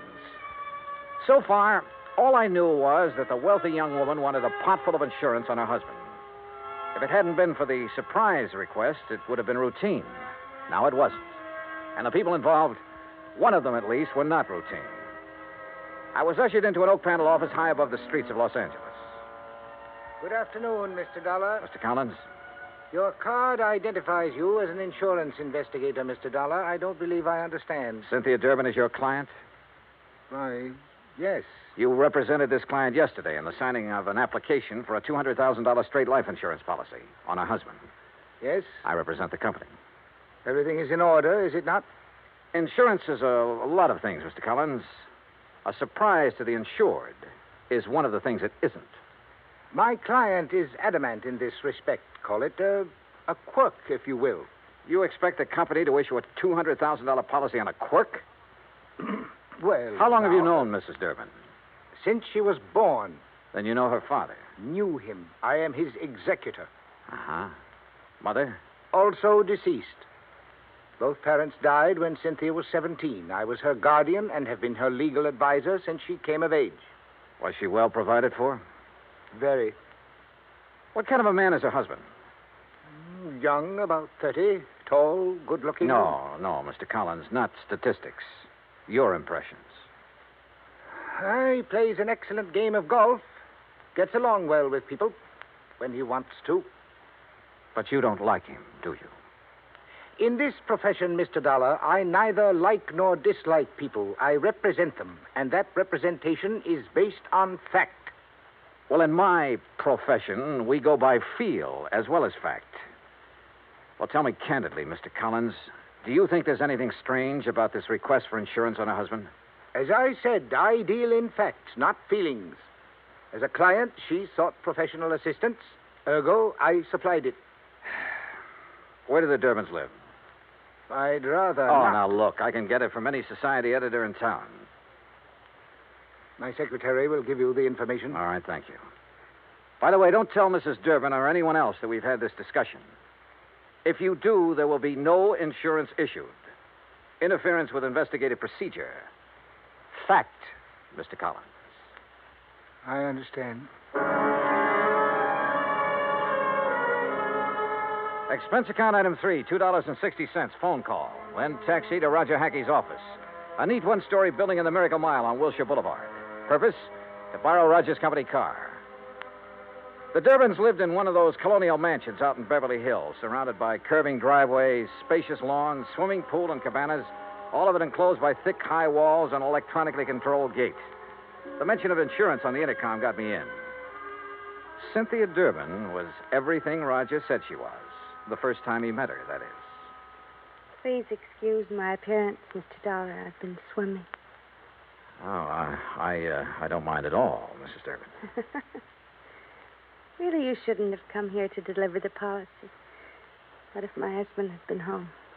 No surprise. No, that would have spoiled everything. Well, may I have it, please? The paperwork has not been completed yet. Then what are you doing here? What do you want? Get to the point. Well, just a few questions, Mrs. Durbin. My colleague, Mr. Hackey, should have handled these details yesterday, but he was somewhat rushed. Oh, then there's nothing wrong with...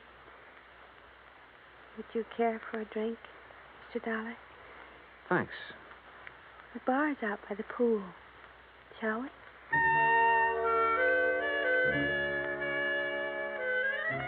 She was wearing a bikini and high-heel beach sandals, and she led the way. I was hoping it was 2 miles to the pool instead of the 75 yards it turned out to be. I mixed the drinks, and we settled down in a couple of sun lounges. Oh, those details, Mr. Dollar. Just formalities, actually. You're to be the beneficiary? Yes. That was discussed yesterday. Oh, yes, so it was. What does your husband do, Mrs. Durbin? He doesn't work, if that's what you mean. He doesn't have to. I have enough for both of us. Johnny. Yeah? Freshen my drink, will you, please? Oh, sure. Say, tell me, did you ever contemplate divorce? Divorce? Whatever makes you ask a question like that? Well? Of course not. We've had our differences. Minor ones. What couple hasn't? Yeah, I suppose you got a point there. Here you are. Thank you. Johnny. Why did you pick 2 weeks from today to be the effective date of the policy? Isn't that my business? His birthday, Mrs. Durbin? What? Your husband, the surprise. Well, yes, it is, but all these questions... Plan to throw a big party for him? Yes. No, I don't know. Johnny... Your husband would be worth a lot more to you dead than alive, wouldn't he, Mrs. Durbin? Hand me that robe, please. Sure. There you are. But you haven't answered my question. I'm sorry. You'll have to excuse me. I have a headache. Terrible headache. Something was definitely wrong here. A girl of her age should have flared at my questions. Should have snapped back at me instead of blindly running away. Yeah, something was wrong, all right. But I'd seen what I'd come to see. Both facets of Cynthia Durbin's personality. And was one of them actually thinking in terms of murder? My job, find out.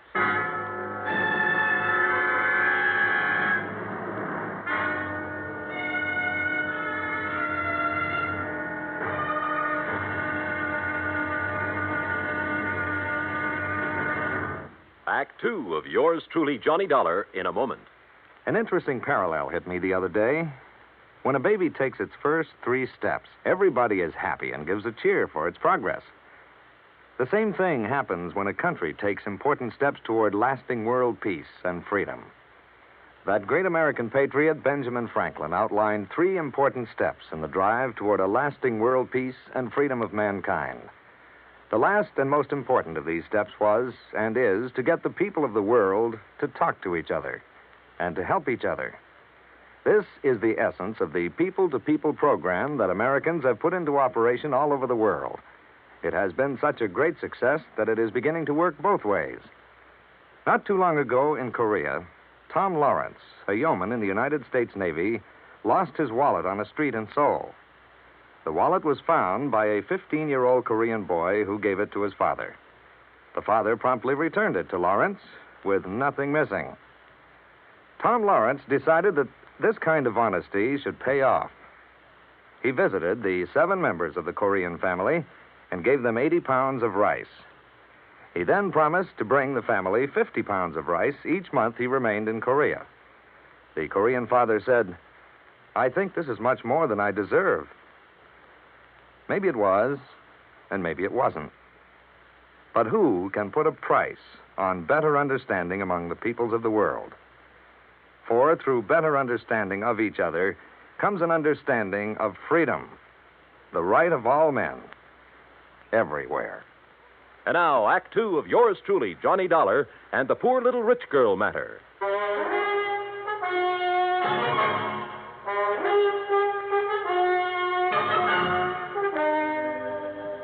I sat beside one of the plushest swimming pools in Beverly Hills, alone.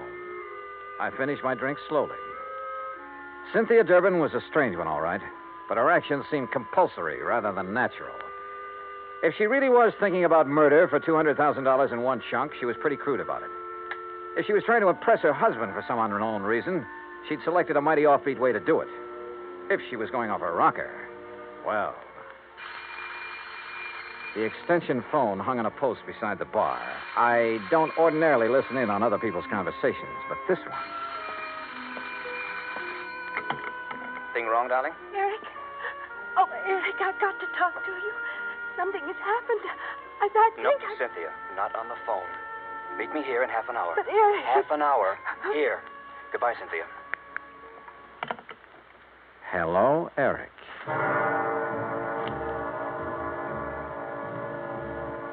As I strolled to my car, nobody asked me to come back again sometime. Not that I expected it. I parked a block down the street, adjusted the rearview mirror, and got comfortable. A cigarette later, she came zooming out in a CAD convertible and headed my way. I've tailed a few cars in my time, but this kid was either scared silly or she'd learned her evasive tactics from Bull Halsey. I lost her in the first 10 blocks. So I drove Roger Hackey's car back to his office and prepared for the horse laugh I had coming. It came. She lost you, huh? Oh, that's a dandy, a real dandy. Hey, tell me, do you always laugh when you're about to lose the commission on a $200,000 policy? Yeah? Oh. Well, what are you going to do now, Johnny? Who is Eric? Well, he's not a brother, that's for sure. Oh. I don't know. You know, for 2 cents, I'd turn in a negative report and go on back to Hartford. Oh, wait now. You can't do that. This is a big deal. For you. For me, it's a pain in the neck. But you can't turn in a negative report just because she's got an extracurricular boyfriend. You don't even know who he is. And what about her husband? Yeah, what about him? Here. I got the dope right here. Today's paper, and it's a good picture of him. Read what it says. Peter Durbin, one of Los Angeles' better amateur golfers, plays out of Silver Oak Country Club where the state open is being held this week. He's expected to finish in the top. Roger, what time is it? 4:30. Thanks. Huh? Hey, where you going? I'm going to try my hand at being a reporter. What? What are you talking about? Roger, I'm going to interview Mr. Peter Durbin for the Interstate Publicity Press Association. Huh? Expense account item 4, $2.40, cab fare to the Silver Oak Country Club, which nestled in a big ravine north of Sunset Boulevard, some 15 minutes from Roger's office. The last players were coming in for the afternoon round when I got there, and Peter Durbin was among them. I waited until after the radio and TV boys had got through, and then caught him in a corner of the locker room. Yes? Who are you? Johnny Dollar, Interstate Publicity Press. I'd like to ask you a few questions, please. Well, I've already given my interviews. Well, sure, I know, but this is feature stuff. Best part of the day. There's the gallery body or stuff like that. Oh, all right, but make it quick. Yes, sir. Is your wife here? No, she never watches me play. Oh? Where is she now? Well, at home. Where else? But now, see here, don't you think... You're playing a great game, Mr. Durbin. You figure you're going to win this tournament, huh? Yes, I think so. McManus turned in a 69, of course, but I'm still 3 strokes up on him. I play a much steadier game than he does. Oh, yeah, sure. This is your home club, isn't it? Oh, yes. It's one of the best in the country. Yeah, mighty fine course. You must be pretty well heeled. Well, That's none of your readers' concern. Oh, I'm sorry. Say, you have a birthday coming up soon, haven't you? How did you know? Oh, well, you're a prominent personality, Mr. Durbin. We keep a file on this sort of thing, on important people like you. Oh, I see. Oh, sure. I suppose you're going to have a big affair. No, as a matter of fact, the annual Western Road races fall on my birthday each year. As a reporter, you should recall that I won both last year and the year before. Oh, yeah, sure. Well, happy birthday, Mr. Durbin, and good luck. Well, is that all you want? That's all I need to know. Thanks. Act 3 of yours truly, Johnny Dollar, in a moment. No folklore could be all boastful and dynamic. Some of it is about the man at the bottom of the pile, like the one they tell of the traveler who just had to get across a river. He argued with the boatman, but that boatman wasn't about to move. Nope, not with the spring thaw making it a mighty ugly river. The traveler was insistent. Finally, the boatman agreed, but it was going to cost a whole quarter to get across. But I ain't got but 15 cents. You gotta take me for that. Your regular fare's only 10 cents. The boatman stood firm. I ain't going, that's all.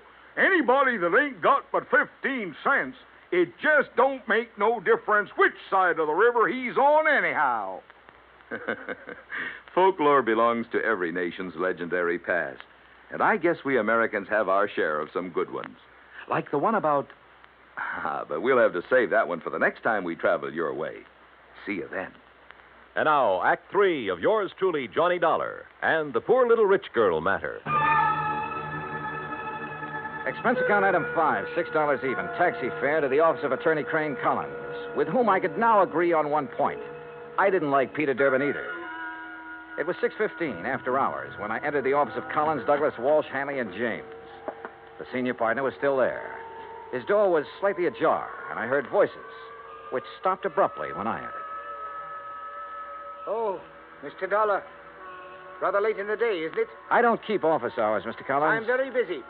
Then I'll wait. Very well, as you wish. I wished, so I waited. But not for long. Because about 3 minutes later, Collins came out, carefully closed the door of his office behind him, and strode easily toward me, oozing his most charming professional smile. Now, Mr. Dollar, what can I do for you? Why didn't you tell me the first time I was here that Peter Durbin, in addition to being a first-class golfer, was also a racing enthusiast? Why, it just didn't occur to me. Do you know any insurance company in the world that would issue a $200,000 policy on a man who risks his life in a racing car? Then your company will not issue the policy? What do you think? Now tell me something. Who is Eric? Eric? That's right. Well? The name is not familiar to me. Now, look, Mr. Collins, I have a feeling that even you will admit that withholding information in connection with a possible murder is punishable by law. Fact. I am fully aware of that, but I fail to see what that... What are you doing? You didn't invite me into your office. I just wondered why is all. Have you no ethics, man? Cynthia Durbin was in there a few minutes ago, wasn't she? Mr. Dollar. Wasn't she? If it is the intention of your company not to issue the insurance to my client, I will so inform her, and that will end the matter so far as you are concerned. Now, please be good enough to leave. You really don't know or care what's going on, do you? You're so wrapped up in the letter of the law that preventing a possible murder doesn't even occur to you.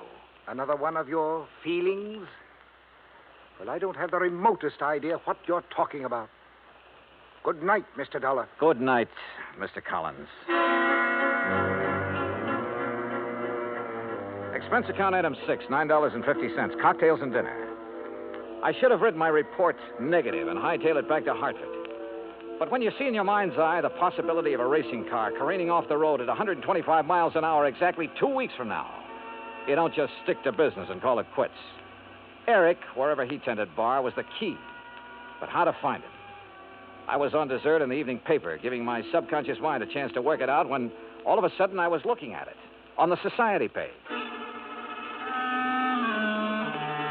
Expense account item 7, $19, including taxi fare to Los Angeles Police Headquarters, where I had a pleasant chat with the captain on duty. Then a tuxedo rental in the same taxi to the Statler Hotel. A special pass let me in as guest at a crowded and bejeweled society benefit. Enjoying the party, Mr. Collins? Dollar, what are you doing here? Enjoying the party, too. Have Mr. and Mrs. Durbin arrived? You are the most annoyingly persistent individual I have ever... Please, no compliments. See you later. After a few minutes, I spotted her, dressed to the teeth. She turned suddenly and saw me. I expected surprise, chagrin, fear, most anything but what I got. Mr. Dollar, Johnny, I am glad to see you. I was such a bore this afternoon. Forgive me. Well, your exit was rather sudden. My headache's all gone. Isn't that wonderful? Fine.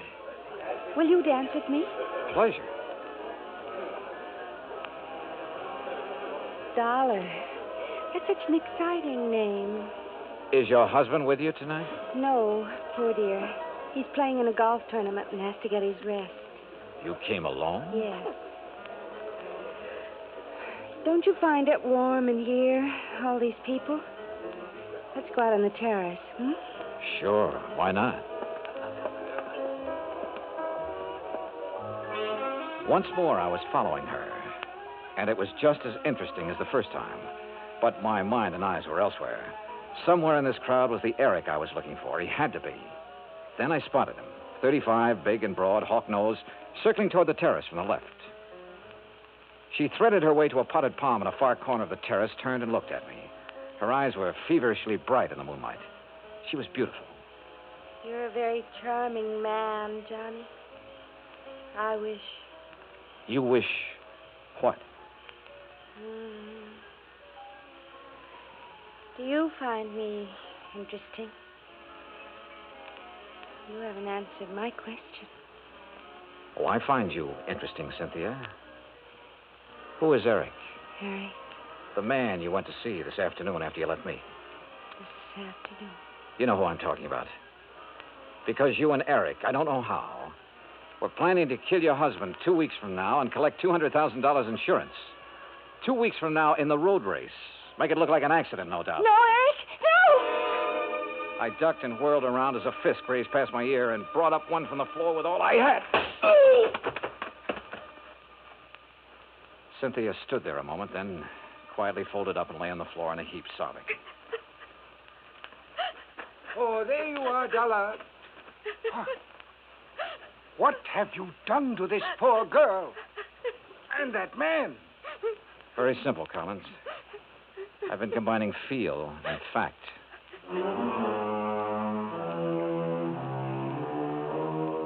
The house dick and I got them out of there. Hawk-nosed to police headquarters, Cynthia to a hospital. Eric turned out to be a quack psychiatrist who preyed on unstable rich women and who was wanted in both New York and Florida. He had a perfect setup in Cynthia Durbin until he went for murder and the big money. Mrs. Durbin, well, the doctors tell me she ought to be normal mentally in a couple of years with proper psychiatric treatment. Expense account total, $317.75. Yours truly, Johnny Dollar.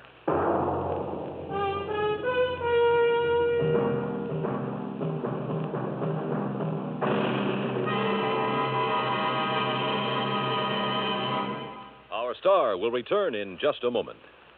Our flag now numbers 50 stars, and behind each star there stands yet another flag, representing one of the 50 states.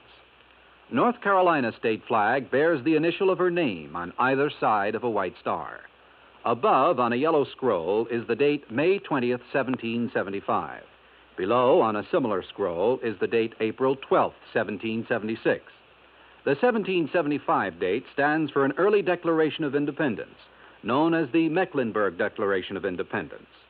April 12, 1776, was the date of the first Constitutional Convention held in Halifax.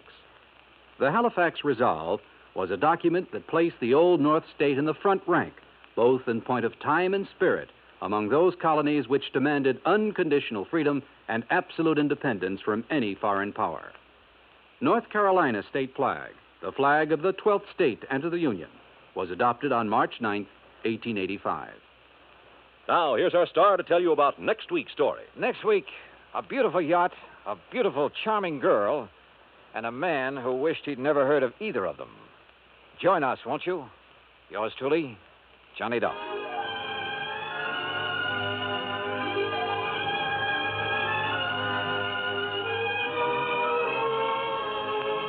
Yours truly, Johnny Dollar, starring Bob Bailey, originates in Hollywood.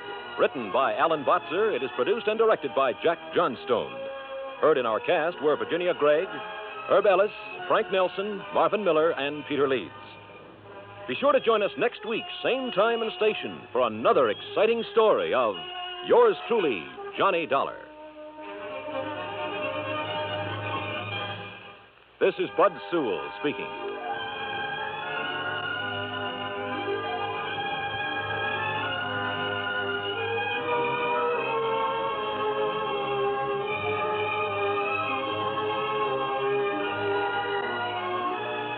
This is the United States Armed Forces Radio and Television Service.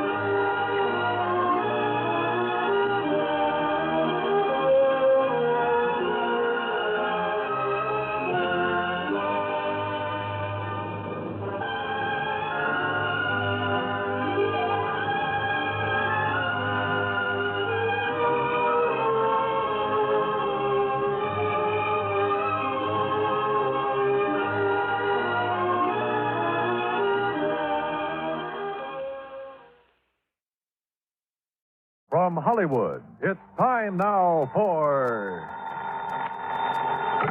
Johnny Dollar. Ah, how weary, stale, flat, and unprofitable seem to me all the uses of this world. Ah, who's that? Garrett Reynolds, Johnny. Reynolds in Trenton? That's right, New Jersey State Mutual Life. Well, what was the quote from Shakespeare about? Hamlet, wasn't it?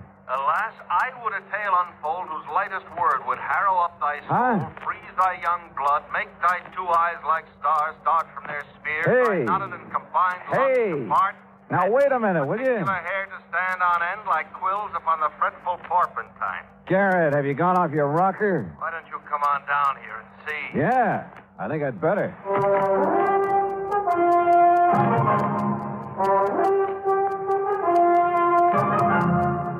Bob Bailey in the exciting adventures of the man with the action-packed expense account. America's fabulous freelance insurance investigator. Yours truly, Johnny Dollar.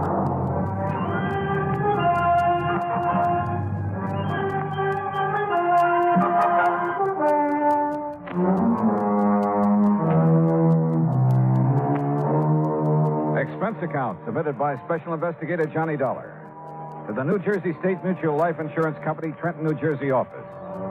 Following is an account of expenses incurred during my investigation of the Heatherstone Players matter.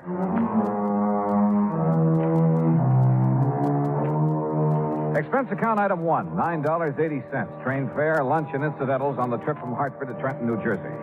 Item 2, 70 cents. Taxi to Garrett Reynolds' office. Oh, glad you wasted no time, Johnny. Sit down. I'll get right to the point. Big rush, huh? If I read the signs right, yes. Okay. Whom were you expecting to get bumped off this You ever time? hear of the Heatherstone Players? Huh? Sounds like a summer theater or a traveling stock company. It's Cyril Peter St. George Heatherstone. Cyril And he's Peter. just as bad as he sounds. An old Shakespearean actor, a real ham. Oh, friends, Romans, Oh, no, countrymen. don't do it. Ah, what's the matter? It'll be bad enough when he gets here. Any minute now. What do you mean? Every other sentence, a quote from the immortal bard. Oh. The time you've listened to him for 5 minutes, you never want to hear of Shakespeare again. Sounds like he might be fun. Fun? He's poison. And if he gets knocked off, it'll cost the company $10,000. All right, come on, tell me all. He keeps traveling around, conducting classes in Shakespeare and putting on occasional performances with the local talent. After he gets all their dough from them, that is. Whenever he pulls out of a town, he leaves behind a lot of unpaid bills. No wonder he keeps traveling around. It's no joke. He also leaves behind a lot of enemies and a lot of broken hearts. He thinks he's Romeo himself or Casanova. Ah. Anyhow, he's back here in Trenton. He's putting on a Shakespearean festival over radio station WVGR. Oh, well, hey now, maybe I can join the cast. But soft, what light through yonder window breaks? It is the East, and Juliet is Will the you sun. cut it out? This is serious. So am I. But go on. There is not one of his cast or crew there at the radio station doesn't hate every bone in his body. Except maybe young Joni Carter. And who's she? Oh, she's the girl he picked to play Juliet and Ophelia. Promised her a shining career on the stage and stardom in pictures and that sort of thing. Well, maybe she's good. Oh, don't kid yourself. It's part of his act to charm her away from Charlie Cubberly. And who is he? He's also in the cast. He's getting nothing but bit parts. Well, I still see no cause for alarm. Oh, you will, Johnny, if you ever attend one of those rehearsals. Well, look, if they all hate him so, why don't they just walk out on The him? old shyster's got him tied down to contracts. Must have signed them with their eyes closed. They're stuck with him, Johnny, until the festival is over. Or until somebody kills him. You think it's that serious? Johnny, one way or another, he has taken everybody he's ever come into contact with. Even you? Even me. Number of times I've had to go through the operation of changing the beneficiary on his policy. Who is the beneficiary? As of the moment, Joan Carter. The actress you mentioned. The girl I mentioned. He uses the policy as a come-on to charm the poor, unsuspecting young... Oh, what has this day deserved? What has it done that it, in golden letters, should be set among the high tides of the calendar? What the Sam? King John, my boy, Act 3, Scene 1. Mayhap for your plebeian ear, I should have asked this churlish fellow next to you why for he sent for me this hour. Heatherstone, this is Johnny Dollar. Oh? And here's my hand. And mine, sir, with my heart in. Unquote. Good man, that's from the Tempest, Act 2. Oh, no, not that I give you a charge. Look, Heatherstone, I've asked Dollar to act as your bodyguard until this play of yours is over Play? and you can get out of town. Play festival, dear sir, in which the immortal Shakespeare's works, beneath my practiced hand, shall so enchant. Yeah, wait a minute, Heatherstone. Garrett, I'm Yes, not going to Johnny, serve I us any... said bodyguard. I've received 3 anonymous notes telling me in no uncertain terms that his life isn't worth a plugged nickel around that studio. Threats, huh? Just warning. What matter? To quote the bard, I bear a charmed life. Have you given those notes to the police? Yeah, but I haven't heard back from him. That's why I sent for you in such a hurry. How fitting that my end should come there, on stage, so to speak. What? Blow wind, come rack. At least I'll die with harness on me back. Which is to say, my friend, that I'll die with me boots on. Yeah, I got that. Has anybody threatened you in person, Heatherstone? Yeah. And what about that girl, Joan, and the way Charlie Cubberly... Ah, her beauty makes the vault a feasting presence full of life. Oh, listen, will you? I'm talking about Charlie, the boy she's thrown over for you and your phony promises. That boy's crazy enough with jealousy to try almost anything. Aye, he is mad. Right. That he is mad, 'tis true. 'Tis true, 'tis pity. And pity 'tis true. Heatherstone, he's mad enough to kill you. And so are some of the others. Yeah, I've heard you're pretty rough on your cast of actors, on your crew. Well, I must be cruel, only to be kind. Now, what's that supposed to They're mean? so ambitious, all of them, but so inadequate, so futilely do they attempt to gain the highest talent of this art, with which I am so rich endowed. All right. Look, please. Apparently, Garrett feels that your life is in danger. I'm sure of it. And as long as I've come all the way down here, I'll take his word for it. That every one of your associates has a serious personal reason for wanting to see you out of the way. What private griefs they have, alas, I know not. Listen, will you? But this I do avow. Heatherstone, don't you care that somebody's out to get you? My cast, my crew, you say? Yes. Me? Stands not within the prospect of belief. Look, the fact remains... And yes, if 'twere true, then I must bear a countenance more in sorrow than in anger.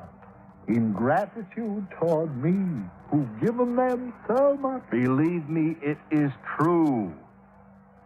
That's why I insist you have somebody to look out for you until you can get out of town. These words are razors to me, wound. That's why I sent for Dollar. This man, huh? Yes.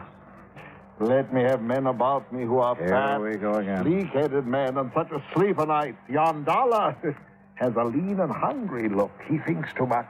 Such men are dangerous. Will you shut up? And yet, suppose I am to die. Believe me, if it weren't for the $10,000 it would cost the company, I sometimes think I'd like to take care of that little matter myself. And you would be found out. That's what you think. Then, Dollar, look upon his face. I quote, so full of artless jealousy is guilt, it spills itself in fearing to be spilt. All right. The fact remains that in spite of what Garrett says, you're determined to go ahead with this play, this festival of yours. I am. In spite of the threats on your life. Why not? All that live must die, passing through nature to eternity. Okay. When's your next rehearsal? Well, this afternoon, but, sir... Station WVGR, right? Aye, correct, but, sir... And I'm going to be there. To interfere with me at work? No. To hide in a corner and see if all this fuss over you is justified. To see if the atmosphere down there is as thick as Garrett says it is. To either take on this case or not, depending on whether I think your life's really in danger. Oh, Johnny, his life has been in danger for years. Of course. You, admit it? Aye, that I do. So therefore, harm, if harm they could have done, would long ago have caught me in its grasp. Yeah, well, maybe you've just been lucky. Aye. In the past, I quote, treason has done his worst. Nor steel nor poison, malice domestic, foreign levy, nothing can touch me further. Oh, Lord. And with that thought, I bid thee now adieu. Yeah, well, goodbye. And yet, perhaps, for best we talk this out, I quote, to fear the worst, of yours the worst. Good day, gentlemen.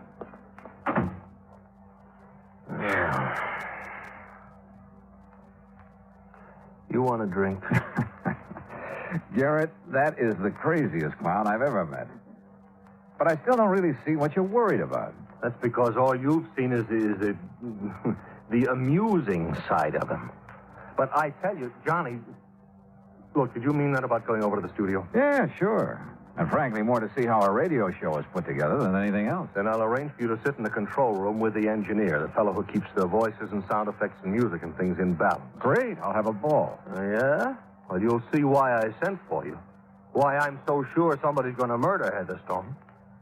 If I didn't know you so well, Garrett, I'd think you were planning to do it yourself and call me in as a cover-up. You know something, Johnny? Well? I'll call the studio, make arrangements for you.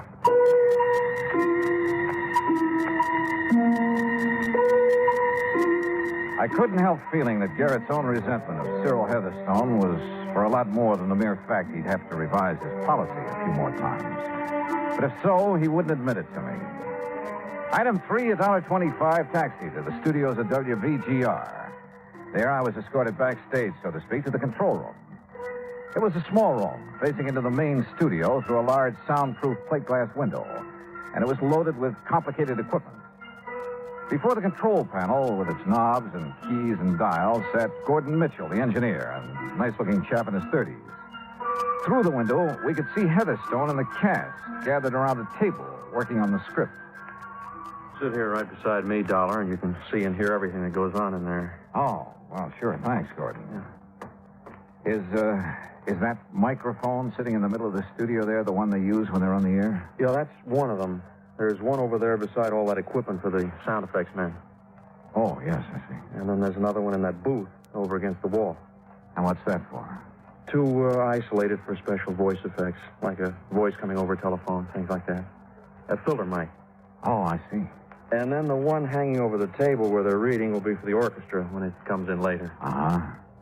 Say, you have a lot of stuff to balance when you're doing a show, haven't you? More knobs and dials and stuff. You see here? This knob controls the mic over their table out there. Listen, I'll fade them in. What, do the line stretch out to the crack of doom? Well, It's Charlie Coverley. Plays one of the small. Well, what? Oh. Well, idiot! Well, you said to get everything we could out of the line. That I did. So I added a couple of words to make the speech sound You more... added to Shakespeare. Well, I thought... Here we go, Dollar. Fool! Listen to his own words. To gild refined gold, to paint the lily, to throw a perfume on the violet is wasteful and ridiculous excess. Remember that and stop being ridiculous. You heard enough, Dollar? Yeah, I'll cut it off. A gentleman's son. Brother, he really tears into them, doesn't he? Believe me, that was nothing. Dollar, he's the most hated man in this town. So I've heard. Pretty fast dealer, too. You're not kidding. Yeah, he sure nicked me. How do you mean? All my savings. You know, invest in this Shakespearean festival. He'll get a sponsor. We'll all make $1 million. Well, if it wasn't for the beneficial finance company, I'd be on my uppers. That way, huh? And poor Charlie out there not only lost his shirt to Cyril, but his girl, too. That little blonde beside him? The one who's talking now? Yeah. Well, listen, I'll open their mic again. That's right, my dear. Go ahead. There's rosemary. That's for remembrance. Pray you, love, remember. Go on. And there is pansies. That's for thought. There's fennel for you, and here's some for me. We may call it herb grace o' Sunday. Wonderful. You make the role of Ophelia live. Now, Oh, boy. if you don't get pawing her, I'm going to... Silence! Unhand me, sir. I'm silent. Yes, Charles, you mustn't interrupt Cyril. You mustn't. Why, sir? Yes. Where's your humility, Charles, before me, the master? Remember, 'tis common proof that lowliness in young ambition's ladder. Sorry, Dollar. I can't take it. Gordon, that guy is the most egotistical character I've ever seen. He isn't going to live long. Who are you thinking of? Any of that group out there, and the sound crew, and the musicians. There isn't one of them hasn't got murder in his eye. I told the insurance... What were you going to say? Well, I sent a couple of notes to Cyril's insurance man. He's an old friend of mine. Oh? I didn't sign them because I didn't want to get involved. But I told him what I'm telling you. Somebody's going to kill that guy out there unless you or... Oh, wait a sec. He wants you. Yeah. Would sit and gossip in there when there's work to be done? Oh, sorry, Cyril. Mr. Heatherstone. Irresponsible lout. This is a rehearsal. That talkback's too loud. First it's too quiet, now it's too loud. Sounds as though you're shouting at me, and that I will not have. Okay, sorry. Believe me, you will be sorry ere this task is done. Believe me, I am sorry. I ever got mixed Now, up. I shall rehearse my lines as Hamlet's father's ghost, that you may learn how Shakespeare should be read. Is the filter mic in order, Mitchell? Yes, sir. Right in the isolation booth. Very well. Then hearken, all of you, to the great lines from the lips and heart of a great actor. Notice the hair-shaped toe. Really likes himself, doesn't he? Look at those kids. Look at their eyes. See what I meant a minute ago? There's murder in them. Who's that came in the door, the back door of the isolation booth? Oh, it's one of the sound effects men. He takes care of... Hi, boys and girls. How's the old... Silence! Whoops. Now, is this microphone on and working properly? Well, Mitchell? Yeah, it's on, but work a little closer to it, will you, and with a bit less voice? You tell me how to use a microphone? Now, quiet, all of you. Well, what's he waiting for? The mood, Dollar. The mood. Oh, come on, you old ghost. I am thy father's spirit, doomed for a certain term to walk the night, and for the day confined to fasting fires, till the foul cry done. Foul cry. Don't tell me he's forgotten his line. Hence, horrible shadow. That's not the script. Thy drugs are quick. What is this? My dismal scene I needs must act alone. Past hope, past cure, Hey. past help. Wait a minute. I call upon the gods to get them. What's happening? I don't know, Dollar.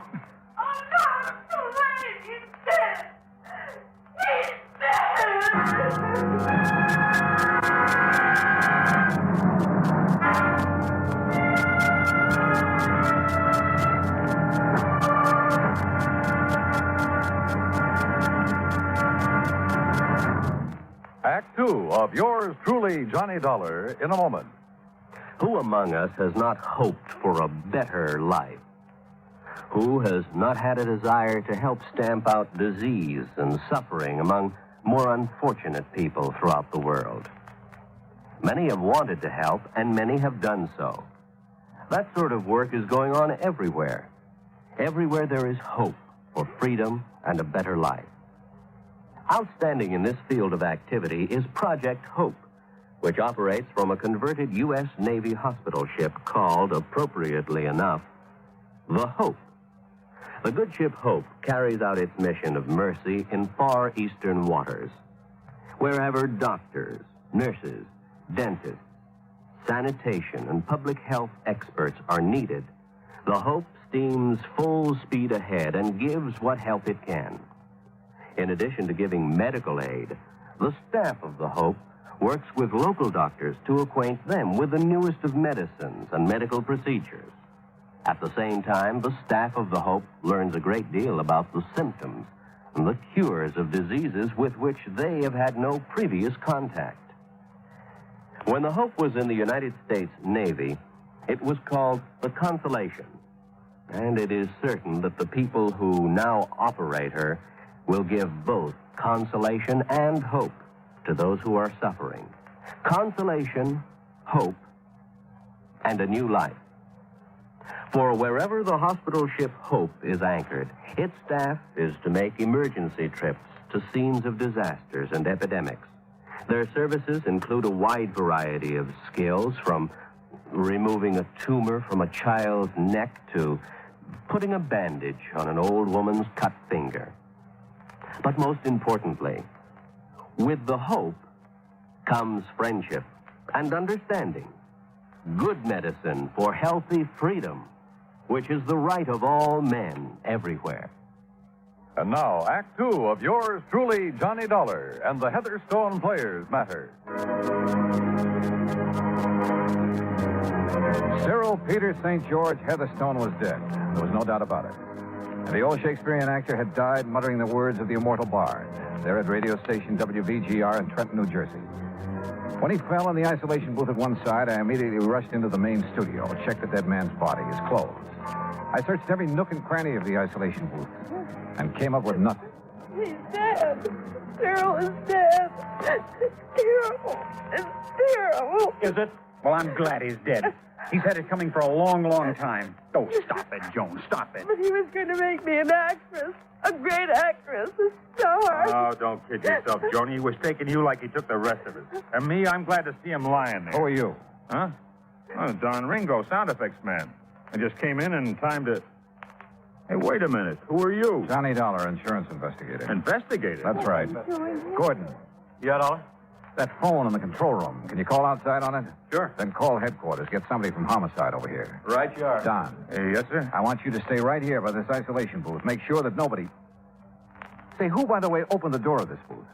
What? I did, Mr. Dollar. Did you touch his body? No. Oh, no. Well, I hope not, because... What's the matter, Mr. Dollar? Plenty. What is it, Mr. Dollar? Well, at least I know what killed him. Yeah? What? Don, you stay here. Okay. The rest of you, back to the rehearsal table. I want to talk to you. It was so faint I wasn't quite sure for a second. But there was no doubt about that odor that came from the isolation booth. Like peach blossoms, only more delicate and more deadly. It was the odor of potassium patent. And I'm glad the trace of it was faint, because one good whiff at full strength would kill almost instantly. Had killed. I'd left Don Ringo there at the booth to watch him, to see if he made any move toward Heatherstone's body. For Don had been the last one near him before he died. All right, now. Officially, there's nothing I can do until the police get here. You said you know what killed him, Mr. Dollar. Yes. Potassium patent, Charlie. Ever hear of it? Well, no, of course not. One tiny crystal, if swallowed, kills instantly. Or a single whiff of it when it's heated, vaporized. Same thing. You think maybe he committed suicide, Mr. Dollar? What do you think, John? Well, what do you mean? Doesn't sound like Heatherstone to me, Dollar. Kill himself. All right, so he needed help from someone in this room. And, Don, you were the last one near him. Now, wait a minute. Okay. Charlie? Yes, sir? Can you think of anybody here who might have had a better motive for killing Heatherstone than you? No. No, I can't. Charlie. I wanted to see that phony, egotistical shyster dead more than anything else in the world. But I wouldn't have killed him. Well, I would, Charlie, gladly, and I make no bones about it. Police will be here any minute, Dollar. Good. How about your feelings in the matter, Don? Sure. I'm glad he's been knocked off. But don't accuse me of having done I'm not accusing anybody yet. But isn't it kind of funny? The only one who admits he would have killed Heatherstone is Gordon here. But he was in the control room with me, not only when it happened, but long before it happened. And potassium patent doesn't wait. The rest of you, though, were right here next to Heatherstone. Any one of you could have slipped the stuff to him before he walked into that isolation booth. Yeah? But how would we have made him take it? That's a good question. Did you find any of that potassium, whatever it is, in the booth? No, but I got a good whiff of it. Well, you said it had to be vaporized. For the Phaeton gas to do its work, yes. Dollar, could a capsule of it have been tossed into the booth or maybe left in there for him to step on? Then where's the capsule? Gordon, I went over that booth with a fine-tooth comb. Joan, Yes, Mr. Dollar. are you the only one who touched him before I came in from the control room? I didn't touch him. I told But you were the only one who went into the booth, weren't you? Yes. The only one who could have removed any evidence of the means used to get that vaporized Phaeton in there. Mr. Dollar, Look here, Dollar. If you're saying that Joni had anything to do with... What's the matter with you? Didn't you know that she was in love with that... All right, Charlie, all right, take it easy. I thought I loved him, Charles. Honey. I guess it took this to bring me to my senses. Joni, oh, Joni. All right, look. We've got a murder on our hands. And unless the police are able to come up with more than I have, well... But they weren't. The doctor who came along with Lieutenant Harper agreed with my conclusion that Heatherstone had died from a hefty whiff of Phaeton gas. But neither of them could find any possible source of the gas, even after thorough inspection of the isolation booth, the studio, and every one of us in it. Nothing. Dead end. Finally, after some 4 hours of futile questioning. Well, it was murder, all right, Dollar. No question about it. Any suspects, Lieutenant? Any suspects? All of them, every one of them. Except maybe the guy who was in the control room with you. Lieutenant, that should make him #1 in the list. You've been reading too many mystery stories. Oh, look, Lieutenant. How much longer are we going to have to stay around here? You anxious to get away? What's your name, Ringo? Well, I mean it after all, you know. Inspector, would there be any harm in putting my equipment away? What equipment? Oh, mics and mic cables, patch connections on the board in the control room, so on. You see any reason, Dollar? No. Go ahead, Gordon. Thanks. I'm a little tired of just standing around. What about us, Lieutenant? Is it doing any good to keep us here? Look, somebody in this place killed Heatherstone. Yeah, but you're not getting anywhere finding out who it was. Are we all under suspicion? Yeah, excuse me, Dollar. You're standing on this mic cable. Oh, sorry. I asked you a question, Lieutenant. The answer is yes. Yes, you're all under suspicion. But what good is keeping us here? You'd rather be locked up? Hey, excuse me again, Dollar. Now this cable. Oh, sure. Hey, now, wait a minute. That's the cable for the mic in that booth? Yeah, that's right. Hey, excuse me. Yeah, you can go ahead and take it away. Gordon. Those mics all stay in the studio? Yes, sir. Oh, if you ever want to inspect them... Inspect them? What for? What? Oh, I didn't know. Maybe I know, Gordon. What? This cable to the booth mic. It's thicker than the other. Huh? Oh, yeah. Probably an old one. Or maybe it's bigger because it has a couple of extra leads in it, extra wires. Yeah, the old ones did. That's why... Come on, Lieutenant. Huh? You too, Gordon. Got a screwdriver? Sure. In my pocket. Here you are. Pliers, too, if you want them. If I don't understand why... Now, this mic in the booth. Oh, careful, Mr. Dollar. That's pretty delicate. Then you do it. Take the faceplate off this mic. Sure. But why? Yeah, Dollar. Potassium Phaeton. A crystal of potassium Phaeton. Vaporized in this booth. Oh, sure, but you going to tell me how? Well, maybe I'm just guessing, but I think so. Go ahead, Gordon. Yes, sir. Well, I still don't... Yeah, there you are. Well, there's the insides of it. Yeah? And that's all. There's a... Look. This tiny ball of fused metal. Yeah. All that's left of a heating element that was melted away inside this mic. Thanks to the extra wires in that cable. Oh, it's probably just a little piece of stuff. Look at the color. A livid red. Typical of the action of potassium Phaeton on fused metal. Huh? On the heating element that was placed in the mic and destroyed by a surge of current through it. Hey, that color, that's right. You're right. Well, then...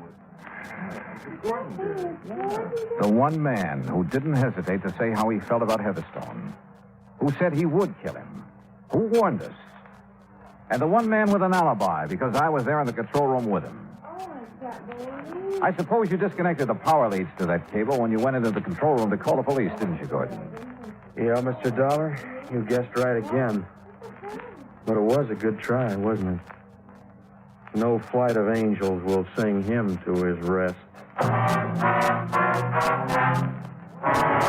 So, that was it.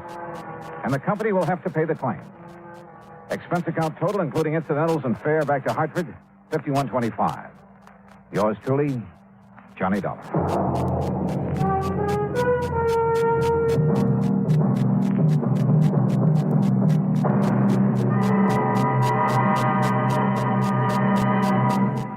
Now, here is our star to tell you about next week's story. Next week, the Yours Truly matter.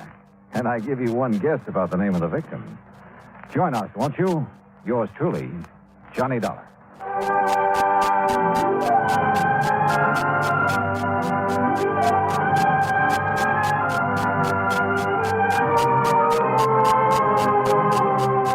Yours truly, Johnny Dollar, starring Bob Bailey, originates in Hollywood. It is produced and directed by Jack Johnstone, who also wrote tonight's story. Heard in our cast were Virginia Gregg, Lawrence Dobkin, Dick Crenna, Sam Edwards, Frank Gerstle, Herb Vigran, and Hans Conried.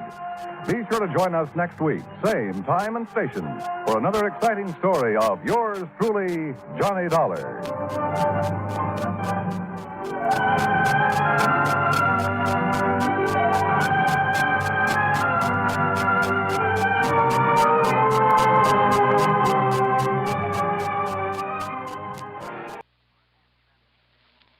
From Hollywood, it's time now for...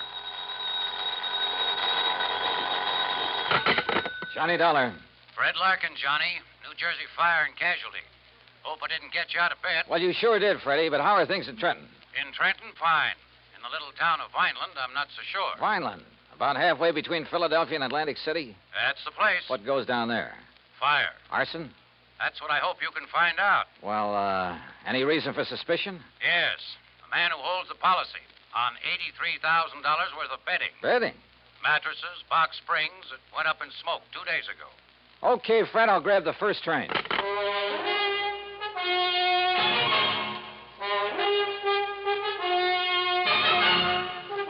Bob Bailey in the exciting adventures of the man with the action-packed expense account. America's fabulous freelance insurance investigator. Yours truly, Johnny Dollar.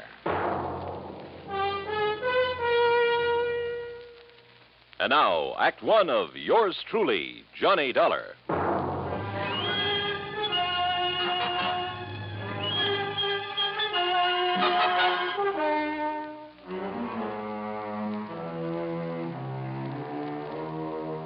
Expense account submitted by Special Investigator Johnny Dollar to the New Jersey Fire and Casualty Insurance Company, Home Office, Trenton, New Jersey. Following is an account of expenses incurred during my investigation of the Smoky Sleeper matter.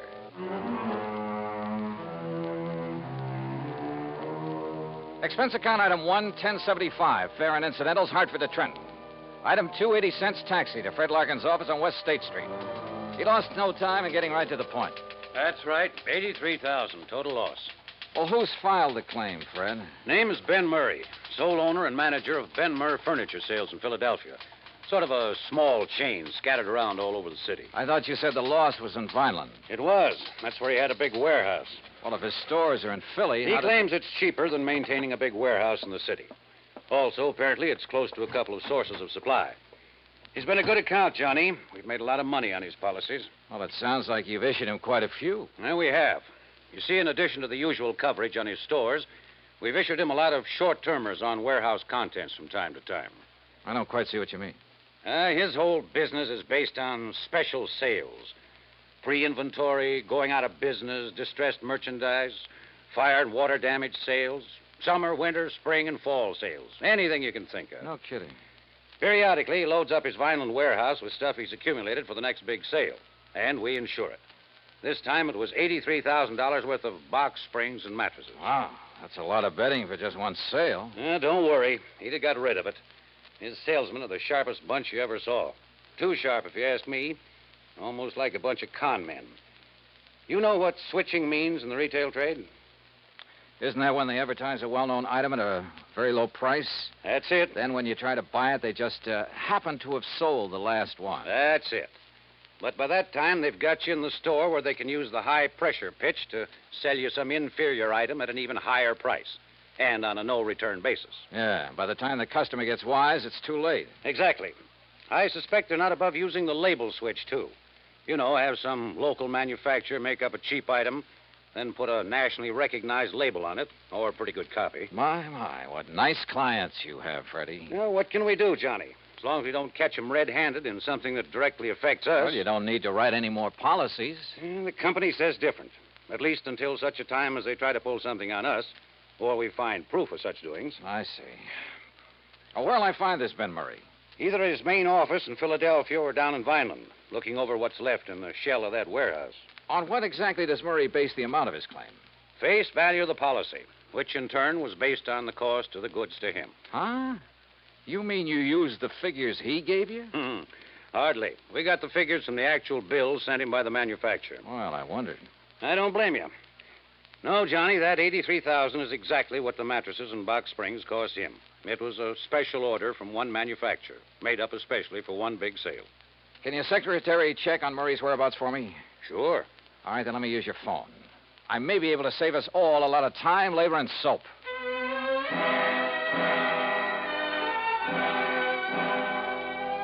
I called my old friend Adam Bowles, who lived within a few miles of Vineland, who, before he retired, was one of the top arson men in the country. Investigator, I mean. He wasn't home, but I left word for him to drive to Vineland and meet me in the lobby of the East Landis Hotel whenever I got there. Meanwhile, Fred's secretary had learned that Ben Murray was in his Philadelphia office. Expense account item 3560 for a train to Philadelphia and cab to the main office of Ben Murray Furniture Sales. The place was a madhouse. Okay, Dollar, go ahead in. It's that first office on the right. Thanks. And listen. Oh, wait a minute. Sales department, call me back. I'm busy. Listen, Dollar, if you can get a word in edgewise with Ben, ask him where's the contracts for that West Philadelphia deal, will you? Oh, sure. Sales department. Yeah? Well, turn a hose on some of that stuff and call it a flood sale. Something like that. Make the picture in that advertisement look good, see? Put a lot of stuff around. Pictures on the wall, rug on the floor, stuff like that. Yeah, make the suckers think they're getting a 25-piece dining room suite, not just a table, 4 chairs, and 20 crummy dishes. Dollar, sit down. Thanks. Yeah, make it look like they'll be getting everything they see in the ad. Yeah. Now, did you get them sofas in from Sterling? Okay. Put a price ticket of $95 on them. And then mark it down to $49.95, and we'll clean out the whole... Mr. Murray. Huh? He what? Sterling charges $25 for those lousy sofas. Listen, we're giving them $22.50 for them, except for the demonstrator we show on the floor, the good one. Who does he think he is telling me the price he's going to charge me? Oh, that lousy bunch of chiselers trying to hike the price on me.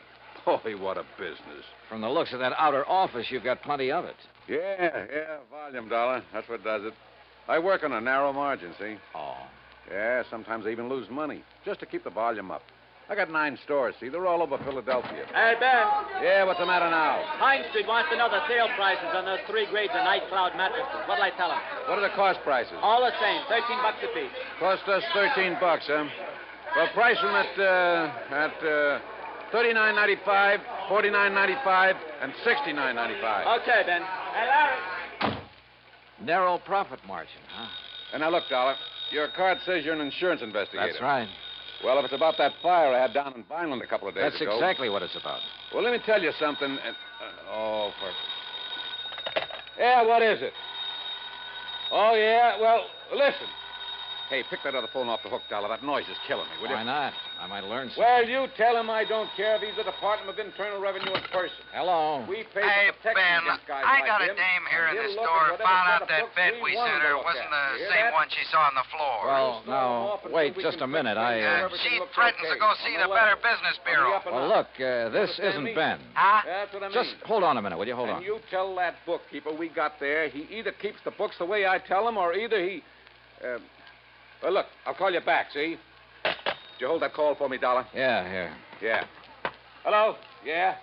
Yeah? Well, don't take any chances. Give her anything she wants. Give her the one she saw on the floor. Go out and buy her one, a good one. Just make her happy. Keep her from... well, you know what I mean. Yeah. Troubles. Well, now, look, Dollar. You think there was anything wrong with that fire, you prove it, I'll give you this whole business. What do you think I am, a crook? I haven't said that yet. Then what's the idea of investigating? Not you, but that fire. We always investigate when a claim this large is involved. Oh, yeah? Do it automatically. Look, I'm trying to run an honest business here, just barely scraping by. That phone call just now. A customer ain't 100% satisfied, we make her satisfied. Oh, sure. To keep her from blabbing about the way you rooked her. Oh, look, get out of here, would you? Can't you see I'm busy? I try to run a decent business here, and punks like you come in and... Oh, if I'm... Yeah, hold on. Look, you got some legit reason to investigate, Dollar. You come around then. Maybe I will. Now go on, get out, will you? Gladly. Listen, Charlie, you tell him he tries to outsmart me, I'll sue him for every cent he's got. Expense account item 4, $50 deposit on a drive-your-own car. I crossed the Delaware River Bridge and finally picked up Route 47 for the 35-mile drive down to Vineland. Flat country, this, with plenty of beautiful trees and rich farmland, and occasional cranberry bog. The soft smell of ripening peaches greeted me from the vast orchards I passed. It was all very pleasant. Certainly a complete contrast to the noisy, unhealthy joint I just left. And I could see only too plainly why Fred Larkin suspected arson in the warehouse fire. Sure. If a character like Ben Murray didn't resort to arson, he'd feel he was missing a good bet. Proof of arson, however, is a different matter, and not always easy to come by. That's where I wanted the help of Ed Bowles. But Ed hadn't got to the hotel when I arrived in Vineland, so I drove over to the police headquarters at 610 Wood Street, a block north of Landis Avenue, the main drag. There I found Sergeant Louis Tomaso, who'd been working on the case. Be glad to take you over there, Dollar. Just the other side of Chestnut Avenue. That's over south of town. All right, Sergeant, I'd like to see that warehouse, or what's left of it. Oh, there's plenty left of the warehouse. All metal construction. Come on. That in itself might make it hard to spot arson. Dollar, we went over the... Lieutenant, Mr. Dollar and I are going out to the Benmer warehouse. We went over that place with a fine-tooth comb, both during and after the fire. Came up with nothing, huh? Nothing that would give any cause for suspicion. Sergeant, do you know a man by the name of Adam Bowles? I certainly do. He's been giving me a lot of help with this. You know, just to sort of keep his hand in. And he's found nothing? Not a thing. But, of course, he's the kind that never gives up. Yeah. Well, let's get him on over and take a look at that place.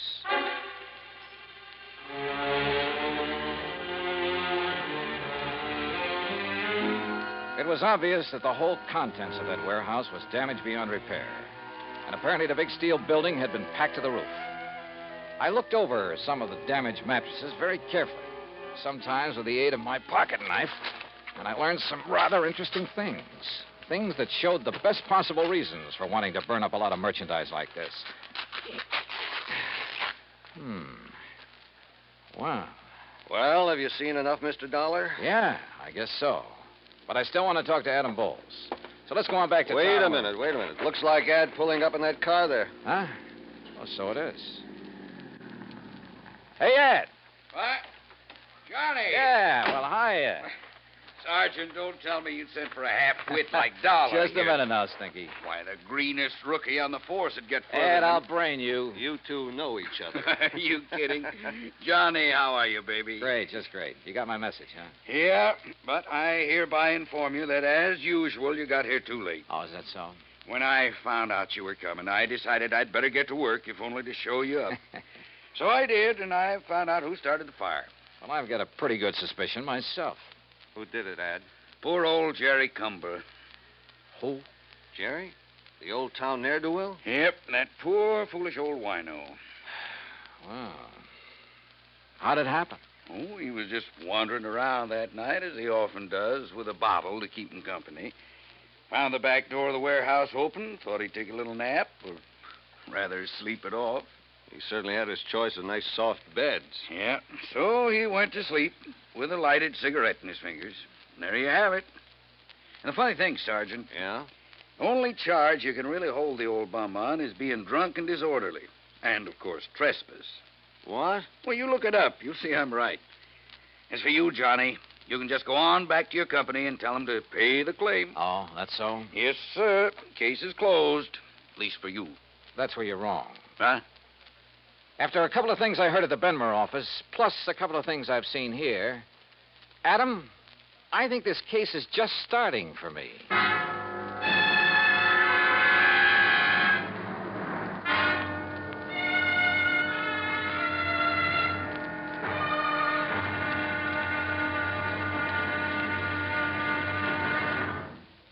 Act 2 of yours truly, Johnny Dollar, in a moment. For a long time, people have been saying that the Earth is shrinking because transportation is getting faster and faster. And because this is true, people are getting closer, too. Today, our neighbors are not only the ones who live next door to us, they're all over the world. It is axiomatic that one should help his neighbor. But Americans have gone a step further. In addition to individuals helping individuals, now many American cities help many other cities through the Sister City program. Now, perhaps you've heard how it works. If not, here's an example or two.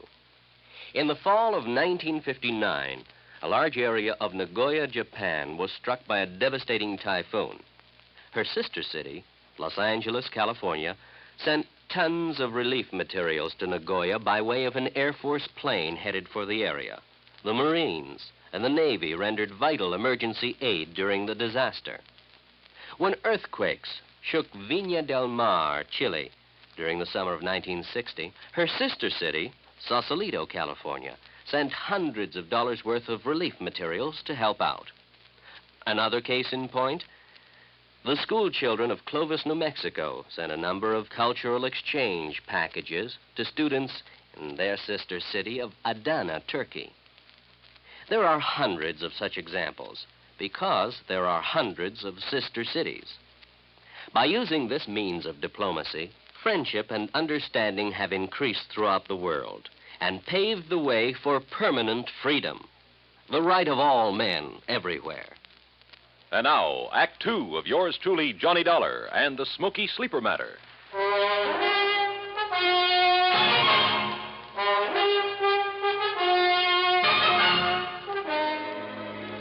From the looks of things, the case was practically over. The fire at the warehouse full of box springs and innerspring mattresses had been accidental. And it looked, I underline that word looked, as though Ben Murray's claim for reparation to the tune of $83,000 was entirely justified. Ad Bowles, the finest expert on arson I knew, had produced the man who started the fire as proof. So, on the surface, there was nothing for the company to do but pay Ben Murray's claim. But I smell a rat, a big one. Expense account item 5, 75 cents for a person-to-person call to Fred Larkin in Trenton. Well, Johnny, if you're satisfied with Bowles' conclusion that it wasn't arson, well, that's that. We'll have to pay off the claim. What if I could prove fraud? Fraud? What do you mean? Look, Fred, you told me you saw the bills, the manufacturer's bills, to Murray, giving valuation on the bedding that was stored in that warehouse. Yes, I have photostats of those bills right here in my desk. But what... Good for you. Dig them out, will you? Oh? Why? Go on. Dig them out, Fred, and read them to me. What if there was no arson? I fail to see what you're driving Look, will you do what I ask you? I'm trying to save your company some money. All right. Here now. Now, what do you want to know? Well, the labels on the remains of the mattresses I looked at the scene of the fire, those labels indicated there was a model called the Night Cloud Sleep Rest. And that checks with these bills. Let's see. There were 3,500 mattresses called Night Cloud Sleep Rest. Well, forget the quantities. What was the manufacturer's price to Ben Murray on that Night Cloud Sleep Rest? Let's see. Johnny, they cost Ben Murray exactly $25.50 apiece. And there's an equal number of box springs to match. $25.50? That's right. But I overheard him say in Philadelphia that he only paid... What, Johnny? Nothing. What other models are on those bills? Night Cloud Super Sleep. And the price? Just a second. Hey, look, while you're figuring, you might be interested in knowing that the labels on that sleep rest indicated a retail price of $69 each. Some profit, huh? Here now. Johnny, the Night Cloud Supers cost Murray $26.20 apiece. Wow. All right, I got it. And he claimed to be working on a narrow profit margin. Now, the Night Cloud Perfection Sleep cost him $27.14 each. Good. Any more? Those were the only ones he bought and stored in the warehouse. All right. Now, give me the name and address of the manufacturer. Easy. Golden Bedding Corporation, Woodbine, New Jersey. Good. Now, one more thing. Can you think of the name of another big chain of furniture stores, like Ben Murray's, only in New York or Chicago or some other big city? Well, of course, there's Glauder Brothers in New York. Glauder Brothers. Only they're such a disreputable outfit that when they try to talk insurance with us... Freddie, that's all the better. Thanks a lot. Now, wait, Johnny. You still haven't told me... Oh, I will, Freddie. Don't you worry. I will. Why I didn't get pinched for speeding somewhere along Highway 49, I'll never know, because I certainly didn't hold back the horsepower. Just short of the town of Tuckahoe, I turned off on 557 and then, a few miles later, pulled into Woodbine. Although it's a small community surrounded by farms, it boasts a big hat factory, a couple of clothing factories, a vast, sprawling state institution, and on the far edge of town, the Golden Bedding Corporation's huge plant. I figured the best thing to do was put on a bold front and bull my way into the president's office. But any such tactics proved entirely unnecessary. Barney Glauder, huh? Yes, Mr. Golden. But just Barney's good enough. Well, I should say it is, because you must be Barney Jr. I've known your papa for years. Sit down, my boy. Would you like a cigar? Why, no, thanks. You don't look like your old man, though. You know that? Not a bit. Of course, I haven't seen him since 42. Barney Glauder. Yeah. Well, what are you doing in this part of the country, huh, Barney? Oh, business, pleasure trip. Business, huh? What's the matter? We haven't had any orders from you people lately, huh? Well, up to now, I haven't really had anything to do with the business. Living off the old man's millions, huh? Smart boy. Did you go to college? Yeah, full 4 years. Yeah, that's the way. Smart boy. Now you are in the business.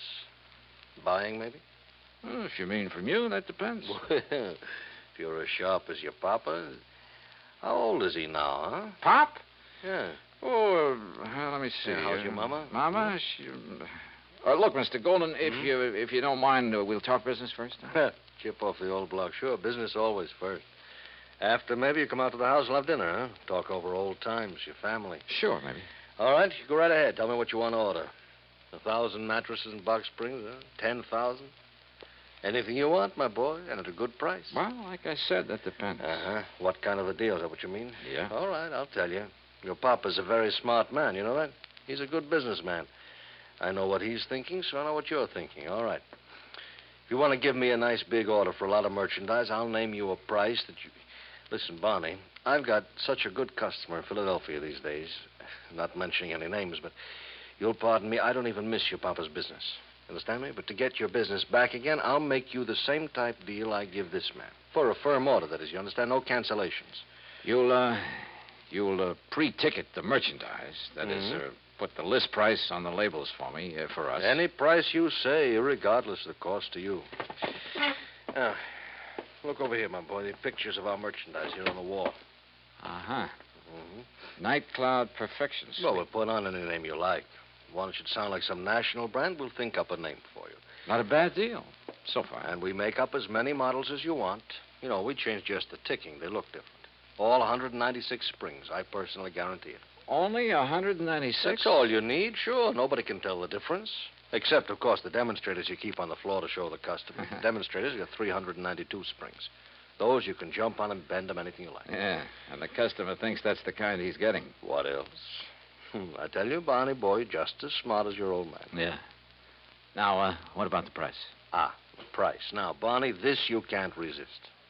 You understand, out here in the country, low overhead, no labor problems, nobody snooping around. Yeah, I know. How much? Well, for you, my boy, how many? Well, say 10,000 units. 10,000 units. All right, I'll give you a special price. How much? Well, now, this depends on the ticking material. You look here. See? First-class material looks like twice the money. Go on. Plain blue and white ticking, that costs you, and remember, Barney, this is very special because of your papa and getting back his business, so at 10,000 units, then this ticking, $14.93, and you never saw such a buy. That okay? Strikes me as a little high. A little high? I'm not making a thing on it. Look at here. This, the fancy ticking, this is real class. $15.06 a unit. Now, you can't beat that. Now, wait a minute. Of course, Barney, my boy, if you want to order a few more. No. I think maybe I can do better up in New England. In New England? Who? Tell me who. Well. All right. Now, look. I told you I've got a big customer in Philadelphia. Well, all right, never mind. We'll do it the same way for you we do for him, all right? On the books. How do you mean? Well, I mean $14.93, huh? Only what would you think if the bill I send you says $29.96, Double? Mm-hmm. You'd make it look like I paid twice as much? So? Yeah. For tax purposes, I'd only be showing about half the profit I was actually making. Smart boy, Barney. Or suppose I insured the stuff for the amount your bills showed, and something happened to it. Well, that's right, sure. However you want. Excuse me. Hello. Oh, hello, Ben. I was just thinking of you. I hear you had a lucky fire up there. What? Oh, no, not now. Listen, Ben, I've got a customer. I've got an important customer here, the son of a very dear old... What? Yes, he is. Yes. A blue shirt and a bow tie. Oh, no. Oh, no. Ben, I'll call you back. Mr. Dollar? That's right. Johnny Dollar. In person, Mr. From the Golden. insurance... Oh, no. Oh, no. Too bad Ben Murray's call interrupted our conversation. Oh, what have I That was a very interesting lot of facts you gave me, and I strongly suspect it'll not only put Murray out of business, but you too. And a lot of people you've been dealing with. Now, Dollar. Brother, I hate to think of what the Better Business Bureau will do when they get hold of these facts. To say nothing of the Federal Trade Commission. Dollar, listen to me. But I have a notion it'll help to clear up one of the dirtiest chip rackets in years. There's no need Even to the go on with- long-suffering public understands this sort of shady operation when it's brought to their attention. It's not at all... As for the decent, If you legitimate national understand- firms you've been practically Now, stealing listen to me, from... Dollar, will you please listen a minute? Yeah, go ahead. Business has been good. I've made a lot of money. Oh, now, wait a Maybe minute, will you you? could use a little bit. You know, we'll call it the commission, huh? Say $10,000. In cash, it wouldn't show. Golden, I wouldn't even spit on that kind of money. Oh, I could maybe persuade You couldn't persuade me to have any part of it. Brother, you've had it coming for a long, long time. And believe me, I'm going to see that you get it. Understand? Yes, Dollar, you make it... I understand. I understand you, too. You dirty crook. You faker. You liar. You cheating, dirty, conniving, chiseling liar. You ruined me, you hear? You ruined me. Yes, Fred? I'm afraid that your nice client, Ben Murray, based his insurance claim on a lot of values that didn't exist. On the hiked-up prices. Hiked up to cheat you and the income tax boys. And if that is an outright fraud, I'll eat my shirt. So you can just forget about paying that claim or any part of it. And I hope that you and the company will take whatever legal steps are necessary to put these guys out of business. Expense account total, including incidentals and the trip back to Hartford, $130.49. And cheap at half the price. Yours truly, Johnny Dollar.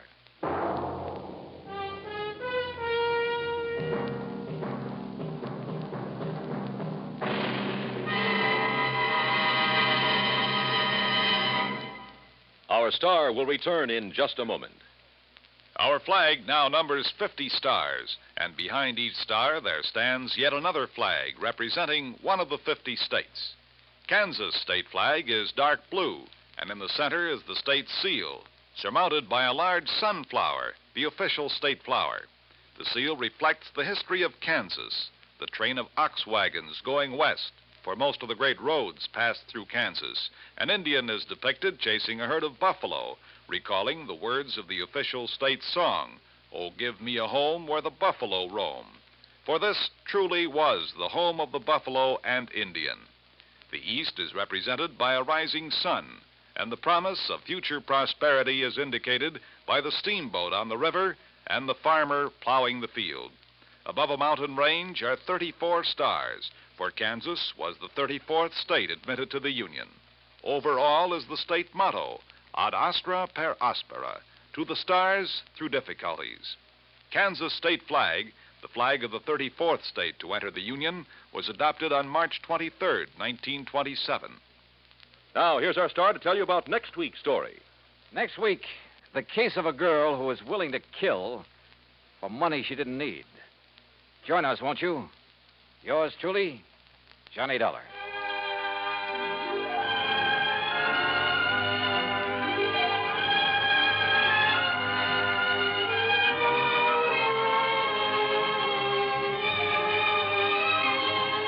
Yours truly, Johnny Dollar, starring Bob Bailey, originates in Hollywood.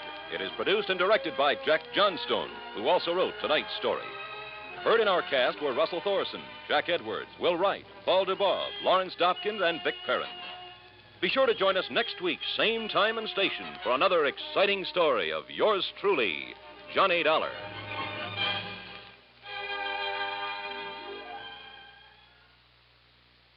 From Hollywood, it's time now for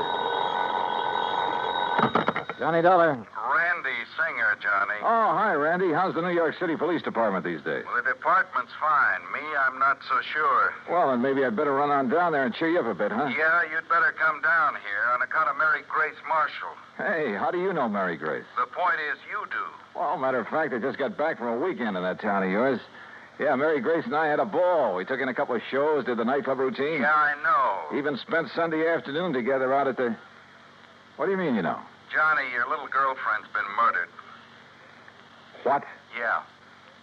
Randy, have you got any leads, anything to go on? Yeah, Johnny, plenty. Then I'll grab the first plane. Yeah. You'd better.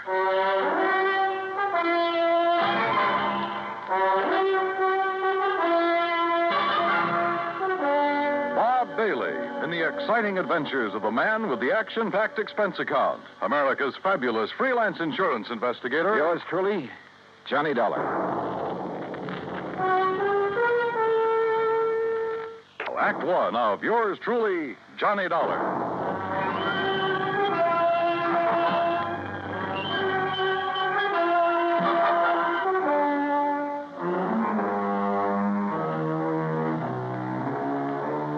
Expense account submitted by Special Investigator Johnny Dollar to the Mideastern Life and Casualty Insurance Company, Home Office, Hartford, Connecticut. Following is an account of expenses incurred during my investigation of the Mary Grace matter.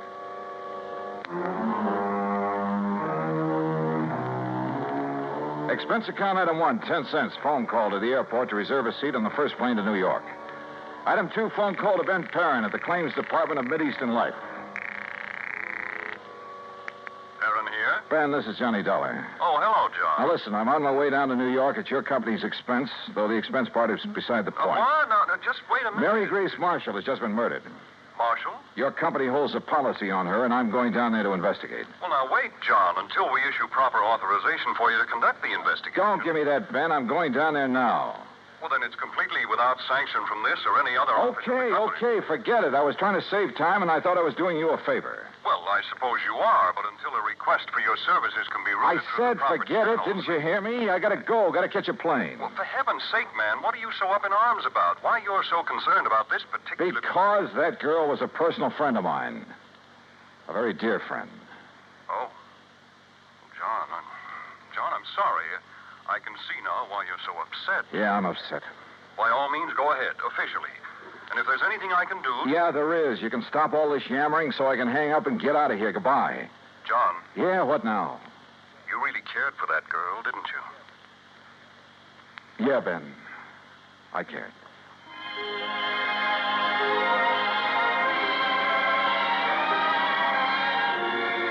Expense account item 3, 920. Cab to the airport and plane ticket to New York. The trip down there gave me time to think. And thinking about it hurt. Mary Grace Marshall. Tall, brunette, and very beautiful. And as straight a girl as I'd ever known. There was a time a few years ago when I'd hoped she might marry me. But she wanted to stay with her successful career as a fashion designer. And she was right. I'm not the marrying type either. So we just remained friends. We had a lot of fun together. Theaters, dancing, an occasional nightclub. Sometimes the long hair stuff, a recital or the opera. And we'd go to the zoo or the circus, a boxing match or a baseball game. Or just go for a quiet walk in the park. And often just a long, quiet evening in her apartment over a tall, cool drink and good conversation. A goodnight kiss? Sure. But that was all. Now she was gone. And believe me, somebody was going to pay. Item 4, $6 even for a fast taxi to the 18th Precinct headquarters and Sergeant Randy Singer. Come on in, Johnny. Close the door. Sure. Hi. Better sit down, huh? Yeah. All right, when did it happen, Randy, and how? You said on the phone you have some leads. Clues all over the place. They all point toward one person. Oh. Toward the one person known to have been with her at about the time the coroner says she was killed. How was she killed? Struggle. Fell and struck her head on the base of the fireplace. Cigarette, Johnny? Oh, yeah, thanks. Incidentally, so far I've been able to keep this thing out of the papers. Oh, hey, give me a light, will you? I seem to have forgotten my lighter. Yeah, you have. Here. thanks. Now, the coroner says she was killed Sunday night, late. What? By somebody who must have spent several hours with her. You said late Sunday night. That's... Go on, Johnny. Hey, look, stop snapping that lighter and... Wait a minute, where'd you get that? According to all the evidence, it was left behind by whoever murdered Mary Grace Marshall. Here. Look familiar? Are you crazy? This lighter is mine. Yeah, Johnny. I know. And now, Act Two of yours truly, Johnny Dollar, and the Mary Grace matter.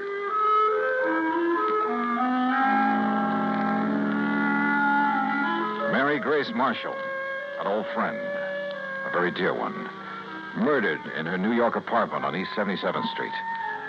Sergeant Randy Singer, my old friend at 18th Precinct Homicide, had called me immediately. And when I got there, showed me a very damning piece of evidence. Presented to Special Investigator Johnny Dollar by the International... Sure, of course it's my lighter. And I must have left it in Mary Grace's apartment Sunday night.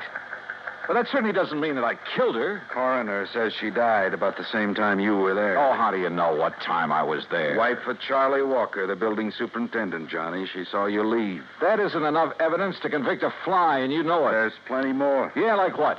Your fingerprints all over the place. Well, sure, I told you. Cigarette butts, same brand you smoke. So what is that A for? lot of them, Johnny. Like a very nervous smoker. Well, I was with her all evening. Doing what? Oh, now, look, Randy, surely you can't be serious. You can't think for a minute You that look, Johnny, this is my case, nobody else's. I'm keeping it that way. I've kept it out of the papers. I think you know why. Oh, sure I know why. Because we've been buddy-buddy for so long, you want to be sure that if anybody hangs me, you will, for old time's sake. I asked you what you were doing. Well, let me tell you something, Randy. That girl meant a lot to me. What were you doing shut Sunday up and night? tell me what other evidence you have, what you know that can help me find out who... I'm sorry, Randy. Sure, it's your job. I'd probably do the same thing to you under the circumstances. If you didn't, I wouldn't have any use for you. But don't you see... Okay, look. We spent Sunday afternoon at the zoo, the Bronx Zoo. Went up on the subway. We walked a lot, got pretty tired. I promised her a dinner at the Chambord over on 3rd Avenue. But she said she had some food at the apartment, so we went back there. Then we just sat around and talked, played some music, that's all. And had some drinks. Yeah, I picked up a bottle of scotch on the way. How many drinks? Oh, 1 or 2 light ones is all. Sorry, Johnny, that bottle was nearly empty. But that's him. Who discovered the body? Mrs. Walker, wife of the apartment super. The one who saw you leave shortly after hearing the screams that made her... Screams? Yeah, that made her finally go up and look in the Marshall girl's apartment. She's crazy, Randy. You're lying. Can you prove it? I'd like to talk to that woman. I think you She's off better. her rocker if she told you she... What'd you say? I think you ought to see her. Huh? But if I'm your big suspect... Well, sure you are. Until you can help me prove I'm wrong. We drove over to the place on 77th Street in a prowl car. Everything was exactly as it had been when I'd left Sunday night, except that there were signs of a struggle, as Randy had said.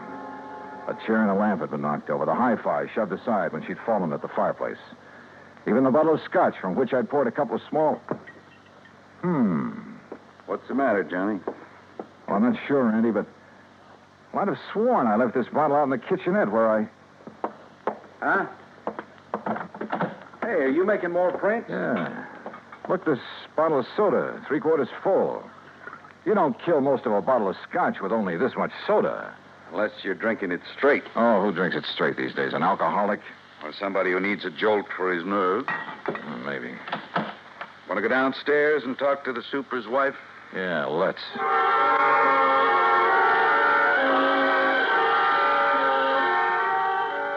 The superintendent's wife turned out to be a living doll. Young, pretty, with too much makeup. The sort who looked like she decided to get out of the chorus line for a quieter life as the wife of a building superintendent. I noticed a peculiar, spicy kind of odor when she first let us in, but thought nothing of it at the time. Now, you're sure this is the man you saw leaving Miss Marshall's apartment, Mrs. Walker? I was standing right here in this doorway. It was after I heard her screaming up there, around midnight. You're sure you heard her scream? Well, my husband heard it first. He woke me up, pounding on the wall between our bedrooms. Well, didn't he get up to investigate? Oh, no, the lazy... Well, he's been sick. He's still sick. But then I heard the screaming, so I run into his room and asked him what to do. Go back to bed and forget it, he says. It's probably just a party upstairs. Then you went up and found the body, huh? Well, first I tried to sleep, but I kept thinking I heard noises. From upstairs? Well, no. You sure? It was like maybe my husband was getting up or something. Go on. Well, finally, about 2 a.m., I went up to her apartment. When she didn't answer my knock, I let myself in. And there she was, dead. Who called the police, you or your husband? Him? Huh. Besides, I told you he was sick. He still is. I'd like to talk with him. Oh, sure. If he's sober enough. Come on. That was a funny crack. If her husband really was sick. She led us toward the rear of the apartment, and I mistakenly started to enter her bedroom. That peculiar odor again, only more pronounced. And believe me, it was an arpege. Here, mister, this way. Her husband's bedroom was pretty much of a mess, untidy, with pictures of bathing beauties, calendar art, and some striking pictures of Mary Grace Marshall plastered all over the walls. This room had an odor about it, too, of stale booze. Here you are, Charlie. No, I tell you, I don't want any more of that stuff. Well, you seem to think it'd make you feel better. I did. What did you...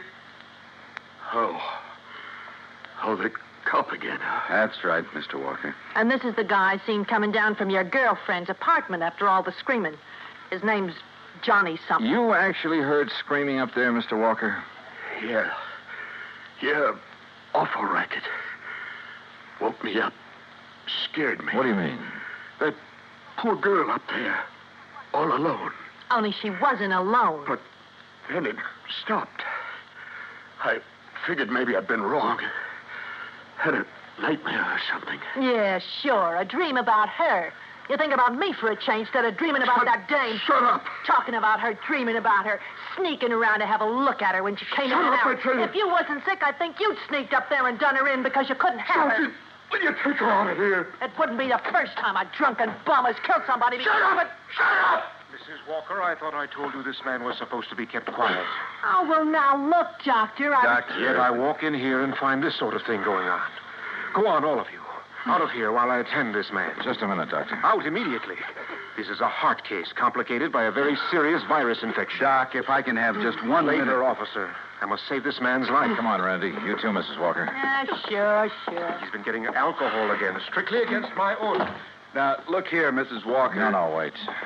Huh? Come on upstairs with me again. Oh? What'd you think of? A couple of things, Randy, that I believe will clinch this case so fast. Come on. Act 3 of yours truly, Johnny Dollar, and the Mary Grace matter.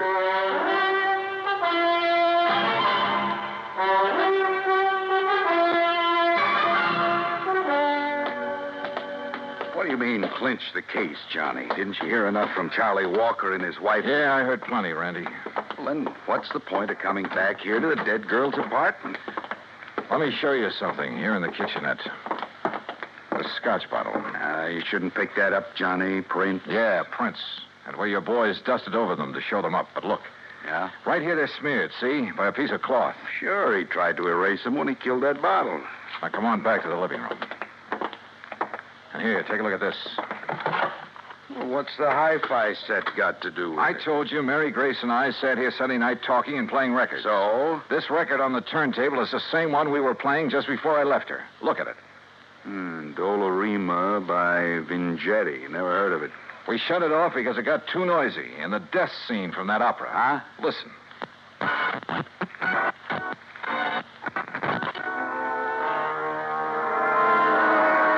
Yeah, here it is.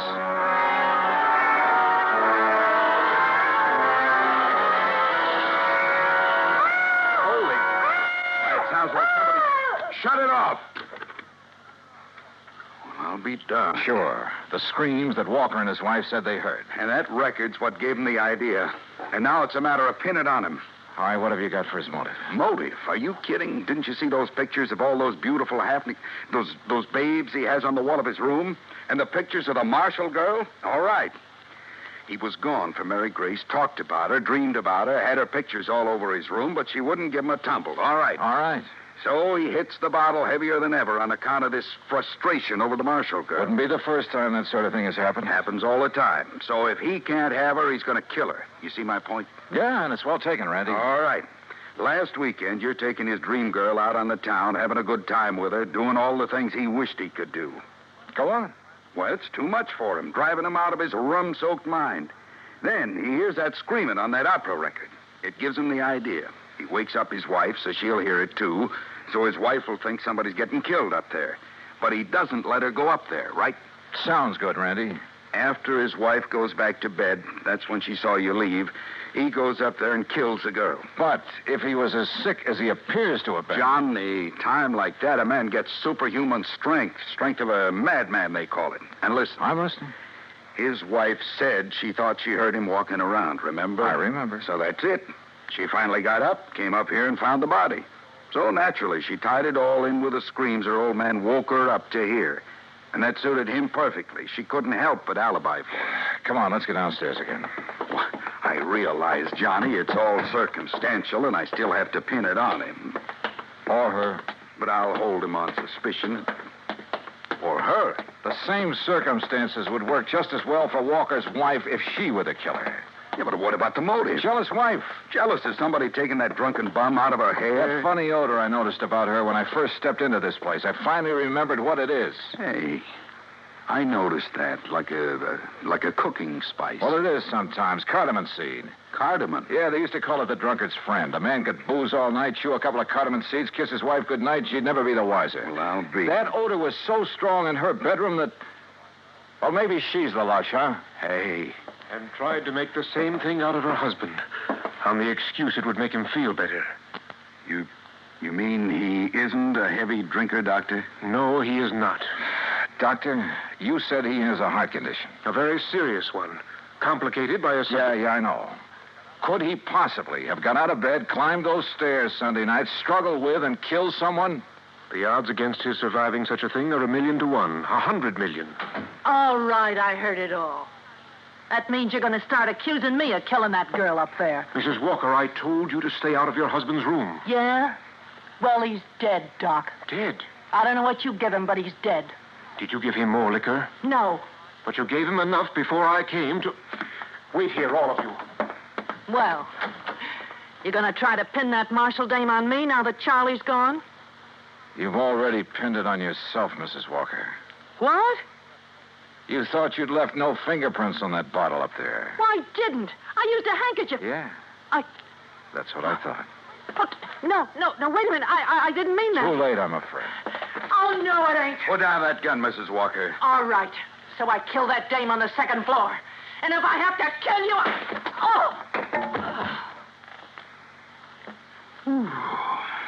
Yeah. Thanks, Doctor. It's quite all right, sir. Well, Randy, there's your killer. Happy? Yeah. I guess I ought to be. You? It doesn't bring back Mary Grace.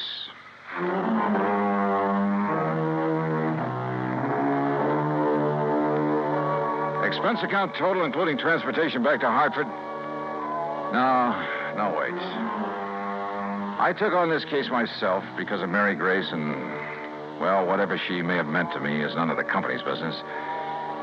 Oh, sure, you'll have to pay the claim on her policy. But let it go at that, will you? The rest is on me. I want it that way. Understand? For old time's sake. Yours truly, Johnny Dollar.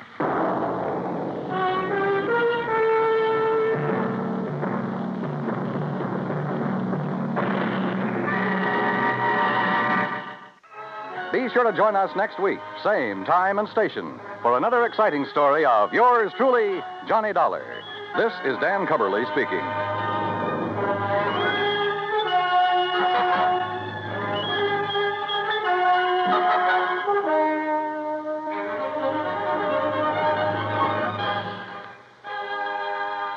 This is the United States Armed Forces Radio and Television Service.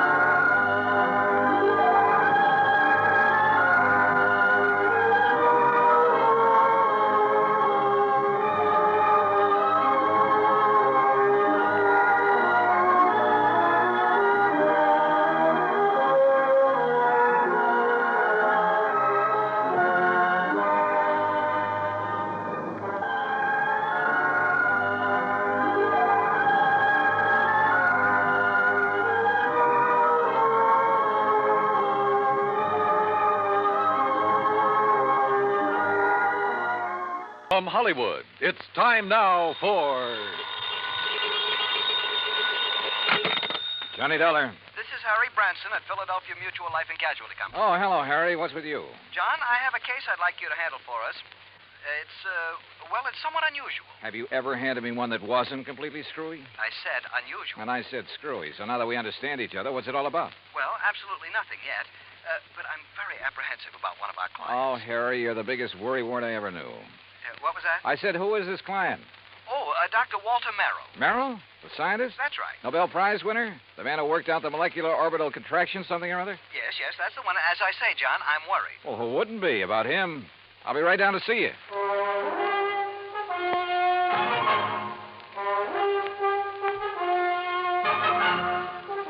Bob Bailey in the exciting adventures of the man with the action-packed expense account. America's fabulous freelance insurance investigator. Yours truly, Johnny Dollar.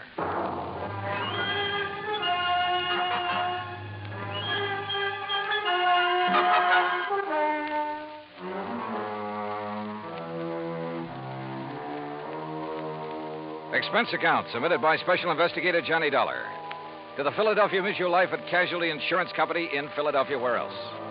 Following is an account of expenses incurred during my investigation of the clever chemist matter.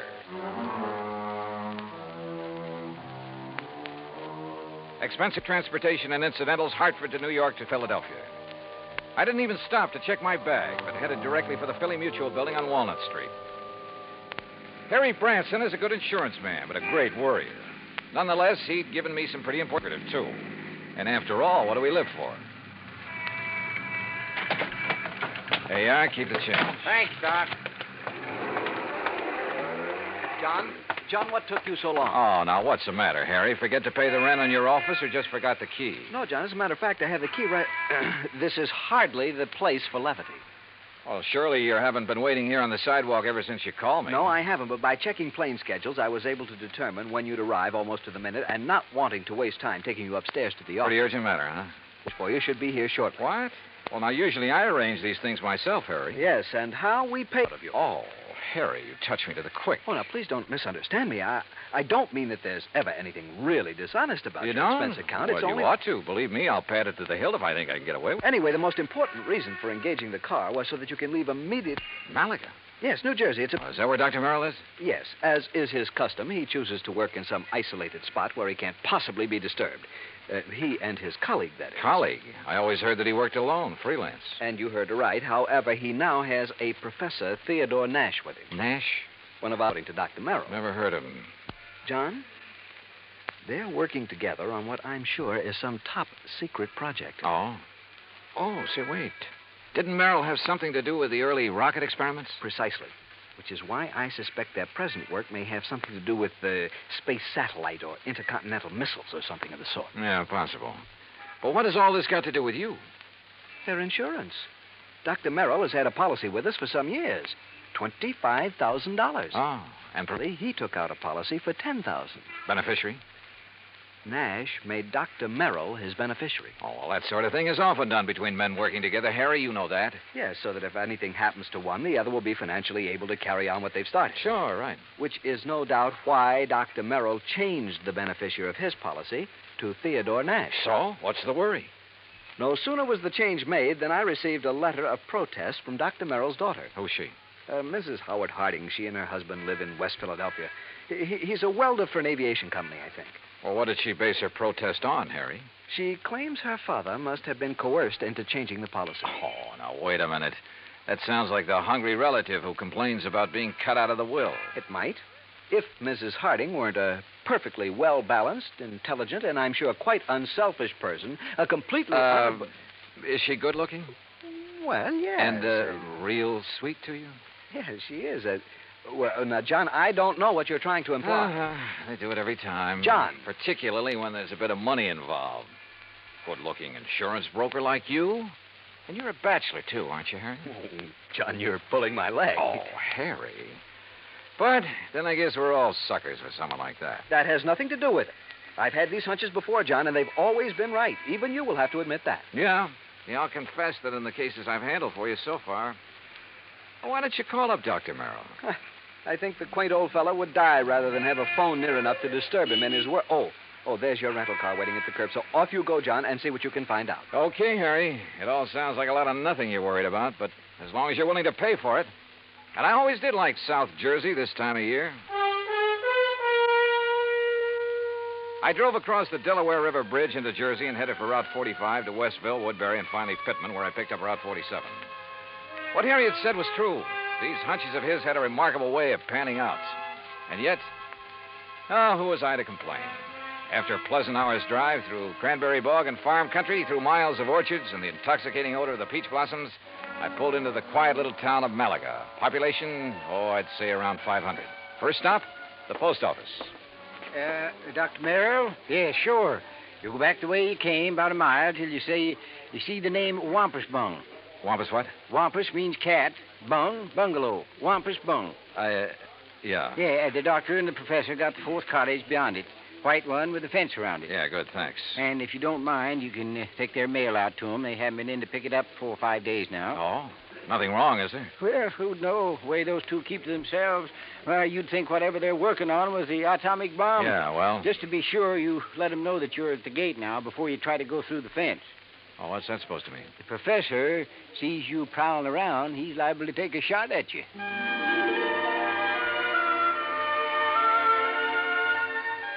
As I drove back and toward the edge of Little Malaga Lake, the idea of getting shot at by anyone living in this peaceful, quiet place seemed ridiculous.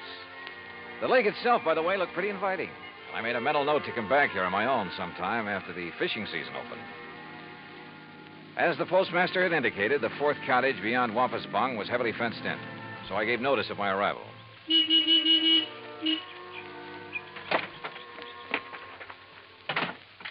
I'd barely left the car when the door of the little cottage opened. Yes? Who is it? Dr. Merrill? Oh, yes. My name is Dollar, sir. Johnny Dollar, insurance investigator.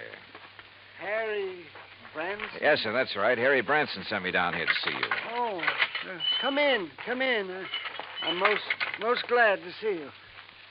Please, come into the house. All right, thank you. Is, Professor Nash here? In the laboratory. But please, As come he spoke, into the sliding door on the garage at the side of the house opened. A rather swarthy man stepped out, quickly closed the door, and threw a heavy bolt on it. Then looked over toward us suspiciously. Yes, because it's better that you and I talk in private, alone. Doctor, who is that? Oh, yes, Professor. If we have a visitor, why do you not bring him here where we can both speak to him? Oh, yes, of course. This is Mr. Johnny Dollar, Professor Theodore Nash. Mr. Dollar? How do, Professor? I'm from your insurance company. Just making a little routine checkup. Oh, fine. I'm very glad to see you. As a matter of fact, I wish to talk with you. How do you do? Now, come into the laboratory. Professor, do you think it Oh, wise? of course, Doctor. Since he is not a man of science, I'm sure there is no harm in his seeing it. And you have an experiment going, remember? But I wish to Mr. speak Dollar, to him alone. within these four walls, the genius of Dr. Merrill and my own poor efforts are creating things that will startle the world. Outside, the small building looked like an ordinary two-car garage, someone in need of paint and repair. But inside, it was immaculate and loaded with scientific equipment of all shapes and sorts and sizes. There were racks of test tubes, bottles of chemicals, beakers, a centrifuge, machines and apparatus I'd never seen before, that I imagine much of the world never dreamed of. And all of it as neat as a pin, not so much as a stirring rod out of place. Look, Doctor. The polymerization step is almost complete. Eh? Now, you must continue the molecular balance check immediately. Oh, yes. And you must both leave me. This must not be seen by anyone. Yeah, we understand, Doctor. We understand. I hope you will pardon me, Mr. Dollar. Yes, of course, Doctor. Oh, come, Mr. Dollar. Yes, I will lock the door. Yes. He does require privacy, doesn't he? Yes. Oh, hey, you're not going to bolt that door, are you? Oh, of course not. Force of habit, I guess. Oh, it is he who keeps things locked so tightly when he is working, unnecessarily so. But then genius is permitted his idiosyncrasies, huh? Harry Branson seems to think you two may be working on something to do with guided missiles. Very perceptive man. But that is something we must not speak about. Now, why have you come here, Mr. Dollar? Well, like I said, just a routine checkup. We usually do this when a sizable policy has changed. Oh, there is something unusual about two men working together on important things, ensuring in each other's favor? Well, no. But when his daughter perhaps objects. You know Dr. Merrill's daughter? Oh, I know about her and about her unfortunate marriage to that day laborer. Nothing wrong with day labor, Professor? Yeah, but one who waits for a great man like the doctor to die so that he can get his hands on the insurance money. You think that's why his daughter objected to the change? Of course. But his money will be used to further his work by me. And, of course, for the good of humanity. I see. Well, how soon do you think the doctor will be through with his experiment? An hour, perhaps two. And then he will call me in to assist him with the next, the crucial step. But now, about this look, why don't I insurance- run in town, arrange for a place to stay, grab a bite to eat, and then come back here, huh? If you like. I'm sorry we have no room in the cottage. No, to don't put give it you a second up. thought. I'll see you later. Something of Harry Branson's hunch had passed on to me. A strange feeling about the whole setup. There was something wrong about both Merrill and Nash, particularly the latter. Something I couldn't quite put my finger on. Was Dr. Merrill afraid of Nash? I don't know. Item 2, $1 even for a quick bite in a little cafe along the highway after I'd made arrangements for a room for the night in a private home. It was not much over an hour later when I drove back to the little cottage by the lake.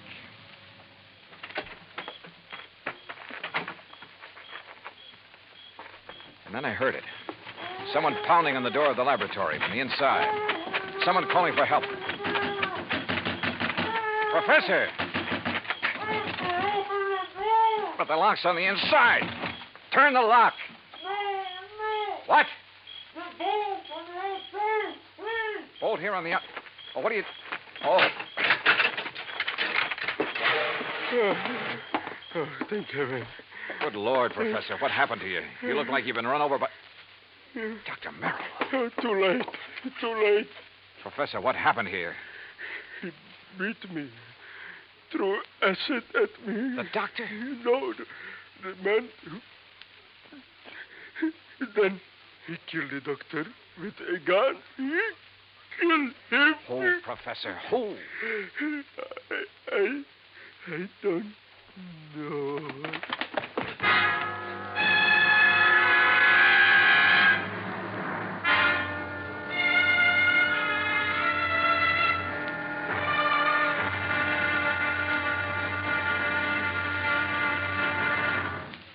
Act 2 of yours truly, Johnny Dollar, in just a moment.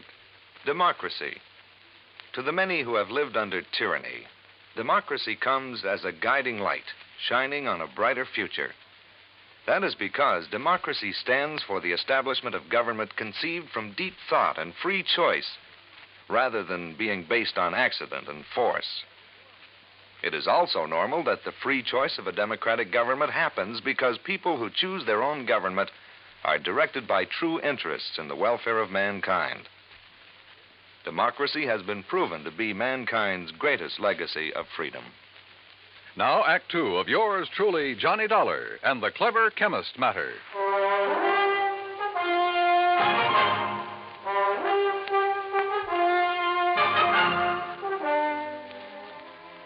Expense account item 3, $10 for the services of one Dr. Frederick Foote, the only resident medico in the little town of Malaga, New Jersey. After pronouncing Dr. Walter Merrill dead, he took the badly beaten Professor Nash to his office clinic. While waiting for Nash to get in good enough shape to talk, I ran up item 4, 10 cents, phone call to the sheriff, who promised to come over as soon as he could enlist the aid of the nearby state police.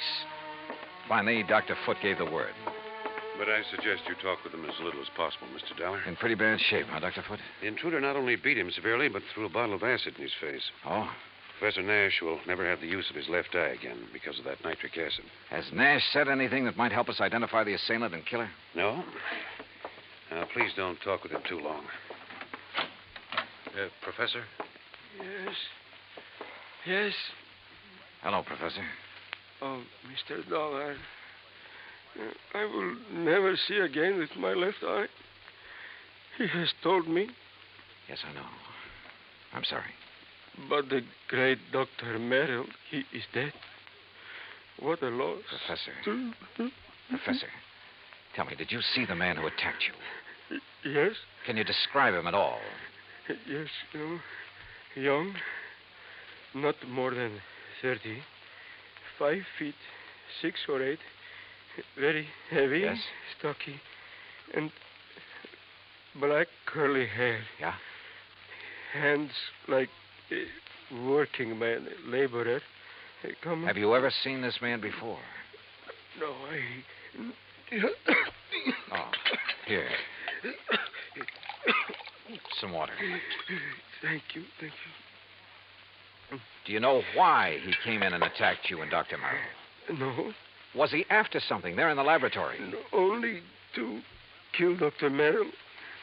I tried to defend him. I'm sorry, Mr. Dollar, but I think that's enough. Yes, okay, Dr. Foote. I think I've heard enough. I managed to get back to the cottage by the lake before the police arrived and came up with one very damning piece of evidence. In one of the bedrooms, I found a picture of a wedding couple. It was inscribed, "Love to the dearest father in the world." And next to the bride stood a man who answered perfectly the description Professor Nash had just given me. The husband of Dr. Merrill's daughter, Howard Harding. And then I thought of what Nash had said about Harding. His antagonism, his conviction that Harding was the one who resented the change in the insurance policy. But there was something else, too. That had happened when I talked with Nash in the doctor's office that... By the time I got back to the laboratory, the sheriff and state police arrived. The sheriff, I'm afraid, mussed up any prints that might have been left on the bottle of acid. However, in the weeds outside, a state trooper found the pistol, a .38 caliber Luger that had killed Dr. Merrill. Fingerprints had apparently been wiped off, but the gun was carefully... Fingerprints. Before taking off on a mad dash back to Philadelphia, I stopped at Dr. Foote's and picked up one water tumbler. Item 5, $3.70 for a tank full of gas. Item 6, 50 cents. Parking in Philadelphia as close as possible to Harry Branson's office. John, what have you found out about Dr. Merrill? Harry, he's dead. Well, oh, dear. Now, listen. Write down the address of Mr. and Mrs. Howard Harding for me. His daughter, does she know? No, she doesn't know yet, and I hope I can avoid telling her before I write it down, will you, man? Well, yes, of course. Take this. Don't unwrap it, but see that it gets to Ray Kemper at the Federal Bureau fast. I'll check with him about it later, thanks. But now, John... Harry, this is one time this expense account of mine is going to save you a lot of money. I think. I don't know how many red lights I skipped on the drive out to West Philadelphia, but I felt like a hound dog in a hot scent. The home of Mr. and Mrs. Howard Harding turned out to be in a nice, quiet residential area. I was met at the door by the girl in the wedding picture. A tall, very nice-looking blonde in her late 20s. Oh, yes? Mrs. Harding? I'm Terry Harding. Well, I'm Johnny Dollar from your father's insurance company. Oh, good. Come in. Perhaps you can help me make him do something about that policy of his. Well, that isn't exactly... Someone has poisoned Daddy's mind, Mr. Dollar. Oh? What do you mean? Well, it isn't that I need the money if Daddy dies, which heaven forbid. No. It doesn't exactly look as though you do. No, of course we don't. Howard's been doing so wonderfully at Colonial Aviation. Yes, apparently. And I'd had a notion he was just a laborer or something. Oh, dear, no. That's what Daddy called him because he wasn't too fond of Howard. And that is the way Howard started before we were married, but now he's one of the officers of the company. Where is he, Mrs. Harding? Well, as a matter of fact, I thought you were Howard when you drove up just now. He's been fishing. Fishing? On some little lake over in Jersey. He goes every Saturday all by himself. Malaga Lake? No, Malaga's where Daddy was. Mm-hmm. He and that... That what, Mrs. Harding? Well, I don't know. It's Howard, I guess. What do you mean? Howard has never liked or trusted him, even though they've never actually met. When Daddy changed his insurance to name that professor... There is something wrong about that man, Mr. Dollar. What, Mrs. Harding? I don't know. Daddy always worked alone until he came along.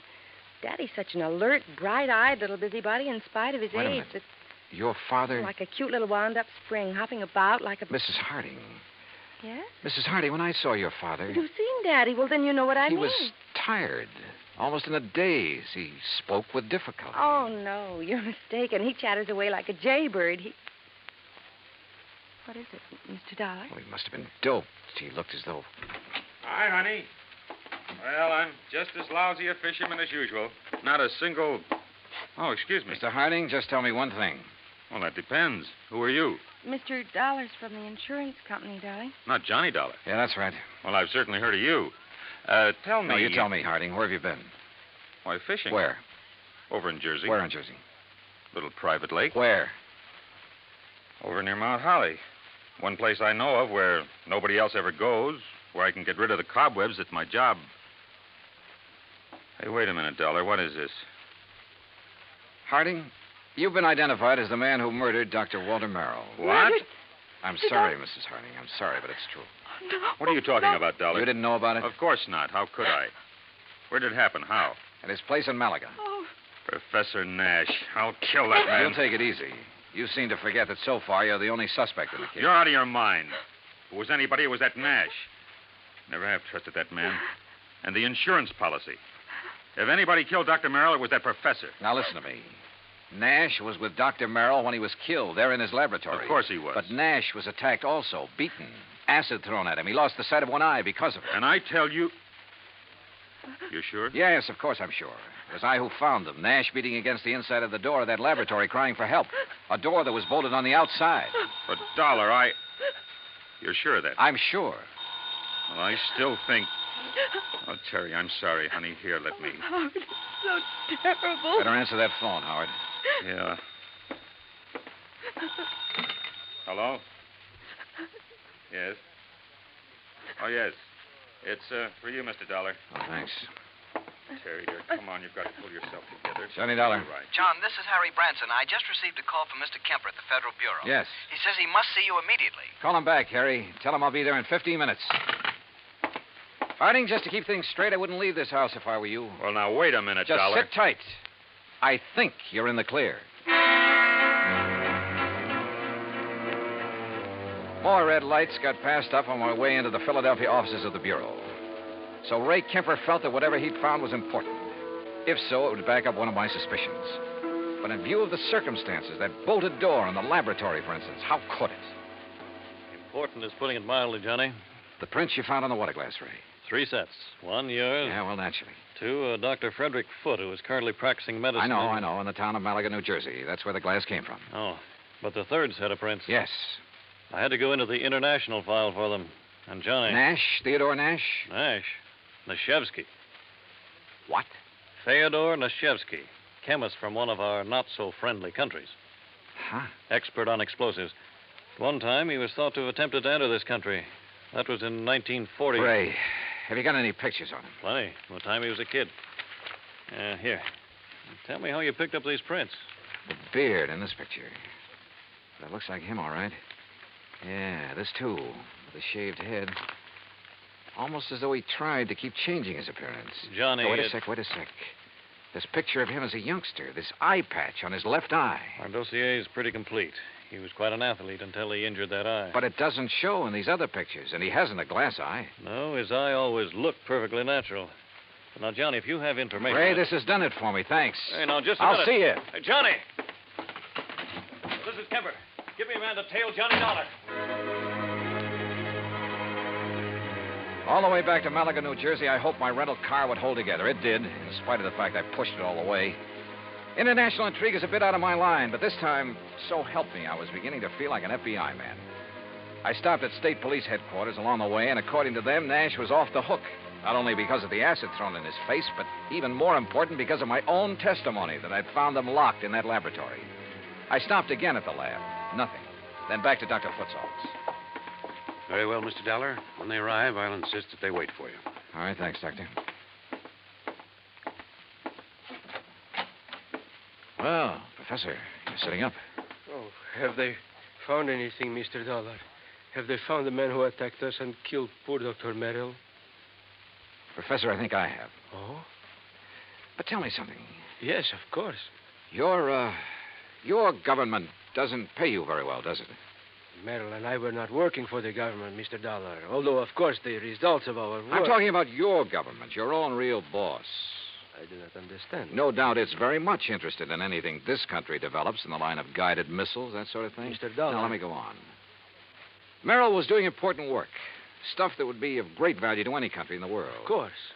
Your country would have paid you well for the results of his work. But, brother, they'll never get it. I do not know what you are talking Money, about. the loot from Merrill's insurance, sure. Sure, it was enough to get you out of here after you'd gained the knowledge you need of Merrill's work. See here, Dollar. After you'd killed him, before he could give to his country, the United States, what he'd invented. You are a fool. I was beaten. The poor old man put up a pretty stiff fight, didn't he? Do you think I would have done this to myself? You My gave eye... yourself away earlier when you reached out for a glass of water I handed you right here in this room. A man who'd lost his sight in one eye would have lost his aim until he got used to it. Funny, though, it didn't come to me until You later. are mad. You haven't seen out of that left eye since you were a kid. I tell you, you are mad. And a little acid burn to make it look like somebody had thrown it at you would be well worth the alibi it gave you. Fyodor. That's right, Fyodor Nashevsky. Listen to me. You were the one who found us locked in, the door bolted from the outside. You found us. Yeah. Also the cord, the string you used to pull the bolt to. That you looped over the bolt and pulled after you got inside. You couldn't have. I dropped it in a vat of acid. Yeah. Thanks. I was bluffing. But I made a lucky guess. What? Oh, what a brain. Nashevsky, I'm sure glad you're not working on our side.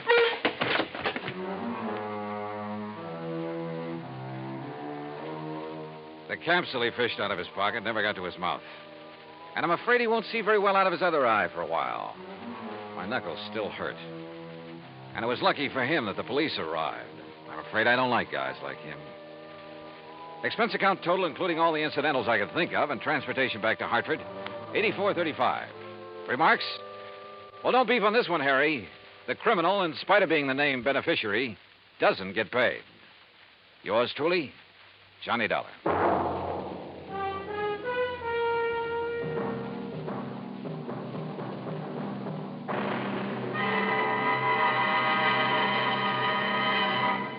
Now, here is our star to tell you about next week's story. Next week, a real close look at a little-known but very dramatic side of Hollywood. Join us, won't you?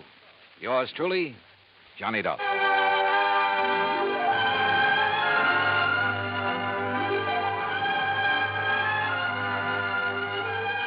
Yours truly, Johnny Dollar, starring Bob Bailey, originates in Hollywood. It is produced and directed by Jack Johnstone, who also wrote tonight's story. Heard in our cast were Virginia Gregg, Harry Bartell, Howard McNear, Forrest Lewis, Jack Crucian, Russell Thorson, Frank Gersel, and Bob Bruce. Musical supervision is by Amerigo Marino. Be sure to join us next week, same time and station, for another exciting story of yours truly, Johnny Dollar.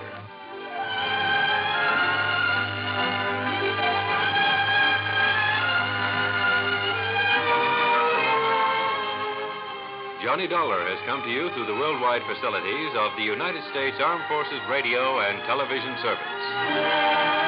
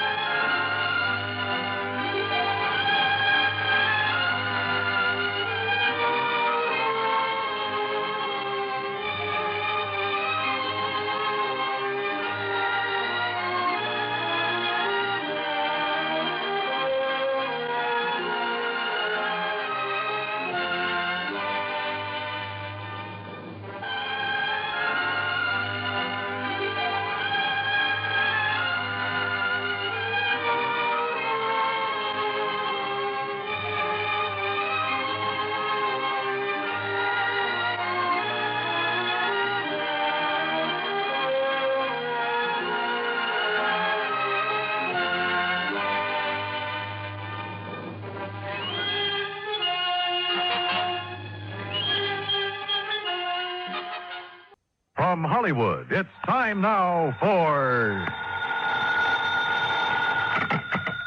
Johnny Dollar. You smell smoke, Johnny? What'd you say?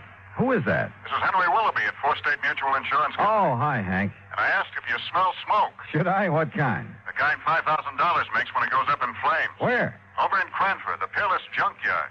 Junkyard? That's right. But if there's only a $5,000 loss, how can you afford me? Because what I smell is arson.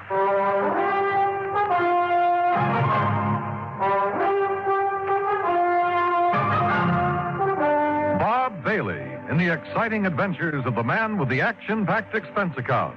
America's fabulous freelance insurance investigator. Yours truly, Johnny Dollar.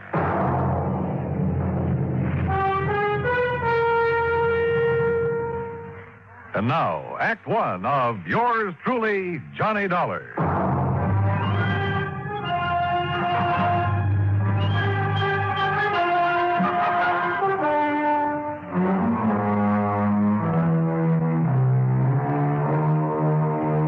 Expense account submitted by Special Investigator Johnny Dollar to the Four State Mutual Insurance Company, Hartford, Connecticut.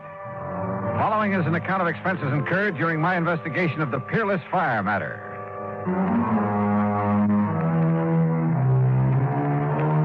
Expense account item one, $1 even, cab to Hank Willoughby's office in the Security National Building, where he lost no time in getting to the point. Policy was taken out by one Oscar H. Lehman about 4 years ago. He's the owner of the junkyard. Address of the yard is corner of Howard and Kingsway Boulevard. And why do you suspect arson, Hank? Well, that fire didn't start until about 4 o'clock this morning. When I got here to the office a few minutes after 9, the claim was already on my desk.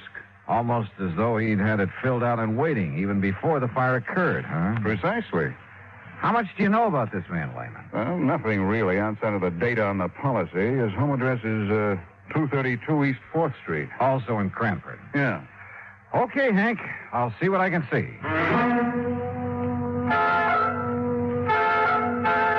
Item 2, 40 cents phone call to make sure the suspect, or at this point, I guess I'd better call him the client, to make sure he'd be around for questioning.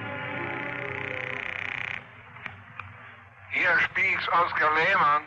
Mr. Lehman, this is Johnny Dollar representing your insurance company. So why do you waste time at the telephone? Or then maybe you're coming here with my check for $5,000 right away, huh? Well, you see, there are a couple of things that... So, all right, I'll be waiting for you when you come with the money. Goodbye. Huh?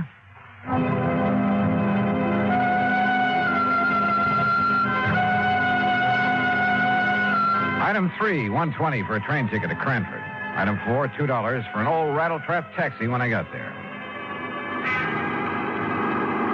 Cranford is a new town, or rather a new one built on what was left of the old. When the big clock company folded up at the end of World War II, Cranford kind of fell to pieces.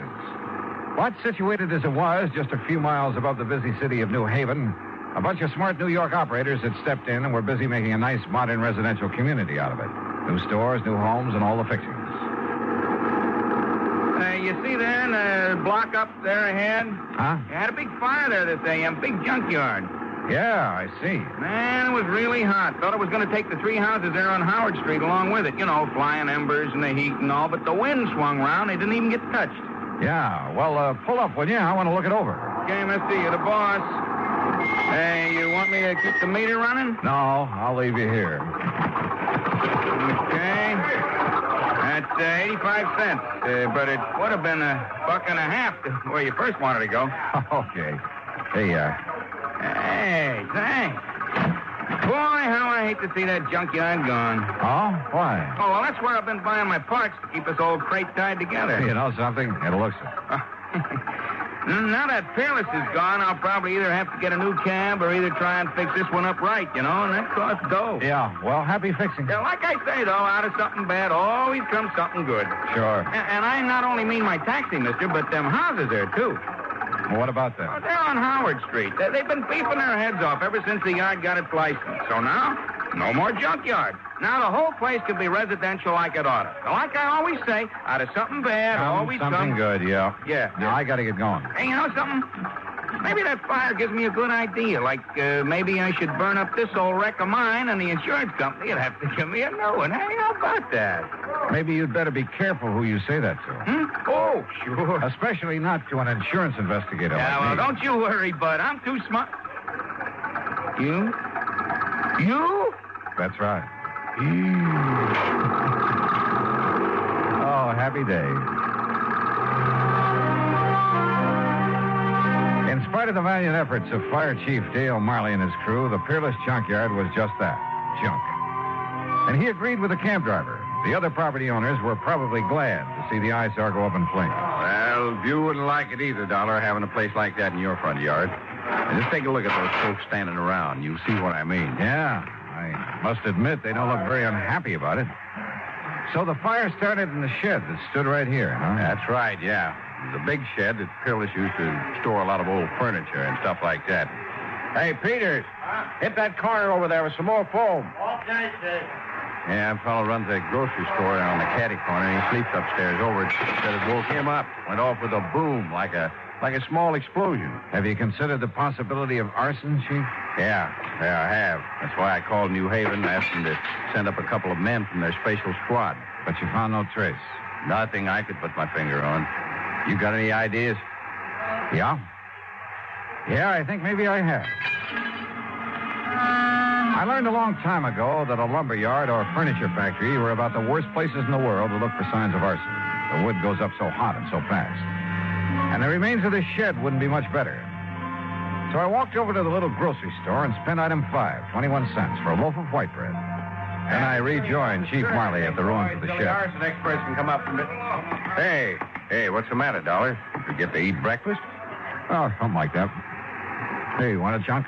Not without strawberry jam and a cup of coffee. Hey, Herb, take it easy over there. Hey. Stomping around like that, you wipe out all the clues. Now, like I told you, Dollar, the fire started somewhere right around here. Uh-huh. And the quick shift in the wind moved it over that way. Chief. Yeah. Here, chew a piece of this fresh bread. What? That's right, chew it. Get the taste of it in your mouth. What for? Just do it, will you please? Here. Well, you got an idea, son? You bet I have. Here. You mean chewing on a hunk of bread is going to what? Now swallow it. What is this, a gag or something? No, not by a long shot. Now watch. Well, don't throw it away. Now you got my appetite up. I'll have some more. Here now. Chew on this piece. What? After you dropped it in the ashes? That's right. Chew on it. Oh, now, Go wait. ahead, do it. I'm serious. Holy kerosene. That's right. Well, I'll be doggone. Yeah? Fresh bread will pick up even the slightest trace. Even after the fire? Even after a fire. That means kerosene was brought in and poured over the floor of this furniture shed to set it off. And, Dollar, I'm going to get in the police and have them lock up old Oscar Lehman so fast. No, wait. What for? Until I can talk to Lehman. Well, now, look. You look. This isn't any absolute proof of arson. Well, it's good enough for me. It's good enough for a suspicion charge. I'll tell the police what I found out. Who found out? Well, what I found out. Now, don't forget that. But if it puts us on the trail of an arsonist, if you like, you can take the credit for it. Only if you'll cooperate. Yeah, but Dollar... Otherwise, you'll lose any cooperation from me. Okay? Okay. Item 680 cents cab to the address on East 4th Street where Oscar Lehman lived. Like the Howard Street address, this was a has-been section. Lehman's home reminded me of some of those on the other side of the town, next to the junkyard. When the old character let me in, I wasted no time in getting to the point. You ask why I should be staying here in my home instead of at the yard? And I'm asking you why not. What good can I do over there? My lovely junkyard is gone. There's nothing I can do. So I'm waiting here to collect the money your company owes me. So are you going to pay me or not? Well, now, that depends. As I started to say... I tell you, I didn't even know about the fire till I went down there to open up the gate and start the day. What time did you go down there, Mr. Lehman? 11 o'clock, like always. Well, you sure didn't waste any time getting your claim into the office in Hartford, did you? Of course not. So soon as I see what happened, I sign up the claim and take it to Hartford. And the office is closed, so I leave it under the door. Yeah, well... What else could I do? Sit around and wait to think about it while the money's coming to me? It's my money, so I should have it. You know how much merchandise I have in that yard? $25,000. Retail? Yeah. Then why'd you burn it up? You think I'm crazy I should do such a thing? Don't you understand now I'm out of business, for God? Oh, what do you mean? My license for the yard on condition, you know. A conditional license? Yeah, that's right. If I'm not in business, every day I lose the license. I lose the lease on the land. Then they make houses, little stores. It's a big development company.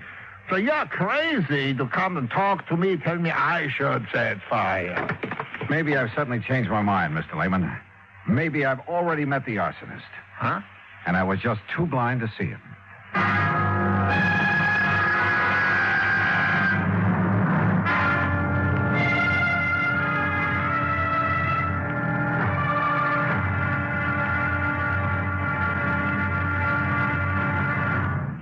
Act two of yours truly, Johnny Dollar, in a moment. Our flag now numbers 50 stars. And behind each star there stands yet another flag representing one of the 50 states. Missouri's state flag is a horizontal tricolor of red, white, and blue. In the center is a circular device bearing the state coat of arms. An eagle, symbolizing the superior authority of the nation. A grizzly bear representing Missouri, chosen for his size, strength, and valor. And a crescent moon, symbolic of the shield carried by the second son. Missouri being the second state carved out of the Louisiana Territory. A belt encircles the coat of arms with a motto inscribed, "United we stand, divided we fall."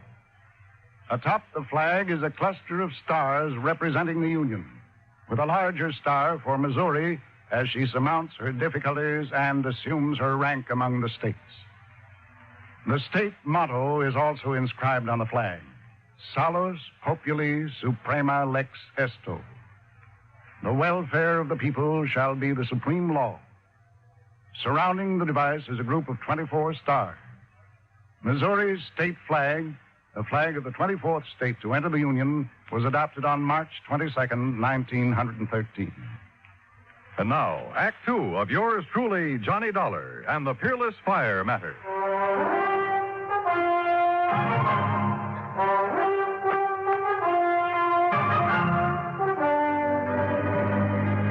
Something the cab driver had said while taking me to the scene of the junkyard fire had suddenly come back to me. He'd been talking about the nearby property owners, homeowners. They've been beefing their head off ever since the yard got its license. So now, no more junkyard. Now the whole place can be residential like it oughta. Yeah, like I always say, out of something bad always comes something good. Item 785 cents, another taxi back to the scene of the fire. The men from the department were still busy cleaning up. Their chief, Dale Miley, had been busy with some detective work. Had some answers that seemed to make good sense. Now, look here, Dolly. You see this hardware? See this groove in the foundation wall? Yeah.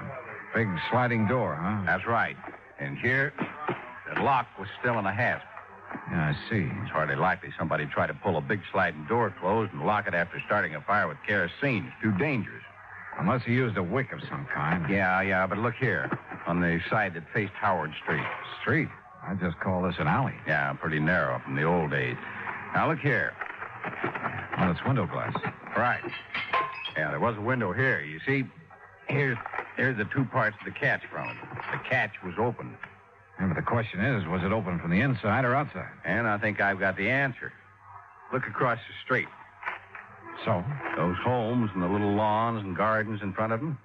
So what? Well, you see the rocks they all use to border their flower beds? Go on, Chief. Now, look here. Just inside the shed where the window was, I found this rock under the ashes. And, Dollar, it looks to me like somebody threw that rock through the glass, opened the catch, climbed in, spread the kerosene, climbed out, tossed in a light of some kind, and left in a hurry.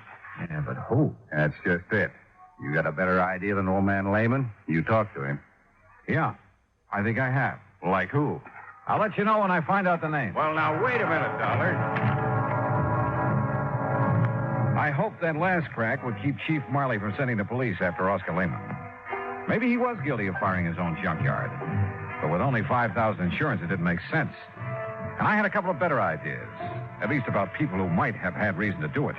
3, as a matter of fact. 4, there were 3 residences on Howard Street facing what remained of the junkyard. Thanks to the sudden shift of wind, they'd received little damage. I walked down the short length of Howard Street to the first old house. The name Howard McNeil was on the little metal mailbox.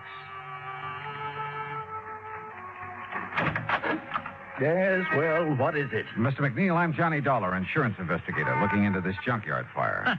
This is a fine time to come around selling insurance after the fire's out.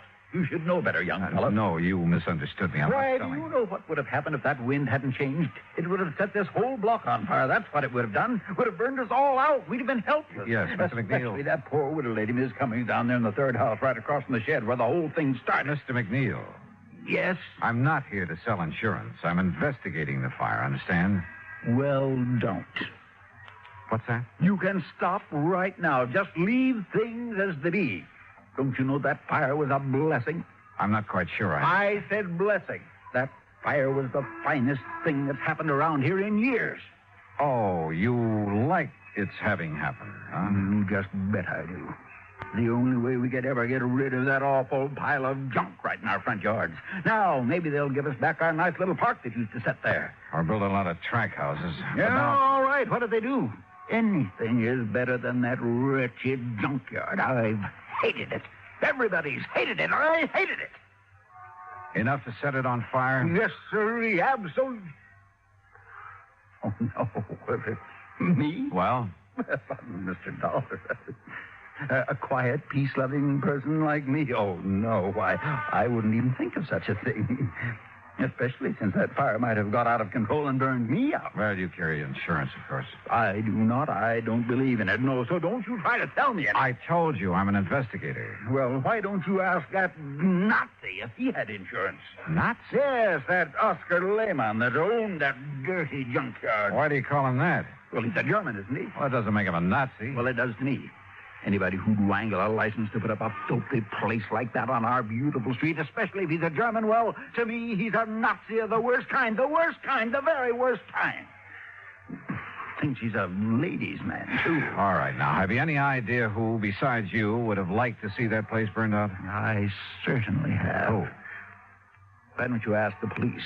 They were here at dawn asking us all questions. You said asking us all.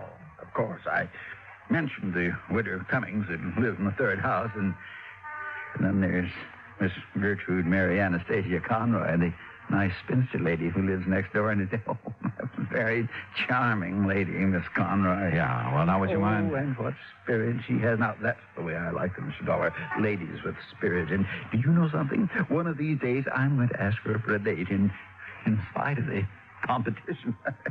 You never have? No, sir. No. I'm not the bold type like some people I know, but I've been working up to it. And how long have you been a neighbor? 16 years, and you mark my word, one of these days I'm going to march right up on her front porch, and Miss Conroy, I'm going to say... Yeah, well, thank you very much, Mr. McNeil. Yes, but I was going to tell you, but... oh, dear, I must have said something wrong.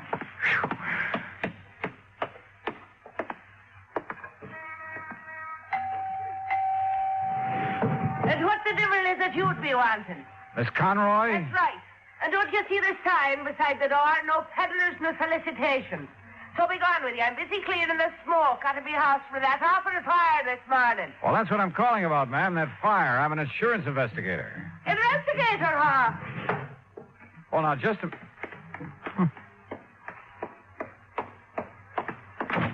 If you're an investigator, young man, let me see your badge. Badge? That's right. If you're an investigator, you're a detective. And if you're one of them, you're with the police force. No, And if you... you are, you can go right back and tell your chief I've had me filled right up to here with answering fool questions about that fire. As if I myself did it, huh? Oh, did you? For years now, I've connived and connipted how to get that terrible, dirty, filthy junkyard out of this neighborhood. And now, poor soul, he's lost it. Oh, I could cry my eyes out. You what? Oh, such a lovely old man he is when I finally met him, that dear Mr. Lehman. Oh? Oh, the horrible things that Hitler done to him before he escaped them Nazis that took over his fine old country. And when he got here, he put all his savings in that lovely second-hand lot. Lovely. So he could earn an honest living. I'm afraid I don't understand. Such a fine man. Such a gentleman. The way he'd click his heels and bow when he come and call in on Sunday afternoon. Oh, he was such a gentleman. Wait a minute, Miss Conroy. I don't get it. A couple of minutes ago, you sounded as though you hated that junkyard. Second-hand lot. Oh. And so I did. Until I got to know that nice Mr. Lehman. And I'll tell you this. in spite and despite of the fact they won't ever let him set up in the same kind of business again. If it takes every cent I own, I'll see that he gets started in something else. Well, I'll be Investigator, huh? insurance investigator. And then I suppose I can tell you confidential that I've set me cap for dear Oscar. You mean you hope to marry him? Aye, and that I will before I'm through. But I got the impression that your neighbor, Mr. McNeil... Oh, that crazy old stick in the mud, that old croot. Ha! But if you're from the insurance company, how can I help you, lad, with your investigation thing? Well, you can't tell me this. Was your friend, Mr. Lehman, in need of money, particularly? Well, no. His business has been good. He drives a nice car and keeps a nice home. But like I said, if he needs more than he's got to get started again, I'll be the first to help him. Besides, it will sort of help to bring us closer together if I'm worrying about him a bit, no, won't it? Yes, I guess it will. I just want to make sure. Now, wait a minute. Wait a minute. Yeah? It's so blind I was thinking of me darling Oscar. So that's what you were up to with your nasty questions. What? Implicating that he might have burned up his place by his own self to get the insurance money. Is that what your evil, filthy mind was thinking of? I didn't say that. But that's what you meant, now, ain't it? No, after all, somebody set that fire. And if he was in need of money... And just because I told the poor soul to get his claim in real quick this morning... You told him? Of course I did. Give him something to do besides standing around in the ruins, crying his poor old eyes out, keeping his sorrows to himself. But I'll soon put a stop to that. I'll cook him up a real nice mess of corned beef and cabbage, German style, that is, and take it over for his supper to comfort and keep him company. And what will you be doing for the poor soul? Well, that depends. Oh, it depends, does it? Well, you and that insurance company better pay up what you owe him instead of making snide talk about maybe he himself set that fire in his... Oh, get out. Go on, get out. Why should I be wasting my time talking to the likes of you when I've got cooking to do for me? Oh, brother.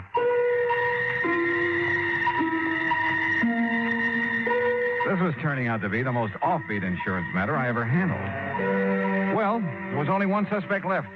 The woman living in the third house opposite the shed where the fire had started. The widow Cummings, McNeil had called her. I went up on the porch, rang the doorbell. And again.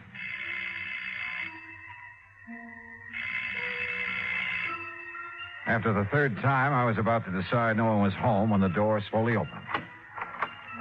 And just inside the door, in a wheelchair, sat a little old lady, pale, gray-haired. Her face reflected years of pain. Worry. I've been waiting for you to come, Mr. Dollar. You know who I am. I overheard you at my window when you talked to Mr. McNeil and Miss Conroy. Listening to the neighborhood is the only thing I have left these days, tied down as I am to this wheelchair. Yes, I see. I'm sorry. Come in and sit down, please. Thanks. There's no one to take care of you here?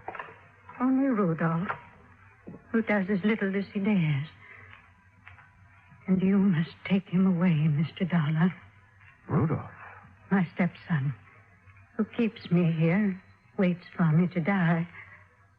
What? Not even a rest home where I'd have care and friends, but here to die. He'd help me die, too, if he dared, because of the money. What money, Mrs. Cummings? That my husband left me. A lot, Mr. Dollar. And this Rudolph wants to get his hands on it? That's all he wants. That's why he wants me dead. But he hasn't dared kill me, because everybody knows that we're alone here together. And if I should die from his neglect, they'd know he did it. But he's smart. That's why he thought of the fire. He what? He thought that it would burn down this house, too, and trap me here. Mrs. Cummings, do you know what you're saying? The divine providence. The changing wind kept the fire away. He set that fire to burn this house and you? He's clever. He made it known that he'd be away all night, that he wouldn't be back here until he finished his work at the plant in New Haven. But he came back, Mr. Dollar, this morning before dawn. I heard him here in this house. And from this window, I could see him in the moonlight. Mrs. Cummings. No, I must tell you. Quickly, because he'll be coming back from work. His work. To keep up appearances, to keep them from suspecting. His gambling. The terrible people he goes out with at night. Gangsters, that's all. And I must tell you, because if I don't... Listen to me. I'm listening. I saw him take a can, the kerosene we keep in the cellar for when the electricity goes out. He took it across the street. He broke the window of the shed and went in. Then he came out. He threw a piece of burning waste back in. Then ran. Mrs. Cummings, are you sure? I lied to the police. I couldn't make myself tell them. After all these years of knowing what he's been and saying nothing. Well, I thought I'd wait for him. Maybe when he saw his evil plan had failed, that I was still here. Maybe I could make him give himself up. But in my heart, I knew he wouldn't. Because he's bad. All bad. Mrs. Cummings, I'm glad you told me. God forgive me. But I knew that if I didn't, he'd find some other way to... You must take him away, Mr. Dollar. Before he does murder.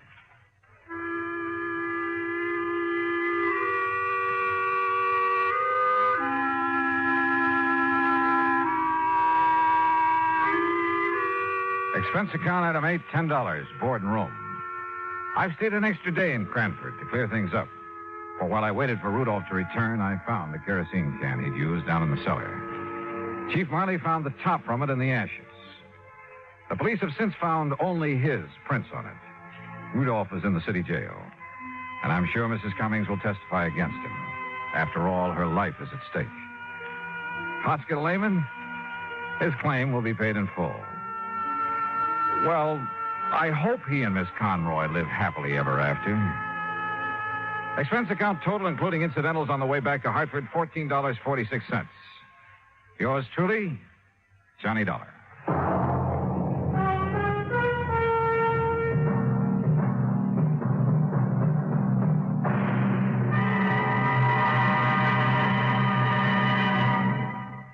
Now, here is our star to tell you about next week's story. Next week, exploration in the high Sierra country of California. And at the end of the trail lies death. Join us, won't you? Yours truly, Johnny Dollar.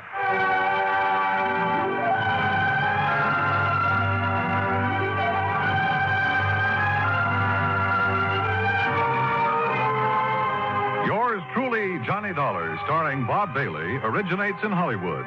It is produced and directed by Jack Johnstone, who also wrote tonight's story. Heard in our cast were Virginia Gregg, Peggy Weber, John Stevenson, Herb Vigran, Hans Conried, Forrest Lewis, and Parley Bear. Musical supervision is by Amerigo Marino. Be sure to join us next week, same time and station, for another exciting story of yours truly, Johnny Dollar. This is Dan Cubberly speaking.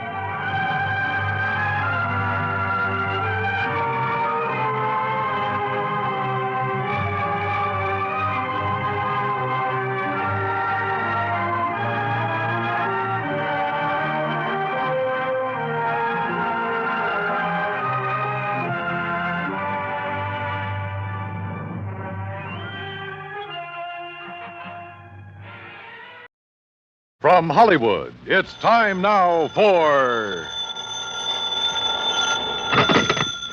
Johnny Dollar. Batter up, Johnny. Who's that? McGraw. Oh, as if I didn't know. What's on your mind, Bert? Dollar Mason. Ever hear of her? Her uncle, Sylvester Mason. Mason Steel and Iron? That's the man. Dollar's his favorite niece. About 6 weeks ago, she disappeared. So? So, yesterday, a body washed up on Newport Beach not too far from her parents' home. Darlis? According to her father. And you hold a policy on her? For $25,000, double indemnity. Ouch. So, why don't you pay it off? We would have, today, except for one thing. Well, what's that? Right after Mason identified the body, a man named Dixon showed up and swore it was the body of his daughter. What?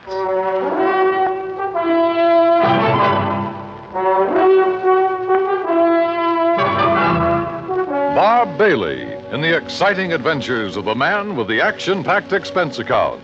America's fabulous freelance insurance investigator. Yours truly, Johnny Dollar.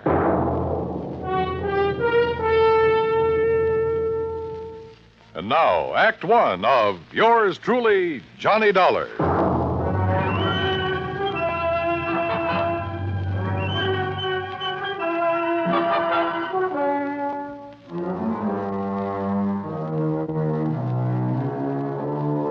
Expense account submitted by Special Investigator Johnny Dollar to the Providential Assurance Company, 393 Dewey Avenue, Hartford, Connecticut. The following is an account of expenses incurred during my investigation of the Mason-Dixon mismatch matter. Expense account item 1, $1.20, taxi from my apartment to the Providential Building. The walls of Bert McGraw's office are covered with pictures of sporting events, and as I entered, Bert was preparing to hang another one.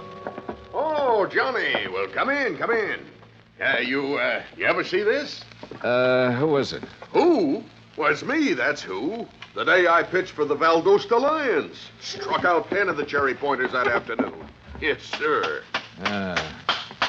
You win the game for him? Huh? I said, did you win the game for him? Oh. No, cheating umpire. There. Well, Johnny boy, you ready to join our little team? I don't know. The body of a girl being found on a beach, Mason identifying it as his daughter, then somebody else showing up. Henry Dixon. Yeah, and saying the same thing. Can't the authorities identify her? Haven't been able to yet. Neither one of those girls had their fingerprints on record? Nope. Well, what about dental work?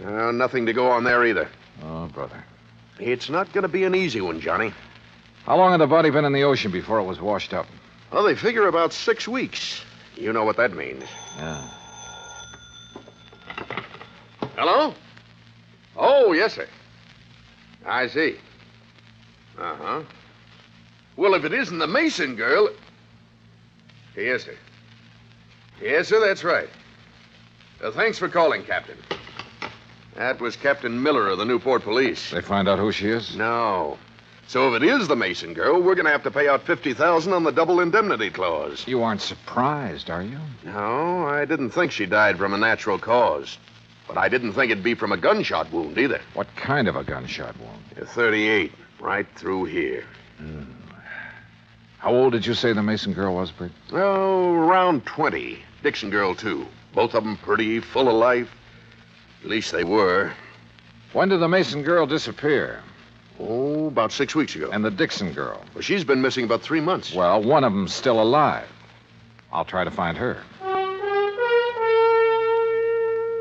Bert gave me all the information he had on both the Mason and the Dixon families. I took a cab back to my apartment. That's expense account item 2. Item 3, $18.10, transportation, Hartford to Newport, Rhode Island. After checking in at the Ogden Hotel, I called Darla Mason's father, rented a car, and drove out to the Mason home on the beach. I was about to ring the bell when the front door opened. Hi. Well, hi. You must be Johnny Dollar. That's right. Come on in. I'm Joan Mason. Darla's little sister. Uh-huh. This way, Mr. Dollar. Mother's waiting for you in the den. Your mother? I thought my appointment was with your... Oh, my father's indisposed. Besides, Mother's the brains of this family. Of course, if you really want to know about Darla, you ask me. Maybe I will. You better. Mr. Dollar's here, Mother. Thank you, my dear. Come in, please, Mr. Dollar. See you later, Johnny.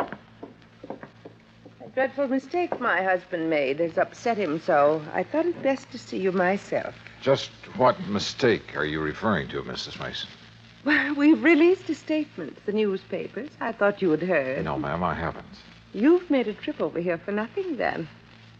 Oh? Yes, you see, my husband erred when he identified that body as being our daughter's. It couldn't possibly have been. Well, I know you're glad of that, Mrs. Mason. But what made Mr. Mason change his mind? I haven't changed it, Dollar. George, I thought you were going to stay in your room. Never mind. Dollar, any questions you want to ask, I'll try to answer them. Why, George, Mason, you've been drinking. Only enough to take the bad taste out of my mouth, and you know what put it there. Oh, don't look so mixed up, Jenny. I tried going along with you, but I got too weak a stomach. So here I am. I don't know what you're talking about. No. Listen, Dollar. Soon as they found out that girl had been murdered, my wife here decided it couldn't have been Darla. It isn't Darla, and you know it. Only thing I know is that you got a set idea good, proper people don't die nowhere else but in bed. Because this girl died like she did, because she was shot, you tried convincing me she ain't our daughter. Well, I won't hold still for it. That girl's Darla, no matter what that crazy coot Dixon says. Me, or what Mr. you Dollar? say. Yes, surely. You hear? You hear me, Jenny? Oh. Doggone woman. I get so mad at her. Oh, you want a drink, Dollar? No, thanks. A little early for me. Yeah, I guess I've had enough, too. Well, Dollar, no matter what way our girl died, she was a good girl. Never gave me a bit of trouble. Never lied, never ran around like some her age do. Oh, she was a real good girl. Mr. Mason, the police haven't been able to make a positive identification. I know that. Well, would you mind telling me why you're so certain that girl is your daughter? Oh, of course not. First thing, Darla had no reason to run off. She had everything I could give her. Charge accounts all over the place. Everything money could buy. So she had no reason to leave here like she did. Where was she last seen? At the Newport Yacht Club, at the bar. Younger daughter Joan saw Darla talking with a stranger. When she walked out of the club, it was the last anybody ever saw of her. Well, Mr. Mason, do you have a picture of your daughter that I could borrow for a few days? Yeah, I might be able to find you one. What do you want with it? I'm going to try to find her. You what? Dollar, you... Or find the Dixon girl. Oh, yeah, I see what you mean. Well, you might locate Ruth Dixon somewhere. Do you know the Dixons, Mr. Mason? No, I never heard of them before this happened. What about Ruth Dixon? Could Darla have known her? Oh, of course not. Are you sure? I mean, isn't it possible that in a small community like this one... No, it's not possible. Dollar, we're the Masons. Now, maybe that don't mean much to you or to me, but it means an awful lot to my wife. And for the time poor Darla was born, my wife drilled it into her. You understand? No, I'm not sure that I do. Well, Darla never mixed with people she thought were beneath her, any more than my wife ever has. I see. You don't believe it, you just ask around. I plan to, Mr. Mason.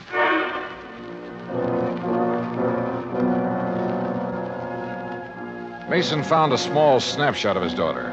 I took it and drove back to town. Expense account item 4, 10 cents, one phone call to Henry Dixon. 20 minutes later, I walked through the knee-high weeds that surrounded the Dixon home. Standing on the front porch waiting for me was a tall, thin man. Afternoon. Mr. Dollar? Yes, that's right. Well, I'm glad to know you. Sit down. It's such a nice day, I thought we could talk out here on the porch. Fine with me. Oh, Dollar. Yeah? Look, this whole thing hasn't been easy on my wife. Now, I've spent all day convincing her that I was mistaken, that the girl found on the beach isn't our daughter. You really believe that? Well, I do, and so does my wife. And for the first time in days, she's almost her old self again. Henry? Oh, on the porch, Lucille. Mr. Dollar's here. Oh, my. It's a beautiful day, isn't it? Oh, Lucille, this is Mr. Dollar. Oh, pleased to meet you, sir. Thank you, Mrs. Dixon. Well, sit down, Mr. Dollar. Just anywhere. Oh, Henry built these chairs himself. I wanted to put them in the house, but Ruth, she just wouldn't have it. There. Yes, Mr. Dollar. I'm not at all sure why you want to see us. Ruth wasn't insured. We never could afford to take out a policy on her. Well, we did once for her college fund. You remember, Henry? Yes, but when I was forced to slow down, we had to cash it in. All except about $1,000, that is. Back in St. Louis, my husband was a school teacher, Mr. Dollar. A fine one. But the doctors made him give it up because of his heart. Oh, I see. How long have you folks lived in Newport? 5 years and 4 months. Mrs. Dixon, I imagine you remember just about everything that happened the day Ruth disappeared, don't you? Oh, my, yes. Well, did your daughter seem to be upset or emotionally disturbed in any way? No more than usual. Well, Ruth was spoiled, Mr. Dollar. Before Henry had to leave his job, we had the money to buy her nice things. Then, when we didn't have it, well, Ruth just never could get used to seeing her friends in their pretty new dresses. That's one of the reasons we moved to Newport, to get away from that crowd. Yes, we hoped she would find some friends on her own, Financial level. yes, some friends like that. But she wouldn't change. Did she know the Mason girl? Or ever talk about her? No, I can't recall that she did. Now, wait a minute, Henry. She did once. Oh, when was that? Oh, about the middle of March. They were having a dance where Ruth worked. When she got home that night, she told me the Mason girl had been there and how nice her hair had looked. The Mason girl wasn't nearly as pretty. Oh, no. Have you ever seen a picture of Ruth, Mr. Dollar? Well, only the one in the newspapers. Oh, that doesn't look a thing like Ruth. Excuse me. Surely. Mr. Dixon, was Ruth happy with her job? Well, considering how little they pay girls for doing hostess work, she was. Now, here's a real nice picture of her, Mr. Dollar. You just look at this. Isn't that something? Sure. Mrs. Dixon, where was this taken? Why, where she worked. At the Newport Yacht Club. I borrowed the picture after promising to be careful with it. Then I went back to my hotel. At the desk, I stopped for my key and messages and found one from Captain Miller of the Newport Police. He wanted to see me in his office as soon as possible. It took me about 5 minutes to get there. Dollar, Yeah, that's right. in here. I'm Miller, homicide detail. I'm glad you could... Mr. Dollar, what wonderful good news. Now, Jenny, leave the man alone. Well, I didn't expect to find you people here, Mrs. Mason. No, I'm sure you didn't. And Mr. Mason didn't expect to be here either. Oh, you just wouldn't hold the thought, would you, George? You just wouldn't have faith. Oh, You Jenny. had our girl dead and buried in her grave. For heaven's sake, never see anything so disgusting, Dollar. But she's not. No, sir. Oh, I'm so thankful, so very, Mrs. Mason, you mean you found her? They haven't found her yet, Dollar. As a matter We of fact... found proof that she's alive. What kind of proof? A slip. A what? A little sail. Oh, Mr. Dollar, I'm so excited. Calm down, Jenny, for heaven's sake. I'll What did calm you down find, when I'm Captain? ready to. I didn't Mason, find not it. one Mrs. Mason second did. before. Well, what is it? What is it? A bill from Kennedy's. That's a department store over in Providence. Oh, why don't you shut up, woman? Oh, Captain, what's a bill got to do with Darla Mason being alive? Just this. All the Masons have a charge account at Kennedy's. yes. So today a bill came to the Mason house addressed to Miss Darla Mason. You hear? You hear? Mrs. Mason opened it. Yes. Darla charged a fur wrap in Kennedy's. Oh. When? Just last week.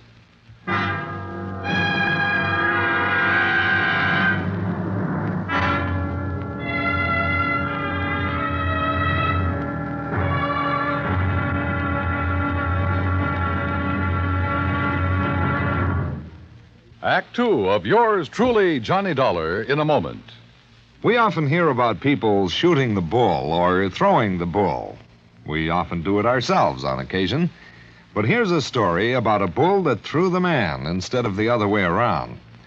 When Air Force veterinarian Captain Tony Kamalacher was stationed in the Azores, he was asked by a Portuguese veterinarian to diagnose the wound of a young and promising bull that had been gored by another bull. It came from a long line of famous corrida bulls and was considered very valuable. But Captain Kamalacher's diagnosis was not favorable.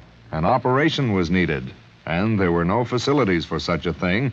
Just the young captain's bag of surgical instruments, a few strong field hands to hold the animal down, and Mrs. Kamalacher, who acted as nurse.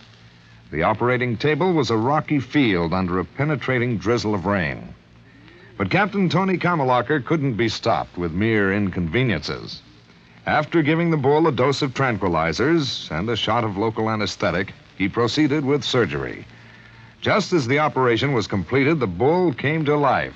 With a mighty lurch, it leaped to its feet, throwing the field hands aside like sticks, and, for thanks, immediately charged at the surgeon. But Kamalaker escaped over a nearby stone wall. The bull recovered, and its grateful owner renamed it Kamalaker for its debut in the ring, where, Portuguese style, it is against the law to kill the bull. That's how a simple act of kindness brought about new understanding, a step on the road to freedom, the right of all men, everywhere. Now, Act Two of yours truly, Johnny Dollar, and the Mason-Dixon mismatch matter.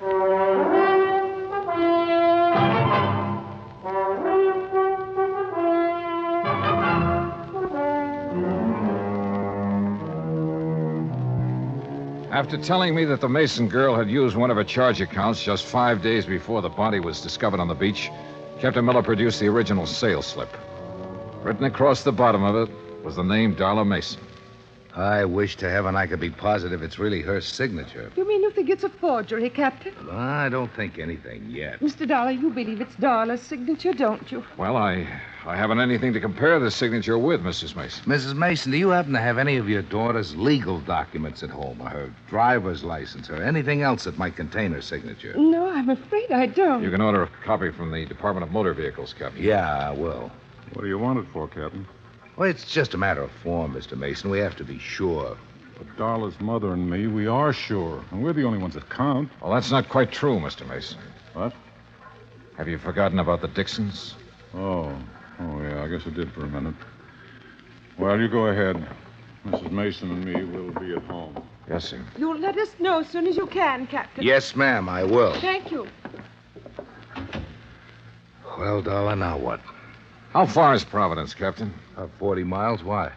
Well, I don't know about that store over there, but where I came from, before a person could charge on an expensive item like a fur wrap, he'd have to produce some identification. Unless. Yeah? Unless the salesperson recognized him. Or her. What do you think? It's 3:10 now. If we hurry, we might have time to do a little shopping.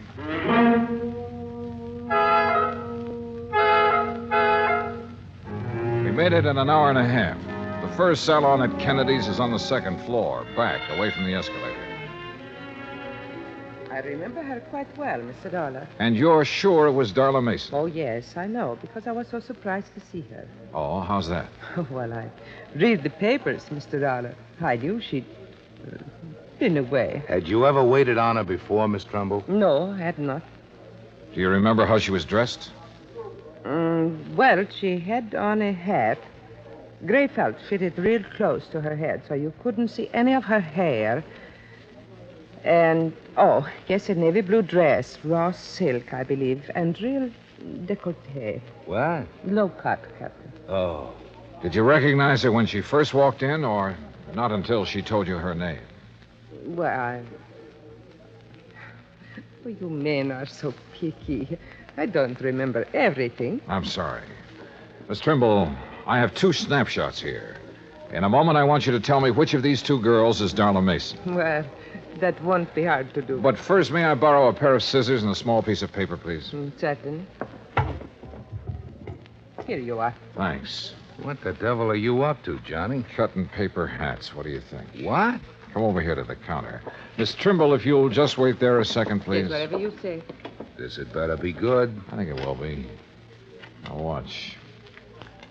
All right. Now, I put the snapshots on the counter, and on the head of each girl... Johnny! I put one of my little paper hats. Oh, really? This is ridiculous. Is it? Take a look. But Well, I'll be... When did you spot this? Today, at the Dixon house. Miss Trimble. Yes, sir? Would you come over now, please? Yes, certainly. All right. Look at the snapshots and tell me which of these ladies bought that fur from you last week. Why, you've covered up their hair. You said she wore a hat, didn't you? Yes, but, well... Which one of them was it, Miss Trimble? Well, I'm not sure. Uh-huh. They look so much alike with their hair covered like that. I'm just not sure. The Mason girl had worn her hair short in the Italian style. Ruth Dixon, who didn't have the money to spend on beauty parlors, had let hers grow long and full. But both girls had similar features, and apparently I was the only one who had noticed this. Or was I? Captain Miller and I went to the credit department where we compared the signature on the sales slip with Darla Mason's original credit application. After that, well, there was little doubt in our minds as to what had happened. It was almost 7 when I got back to my hotel, took a shower, and stretched out to do a little thinking. Yeah, hello. Hi. Hi, yourself. Who is it? Oh, come on, Johnny. Who are you expecting? Well... Don't tell me you've forgotten about our date. Oh, no. Where shall I meet you, Miss... I'll meet you. Be right up, Johnny boy. I wasn't quite dressed when she began pounding on the door. I tucked my shirt in and opened the door. Hi. Joni. Well, who else? Well, don't look so amazed. Invite me in. Oh, sorry. Come in. That's more like it. You don't mind if I leave the door open, do you? Worried, Johnny? Oh, no. It's just that I like lots of air. You're cute. So are you for a 17-year-old. 18. But I'm quite sure you are. Now, Joni, before we go out tonight, would you mind if I ask you a couple of questions? I thought you probably would. Oh, why? Well, I'm sure everyone in Newport knows about Darla charging that for a rap. I see. What do you want to ask me, Johnny? It's about the day Darla disappeared. Yes, Well, you said she was in the bar with a stranger, right? that's right. But you and I, we both know that every stranger who enters the yacht club has to sign a guest book, correct? Well, he's given a temporary card. With the name of the member who invited him to the club also registered in the book. You're very clever, Mr. Dollar. Why did you lie to the police and your parents, Joni? Darla's my sister. I thought maybe someday she'd do the same for me. Will you tell me who the stranger was? Or shall I go over to the yacht club and start checking their guest book? I'll tell you. Yeah? Would you mind closing that door? Tell me first. His name's Peter Hansen. Who is he? My mother can answer that. Or my father. Who is he, Joni? A tutor. My mother hired him for Darla and me. He moved into our house about 3 months ago. Of course, he didn't stay long. Where was he from? I don't really know. But I know how you can find out. Yeah? Mother hires all her help from the Castelloni Employment Agency in Providence. If anyone has his home address, they will. I started calling the Castelloni agency at 8:30 the next morning. Hanson's last known address was in Providence, and half an hour later I was headed toward the highway. It wasn't until I reached the turnpike that I noticed I was being followed by a battered blue sedan. Hanson had moved, but he'd left a forwarding address, and 3 hours and 2 addresses later, I turned down a lonely oyster shell road and stopped. Ahead of me, I could see a small beach cottage, and still behind me, the battered blue sedan.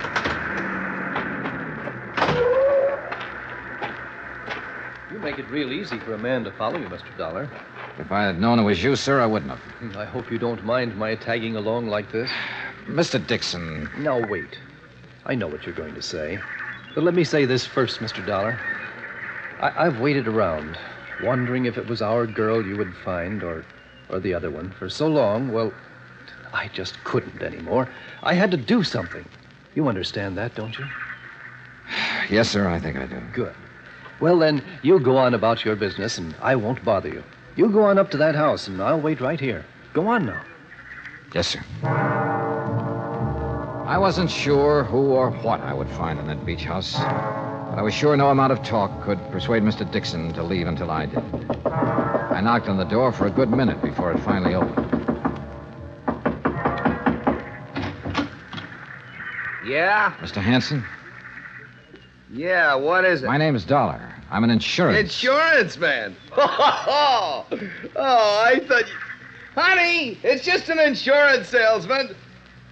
Look, Dollar, even if I had the money, I wouldn't buy any insurance from you. You come around too early. You didn't let me finish. Huh? I'm not a salesman. I'm an investigator. Oh. Hey! Oh, no. Give it up, Hanson. No! Honey! Honey! Honey, Pete, don't let him. you can't stop me, Hanson. You want to bet? Yeah. Kill him, Pete. Kill him. Pete, look out! Oh, Pete. Oh, Pete. He'll be all right. Why did you have to find us? Why? Why did you disappear? You know how much trouble you've caused? I can read, I know. It didn't bother you? Your family not knowing whether you were dead or alive? Not a bit. I'd be happier if they thought I was dead. Oh, Dolly, you don't mean that. I proved it, didn't I? I'm not sure. Why did you disappear? Because I was bored. Tired and sick of living like my family makes me live. And how's that? Come out here. You see those birds? The seagulls, yeah. Beautiful, aren't they? You know why? All right, why? Because they're free. Because they can live any way they want with no responsibilities, no reputation to worry about. Oh, boy, how I envy them. Mr. Dollar. We're around back, sir. All right, now you tell me something. Sure. How'd you know that wasn't me they found on the beach? Because of that fur wrap you charged at Kennedy's. But how did... I told them to send the bill here. They didn't. It went to your house. Oh, no. Somebody sure goofed. Yeah, darling. You sure did. Mr. Dollar, are you all right? I thought... Oh. Mr. Dixon, Mr. Dixon? Yes, darling. He followed me here hoping I'd lead him to his daughter. Oh. Gee, Mr. Dixon, I'm sorry if there's anything I can do. My daughter was fine. Decent.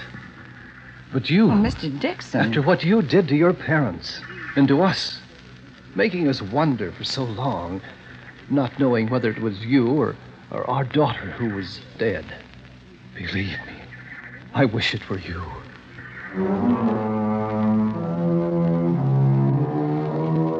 Like Bert McGraw told me a long time ago, somebody has to handle the rough ones. And for me, this was it. Henry Dixon was in no condition to drive his car, so he rode back with us. And on the way, well, Darla Mason will never forget the things he said to her. Neither will I. As for Ruth Dixon, who murdered her and why, well, that's up to the Newport police. Expense account total, including hotel bill, car rental, and transportation back to Hartford, $319 exactly. Yours truly, Johnny Dollar.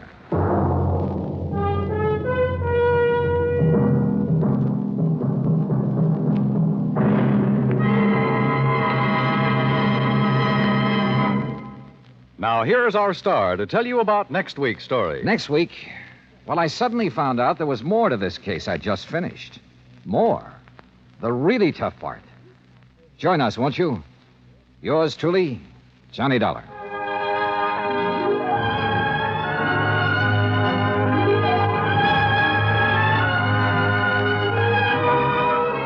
Yours truly, Johnny Dollar, starring Bob Bailey, originates in Hollywood. Written by Charles B. Smith, it is produced and directed by Jack Johnstone. Heard in our cast were Virginia Gregg, Mary Jane Croft, Jeanette Nolan, Gene Tatum, Frank Nelson, Will Wright, Austin Green, and Marvin Miller. Musical supervision is by Amerigo Marino. Be sure to join us next week, same time and station, for another exciting story of yours truly, Johnny Dollar.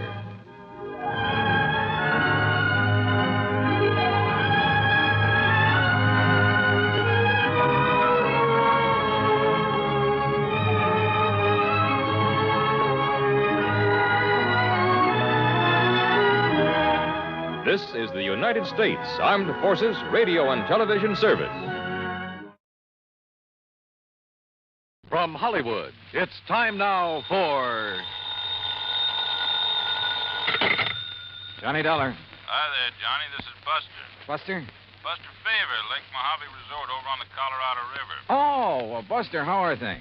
Oh, you never really did get in the fishing we promised you over here. No, but so help me, I'm going to one of these days. Is that what you called me about? No.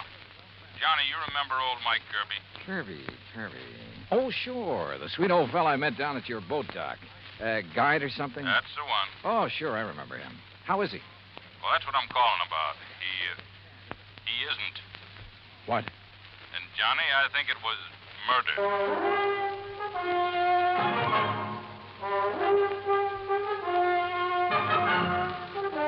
Bob Bailey in the exciting adventures of the man with the action-packed expense account. America's fabulous freelance insurance investigator. Yours truly, Johnny Dollar.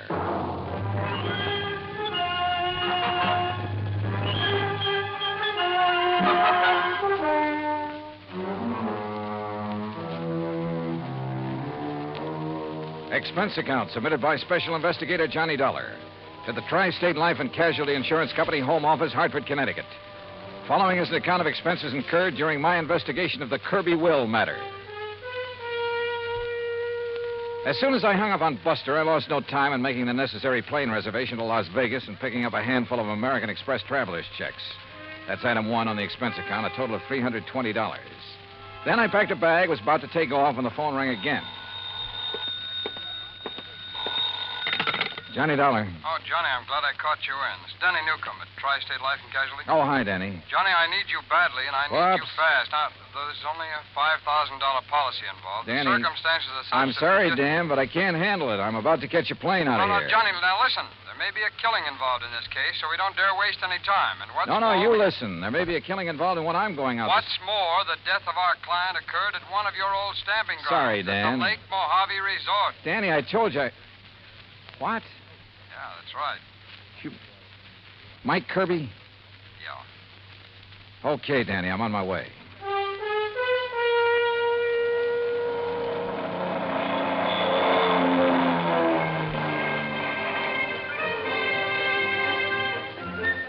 It was 7:30 a.m. when the plane dropped me off in Las Vegas, Nevada, smack in the middle of the Mojave Desert. Even at that hour of the morning, the otherwise clear, clean air was filled with the cacophony of this city of chance. The stuttering clicks of the ball on the roulette wheels, the rattle and gallop of the ivories on the dice table, the endless drone of the croupiers, the flat clank of the chuck-a-luck cages, the snap of cards by the blackjack dealers, the never-ending click of poker chips and silver dollars. And over it all, the interminable chunk and whir of the slot machines, day and night from one end of the town to the other. Fabulous. I grabbed breakfast, that's item 2, then rented a car and headed south and east on Route 93 toward Kingman, Arizona. Then, just 5 miles short of that town, I swung right on 68 down toward Davis Dam, down to Lake Mojave Resort. Mile after mile of nothing but sun-baked rock and sand, sagebrush and Joshua trees, tumbleweed and cactus. And right in the middle of it, the clear blue waters of Lake Mojave. Buster Favor, who's general factotum of the resort, was waiting for me. After a hearty greeting, he led me into the office, and we sat down and got to work. Yeah, it was murder, all right, Johnny. Sure. Yeah.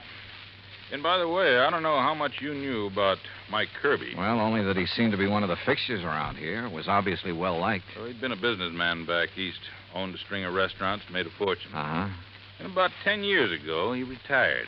Did a lot of traveling, all over the world, I guess. Oh, lucky man. Did he have any relatives, Buster? Oh, only some nephews and nieces. I see. Anyhow, a little over 3 years ago, he settled down here to spend the rest of his life just fishing, taking it easy. Can't think of a better place or way to retire. How old was he, Buster? 61. Didn't look it, though. No. Well, if I remember right, he was pretty fit. He was. Well, I had the impression when I was here before that he was just a hired fishing guide, something like that. Oh, he used that as an excuse to meet folks. Half the time, he clean forgot to charge for his guide services. Accidentally on purpose, no doubt. Well, now you said... Now, don't rush me, Johnny. I got to give you the background. Okay, shoot. He kept saying over and over and over again how glad he was to be out from under a lot of responsibilities. Then one day, about 6 or 7 months ago, he suddenly transferred title to his boat, his motor, his fishing tackle, and his old beat-up Ford to us. Oh? I know. I asked him at the time if he wanted to get him off his personal inventory, why not give him to his relatives? Well, what'd he say to that? Said he didn't like them. Felt they were just waiting around for him to die so they could get their hands on his money. Oh. Said he just wanted to make sure that if anything happened to him, the stuff would end up with us on account of we'd use it and appreciate it. Also, Johnny, he plunked down $10,000 in cash and insisted that we take that, too. $10,000? What for? His rent on his cabin for as long as he lived. Oh. Buster, did he leave a will of any kind? Well, now I'm getting to that. Anyhow, last Friday afternoon, he went out fishing alone like he often did. And just before dark, one of the rental boats came in with 2 young kids. Yeah. They'd seen old Mike's boat up on the beach in that big cove just above the power line crossing. They found Mike laying on the sand beside it, as still as death. Well, they came tearing in to report it, scared half out of their wits. Well, I sure hope you... Oh, sure. I grabbed Ham Pratt and a big flashlight. You remember Ham. Oh, yeah, the manager of the resort. Yeah. Well? Well, we found him there. And he he was gone. Poor old fella. Go on, Buster. Well, Ham took one look at him and... Rattlesnake, he said. A rattlesnake did it. Mm-hmm. You could tell by the way Mike looked, laying there. Fang marks? Yeah, on his right leg, just above the ankle. And a big bruise on his head, like he'd hit a rock when he fell. But on the phone, you said you thought it was murder. And a minute ago, you said you're sure of it. Well, we put him in our boat, hitched his on behind, and brought him back here. We phoned Tad Harding of the Kingman Police Department. I remember him. Good man. Yeah, well, Chief Harding took one look, and he agreed with Ham. Poison from a rattler. Well, they took him into Kingman, and I telegraphed the relatives. But, Buster, now look, you... Then I got to thinking. There was something wrong. What do you mean? Well, there are very few rattlers in this part of the country because of the heat. They can't take it. If anybody'd know better than to fool with one, it'd be old Mike. And they always sound a warning before they strike anyhow, don't they? Sure. So early next morning, I went back to the cove. And? Number one, there was no sign of any rock that Mike might have hit his head on when he fell. Go on, Buster, go on. There was no trail from any kind of a snake anywhere around. Well, the sand could have drifted over them. No, sir. The footprints Ham and I and the kids had made were clear as crystal, but no tracks of a snake. All right, go on. Well, then I noticed it, where another boat had been beached. Strange one, not from our landing. It was right next to where Mike's had been, right alongside. Any footprints from it? Well, if there were, we and the kids had mashed them all out. Then I remembered the way Mike had been laying there, as though he could have been rolled out of his boat or thrown out right on the sand. Then it looks as though somebody met him out on the lake, banged him over the head, made the fang marks, which isn't hard, then lashed the two boats together, dumped him off at the cove, and left. It sure does, Johnny. I want to see that place. Yeah, and all the excitement, I might have overlooked a lot of things. Oh, that I doubt. Now, Buster, if there's no sign of rattlesnake poison in old Mike's body... Well, right after I called you, I phoned Chief Harding. Coroner's making his autopsy today. He'll call me. Well, now, look, these nephews and nieces of Mike's, how much do you know about them? Oh, I never met them. But according to their answering telegrams, they're going to descend on us like a swarm of locusts. There are a lot of them? Well, no, I was thinking of the way that they... Well, one, there's a woman named of Martha Woodbury who... Excuse me. Mr. Faber? Yeah, I'm Buster Faber. I am Miss Martha Woodbury. Oh, well, Miss Woodbury, we were just at... this is Mr. Johnny Dollar. How do you do? Mr. Faber, I'm a niece of Michael Jonathan Kirby, and probably the major beneficiary of his estate. I wired you that I would be here, and I am. You got here kind of fast, too, didn't you? I also wired Uncle Michael's attorney in Kingman that I saw no reason why he should delay the reading of Uncle Michael's will. Lawyer Guilford phoned me about that, and I guess you weren't the only one. He should be here late this afternoon. I also wish to make funeral arrangements befitting one of his financial status. Won't you sit down? Now, please tell me the circumstances of his death. And, of course, I wish to see the poor darling's body. Miss Woodbury. Yes? What do you do for a living? Why, if it's of any concern to you, I teach at Armand College. Toxicology. Toxicology, huh? Yes. Poison. Very interesting. Is it? Why? Who are you, Mr. Dollar? Well, I'm a special investigator for your uncle's insurance company. What? Yes, you see, we have good reason to believe your uncle was murdered. Murdered? Murdered? Who said that? Hello, Martha. You said murdered. Are you talking about Uncle Michael? Well, that's right. Who are you? I am Chester Kirby, and as far as I know, the heir to my uncle's fortune. Who are you, sir? Chester, Mr. Dollar is an insurance investigator. Oh. Investigator, huh? Dollar, I'm Hank Kirby, family black sheep, also Uncle Mike's nephew. What's this talk about murder? Are you three his only relatives? That's right, Dollar, except for Lita. Lita? Lolita Laverne. We sometimes try to forget that. Oh, come off of that. Why, Miss Woodbury? My sister is a cheap nightclub dancer. We prefer to forget it, and the silly stage name she uses. Now, take it easy, teacher. Of course, Martha. This is hardly the time or place to... What do you do for a living, Mr. Kirby? Chester? Play the stock market a bit, that sort of thing. He's a playboy, Mr. Dollar, and a gambler, and I suspect not a very honest one. Martha, my dear girl, I resent that. You've never done a lick of honest work in your life. And if you think Uncle Michael didn't know it, would let his money ever get into those soft pickpocket fingers of yours... You don't think you're the well, one let doing me it. tell you something, Oh, shut up, both of you. Pair of money grabbing. If you had to work for a living... Like what, Hank? What do you do? Yes. tell him, Henry? Oh, I told you I was the black sheep of the family, but I work. You know, odd job. I'll tell you, Mr. Dollar. He's a roustabout. Circuses, carnivals, that disgusting sort of thing. Where are you working now, Hank? Well, there's a sort of a scientific exhibit. Sideshow is more like it. All right. Along the highway over near Victorville. A lot of rare animals, reptiles, and things on display. And Henry, dear boy, when he's off the bottle, is appropriately enough in charge of the snake pit. Oh. Well, we do scientific work, too. You know, like what, Henry? Like milking the venom from the snakes to sell to laboratories? Yeah. Well, that is what... Excuse me. Hello? What? You sure? Well, what? Mr. Dollar, Now, I wait a think it's second. about time you tell us Hey, what you Johnny, meant when... Yeah, Buster. I want you to hear this. It's Chief Harding. Go ahead, Chief. Well, as I said, Buster, there was evidence of rattlesnake venom in the body, all right. But it didn't enter at the fang marks on the leg. What do you mean, Chief? Well, the coroner says those marks were fakes. The venom was injected with a needle up near the armpit where it wouldn't be noticed. Chief, this is Johnny Dollar. Oh, hi there, Mr. Dollar. Haven't seen you since you were out here working on Listen, the... was the venom injected into his body before or after old Mike received the blow on the head?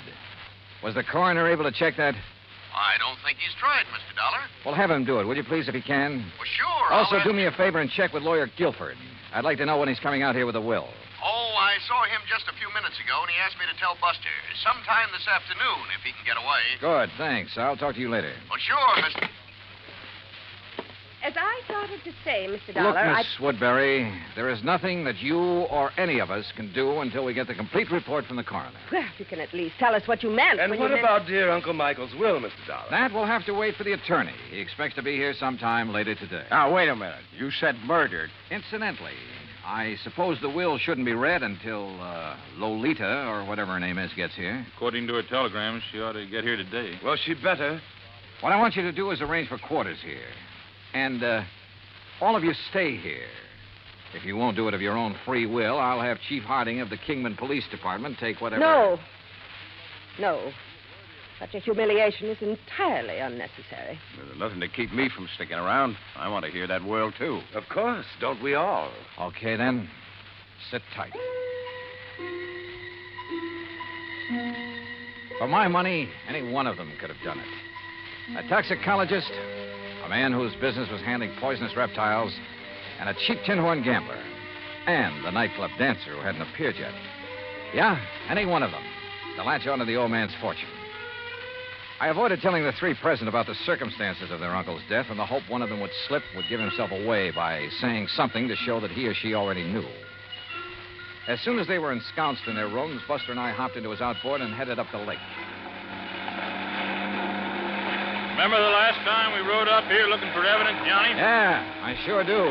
That was the Midas touch mine. Yeah. And the pretty little lady owned a high-power rifle with a scope sight. Just about here, she started taking pot shots at us from the shore. Wow, that's one thing we won't have to worry about this trip. Now, right around this point is where I found Mike's boat on the beach. And like I told you, I may have overlooked some clue that you'll spot in a second. Buster. Yeah? Tell me, did old Mike earn enough as a fishing guide to make a living? Well, just about enough to buy food and a few odds and ends and... Well, like I told you, most of the time he deliberately forgot to charge, not needing the money and all. Hey, Johnny, there in the cove. What? A boat, right where Mike's was. Whose is it? Do you know? Isn't out of our landing by... Hey, that puff of smoke from behind the bush way up on the sand dune. Swing us around. That's somebody with a gun. And look, we're taking in water, those holes in the bottom. Grab that can, start bailing. There, that guy can shoot. Pull us around, Buster. We're like a pair of sitting ducks out here. Right.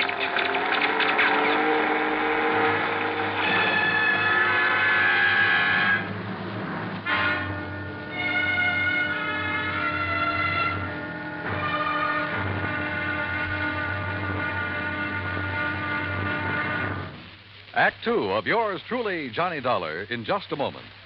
Democracy. It takes an awareness of life and a respect for mankind to make democracy work. But when this happens, democracy works in mysterious ways to better the lives of everyone. Why? because democracy is concerned with everyone. One could say that democracy is people. For the people rule themselves in a democracy. No tyrant stands a chance. No dictator can get a foothold. The systems of laws and justice in a democratic government is made and operated by the people, for the people. And people like to be free. That's why democracy gives mankind its finest legacy of freedom.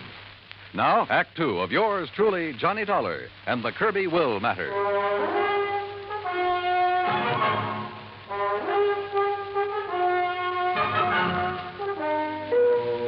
Whoever had been shooting at us from the shore there on Lake Mojave had a good eye. But a 30-mile-an-hour outboard at over 200 yards and swerving like mad can be a pretty tough target. With a hull full of holes, we had no choice but to go back to the landing. There, I made a quick check of the three I suspected of having killed old Mike Kirby. First, his nephew Chester. Right here in my room, Mr. Dollar, reading. Then a brief walk in the hills. Why? And when is that lawyer coming to read Uncle Michael's will? Then the niece, Martha Woodbury. Gathering a few desert plants, if you must know. Hardly racing about on the lake armed with a gun, as you seem to suspect. Why don't you question Henry? If anyone should know how to handle a gun, he should. So I questioned Hank Kirby. Patient, that's what. I saw no reason to just sit around waiting for that lawyer to arrive. I was fishing in that first big cove on the right. On the Arizona side. That's right. And I saw you and Buster tearing back here. That's when I come back to see what was up. Now, what is up? Mr. Kirby? Yeah, Buster? On the payphone, the phone booth next to the cafe. Yeah? Kingman operator just called. Yeah? She still hadn't been able to reach your party on whatever that call was you made. Oh, yeah, thanks. What call, Hank?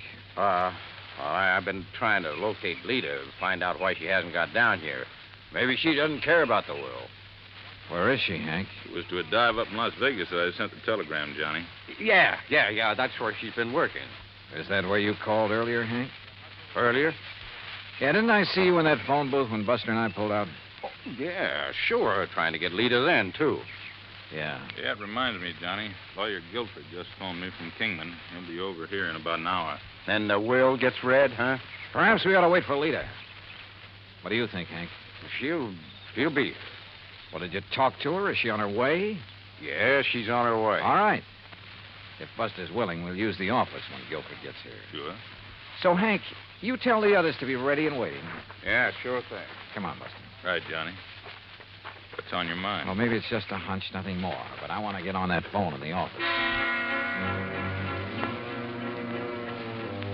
I called Armand College first. Yes, Miss Martha Woodbury had left there only last night. So she couldn't have been here when Mike Kirby was killed. A call to Chester's Hangout, a private gambling club in Reno, indicated the same thing. Call number 3 was to the so-called museum where Hank Kirby worked with the snakes, a place within easy driving distance of Lake Mojave. But the records showed he hadn't left the place in 2 weeks until this present trip to be here. Lolita? Well, the manager of the club in Las Vegas said she hadn't missed a show. Daytimes? Well, who knew? But she was there every night. Then I suddenly remembered something about the geography of Lake Mojave. Yeah, Johnny. Cottonwood Landing is only about 25 miles north on the west, the Nevada side of the lake. Could that boat we saw in the cove? Sure. That's where it came from. I knew there was something familiar about it. Hey, what are you going to do, Johnny? Kingman. Operator, get me Cottonwood Landing, please. It's one of their rental boats, Johnny. Yes, sir, I'm sure of it. Any number? Any identification on it? All that I didn't see. Anyhow, they rent so many to fishermen every day. Uh-huh. Hey, here comes Lawyer Guilford driving up. Good. Cottonwood. Hello, this is Johnny Dollar, special investigator. Yes, sir. What? I want to know if you rented a boat today to a girl named Lolita Laverne. Laverne? I'll meet him, Johnny, and I'll bring him all in here. Okay. No, sir. Nobody by that name rented today. Well, what about Friday? Friday afternoon. Friday? Yeah, that's right. Well, the only women we rented to on Friday was old lady Newberry, down from Canada for a couple of days. No, this is a young girl. Well, the other was a Miss Hancock. Hancock? Lucy Hancock. Okay. Thanks very much. I've never seen it. Johnny, this is Lawyer Guilford. Lawyer, Mr. Johnny Dollar. It's a pleasure, Mr. Dollar. How are you, sir? Now, if you'll all please sit down. All right. I'm a little pressed for time, so I'll waste none in getting to the reading of Michael Kirby's will. Good. Well, you don't think we ought to wait for Lita to get here? It won't be necessary. Now, I possess a full accounting of the net value of Mr. Kirby's estate. Excellent. It may surprise you, by the way. Fine, fine. This will confirms that valuation. It is dated, by the way, just 5 months ago. Made it out right Oh, after. look, let's get to the will. Now, let's read it. Yes, come Please, on. please. His real property consisted only of his clothes, then the outboard motorboat, and an old car which he transferred to the Lake Mojave Resort, together with a sum of money to provide for his living here. How much? Only $10,000. Oh, well, good. Some years ago, he turned all other of his real property, including some rather important real estate and business holdings, into cash. Well, where is all the cash deposited now? Surely you aren't considering adding bank robbery to your rather questionable career, Henry. Martha, that is quite uncalled for. Now, why don't we proceed with the will? Yeah. There is one asset specifically set aside that perhaps I should mention since it concerns Mr. Dollar. He is the beneficiary? Oh, no. I refer to the insurance policy for $5,000. Well, don't worry about a piddling amount like that. Let's have the will, man. The insurance policy is to cover burial expenses and nothing else. All of it is to be used. Okay. Let's have the rest of the will. Yes. Can't you leave all that out? Very well. I, Michael Jonathan Kirby, do make, ordain, and declare this instrument to be my last will and testament. Oh, why don't you skip that stuff? Please. Being of sound mind and body, determined to enjoy the fruits of an industrious life to the fullest. The bequests, man. Life to the fullest. And rather than burden others with the responsibility that money demands. What? For these and other reasons, I have carefully spent every dollar I ever owned. What? No, he was out of his mind. He couldn't do that. That is the will of Michael Jonathan Kirby in its entirety. Good day. Good day. What fools we've made of ourselves. What fools. And it's no less than we deserve. I only wish that Lucy had been here. Wait a minute. Lucy? Yes, Lucy. Her real name, her proper name, not Lolita Laverne. It's Lucy Hancock Woodbury. But as I told you before... Now listen, all of you. You're to stay right here. Stay in your rooms. Oh? What's the point? Now we know the contents of that stupid will. Yeah. By Buster, what call right Chief Harding. Tell him to stand by in case these people get itchy feet. Right. What little I've done so far in this case was based on nothing but hunches. So when 10, then 11 p.m. came and Lolita, Lucy Hancock Woodbury, hadn't arrived, I acted on another hunch. Sure, Johnny. My room is right next door to the office, so if this leader arrives and signs in, I'll let you know right away. No, Buster, no. Huh? Just sign her into a room after you've done a little tampering with the register. What do you mean? Chester is in number 6, isn't he? That's right. All right. Change that on the register to number 8. That's this one, your room. That's right. And be sure that Lita sees the register. I don't understand. You don't have to, Buster. Let's just hope she gets here. Buster left. And with my door ajar, I turned off the light and lay on the bed and waited. It must have been after midnight when I heard the car pull in. Heard Buster admit someone to a room a couple of doors down the line and then go back to his own. Then, silence. Then the quiet click of feminine footsteps approaching my door. Quickly, in the darkness, I lit a cigarette, held the glowing end away from my face.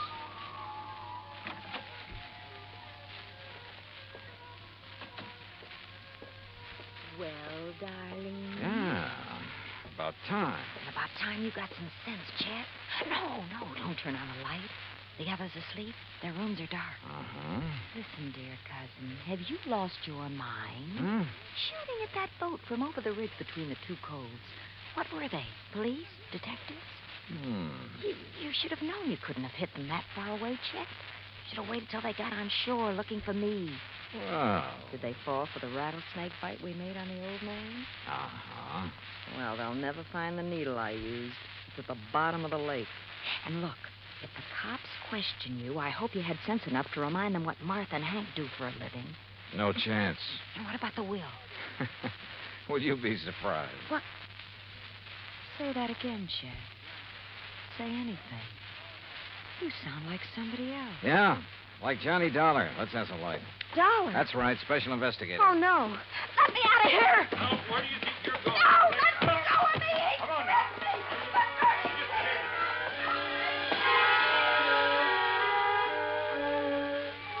Yeah, all four of them had wanted to see old Mike dead. But Hank, the only honest working man of the lot, didn't have the brains. Martha wouldn't have used the means that tied in with her toxicology work, and probably didn't have the nerve. So Chet, who lived by his wits, and Lita, who was a real cheap, no-account... Well, the courts will take good care of them. And I still have to chuckle over poor old Mike's will. Being of sound mind, I have spent all my money. Which reminds me, expense account total, including transportation back to Hartford, $331.25. Yours truly, Johnny Dollar.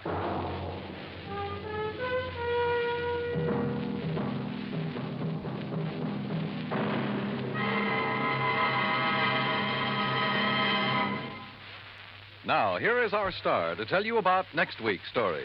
Next week, the most complicated case in years comes up, but the simplest, most obvious solution. Join us, won't you? Yours truly, Johnny Dollar.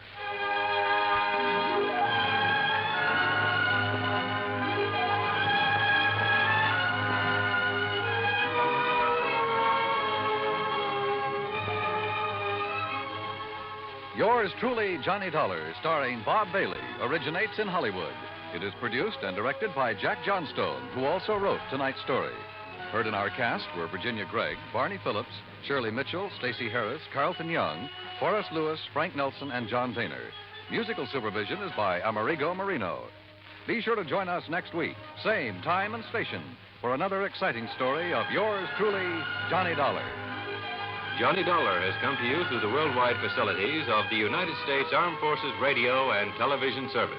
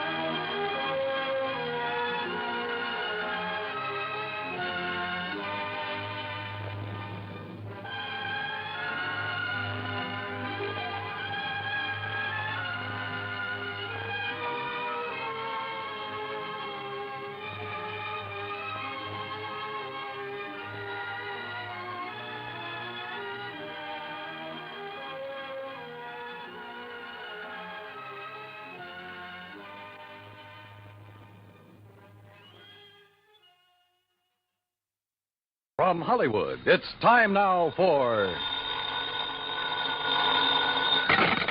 Johnny Dollar.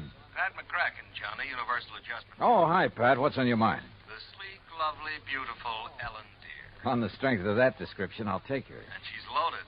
$325,000 worth of jewelry. Hey, that girl needs a bodyguard. Sleek. Yeah, Johnny, needs a guard of some kind, only she isn't a girl. She's a boat. I've just lost my enthusiasm. What's the matter with the old tub? That's what I want you to find out, Johnny. That last crack suddenly got me interested again. Okay, Pat, I'll be right over.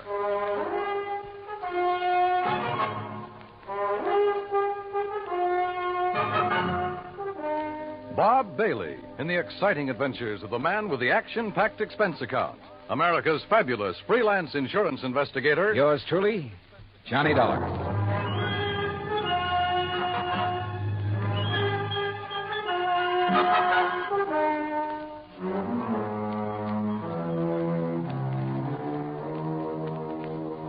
Expense account submitted by Special Investigator Johnny Dollar to the Western Maritime and Property Insurance Company, Los Angeles, California. Following is an account of expenses incurred during my investigation of the Ellen Deere matter. Expense account item 190 cents taxi from my apartment to the offices of Universal Adjustment Bureau in Hartford. Pat McCracken's usual smile was noticeably missing when I walked in on him. Come in, Johnny, and sit down. Thanks.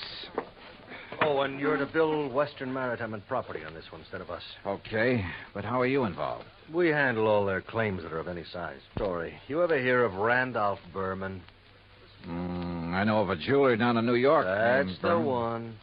And if you know him, Johnny, you've been putting too much gravy in your expense account. I said no of him.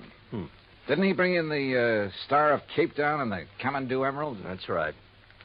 Everybody seems to think he's a crook, and yet somehow he manages to handle some of the finest jewels in the world. How could an honest man afford it?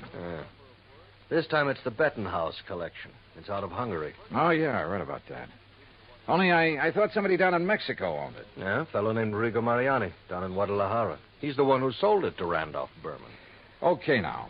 Is this Ellen Deere you mentioned Berman's wife? No. Former wife. He's on about his fifth. All beautiful, dumb dolls. But more important, it's the name of his 72-foot motor cruiser. And the Bermans have been traveling around in it, down the coast, through the canal, along the coast of Central America, and so on. Anyhow, when he got word that the Bettenhouse collection could be had, he wasted no time in getting to Guadalajara. And that's where Western Maritime and Property comes in. Right.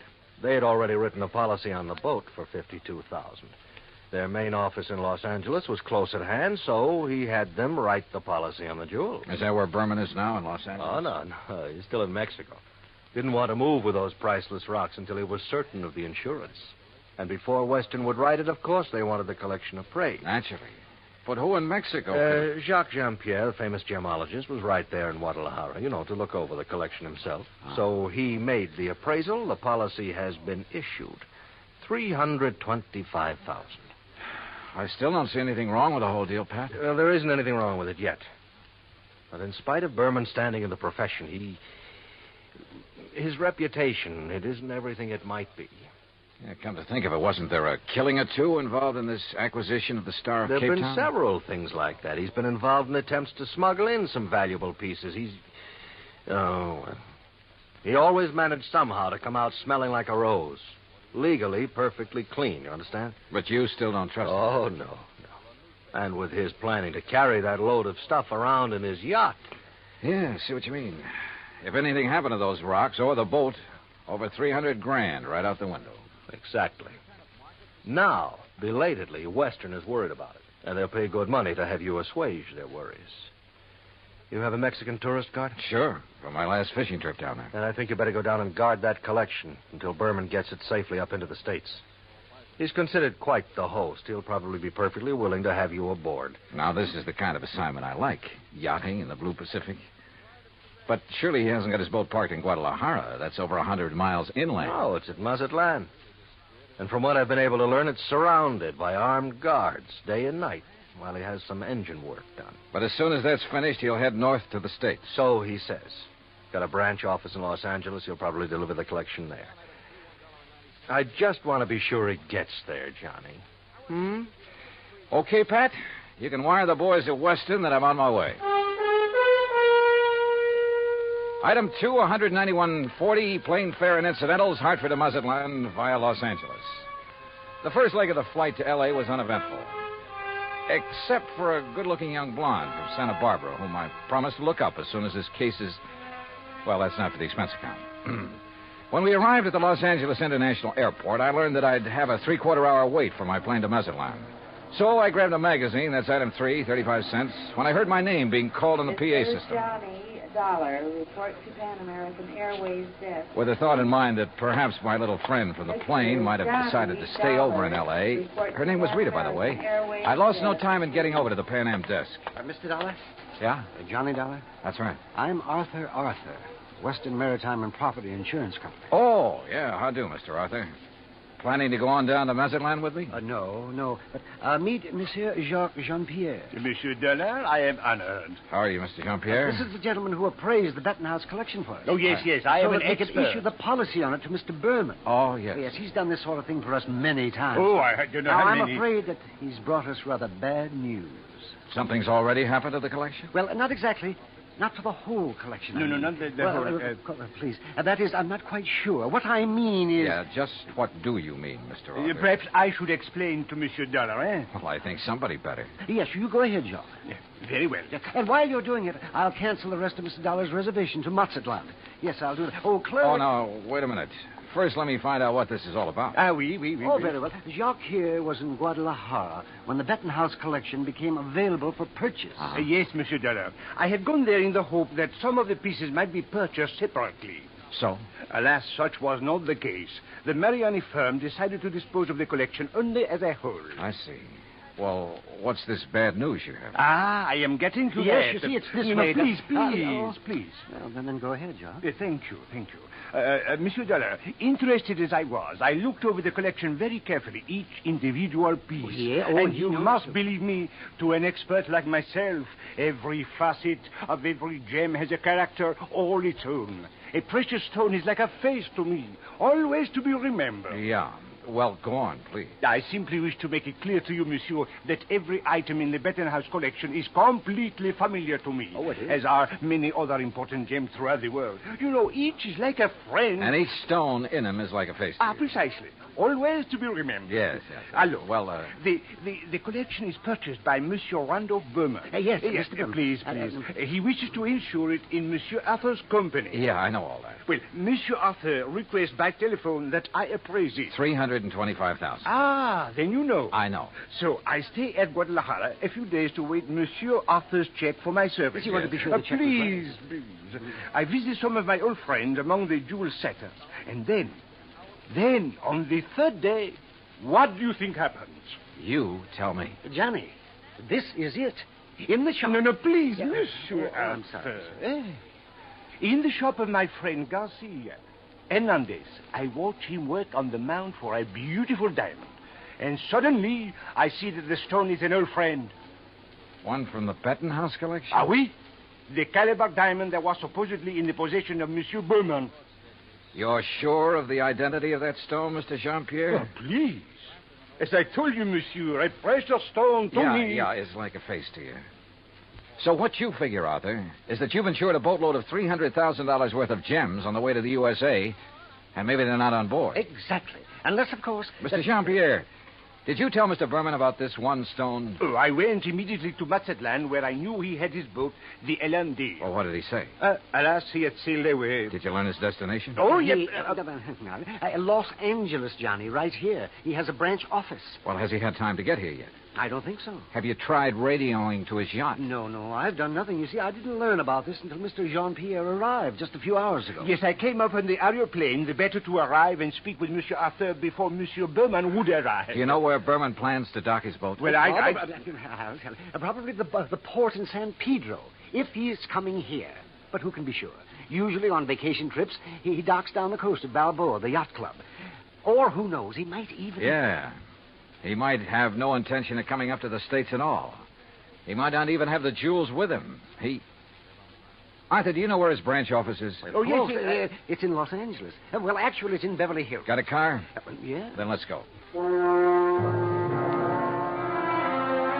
Though he couldn't quite put his finger on it, Arthur was convinced that Randolph Berman was up to something and that his insurance company was going to have to take the rap.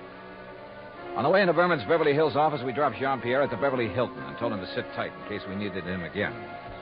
Berman's office was in a nice modern building on South Beverly Drive, tastefully furnished with pictures of various famous jewels on the walls, but with nothing of particular value in evidence. However, I did notice that one wall held a built-in vault big enough for a reasonably sized bank. We were approached by a hand-rubbing, obsequious little character dressed in striped pants and cutaway coat and wearing thick glasses. Good morning, gentlemen. Is there any way I may be of service to you? Yeah, I think there is. Are you the... Mr. Arthur, forgive me. I didn't recognize you for a moment. Mr. Corello, this is Mr. Johnny Dollar. Hi. How do you do? Is there something I may show you, Mr. Dollar? Some little bauble, perhaps, for a charming lady? Well, not at the moment, Mr. Corello. Oh, Mr. Arthur, there's no reason to mail this to you. Let me see now. Oh, yes, here it is. Here is a request for slight revision of the policy on the Bettenhouse collection. Oh? What's this? Well, the wire was sent by Mr. Berman just before he embarked for Mazatlan. I was going to put it into letter form to be more proper, it say? but... Well, now here, I'll read this. Please request Arthur revise Bettenhouse policy. Exclude Calabar diamonds. Value $4,000, which I have sold private party in Guadalajara. Oh, well, we kind of guessed wrong, didn't we, Johnny? Mr. Corello. Yes. Has Mr. Berman wired you whether he's coming here? Oh, of course he is, with that collection. When? When is he going to arrive? Well, his lovely yacht, the Ellendeer, should reach San Pedro Harbor late tonight. But that's what he wired me, and I intend to meet him there. Then I'm sure you won't mind if I go with you. Oh? Mr. Dollar is a special investigator. Investigator? Well, actually, I'm here just to help Mr. Berman protect that collection. Oh, excellent. Then you can arrange for the police escort. Yes, and alert the harbor police to guard the Ellendeer, as Mr. Berman requested. Did he request that? Oh, indeed. But apparently he hasn't been worried about anything happening to the collection while he's at sea. At sea? Oh, surely you don't mean pirates or anything like that in this modern day and age. You know something? At this point, I'm not quite sure what I mean, or even why I'm here. Well, of course. Well, of course, what, Arthur? Oh, excuse me while I answer that. Well, I mean... Berman Jewels. That is... What? Well, at least I'll feel better when the stuff is here in the vault. Wait a minute. Oh, no. Corello at the phone paled visibly, then gasped and clutched the back of a chair for support as he listened on the phone. His jaw dropped, his eyes widened, and he shook his head once or twice in horrified disbelief. Finally, slowly, he hung up and came unsteadily toward us. Mr. Corello. Yeah, what is it, Mr. Corello? The Coast Guard. Yes? They said the Ellendeer, the yacht. Yes? Sunk. What? In 600 feet of water. In the outer channel.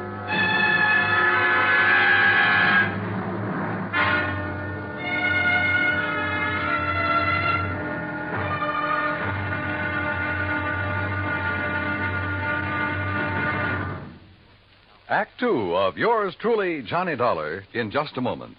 Democracy. What has it to do with money, the medium of exchange of mankind? A couple of thousand years ago, it was said that money alone sets the world in motion. That's one way of saying that money and economy are virtually one and the same thing. The economy of a nation depends on its commerce. Commerce depends on manufacturing and services.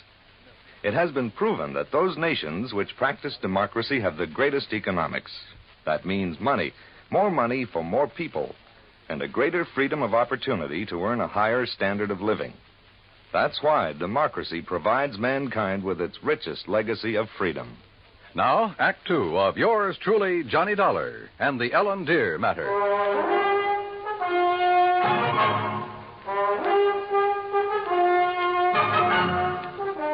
Expense account item 4, $7 even for a fast taxi ride to Coast Guard headquarters in San Pedro, which is really the port of Los Angeles. By dint of elbowing my way in, I got directly to Captain Barney Thorson.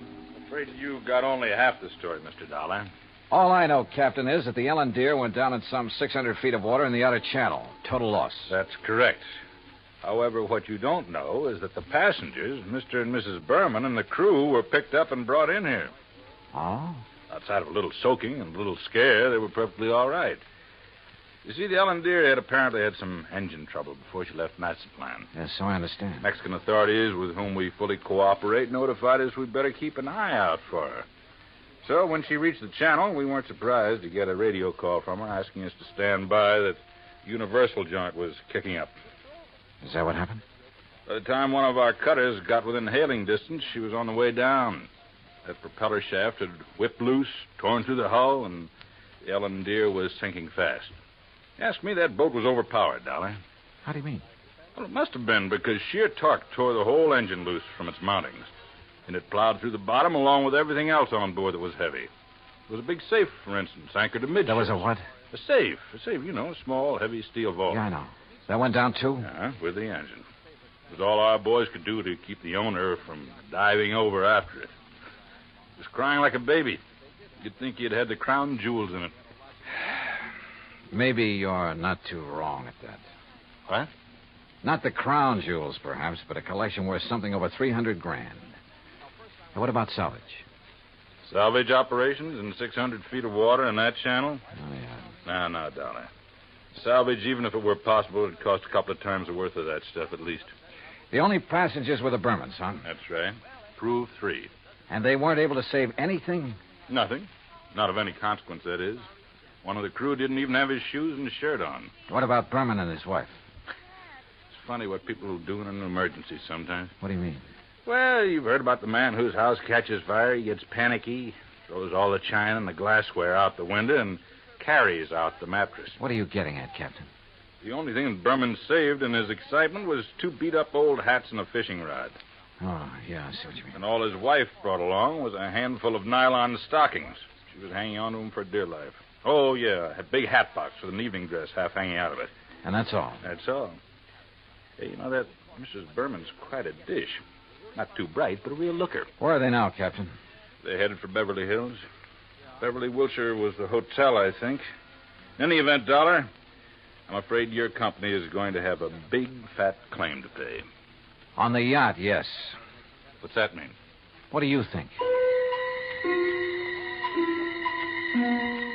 Item 5, 320, long-distance call to the police in Mazatlan. I wanted to be sure that the Bettenhouse collection had been on board the Ellen Deer when she left port down there. Inspector Romulo assured me it had, that he'd checked the safe on the boat himself before allowing it to sail. Furthermore, he had insisted his own maritime service keep tabs on it up to the point where it made contact with the U.S. Coast Guard. In other words, the loot couldn't very well have been passed to someone else at sea.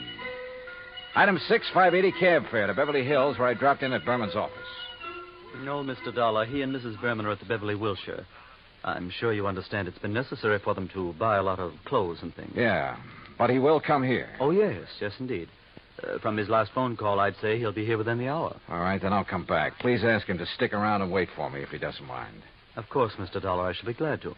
Oh, incidentally, he has had me phone Mr. Arthur and ask that claim forms for both the Bettenhouse collection and the loss of the cruiser be brought here to the office just as quickly as possible. Yeah, I'd figured as much.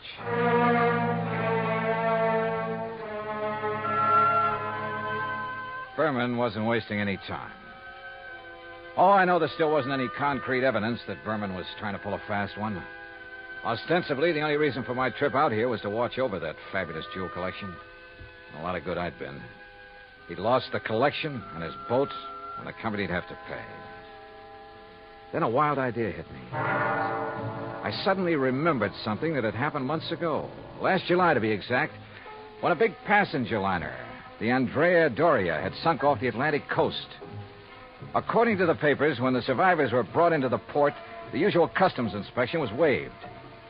And it occurred to me at the time that every one of those people could have easily smuggled in anything he could carry or conceal in his clothing. I'm not saying it did happen. I'm sure it didn't. But it could have. And if such an idea occurred to me, why not to a man like Berman, who was already pretty well known for his tricks to evade customs? Item 6, 20 cents, phone call to the Coast Guard and Captain Thorson. Thorson speaking. Johnny Dollar, Captain. Answer me just one question, will you? Sure, what? When you brought them in, were the Bermans required to pass through customs? Well, no, of course not. There'd hardly be any reason to... Thank you very much.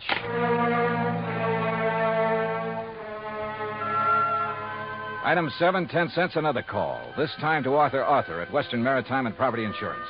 You caught me in the nick of time, Johnny. I was just walking out the door. On your way to Berman's office? Why, yes. With a handful of claims forms?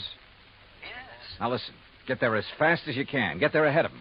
What? So that you can see if he brings anything into the office, like the Bettenhouse collection. What? Though I doubt if he'd be that foolish. Foolish or not, how could he, Johnny? That collection, unfortunately, is at the bottom of the ocean. Listen to me. Keep him there. Maybe on the pretext of having to wait for me. Any reason you can think of. I'm afraid I don't understand. Just hold him until I get there, understand? Very well, Johnny. But what are you going to do? Arthur, I may have to break in and rob a hotel room.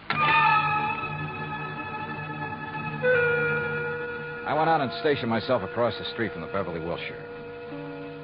5 minutes later, I saw Randolph Berman walk out the front door and head east on Wilshire Boulevard in the direction of his office on Beverly Drive. I waited a few minutes to make sure he didn't turn back, then entered the hotel. At the desk, I learned the number of Berman's suite on the 9th floor. Break in? It would have taken a battering ram. So I tried knocking.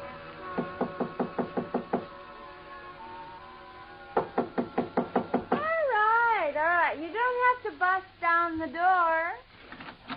What's the matter? You forget your key and... No. Get out of here, buddy. Randy said not to let anybody in.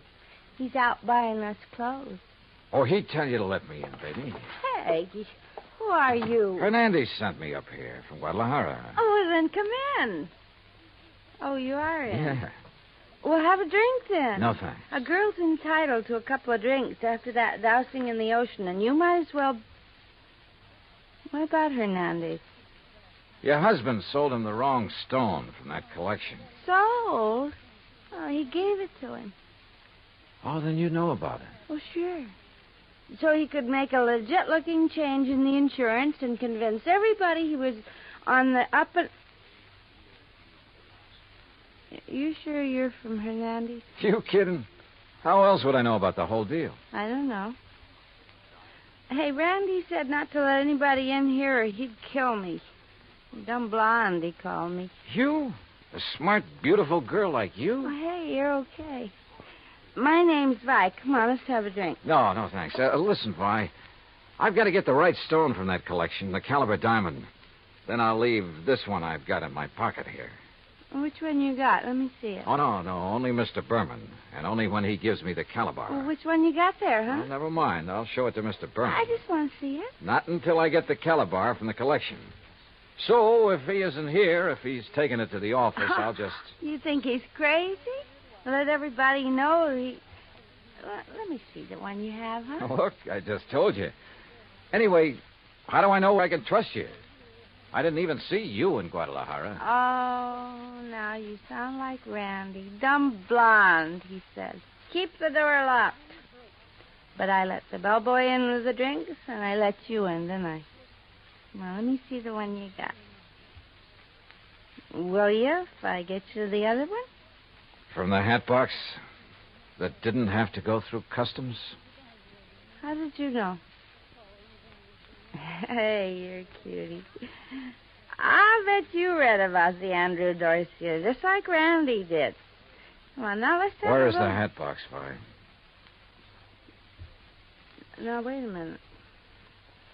Maybe I am dumb. Who'd you say you are? Where's the hat box? No. No, I won't tell you. You get out of here. Now, without the collection, Vi. No, you can't. Randy would kill me. He'd kill me if he even knew I let you in here. Who are you? Johnny Dollar, insurance investigator. Oh, please, Johnny, get out of here. The stuff in the bedroom? You can't go in there. I mean it. He'd kill me. Sorry, but that's your worry. Oh, no. Stop it or I'll set your eyes out. Now Hey, you get... pull in those claws, baby. No, you... Well, I hate to do this, but... No, help! Oh, yeah, that's right. Get the manager up here. Get the police up here. Police? Oh, no. Oh, yes. Then you'd really be in trouble. You'd be better off if Berman tried to kill you. Now, where's the stuff? It's in the closet, on the floor, in the hat box. Thanks.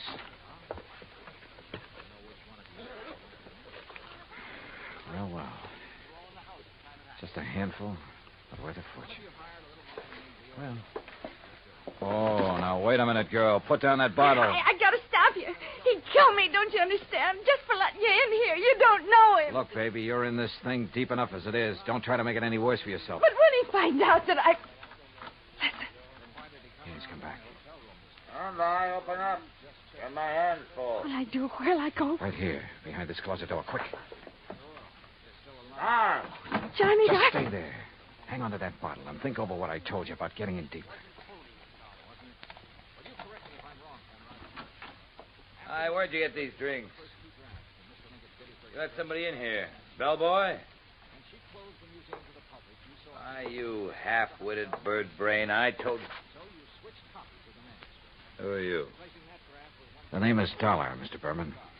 Insurance dick? I just dropped by to pick up the Bettenhouse collection. Put it down, Dollar. I'm a good shot with this thing. Yeah. And it wouldn't be the first time you killed over a handful of jewelry, would it? That's right. Won't be the last. But you'll never know about it. Now, where's Vi? How should I know? She let you in here? I'll murder that dizzy blonde. That dizzy blonde is a lot smarter than you think. Where is she? What do you mean? By helping me, she has a chance of getting out of this mess you've involved her in, of getting out clean. That dirty two-timing... Dollar, I'm going to kill you. You'd even like to involve her in that, too, wouldn't you? Thanks for the idea. I'll make it look like she killed you. Oh, no,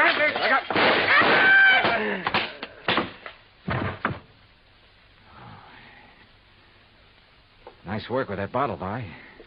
Thought he missed you. Please, you won't let him. No, don't worry, baby. He won't bother anybody. Not for a long, long time.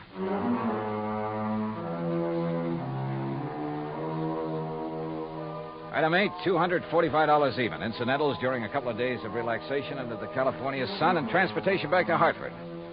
Expense account total, $453.95. Remarks? By way of getting off as easily as possible, Vi sang like a canary, and incidentally cleared up a couple of other of his shady deals. Result? By the time his prison term runs out, he'll be too long dead to collect the insurance on his yacht. End of remarks, end of report. Yours truly, Johnny Dollar.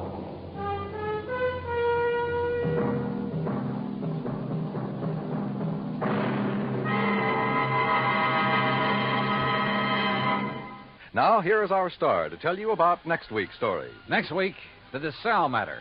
And I promise you a double-barrel thrill in it. Join us, won't you? Yours truly, Johnny Dollar. Yours truly, Johnny Dollar, starring Bob Bailey, originates in Hollywood. It is produced and directed by Jack Johnstone, who also wrote tonight's story. Heard in our cast were Virginia Gregg, Lawrence Dobkin, Howard McNear, Jay Novello, Jack Edwards, Barney Phillips, and Raymond Burr. Musical supervision is by Amerigo Marino. Be sure to join us next week, same time and station, for another exciting story of yours truly, Johnny Dollar. Dan Cumberly speaking.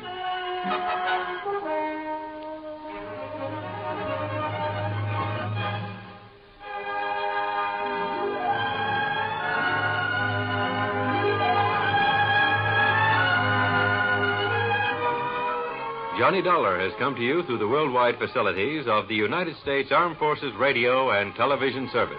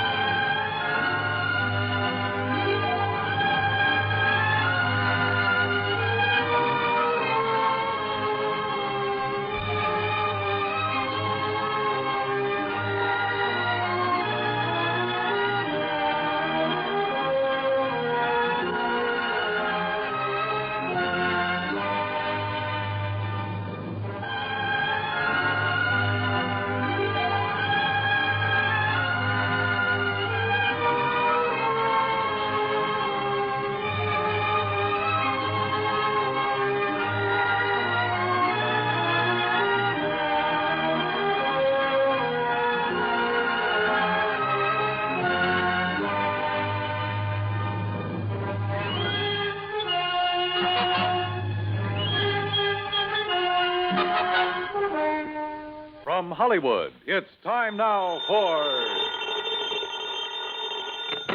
Johnny Dollar. It is a joy to me heart to be hearing the voice of me lover boy. Meg McCarthy. Yes, and how could you tell from so far away and so long ago? Now answer me that. Oh, Meg, I'd recognize that soft, dulcet voice of yours anywhere. How are you? Oh, Johnny boy, I've got trouble. And where are you, by the way? Port Hopeful is the name of the place. Port Hopeful, huh?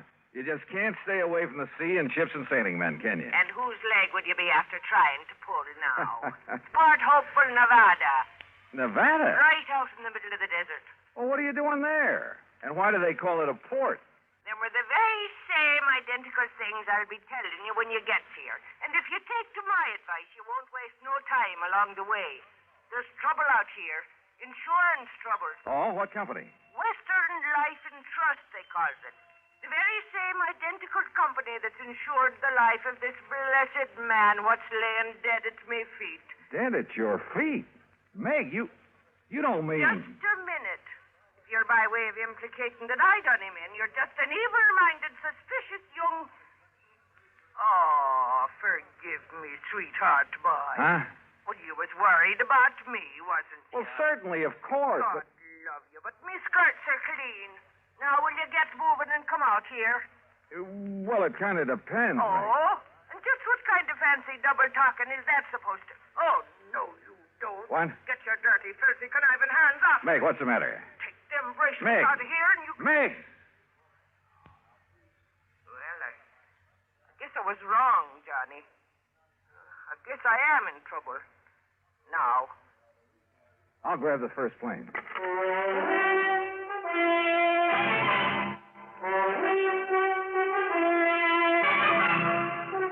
Bob Bailey in the exciting adventures of the man with the action-packed expense account.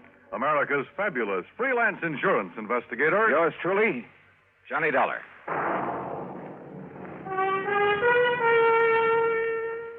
And now, Act One of yours truly, Johnny Dollar.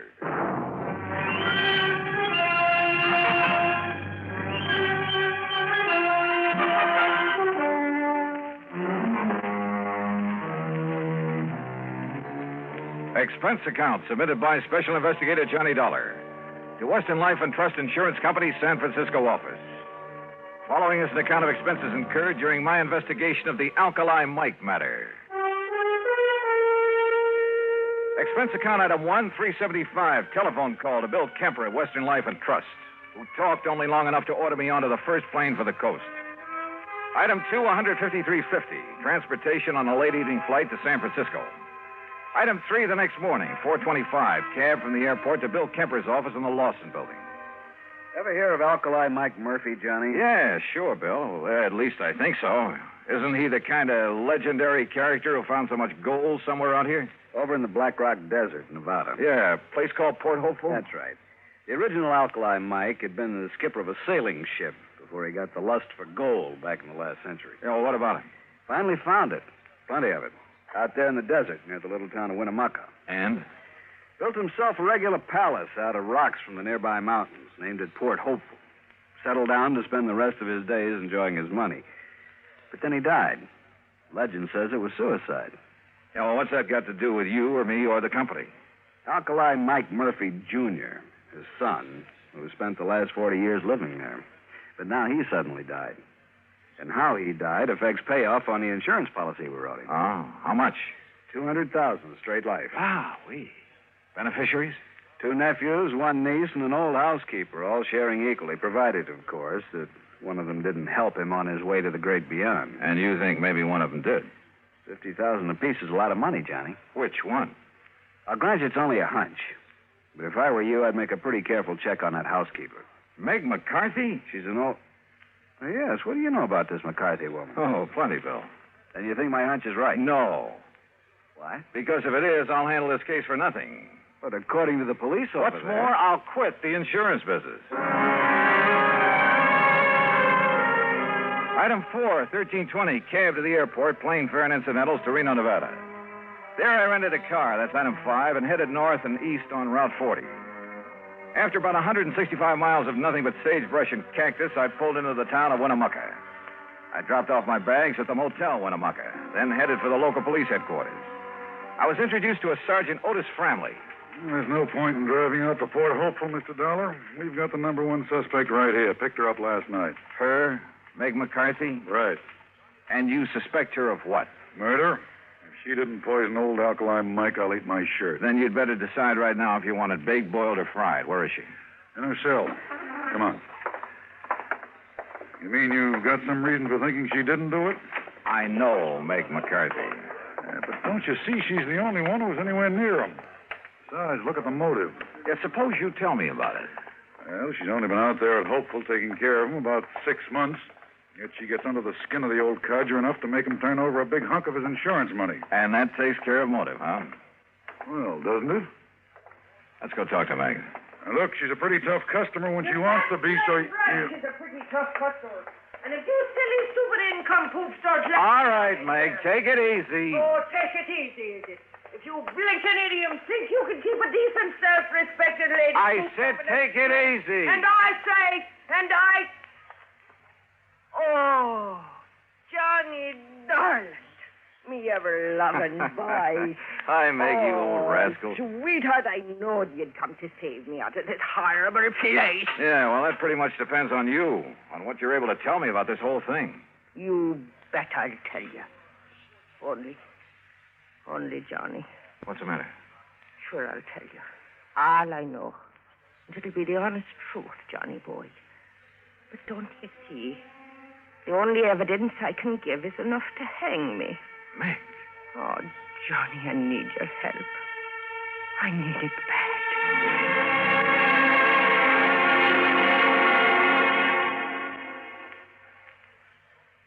Act 2 of yours truly, Johnny Dollar, in a moment.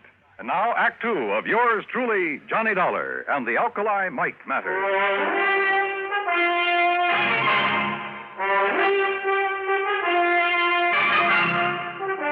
The sergeant left Meg McCarthy and me alone there at the jail in Winnemucca, Nevada. And she told me all she knew. Johnny had just plain got fed up with all the noisy, roistering, drunken sailors that used to come to my fancy cafe back on the East Coast.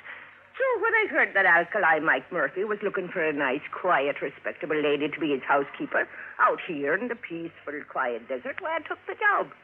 You've been out here about 6 months. Yes, Johnny boy. And me and Alkali, we just got along fine.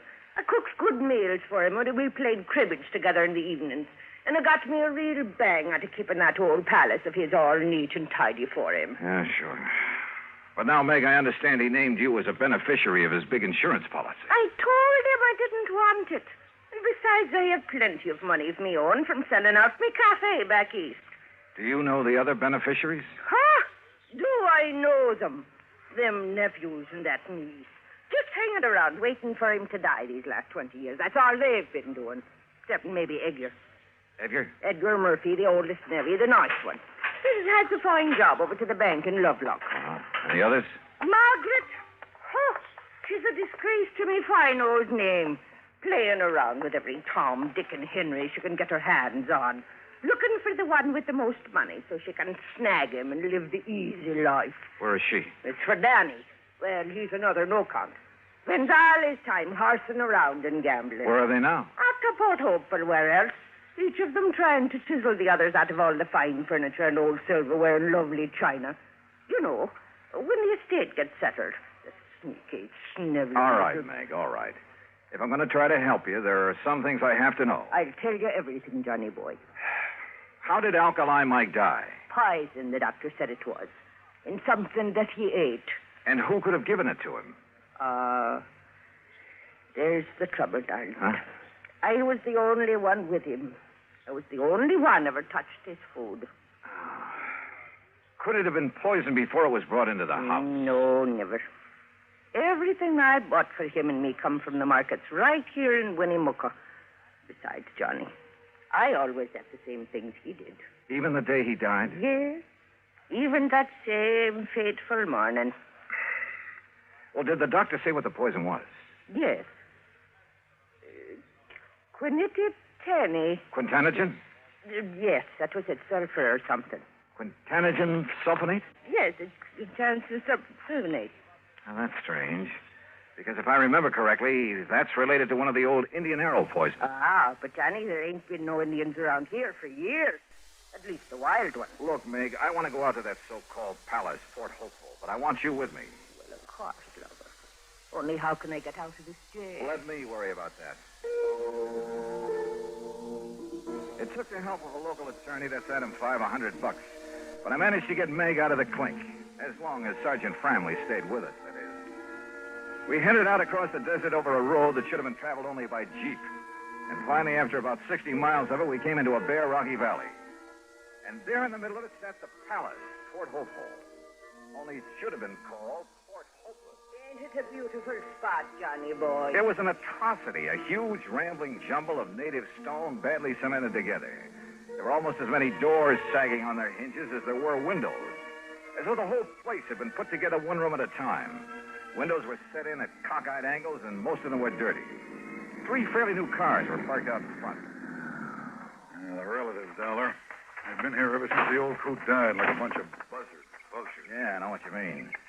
Well, come on, let's go in. Yes, and see how they've messed up our lovely palace whilst I've been languishing myself away in that hoose car. Hey, look, Sergeant, if old Alkali was murdered. Of course he was. How else would he get that poison? Well, how about these relatives? That's what I've been trying to tell these harebrains. All right, Meg, please. These bird-tailed idioms around here seem to think I'm the only one. Meg, shut up.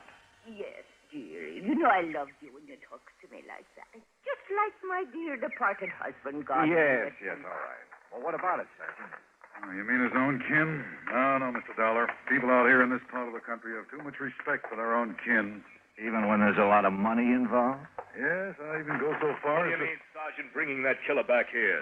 Well, it's this way, Edgar. Yes, Sergeant, how dare you? Now, look, it's all perfectly legal. Legal? This woman killed our uncle. Now, look, will you? Mr. Dollar here is an insurance investigator. Johnny Dollar? That's right. Oh, I've heard about you. Well, I haven't. I'm Margie. And believe me, Edgar, everything will be all right with him here. Won't it, Johnny? Will it? I'm sure it will. We'll see. You want to come in? What do you mean, do we want to come in? You think we're going to stand out here on our feet all day? Why don't you drop dead? Oh, blatherskite. All right, Meg, come on. Sit down, Johnny. Here. Yeah. Incidentally, where's the other nephew? Danny? I'm Danny Murphy Dollar, and I agree with Ed. You've got no business bringing that old witch that murdered our uncle back into this house. Oh, that's all? She had no business ever being here. Chiseled her way into his affection so she could cut in on whatever dough he'd leave. And then to make sure he'd leave it in a hurry, she knocked him off. Uh-huh. Wouldn't that same reason make all three of you want to see him out of the way? Now, just a minute. Just take it easy, Danny. Well, what do you mean, take it easy? He's practically accusing us of killing Alkali. If the shoe fits, Danny boy. Why, you dirty... You lay one hand on Johnny Dollar and I'll tear your eyes out from limb to limb. Okay, Meg. Meg! Yes, darling. Mr. Dollar's right, Danny. Margie, and you know it. You know it as well as I do. Sure, we wanted him gone. We wanted his money, that insurance. If Danny here hadn't talked him into that insurance, we wouldn't even have that to look forward to. Well, can you blame us, Johnny, for not wanting her to share it? But she will.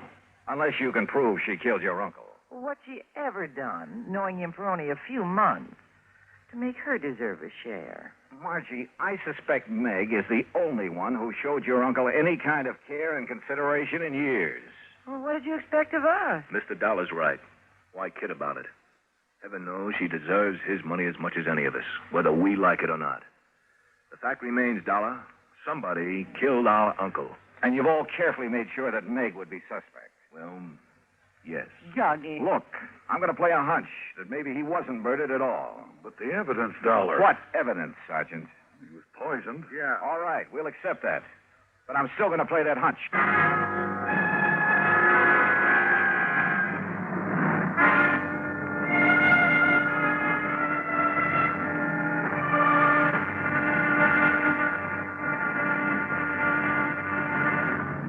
Act 3 of yours truly, Johnny Dollar, in a moment. Act 3 of yours truly, Johnny Dollar, and the Alkali Mike matter. Now, look here, Dollar. We know that old Alkali Mike was poisoned. If that isn't murder, what is it? Have you ever thought of suicide, Sergeant? Suicide? Oh, of course not. This money-grabbing old biddy here did him in. Now, just a minute, Margie Murphy. Sure. Why would old Alkali ever commit suicide? I don't know, Danny. Disappointment over you three, his only relative? He paid no attention to it. Or was it the other way around? You paid no attention to him. He didn't want us around. Except maybe Edgar. Well, offhand, I can't say that I blame him. But he did welcome the care and whatever affection Meg may have given him. Yes, Mr. Dollar, that's true. She was after his money, that's all. I told him I didn't want his money. And if you don't shut up, you little squirming, conniving... Meg! All right. Johnny, bye. What are you looking so thoughtful about, Edgar? Suicide. Old Alkali's father chose to go that way. Yeah, I know. No one understood why. He had everything he wanted, money, even this so-called palace, this atrocity that he named Port Hopeful. You mean he had no more reason to take his life than your uncle? Well, that's what I mean, Sergeant. How did his father take his life? By drinking poison, an old Indian poison.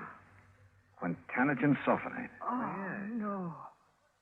Oh, the cup. What? The old cup that his father used. What are you talking about, Meg? Come here, all of you. Come here in the dining room. What for, Meg? In here, where he keeps all the old silver and china and bric-a-brac. Here. Now look here in the china closet. There, you see. That cup or mug on the top shelf, Dollar. Is that the one his father used to drink the poison? Yes. But it's never been used since. Oh, no. No, Mr. Edgar, that's where you're wrong. What? Oh, saints preserve us. This is terrible. What is it, Meg? Get to the point. Yes, Johnny, but it scares me. Well? Every night after his dinner, Alkali, God rest his poor soul, he'd have his whiskey from one of the clay mugs on that shelf, a different mug every night. Yes, that's true. Except that never would he touch that one. The lavender one. Well, so what? Called it the death cup. Only he joked about it. But then the night before he died, he talked about it again. Let me see that mug. Well, I'll get it for you. He said it was making a superstitious old fool out of him. Here. He said his father drank from it and died. But that he would drink from it and live. That he'd show he weren't superstitious about it. Oh.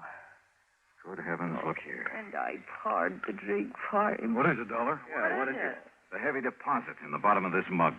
Hard as a rock. But still the poison? Yeah.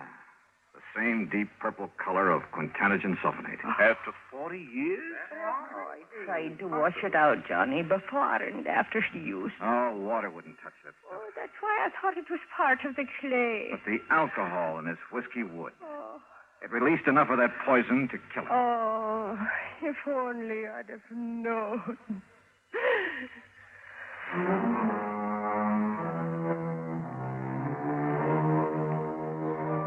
The police took a long time over this one, but they finally reached the same conclusion I had. Accidental death. So, the relatives will collect the insurance, and Meg, bless her heart. But I'm afraid that mere money will never take the place of a friend, Alkali Mike. Expense account total, including incidentals and fare back to Hartford, $525 even. Yours truly, Johnny Dollar.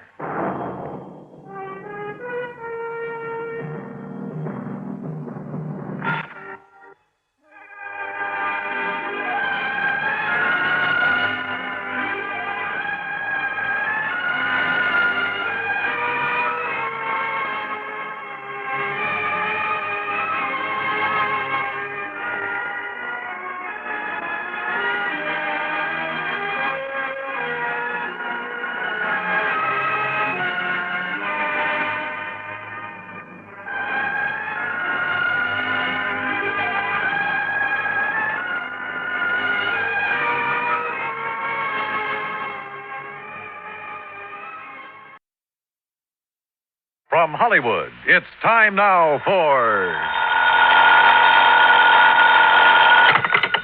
Johnny Dollar. Ted Orloff here. Orloff, Los Angeles? That's right. Tri-Western Indemnity Company. Well, hi, Ted. Look, are you free to come out here in a hurry? What's up? A wayward truck. A wayward? That's right, truck. Lost, strayed, or stolen? That's what I hope you can find out. It's a big one. Insured for nearly $20,000. That is a big one. And aboard it when it disappeared was the driver. Insured? For $10,000. And a cargo of copper tubing worth $9,500. Also insured. Holy. Ted, I'll grab the next plane.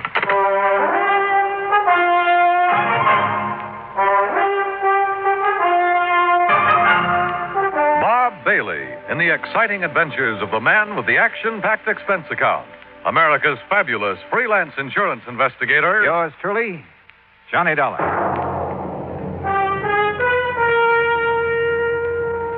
And now, Act One of yours truly, Johnny Dollar.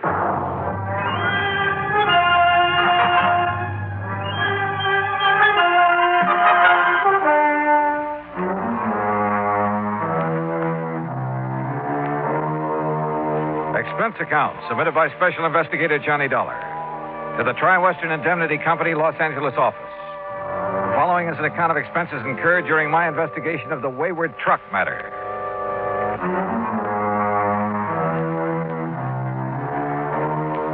Expense account item 1, $194.65, airfare and incidentals, Hartford to Los Angeles, California. When my plane set down at the International Airport shortly after 9 a.m., Ted Orloff was waiting for me. He led me on out to the parking lot. Here we are, Johnny. This car right here. All right. Go on, hop in. Okay. You reserve a hotel room for me in town, Ted? Huh? Why? Well, after all, I've been sitting up in a plane all night and wouldn't mind a chance to shower and slick the whiskers off my pussy. Change clothes. Don't want to take the time. That's why I'm glad you could make it out here right away. See, this thing only happened Wednesday night. Well, just what did happen and who suffered the loss?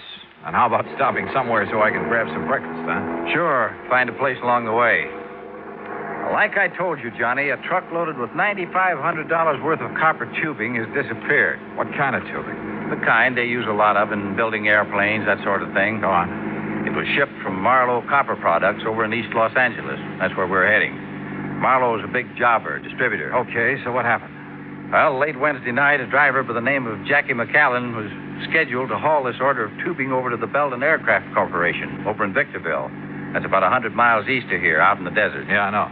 So? Well, the truckers usually drive that route at night, not only because of lighter traffic, but to avoid the heat during the daytime. Brother, you can say that again. Yeah. Well, anyhow, right after midnight Wednesday, 12:05 to be exact, Jackie signed out of the Marlowe warehouse with his load of copper tubing.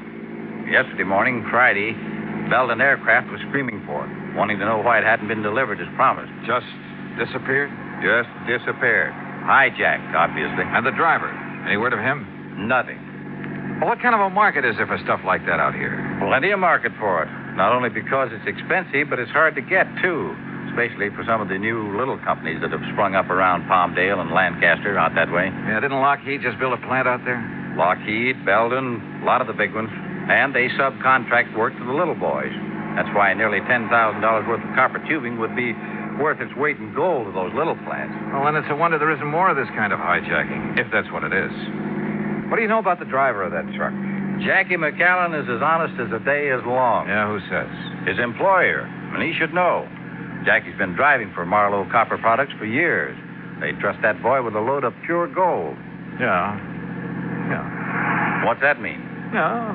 Man might have some trouble selling off a load of pure gold. Huh? But if what you say is true about the demand for copper tubing in this area... Oh, now, wait a minute. Well, every man's supposed to have his price, you know, Ted. Look, Johnny, I see what you're driving at, all right, but not Jackie McAllen. You sure? 10,000 is a lot of money. Wouldn't be worth 10,000 sold undercover. Jackie would certainly know where to sell it, though, wouldn't he? Johnny. And why hasn't he showed up? I'll tell you why. Because he's probably been killed. Item 2, $1.75, breakfast for me and a cup of coffee for Ted Orloff on the way into Marlowe Copper Products in East Los Angeles. I was amazed at the way this industrial area has grown in the past few years. The Marlowe operation turned out to consist of a small office and a couple of warehouses. Marlowe himself was a tall, lean man of about 50, very much on the ball. Yes, sir, Mr. Dollar. It's as simple as that. Now, Willie here is the night watchman. How do, sir? Hi, Willie. According to Willie's clock in the shipping order in the manifest, Jackie McAllen signed his load out at exactly 12:05. And that's the last we've seen of either of them. He took off alone with a load worth $10,000? $9,500, yes.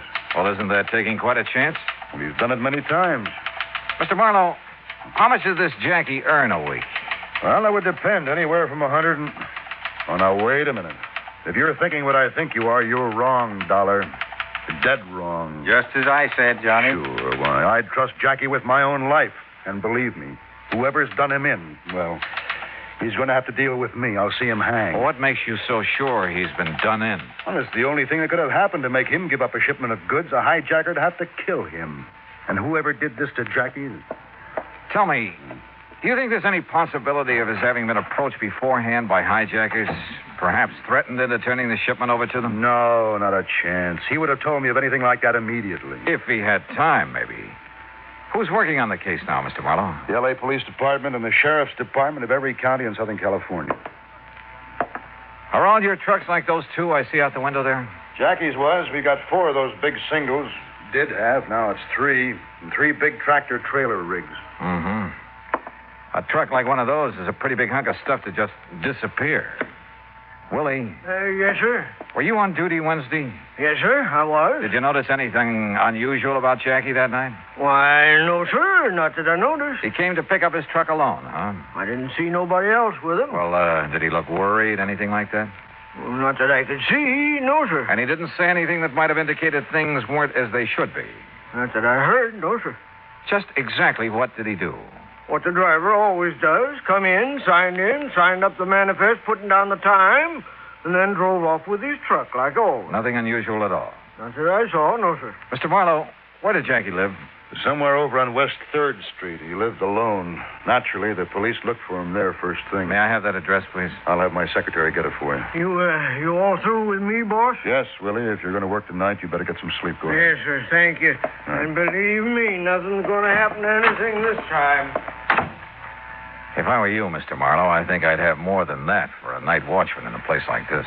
Just what were you thinking of, Mr. Dollar? Jackie's address, I mean. Look, if the police and sheriff's offices haven't been able to turn up anything, well, in spite of what you said, there's always the possibility of collusion in a case like this. Between Jackie and whoever stole that truck? Oh, no, sir. There's always the possibility, voluntary or otherwise, if Jackie was in with the hijackers, even against his will. I wouldn't believe it. But it's a possibility, whether you want to believe it or not. For one thing, how would the hijackers know when and how the shipment was to be made? From any one of a number of sources. The man who supervised the loading here, for instance. Who? Red Kingsley, or almost anybody in the place, or just as easily anyone over at Belton Aviation in Victorville. Belden would know exact time of departure from this warehouse? Well, no. Close timing in a hijack operation is usually pretty important. But they knew the stuff was due at their plant early Friday morning. They've been hollering for it ever since. I'll lay my money on the tip-off coming from this end. Now, has the route between here and Victorville been thoroughly gone over? By the police. And they found no sign of either the truck or this fellow Jack? That's right. The truck, of course, could be disguised, new coat of paint, that sort of thing, often done. But no body, alive or otherwise? No. So how do you plan to proceed? Well, if Jackie was forced to participate... And I'm sure he wasn't. Then I don't know. Let me have that address, huh?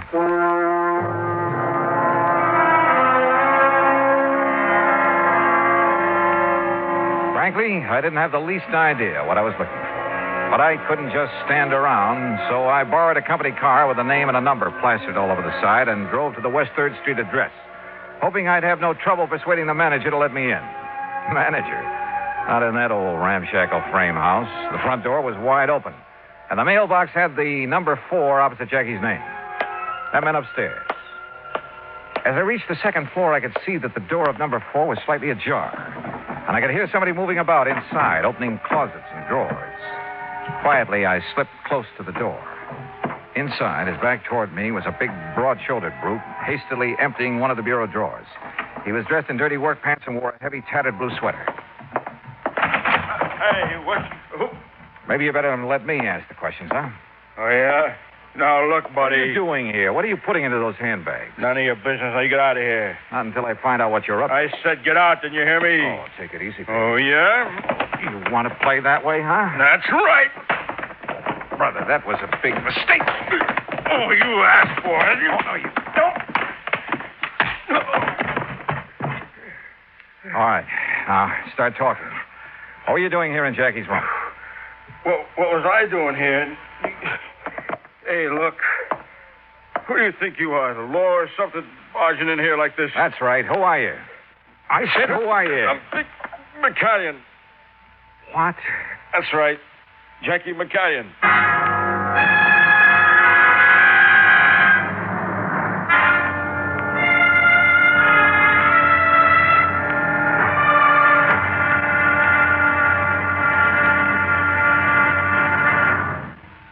Act 2 of yours truly, Johnny Dollar, in a moment. Our flag now numbers 50 stars, and behind each star there stands yet another flag representing one of the 50 states. New Jersey's flag was created at the direction of George Washington. In 1779, General Washington directed that the New Jersey Continental regiments wear coats of dark blue with buff-colored facing. This was done as a tribute to the former ruler of these colonies, the Dutch, whose national colors were buff and blue. Later, he instructed that the field on the flag of New Jersey should be the same buff color, and the state coat of arms in blue be placed upon it. The state's motto, reflecting the aspirations of all who came to these shores, is also inscribed on the flag: liberty and prosperity. This flag was displayed proudly before the combined American and French armies at the surrender of Cornwallis's army at Yorktown. New Jersey's state flag, the flag of the third state to enter the Union, was adopted on March 26, 1896. Now, Act 2 of yours truly, Johnny Dollar, and the Wayward Truck Matter.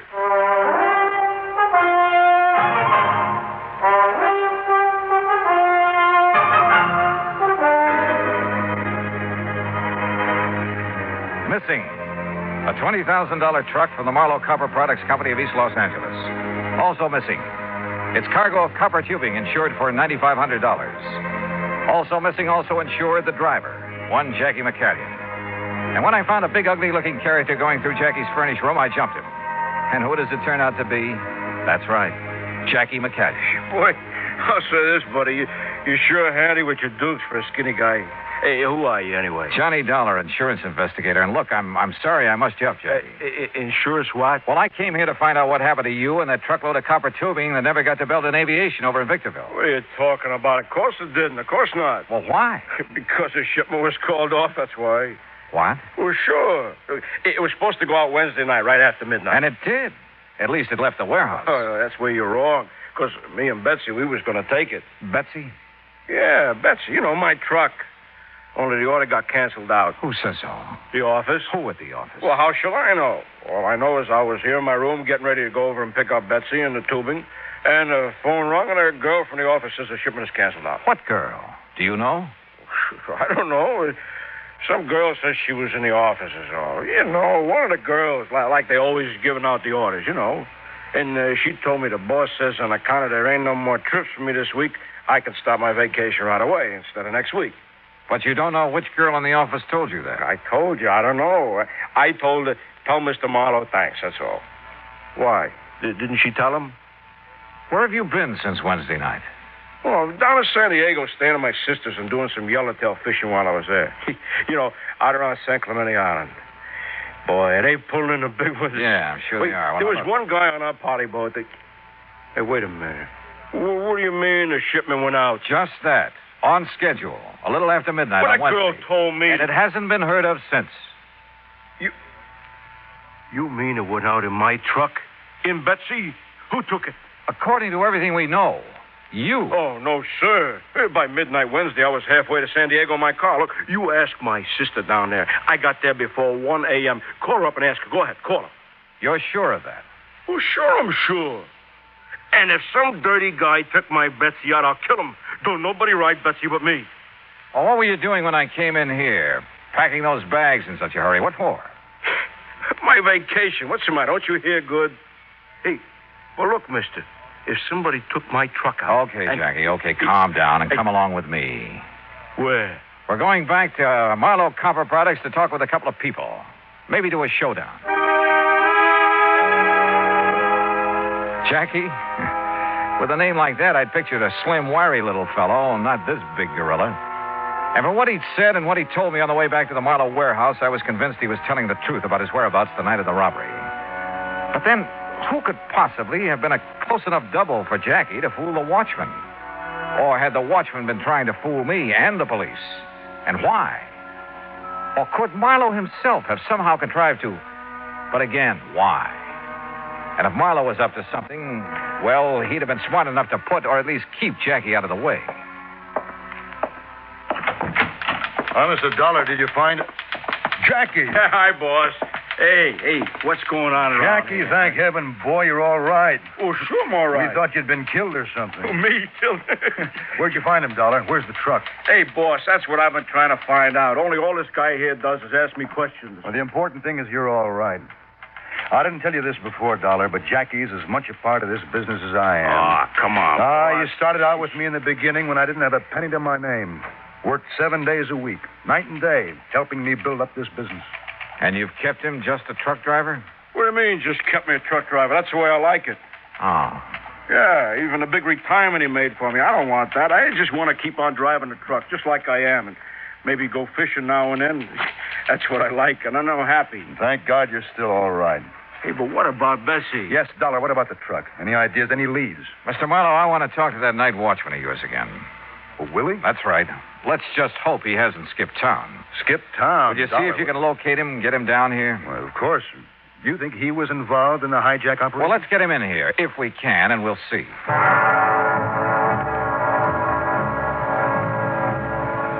Something had just come back to me. Something pretty damning insofar as Willie was concerned.